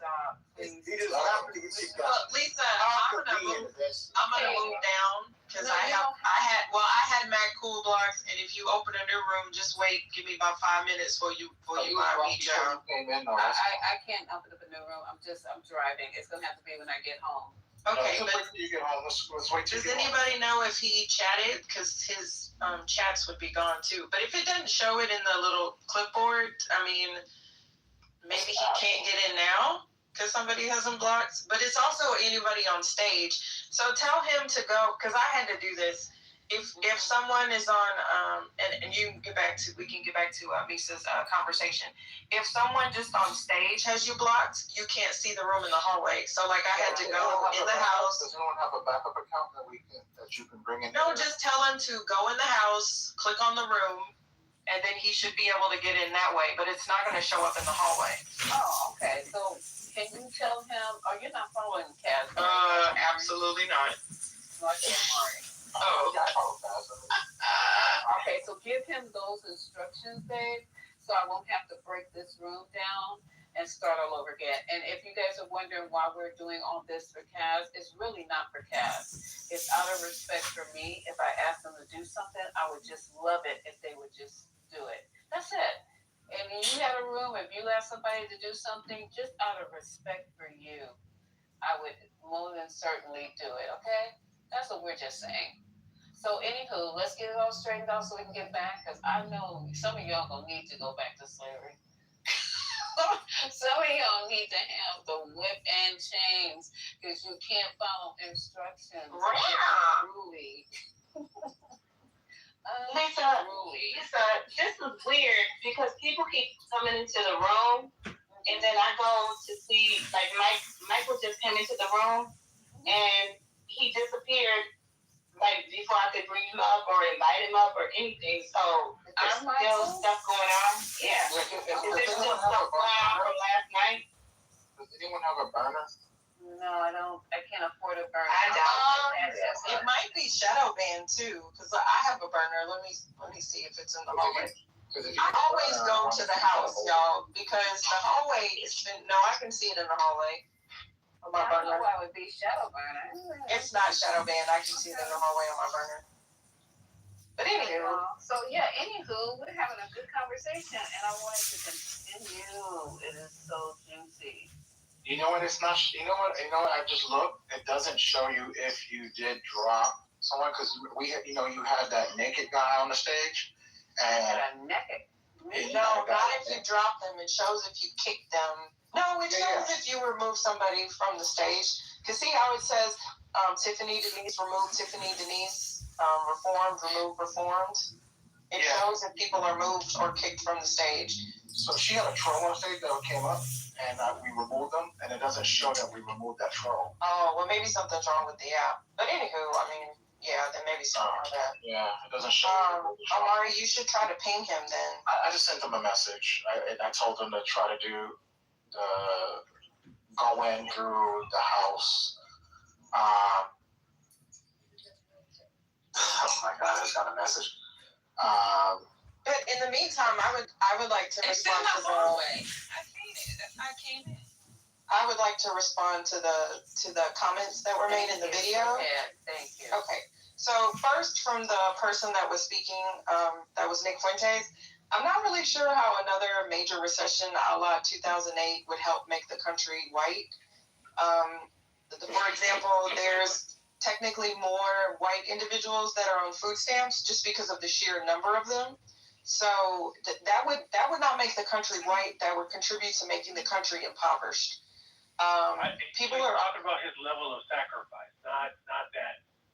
Well, so is he conjecturing? Because how would that happen? I don't understand illogical economic consideration. So I'll just respond as if I'm taking him seriously, which is to say that wouldn't happen. So I don't understand why that Nick Fuentes person would theorize that there would be some sort of sacrifice when literally people are sacrificing right now because they're poor. It's not a choice. It's a condition of their existence. That didn't sound right, but y'all know what I'm saying. So then I'll bring it into the other person, what the other person was saying, Kaz. So he's saying that we all address the slave thing, but honestly, the slaves were a form of payment. Like their labor was paid. It just kind of went to the person that owned them at the time, which was the master. So I'm not really sure how he doesn't understand that if slaves were paid, they did not own their wages because they did not own themselves. But anywho, just in case anybody was unclear about that. And the last thing, the poorest states in the nation are actually red states. So I'm not really sure, again, why we seem to confuse democratic economies versus, Republican economies. The red states are literally the most lacking in education, lacking in literacy, lacking in jobs, lacking in all the things. We know what Republican leadership looks like. I'm not sure how we continue to be confused about that. Back to the state. Can I respond to that? Because I think you're missing the point. I think he's not trying to make this a matter of fact. He's just saying, I hate not having a white country so bad. I would love to do this instead of that. It's not an idea to say like, oh well, this is better than that. This is better.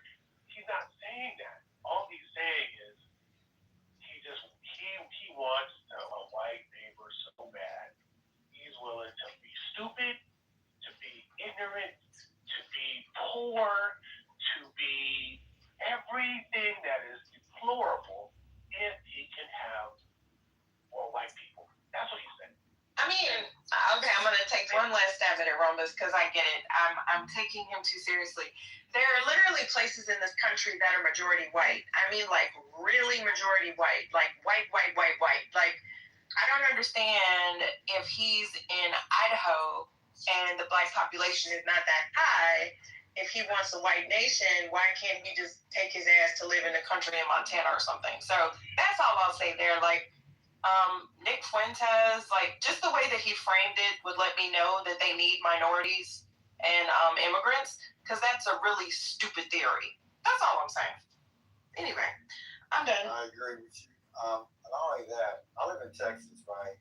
And actually, Texas is a red state. It's the second most populous state in the country, and it's a red state. And then the most populous state would be California, and then followed by New York. So those are your three biggest states, then Florida, Georgia, whatever, right?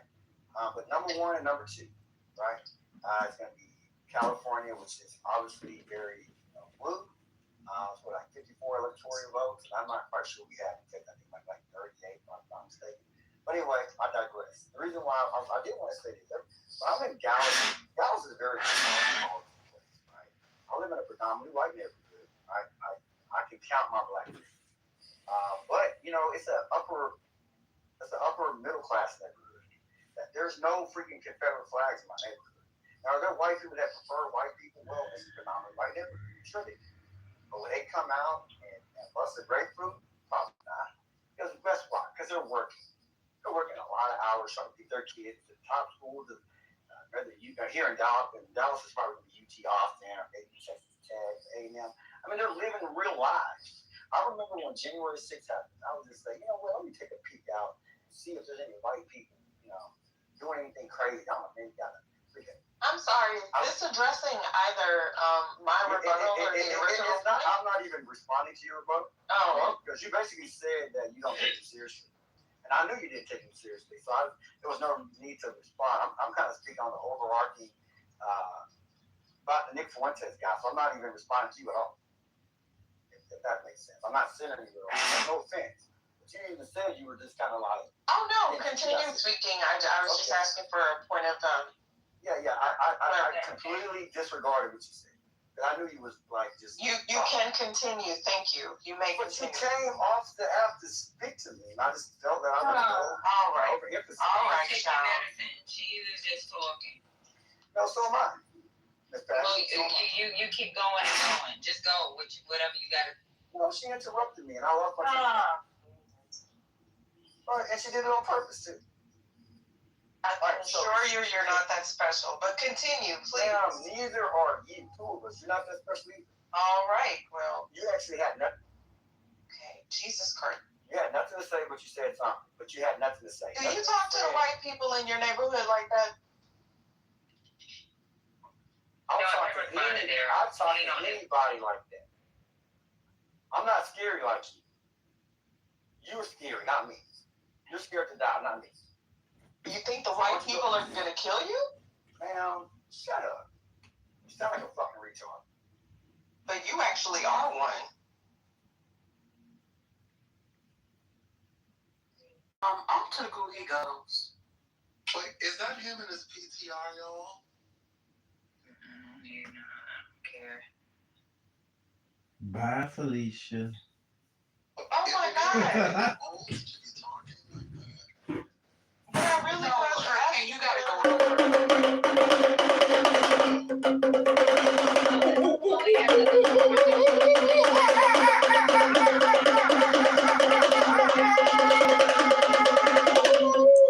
But I really was asking him what point he was referring to. You really was. I didn't know Hello? that I was going to interject it.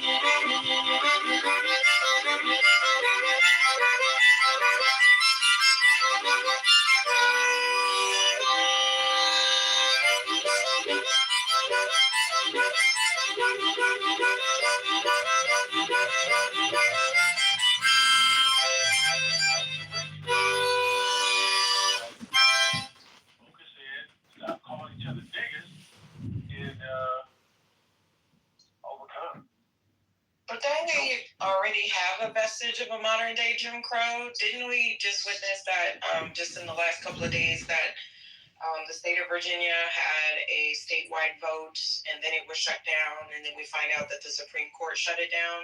Didn't we just witness Tennessee months before primaries literally say that they're going to remove black districts, and we're literally removing duly elected people out of office? Isn't the same thing happening in Louisiana? Was Jim Crow not actual legislation that was put in place? It was not just sentiments. It was not just MAGA. It was actually legislation. Wasn't a core part of the Voting Rights Act struck down, having pieces of legislation that have been in place for over 50 years been struck down. So I would wager that we are facing a modern Jim Crow. And this president hasn't even been in office for 2 years. So what else is going to come?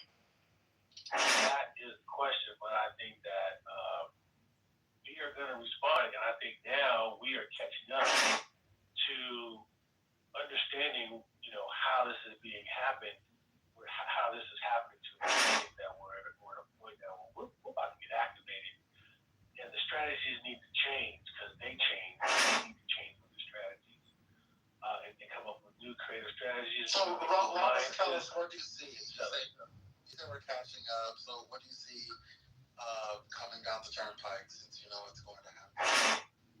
I don't say that I know what's going to happen. I think that we are going to be in a position where we're going to have to sit back. How do we take this shit down? Clearly, they have moves. Clearly, they came with a plan. 2025, they came with a fucking plan. So, Rhombus, 1 second. So, Rhombus, I asked you a question because you're rambling. You're talking. You're being vague. You're not giving specifics at all, and I'm afraid that you're going to continue doing that for the next 10 minutes. That's why I asked you what you see coming down the turnpike. If your answer is I don't see anything yet, or I don't know, then that's your answer. But I don't need the we need to sit down and strategize. We just need to get ready. That's not saying anything. Okay, so let me. It's okay to say you don't. It's okay to say you don't know. It's okay. It's okay to say you don't know. I did say that, but what I'm suggesting is we are going to start early. Republicans, and I mentioned this months ago, the Republicans started breeding these monster Republicans, these right wingers, since elementary school. They have had them in programs, in clubs, making speeches. They started early. And what I mentioned a long time ago is, when are we going to start to do that? I think we have a reason now to do that, to start looking at elementary school, right? While we're fighting now, we got to build to start what in elementary school? To start what? Building some coalition, building some training, something to keep our ability to vote at the top of the list of things to do.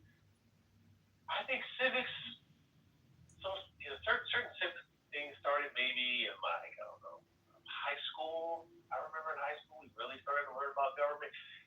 Other than that, it was like social studies, stuff about history. I think we need to start talking about making a change, understanding what our positions are, knowing how to support it, being in volunteering for, registration. Who's the we? Elementary school. Who's the we? So you say we need to do X in elementary school. Who's the we? We are the opposition party. So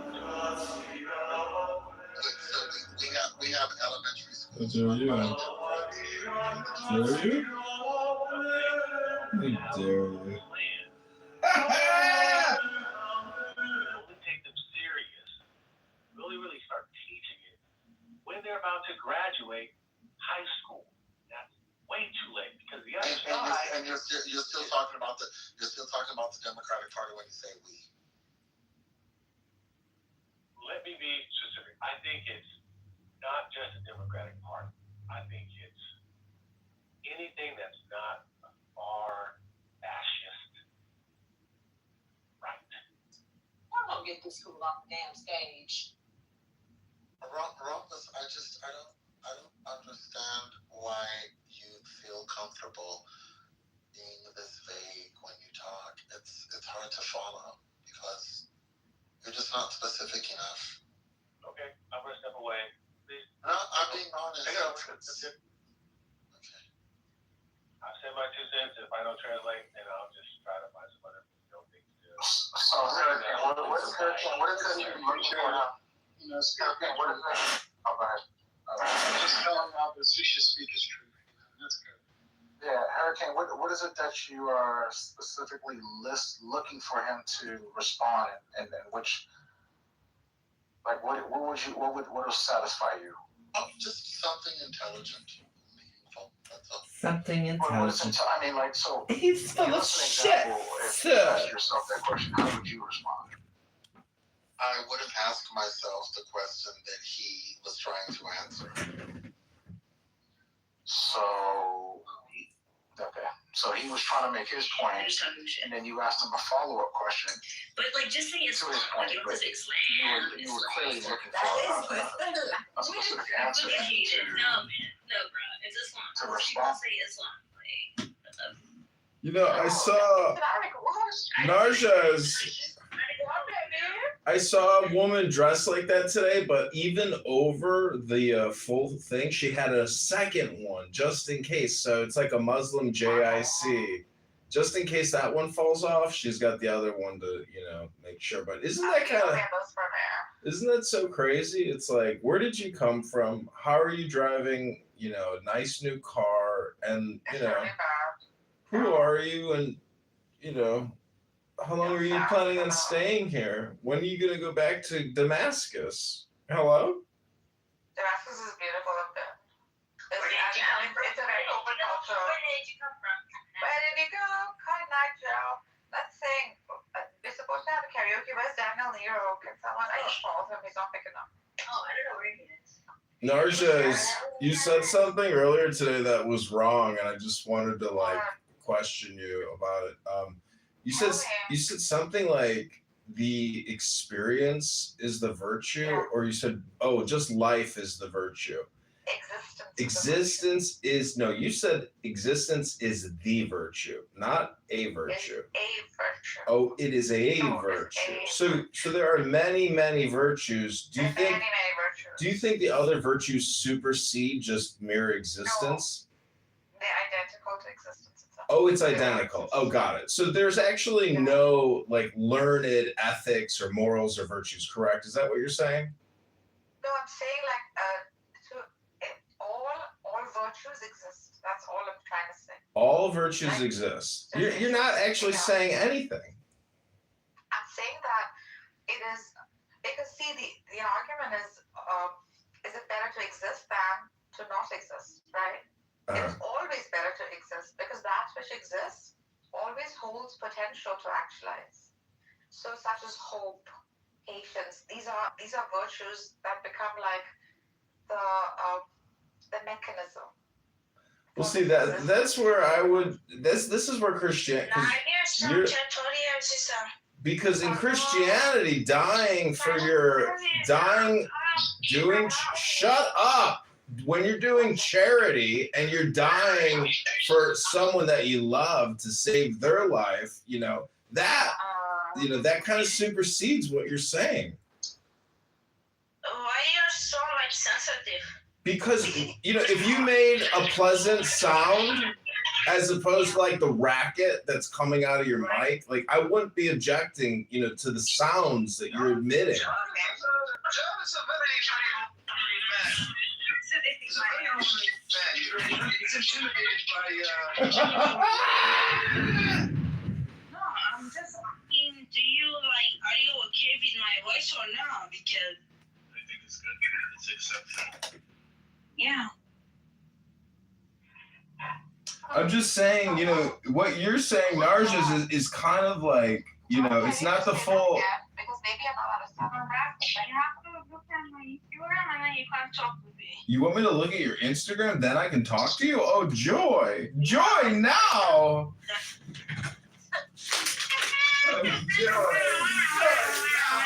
Yeah, that's what you say. Okay, thank you.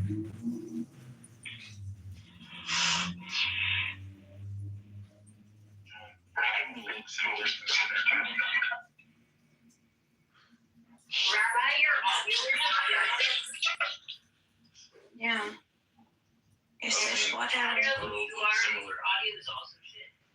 میگه بابا دست خودتون ولش کنین اینقدر جریان بازی در نیارید همینو میگه دیگه چه کاری حالا جریان بازی در نیار اوکی من میام میشینم خونمون شما بریم باز خودتون اشغال کنید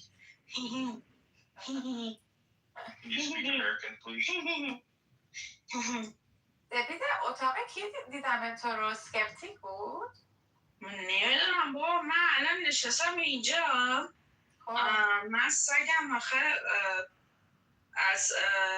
از توی دامپزشکی گرفتمش بعد اومده بود همینجوری داشت یه جوری به دوست من مثلا عشق و علاقه نشون میداد و من گفتم خدایا من اینو نگرفتم اینجوری باشه بعد یه جوری خرس و خر شده میشم من سگم همین الان بردم آره همین سگم یه جوری چسبیده بود به این بازیگر اصلا مونده خدایا بعد اصلا یه جوری مونده بودم که خدایا اصلا سگ من اصلا احتیاجی نداره اینجوری باشه ولی اینجوری شد دیگه چیکار کنم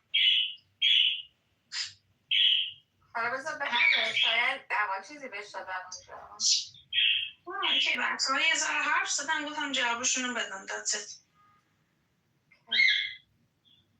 پرندم داری سپیده؟ آره So cute. چوچی دارم. الان اینجا اگه خاموش کنم همه چی خاموش کنم میتونه بگه که سپیده باشه. بعد جدا از اون سپیده رو میتونه بگه که بدش کن بعد حرف بیادبی نزنم بدش کن بگو. نه بیادبی آخه بیادبی بگو. چی میگه کسخول چی میگه مثلا؟ نه میگه که ریدم دهنت. Okay. Hey, Flo, can you tell them you're like reading and it, please? I'm just literally asking you. خیلی بامزه. What the fuck? این چیه به من زنگ میزنه؟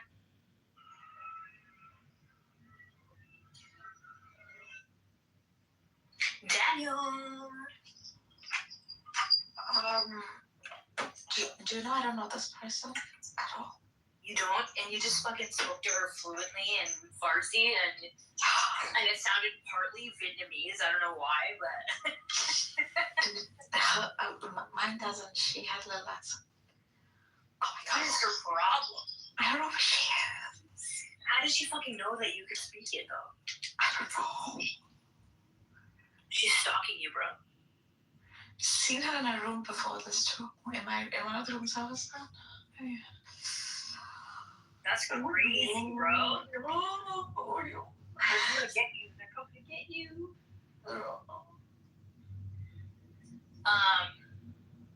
Should we sing? Yeah, I'm just putting clothes on. Hey, Daniel. Hey, sweetie. Daniel, why aren't you singing? Wait, nurses, I got a question for you. Do you think the IRGC is hiring, meaning like because they've killed so many of them, like they're not putting out job solicitations to Iranians? So like, hey, we need to recruit you, join today. I mean, they are, right? Absolutely. You know what? That's pretty possible. Really, I think so. I mean, if the U.S. was engaged in a major war, they would be soliciting for soldiers left and right. I mean, they would have a draft. Like, where's the draft in Iran?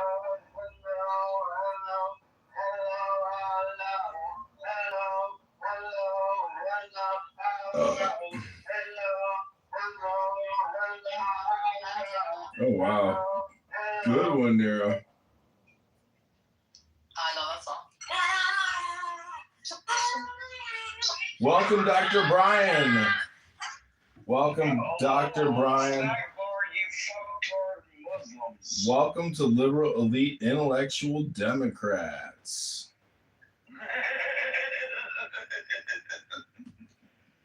That's funny as fuck. Okay, I want to give you a quick sample. So Clyburn, CBS, PBS. I think this would be, Amari, this is important enough for us to listen to it in its entirety because for us, we can chop it off every 5 minutes. But for us to be listening to out of sequence clips that are not going to give me any understanding, because he started in a different spot this time. You notice that? So let me, I do apologize. Let me see if I can bring this up in the YouTube long format. And just to let you know, it's called Firing Line, right? With Margaret Hoover, right? Oh, okay. He's with Margaret Hoover? Okay. That's a good, she's a good. Okay, so I would like us to be able to hear it. No one has any place to go. This is Friday night. And if they're talking about Jim Crow and Clyburn is a good, he's a good interview. I mean, he's going to say something right off the cuff. I mean, you know what I mean? He doesn't hold back too much. So I think it's worth us listening to it. Anybody disagree? And then we can move on from there and continue having this conversation. I think it's worth saying. So South Carolina, I mean, I think I know Seth Omar said this. I mean, and then another lady, who was another part, Sandra, was another part of the country. I think it's worth noting that, I mean, the United States is a pretty big place. There's a lot of different people, a lot of different views and ideas. South Carolina, I mean, there's slave ports there. My great grandmother was from Spartanburg, South Carolina. It's a pretty racist place.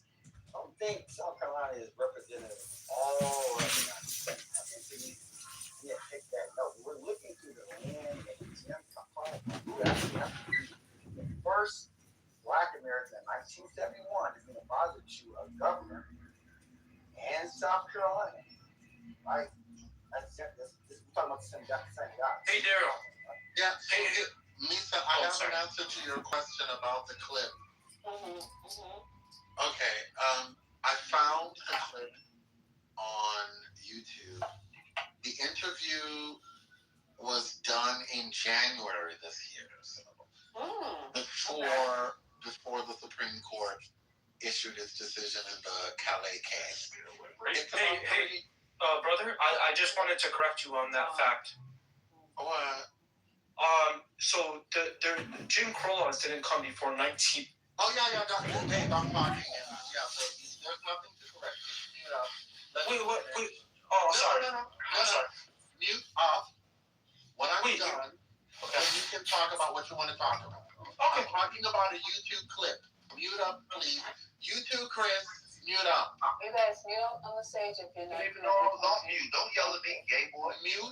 Whoa. Stop, you guys. We're not going to do that. This is a long night. Y'all already hyped up and yeah, so Lisa, the clip was posted on YouTube in January this year.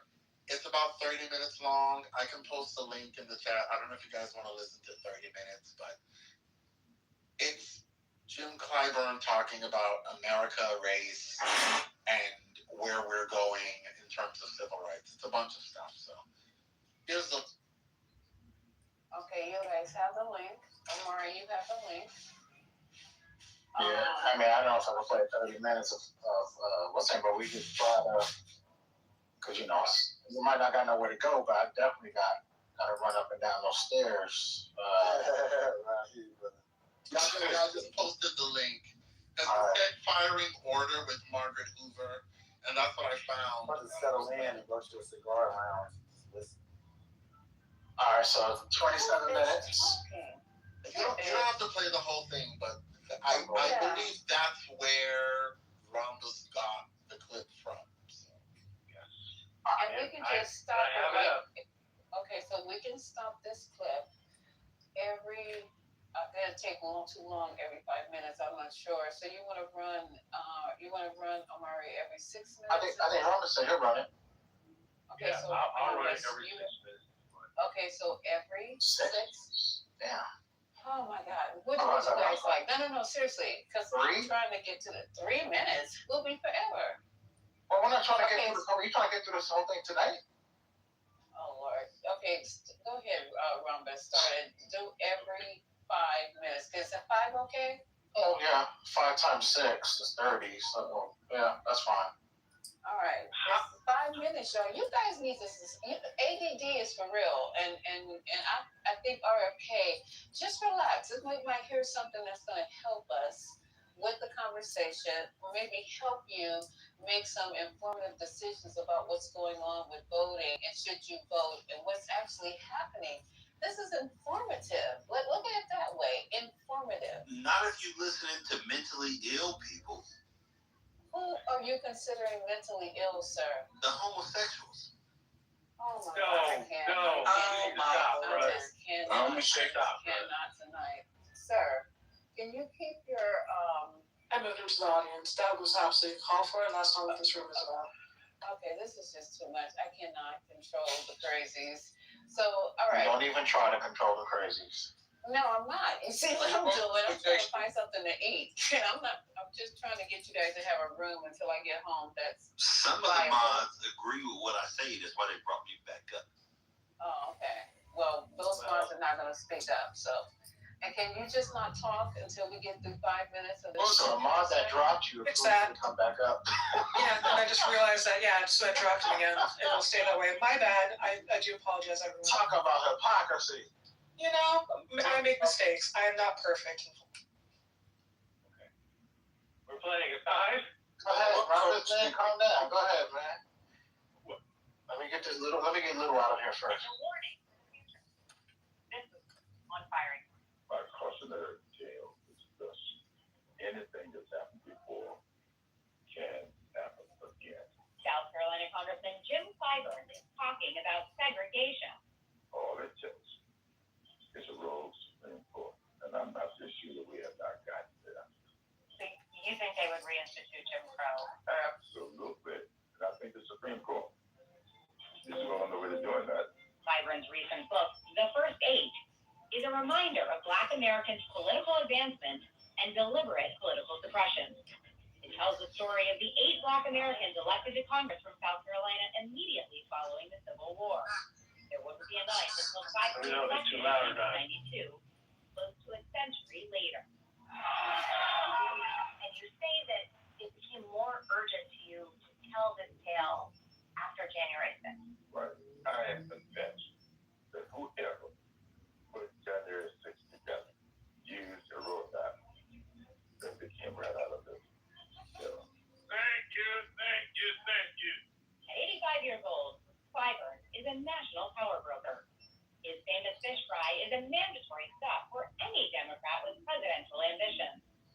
What does Congressman Jim Clyburn say now? Firing line. Margaret Cooper is made possible in part. Well, I think that whitewashing of history has always been a part of this country, especially the Civil War. The people who came out of the Civil War and had lost the war decided that was just a battle. They would continue to fight to redeem the South to its pre-Civil War days. And in my book, I refer to them as redeemers. The Redeemer Democrats were the Southern Democrats that wanted to redeem the South. They wanted to redeem the South to pre-Civil War days. And I don't think this is the latest in the other time, but you will see an instant death against us. They made the decision: we're going to take our society back as close to slavery as we can get it without violating the Constitution.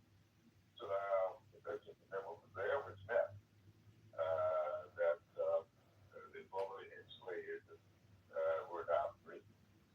The 14th Amendment gave them equal protection of the laws, and of course, the 15th Amendment, the right to vote. But the implementation of constitutional amendments rely on legislative action, and that's where they made their attempts. Went straight to the legislature, and then they got the Supreme Court to interpret things the way they wanted them interpreted, and that's how they got Jim Crow. The first Black South Carolina member of Congress, Joseph Kane Rainey. Yeah. You say when you got to Congress in 1993, there was practically zero evidence that he had ever been in the same halls you were walking. That's correct.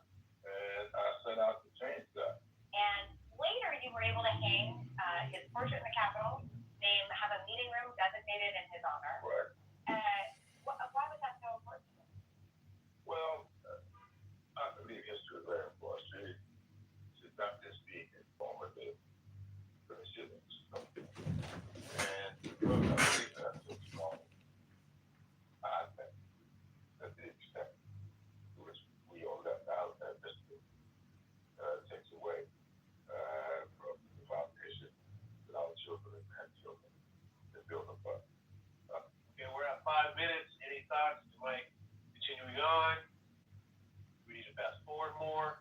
So, Are we good? hold on real quick. I just give people a chance. I don't know, Misa. Did you hear?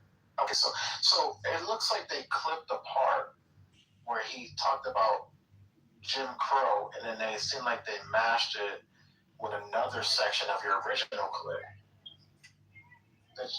Did you hear that? I was hearing the conversation, and it sounded like the original one, but still, let's move from here. The conversation is, do we really think this is viable? Like what he's saying, because this is what the room is about. He is coming out of his mouth. This is somebody who's been serving for a long time. Hopefully he won't be reelected. But 85 years old, right? Yeah. Time to retire, buddy. Time to retire, buddy. But he sounds good, though. He does, but he should be. What do they call emeritus right now? Yes. He should be bringing somebody up behind him. He should be on his porch drinking lemonade, riding the wave. No, he should be pouring all this knowledge into somebody who can come up behind him. While drinking lemonade. Don't forget the lemonade. You guys are just sweet tea. Silly tonight, right? I really like This gonna be the silly room. This will be the silly room, or in the hall.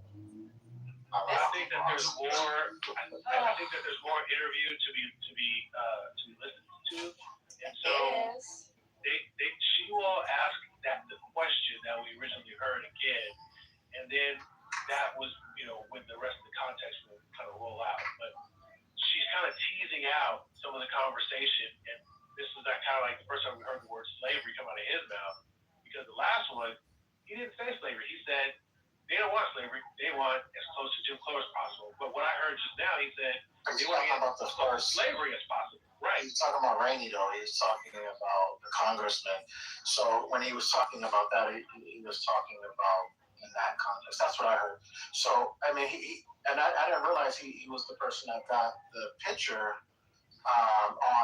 in the halls of Congress. So shout out to him. That was something that I wrote down. That he did, that he was a big part of. So shout out to him for that one. So. All right. Well, I'll roll out another five. Let's play again if you quick. And Lisa, you got to mute up because I can hear them. Okay, sorry. The Chinese chicken wing with feathers on it. Okay. Well, this piece is But we said that that's what they said. So don't be surprised that he said slavery, because that's what we said earlier, over an hour and a half ago. They said slavery. But you didn't ever say Claremont. He said it. Yeah, so I get what you're saying. But go ahead. But he didn't say slavery, and the Republicans trying to bring it back in that sense, though. So you're still distorting it. But go ahead, Ramos. We're here. I have grandchildren. I have cool great granddaughter. I think it's important for her to know who she is and from where she came. Robert Smalls was one of your first dates. He was born enslaved. He became a Civil War hero. Right. You call him, quote, the most consequential South Carolinian who ever lived. Yes. Why? Because he was. What did he do? Right. Well, Robert Smalls was born enslaved. His mother never told who his father was, but he did, because his father was not African American. And he put together a scheme to escape from slavery. He met with Abraham Lincoln. Yep, he escaped in May. In August, he was out of Abraham Lincoln.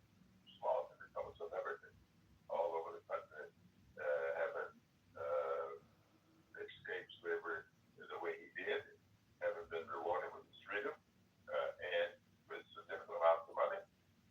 He was asked to go to Washington, sit down with Abraham Lincoln, and get permission for blacks to serve. And he left Washington having convinced Lincoln to do that. And Lincoln authorized him to go back to South Carolina and recruit 5,000 soldiers that turned into 40,000. And Abraham Lincoln said himself, and it's in the book, were it not for these soldiers, they would not have won the war.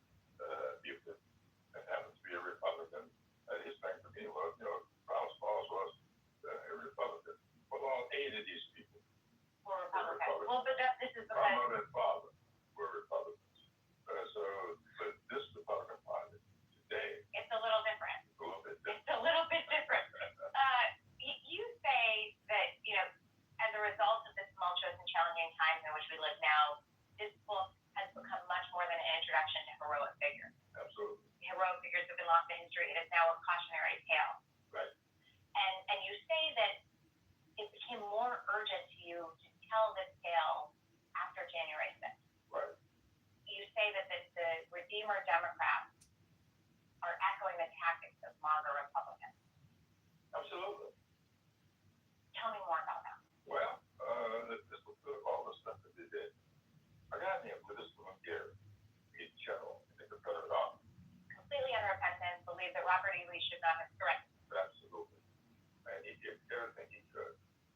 He, like the particular figure in the White House today, he overtook the entire mechanism. He wrote and given instructions as to how they conduct themselves. And one of the things he instructed them to do, always wear a red shirt. A red shirt. Today, red caps.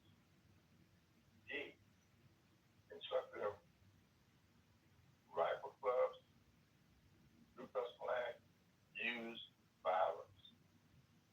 Proud Boys said, you can look at what's happening today. If you want to know what all this is about, you can get a nice, concise understanding of this book. So are you saying these tactics echo the past? Absolutely. In fact, I am convinced that whoever put January 6th together used the roadmap that they came right out of this.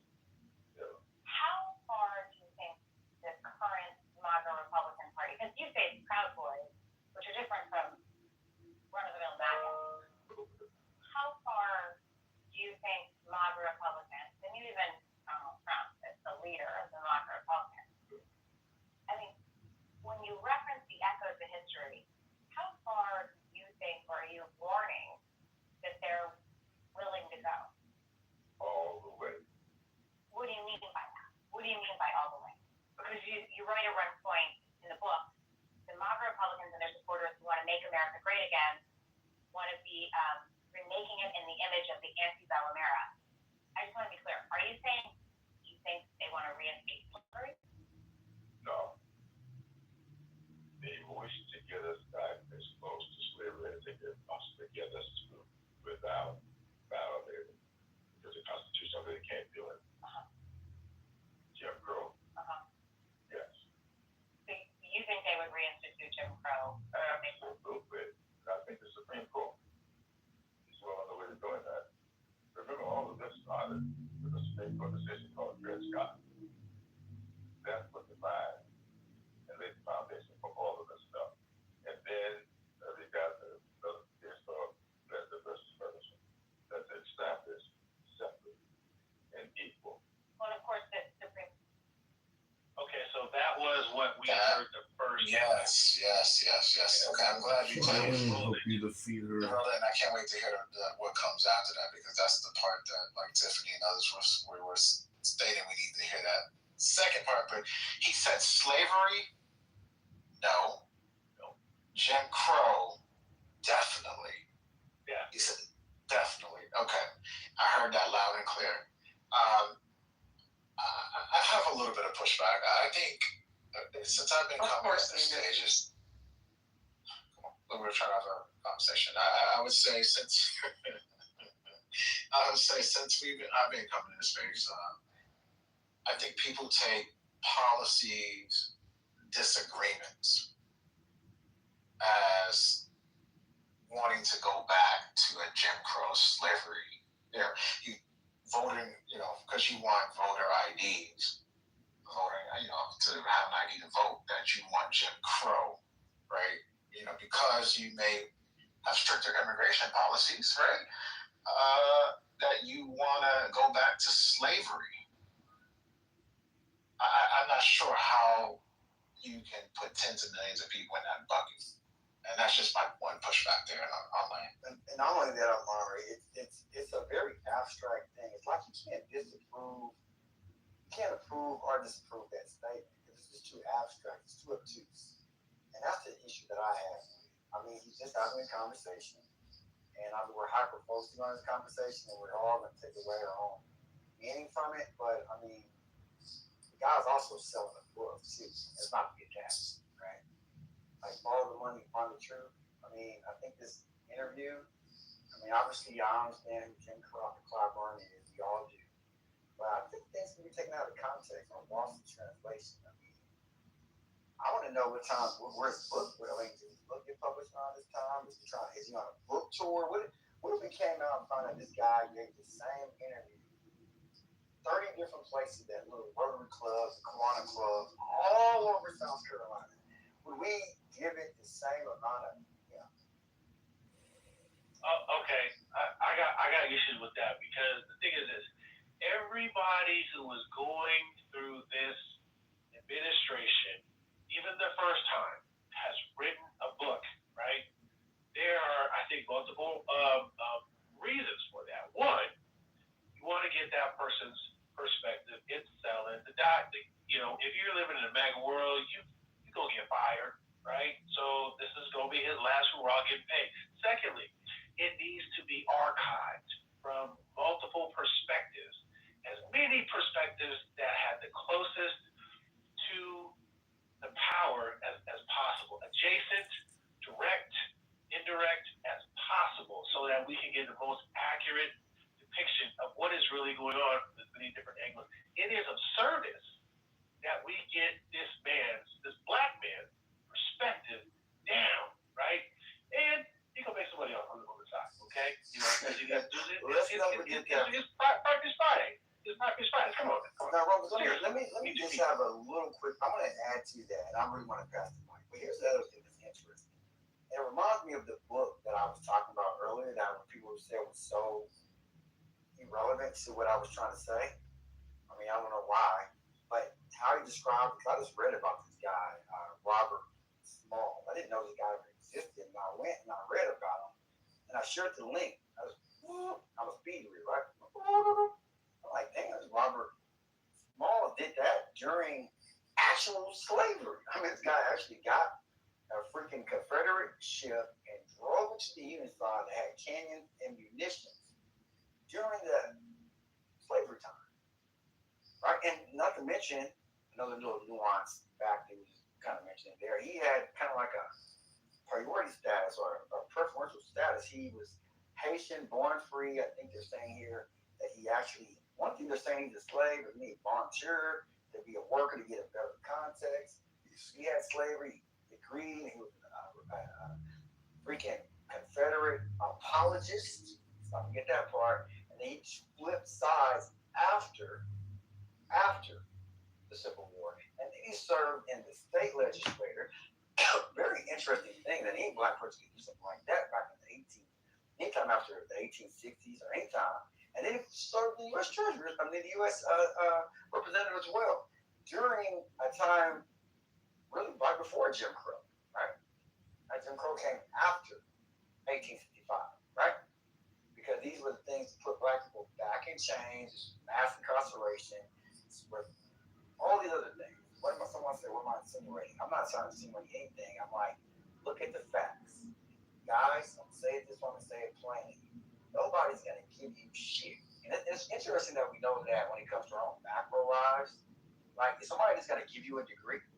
Or you have to go out there and earn it, right? Somebody's going to give you freedom, or you're going to go out there and take it. Guys, white people didn't give us shit, okay? We fought for our freedom, we died for our freedom, and that's just the facts. We kill people for our White people didn't give a shit.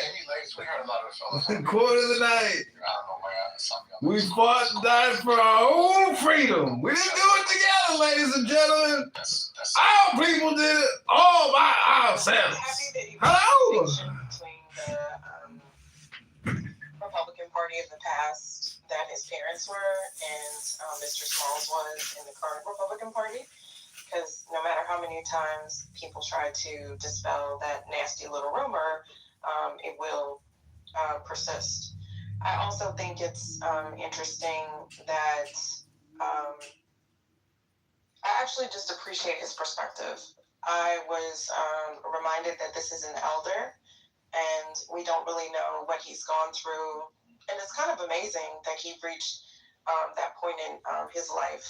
And what struck me, and I put this in the chat, and honestly it's quite infuriating, and I apologize to all of the non-melanated people in the room, but kind of the way that even at his age, with all of his accomplishments, that he still had a tinge of pride in his voice when he said, and it's in the book, that Lincoln said he couldn't have won the war without those soldiers. As if we're still looking for some kind of approval from people that we know largely are not even worthy of seeking such, or telling us that we're not enough, or telling us that we're not worthy. That just really boiled my bum, that this lovely elder, this esteemed, refined, elegant gentleman still has to say, this is what Lincoln said. Fuck Lincoln, respectfully. Fuck his little pat on the head, like, oh, the Negroes perform well. Fuck all of them. Thank you, I'm done. And his motherfucking pennies. Fuck him and his pennies. Oh, wow. With that being said, we should be at, what, the 14-minute mark, Rompers? Yeah, 13, 14. Yeah, so we're like halfway there. And I can squeeze it up 5. Well, I just want to add real quickly to what Reformatory said. I mean, Reformatory, man, it's scary. Reformatory. It's scary. Girl, I know. We're twinsies, girl. It's scary because I want to say this about Lincoln. Lincoln was a piece of shit. Lincoln he did not want you guys to be free. He did not want you guys to actually be in the war, but he was pushed to it because they were losing so badly. He wanted to save the Union. And by saving the Union, if that meant sending y'all niggas back to Africa, if that meant sending you guys back to Africa, he was willing to do that. But as it turned out, he had started looking for some place to send you guys, and then he found out that they were losing so terribly in the war. Y'all look this up. Lincoln was not your savior. He started to gradually let you guys fight. And then when they were capturing the African Americans, instead of trying to tell them to treat them nicely, because once they caught you, they treated you worse than slaves, he refused to intervene. So just do a little backdrop on Lincoln and see how he wasn't that great emancipator that everybody tries to play him as. And I'll end with that. Agreed, Misa. He freed the slaves to piss off the South. But anywho, we don't have to litigate that. But I want to get this book and read it for sure. Thank you. Yes, at 5 minutes so we can jump in. Thank you, I appreciate it. And everyone in the room, thanks for coming to the 420. Eventually we're going to get to some other, but this is kind of intriguing to me. I hope you just bear with us and get through it. And y'all can get back to arguing and crashing out after this is over. Go ahead, guys. Or during reconstruction, overturn this all right now. Yeah. So I Right now. And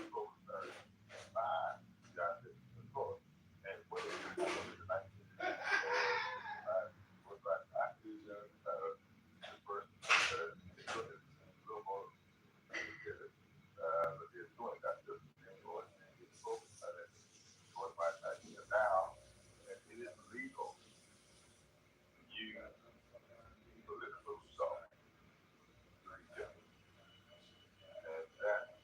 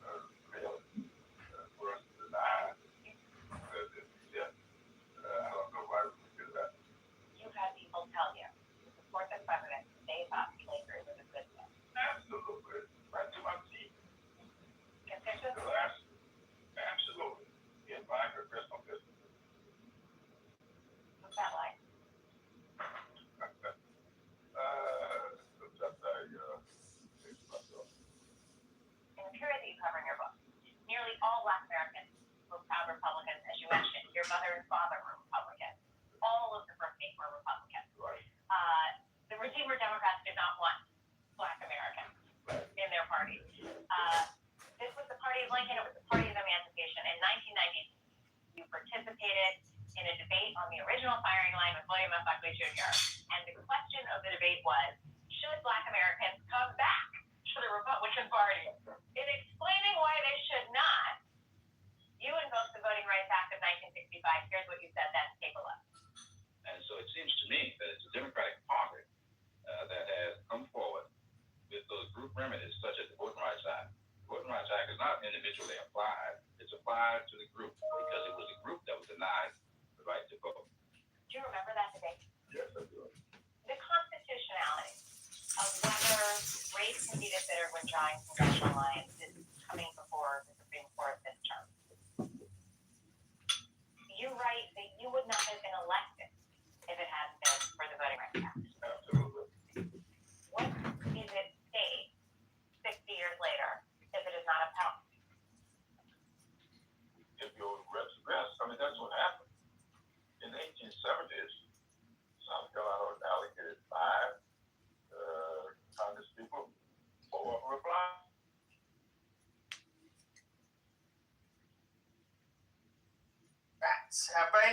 By any means necessary, and that was I still to this day don't know how much of that was just propaganda to rally the support of the people to find like a common boogeyman versus they all actually believe this. I really don't know. I mean, but, I'm not. But that's I'm very not similar making to the left here today. But I'm not making this up, guys. Like it's every 3 hours I have another incident, and it's coming from people with that are just extreme, and you hear it on here. You've got to put antenna up when you hear it, and so this one's from the left. And they're definitely here. Yeah. And we should not underestimate it. And you know, I've seen more far left. She was indeed a sweet flower of love. Terrorist attacks than from the right. To be fair, It's not historically. It's not quite. I mean, right wingers. So left wing will cause mob violence. They will have large protests. They will assault people, especially when they can outnumber people. But traditionally, and I'm just being fair, this is where the right-wing extremists were different. Who were the people that would go into a black church or a synagogue and shoot up people because of who they are, or a Walmart, or that store in Buffalo, because a lot of black people live there? It was the right. I mean, the right wing did have. You didn't really quite see that type of violence where they were just going to execute people because of who they are, because of their religion or race, like you would see on the right. That is where I would say traditionally right-wing extremists are far more violent when they would commit attacks. However, they're far and few between. But the left they mobilize a lot more often. In large numbers, a lot of violence ends up happening when they do that. But you don't really see the mass shootings and that kind of stuff that you would see with the far right. I don't know what else to call it. That's what I'm saying. Those mass shootings. I mean, we're seeing them, and we're seeing from which group they're actually coming. I mean, you had some trans people that are, I don't know, trans men, trans women that have had their little streak the last year and a half or 2 years. That I would say are more on the left. Other than that, like they're kind of anomalous. Before then, it's generally been right-wing people that do these mass shootings. And even like if we look at the Boston Marathon bombers, I don't even know if you can put them on a left versus right, because it was just like that's Islamic. Well, that was a terrorist attack. No, Sarnaya was driven through a sense of Islamic extremism. You got exactly. It's not like I don't even consider that left versus right. It's more, at least in American. It's not left versus right. It's like radical versus not radical.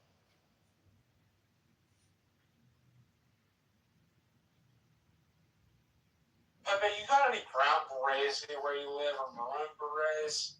That's that's group. I mean, that was back in the day. So I'm trying to think of what you call. There's a pejorative term. I just can't think of what the. There's like they call them machistas. Yeah, there we go.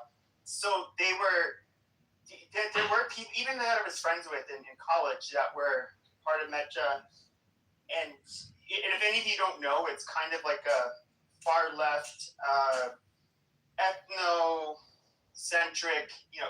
For Chicanos, basically a Chicano is a American-born person of Mexican descent. They differentiate themselves from Mexicans from Mexico. In a way, they may still identify partially as norteños, because they're kind of like sense of like adventure and like doing your own thing and like a lot on government. But I don't know how much we think of culture coming in Arizona versus South Texas. So I believe like one of the there was a university professor. Which New Mexico is interesting because you've had people of Spanish descent that have been living there for 500 years, and their Hispanic population didn't really grow due to immigration. They've always been a majority Hispanic, but there was a professor from there, and he did the whole Aztlan, the whole basically he really pushed the whole idea that like the Southwest United States should remain Mexican.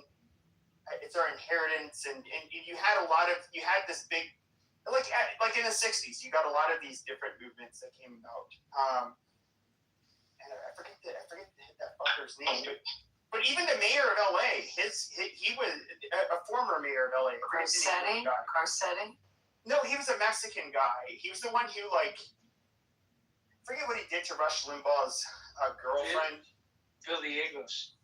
Yeah, and so he was a member of them, and they did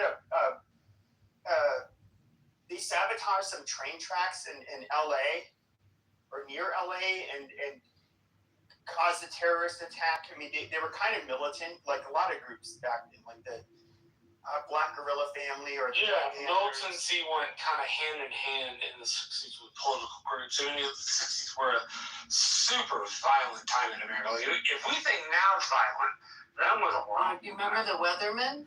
They wanted to blow up the subways underneath the Capitol. I mean, they caught that. They caught them doing it. I remember asking my dad. I mean, he was in his teens and 20s in the 60s, and in 2020, I remember asking him, like, I don't know, was like our country more politically chaotic or violent now or then? And he had a really hard time, answering that. So, like, in some ways, we were worse. The Weather Underground. It was the SSDS. Yeah. And the Weather Democratic Society, something like that, right? Yep. You actually had some, like, a lot of them were like pretty privileged white kids that were socialists. Yeah, but they were privileged white kids. I mean, in Colombia, but they were very smart. These were like really smart guys, like Bill Ayers.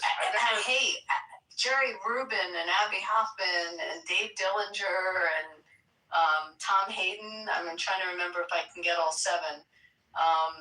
Who am I missing? Rennie Davis. I mean, they were really bright. If you look at who went on trial. Who was the one?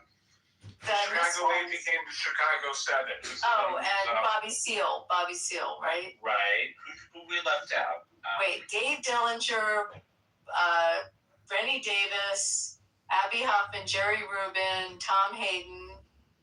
I'm missing one. Can't figure it. You named 6? Yeah. Anyway, Lee Weiner. No, they were all really bright. And I remember, this is like maybe 15 years ago, Megyn Kelly had Bill Ayers on her show on Fox, and she's trying to grill him. And I just remember just kind of being amazed at like how intelligently he could answer and respond to her questions. And of course, he's doing this in a way where he could possibly get in trouble if he legally if he answers some of her questions the wrong way. And I was just and Megan Kelly, it seemed like she was just like she didn't know what to do. And I was thinking like, wow, this is a sharp motherfucker. And when you get he's very smart. He has a PhD, he's a tenured professor. Yeah, but he's probably actually retired. Yeah, but he's actually, in my opinion, a very smart guy. And he was one of Obama's advisors before. I mean, the rumor is, and I don't know how true it is, that he wrote Dreams of My Father. Barack Obama's book, yeah. But, he's, that's actually, if you think about it, imagine you had these smart people that were committed to being terrorists. The world's a pretty dangerous place. Well, that's the Weather Underground. They split up SDS. They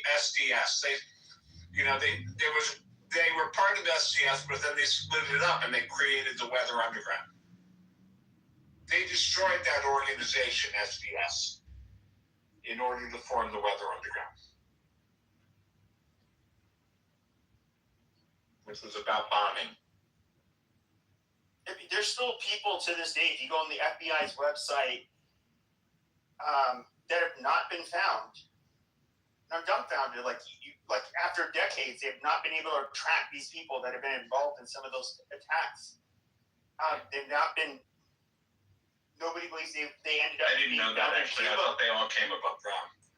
They had really good lawyers. A lot of those people, when they came above ground, to show that the FBI had done illegal wiretaps, and that's why they did minimal jail sentences. Well, no. So, there was an MTA officer in, I believe, New York City who, there was 2 women, I believe, involved in that attack, and they ended up, I forget what they did, some kind of terrorist attack, but they severely injured this one officer. And of course, even when it says, while they're still looking for her, she has a photographic memory, is estimated to be, a genius, something like that. And nobody since the 70s.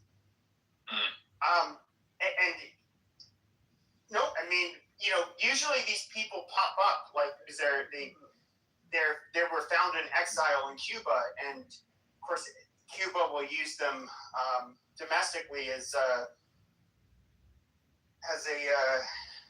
positive PR for their. Okay, here we go. I just Googled it. None of the original Weather Underground organization members are still in hiding as of 2026. But look, there could be other groups. No, I wasn't talking about the Weather Underground. I'm talking about some of these extreme. Just look up far left terrorists that have not been found, that are wanted and have not been found from the 70s and 80s. I mean, it's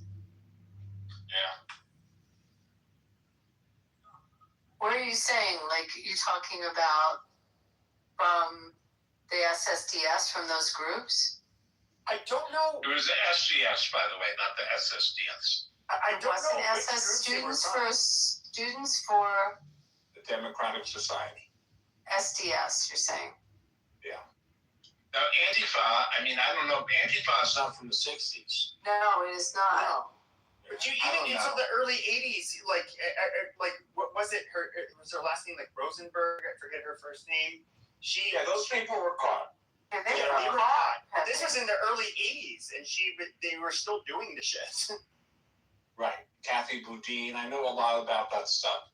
Yeah, Clinton pardoned some of these people. He did? Yeah. No, he pardoned her, Rosenberg, her last day in office. And Dave Gilbert was pardoned by Elliot Spitzer on his way out. And Rosenberg was on the board of Black Lives Matter. Kathy Boudin was a professor at Columbia. It wasn't Angela Davis. Go ahead. Didn't Angela Davis, she taught at Antioch, or I feel like she was teaching at Antioch. Maybe I'm wrong on that. Or taught somewhere. Wait. So if I recall correctly, didn't Ayers?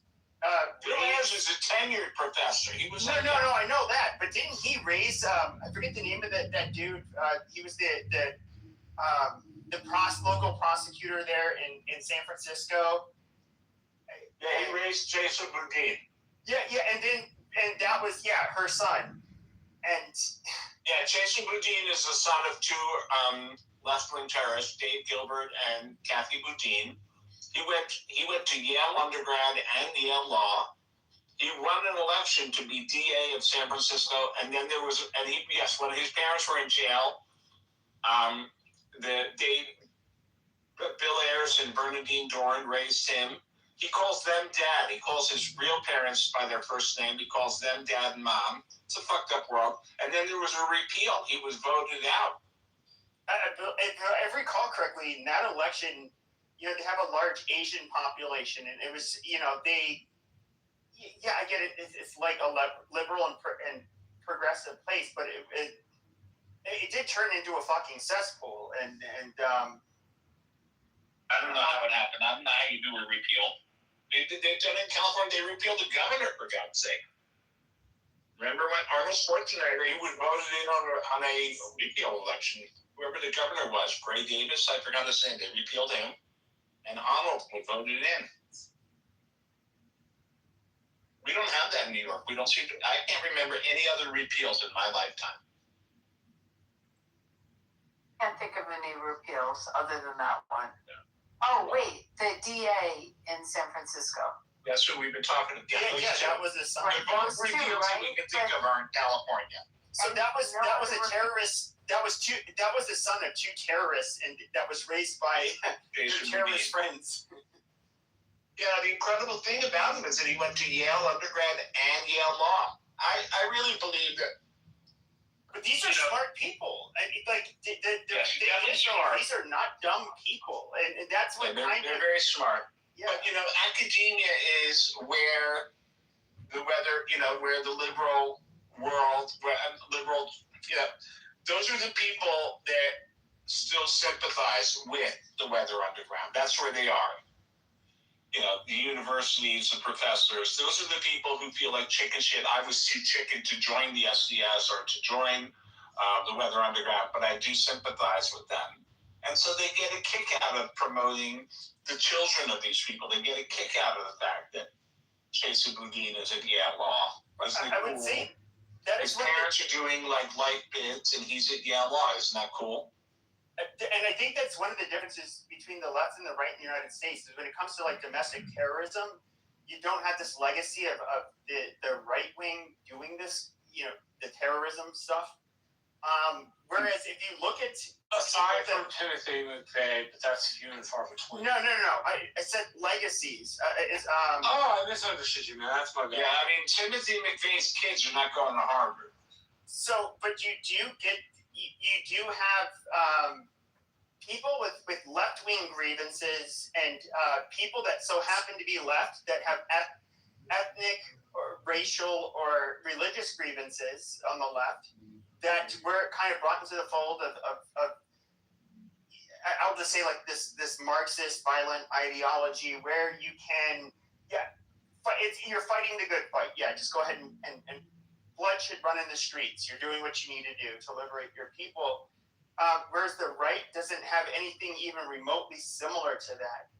You're going to have people that are very extreme on the far right, which are, they're just terrorists and unhinged, and most people don't take them seriously, that might have views that are similar to that, but once again, these are fucking crazy people. They're never really taken seriously on the right. But even the mainstream, and that's kind of one of the weird things, is like, I guess in the 60s, maybe there was more mainstream acceptance of the violence towards the majority, like America, we're an evil country, the white people, whatever. But I mean, today it's like, what do you see? It's America, any of its allies, they should be attacked. They're horrible. They're evil. White people are evil. At least in America's context, they put Jews in the white basket, but you guys are more elite form of whites. and you guys you're colonizing these brown people in an apartheid state in Israel. You guys are just super awful. We need to get rid of you. That's kind of how they think. And I don't know. I'm just waiting for this shit to end. It's getting really fucking old. Googling, trying to find other recalls. This is interesting. Well, yeah, the demoralization of a nation. That whole project has been going on for quite some years now, and I feel like, I hope it's not going to work, but it sometimes does look like it's slowly working. Yeah. But I understand, like, when Yuri Bez, I'm sure you know about this, and how like awestruck he was that he was talking about how they try to demoralize countries. This is a defector from Russia who worked for the KGB. Basically they would,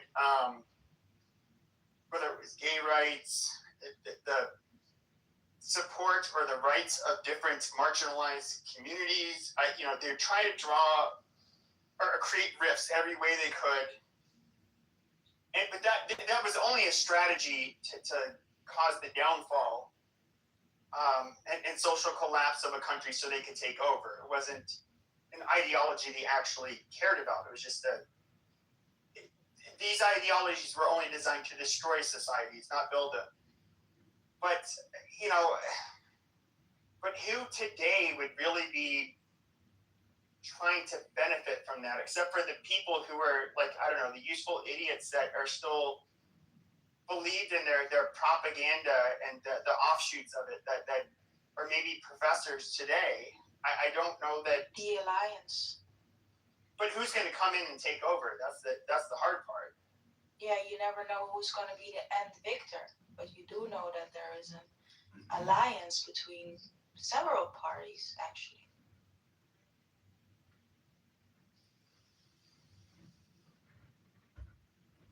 But the Soviet Union would come in after a country stabilized and then quote unquote normalize it and rule it with an iron fist. I guess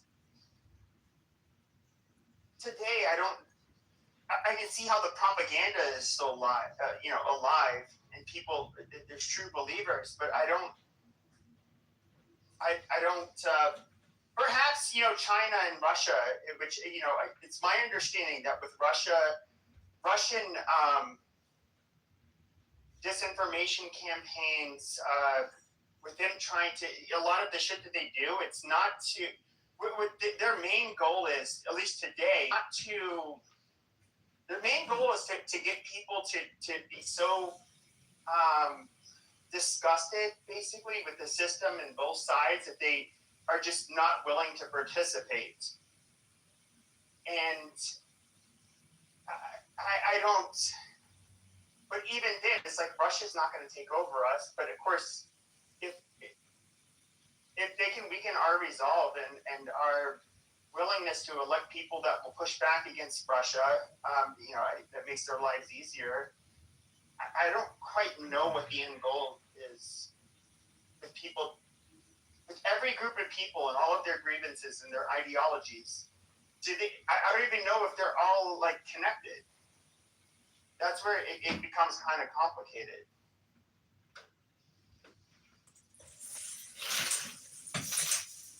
How about Cuba? You can take over Cuba or your land. Huh? Yeah, Cuba should be freed. I mean, personally. Should be freed. Yeah. Why who? What's not good? Why who? It should be freed by the fucking people. By the people or Trump? No, by the people. I don't think Trump should rule over. No, he shouldn't rule over Cuba. It should. Basically, the regime should be out, taken out, and then they should have elections. Listen, what do you mean by Eleanor? She's an American hating, bitter, disgusting, ethnic Somali first, Muslim first person who's joined the squad because she does want to. I think like people like genuine leftist bimbos like AOC. She also wants major reform. However, that major reform is going to be at the expense of everybody that's not her people. She said she's Ilhan Omar is one of the greatest examples of people you should not let into your fucking country. She's not some harmless, worthless immigrant. This filthy fucking bitch is a member of our fucking Congress.